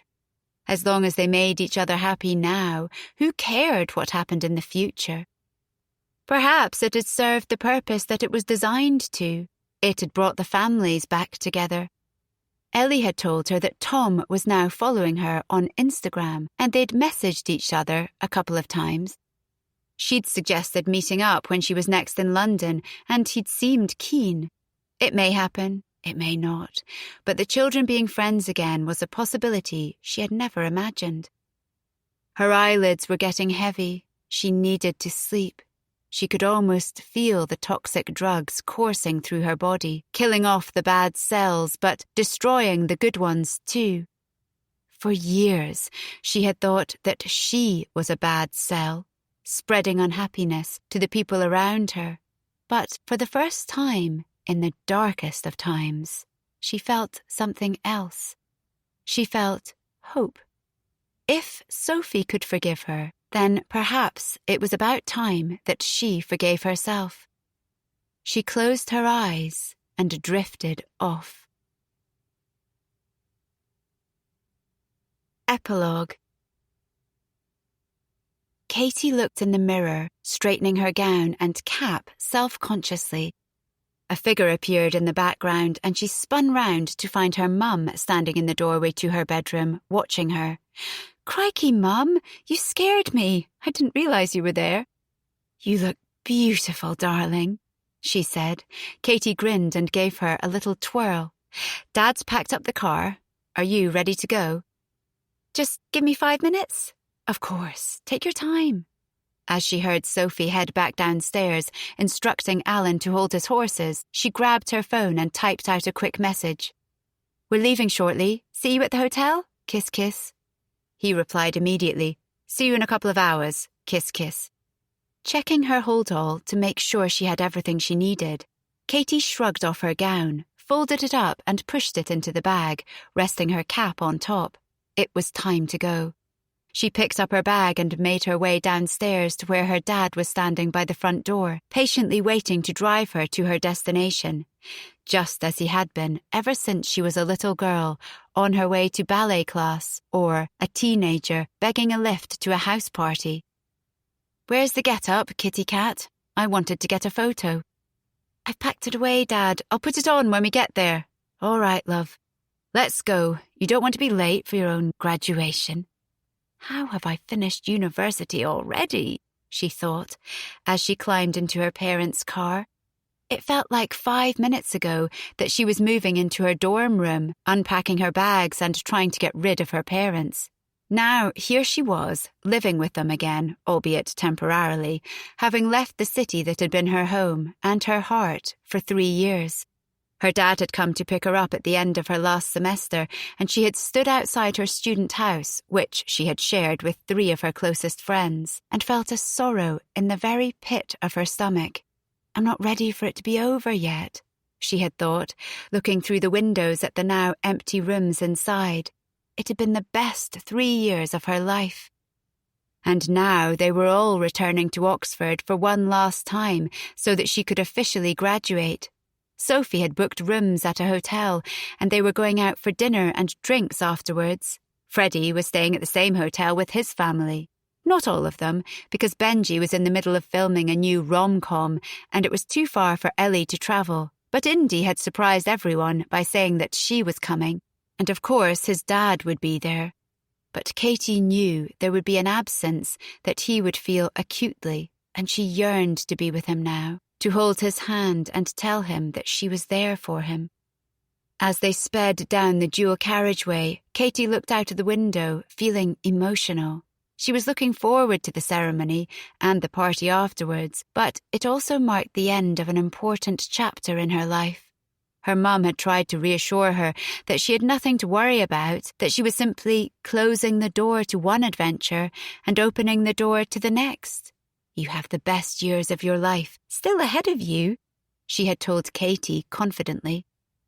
Katie knew that she was probably right, but the thought of leaving her old life behind and no longer living in the same city as Freddie was horrible. They had been together since the beginning of university, and now they were graduating together at the end. They had both agreed to pursue their own paths.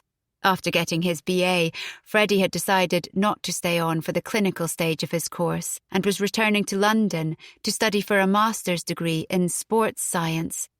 Katie was going to South America in September to work as an intern on an archaeology project.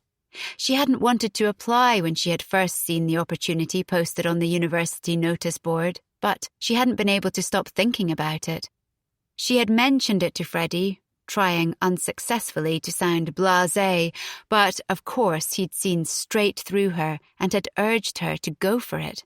"It's too good an opportunity to turn down, Brennan.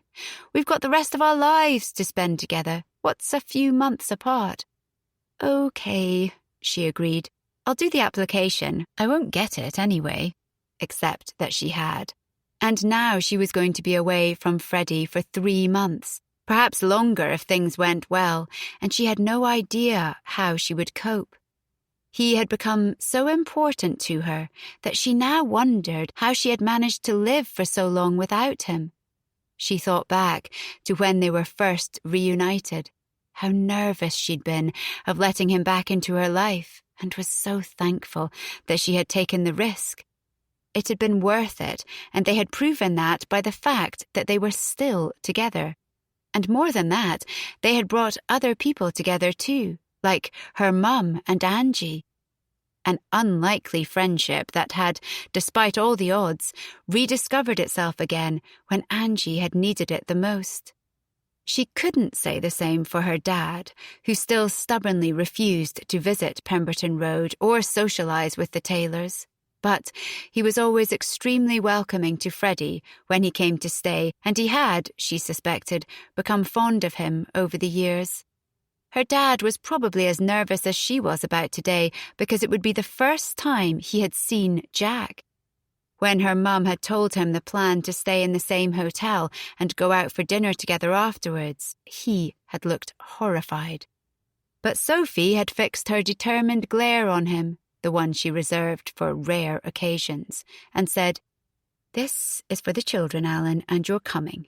And you're going to make an effort and maybe even have fun, or at least pretend to."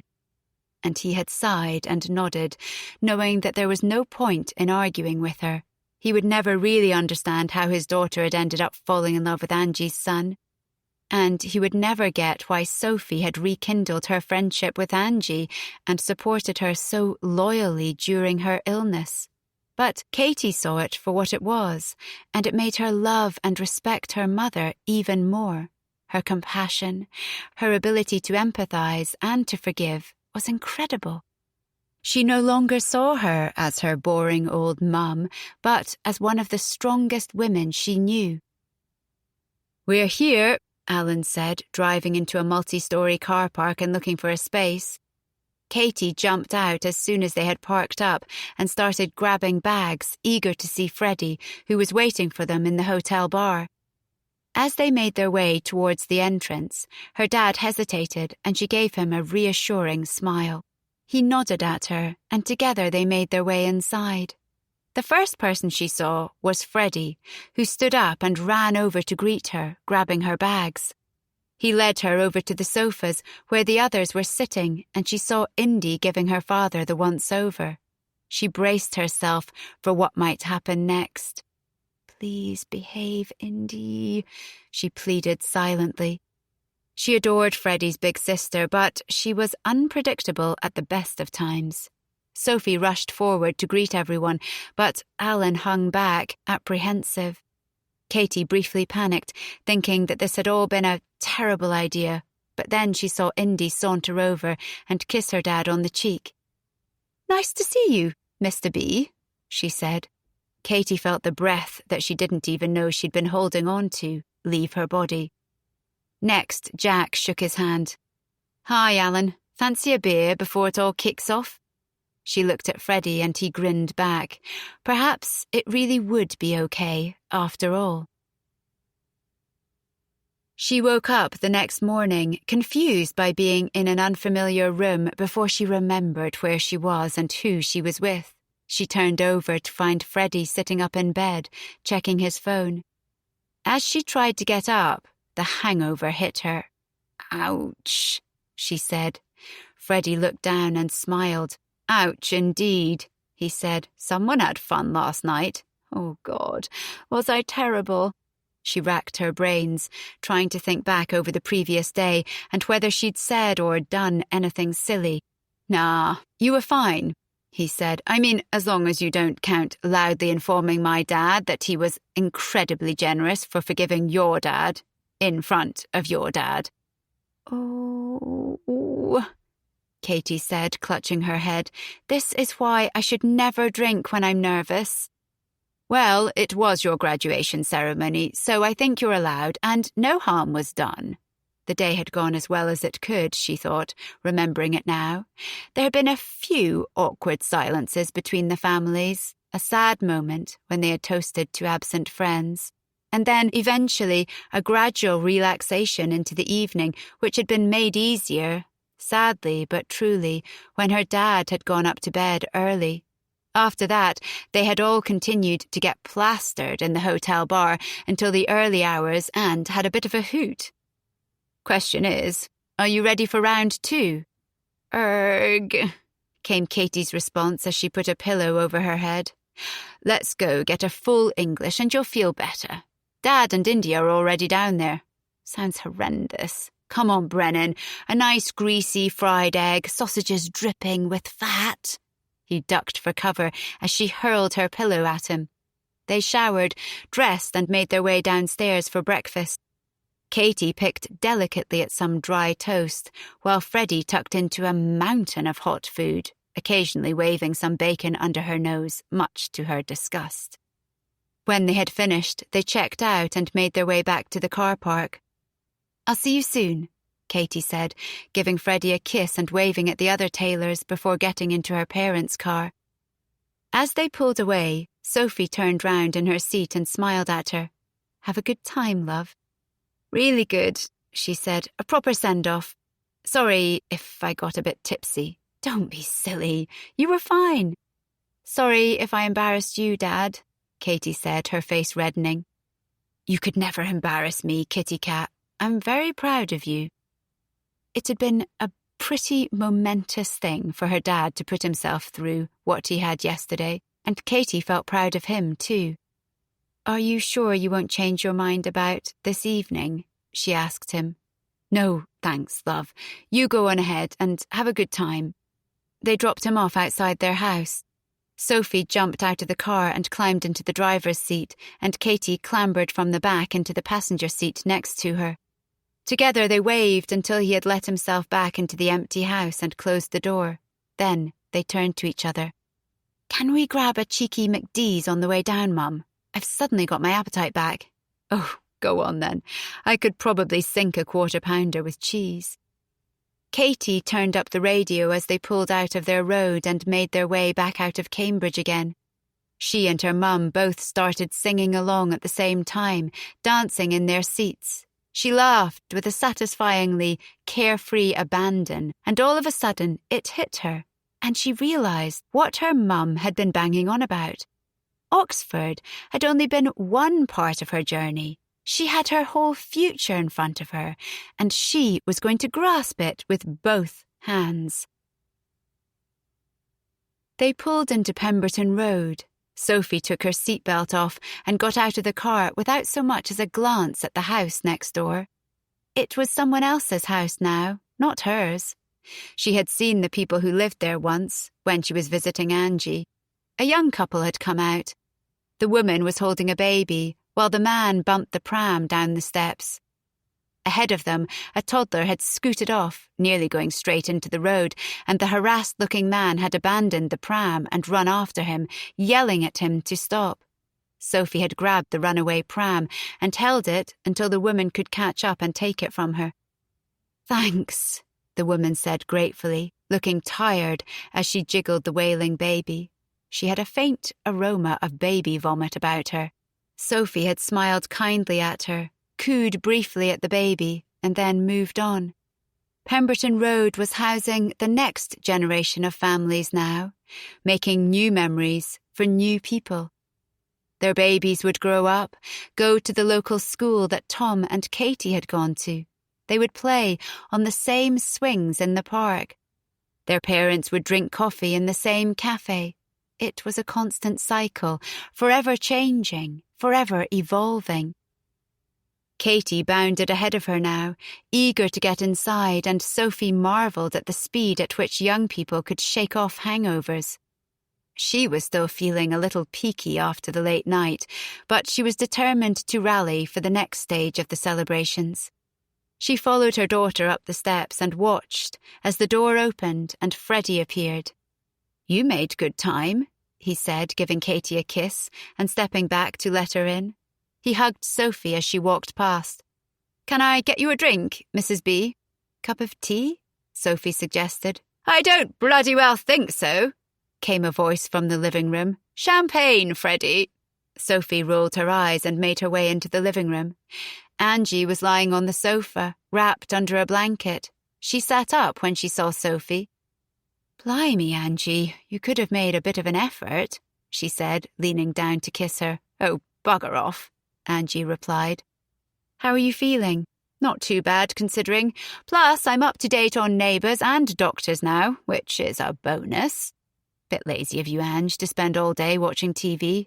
Very droll. Angie had been living with cancer for 3 years. She had outlived her doctor's prognosis and continued to find the strength from somewhere within to keep going. Apparently, she was a medical miracle, which, knowing Angie as she did not surprise Sophie in the slightest. But the cancer was just as determined, and after a much-needed respite, she was back on chemo again. When it had become clear that she wouldn't be well enough to go to the graduation ceremony, they had decided to bring the party to her instead. In the kitchen, she could hear Freddie bickering good-naturedly with Indy as they got the champagne out of the fridge and gathered glasses to bring into the living room. "Should you be drinking?" she asked Angie. "Well, it's hardly the thing that's going to kill me now, is it?" "Fair point. Where's Jack?" "He had to pop home first and check in with What's-Her-Face. He's on his way round." As she heard the kids still chatting away in the kitchen, Sophie sat down on the floor next to Angie and took her hand. "Are you really okay?" "I am," Angie said. "Really, I am. I was disappointed that I couldn't make the graduation. I'd be lying if I said I wasn't, but at least I'm here. I don't take that for granted." "How are you feeling about having someone in the house again?" Freddie was planning on living at home for a while. Everyone said it was because he wanted to save money while he studied for his master's, but everyone also knew it was because he wanted to spend time with his mum while he still could. "I'm rather looking forward to it. This house was made for a crowd, for noise and chaos and laughter, not for one person rattling around in it. It needs a bit of energy in it again." "Is Freddie worried about Katie going away?" "He says he's not, but I'm sure he's secretly having visions of her dancing salsa under the stars with some Latino hunk. I don't think you get many hunks around archaeological dig sites, though." "Have you watched Indiana Jones, Sophie?" "Well, I don't think he has anything to worry about. The only things my Katie gets excited about are fossils and Freddie. They're young, though. They've got so much to come, so much adventure, but so much heartbreak, too, probably." "Yes, true, and if that does happen, we'll be there to hold their hands. Speak for yourself." "Oh, stop feeling sorry for yourself, you old party pooper." Angie laughed and squeezed Sophie's hand. Sophie knew that she appreciated the humour, that the thing she hated most was pity. She'd always been too damn proud for her own good. But at least she was finally letting people help her. She was letting them look after her for once. The front door slammed and Jack appeared around the corner with Benji behind him. "Look at this reprobate who I've just bumped into trying unsuccessfully to park his flashy, oversized Range Rover into a massive parking space on the street," Jack declared in delight. "And it's even got parking assist on it." He was roaring with laughter. Benji scowled at him. "I've only had the car a week, Dad. Leave off." "Better learn to drive it, mate, before you start entertaining the ladies. That's all I'm saying." "Benji, you made it," Angie said, her face lighting up. "Yes, we finished filming earlier than planned," Benji said. "Where are the others?" "Kitchen." Benji wandered off, and Jack leaned in to hug Sophie. "Thanks for yesterday," she whispered, "for being so nice to Alan." He squeezed her. "Anything for you, Brennan." The doorbell went again. "Christ, it's like Piccadilly Circus around here," Angie said. "I'll get it," Sophie replied, hoping it was who she thought it would be. She tentatively opened the door and shrieked with delight when she saw her son. "Tom," she said, ushering him in. "I'm so pleased you made it." Tom worked as an accountant and lived with friends in Islington. He seemed to spend his time either working or partying, and she rarely saw him these days, although she tried not to give him a hard time about it. Katie and Freddie had been to a couple of his house parties and said they were epic. She really didn't want to know the details. "He's young and having fun," she told Alan whenever he made a comment about their errant son. Every couple of months he would turn up at home for a Sunday roast, or she and Alan would go to London and meet him for a drink. But he always called his dad religiously every weekend during football season to discuss the scores. It was their thing, just the two of them, and whenever Sophie saw Alan clutching onto his phone, waiting in anticipation for his call, she was glad that they had it. Over time, she and Alan had got used to being alone again, just the two of them. For so long, their lives, their whole existence had been centred around the children. She hadn't known what to expect when they left home, fearing, perhaps, that she and Alan would have run out of things to say to each other. They had been through so much to stay together that she couldn't bear the thought of them falling at the final hurdle. She had been relieved to discover that they enjoyed each other's company more than ever. He still made her laugh, even after all this time. They were trying to be more spontaneous, even if that just meant going to the cinema at the last minute or choosing dinner out rather than a takeaway. They'd booked a 4-week trip to New Zealand over the winter. Sophie had always dreamed of going there, and Ellie had been sending her tips and advice. They were going to stay with her and Chrissy for a few days in Auckland. She couldn't wait. And then, after that, it was straight back to intense coaching, ahead of the British swimming trials, into which she was entering a couple of her junior swimmers. There was always something going on, and that was just how she liked it. "Where's this damn champagne?" Angie demanded. She raised her voice and called out, "Stop gossiping in the kitchen, you lot! We're thirsty!" They all appeared together, 5 out of the 6 kids, and started dishing out glasses to everyone. Angie, Jack and Sophie took their champagne and held it up. "To Freddie and Katie," they said in unison. They all drank up, and a second bottle appeared soon after. By the time the third one had come out, it was established that no one would be driving home that evening. By the 4th, someone had found a Latin music playlist and put it on at full blast so that Katie could prepare for her imminent departure to South America, and Jack was trying to teach Sophie salsa moves. "How do you know how to do this?" Sophie asked as he spun her around, having a flashback to when they had gone to the barn dance and made a hash of the moves. "Janine made me go to lessons for 6 months," he said.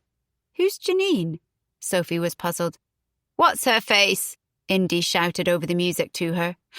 "Oh, I don't think I ever actually knew her real name." Jack glared at her. "Nice, Sophie, nice," he said. Laughing, she pulled him towards her. To her left, she saw Freddie and Katie talking quietly in the corner. To her right, Indy was dancing with Tom, thrusting her hips towards him while he stared down at her in stunned awe, like a man who had just won the lottery. All of his friends would know about this tomorrow, she suspected, as well as possibly all of the internet.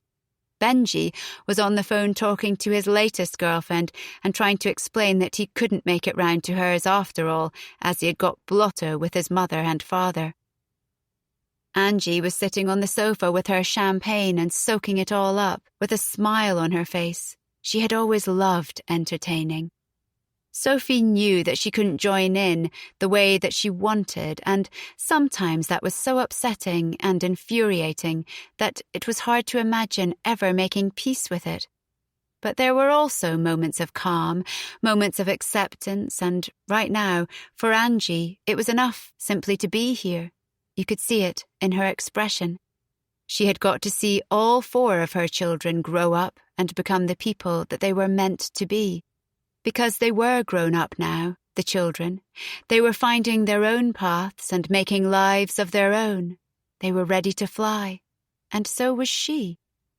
Sophie spun around in a circle, her arms stretched out wide, and closed her eyes. The end.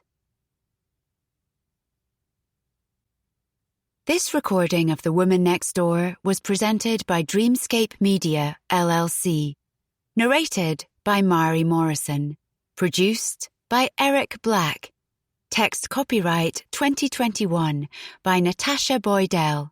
Sound recording copyright 2022 by Dreamscape Media, LLC. This recording may not be copied or played for an audience without the written permission of Dreamscape Media, LLC. Thank you for listening. Please check dreamscapepublishing.com for Dreamscape's latest releases.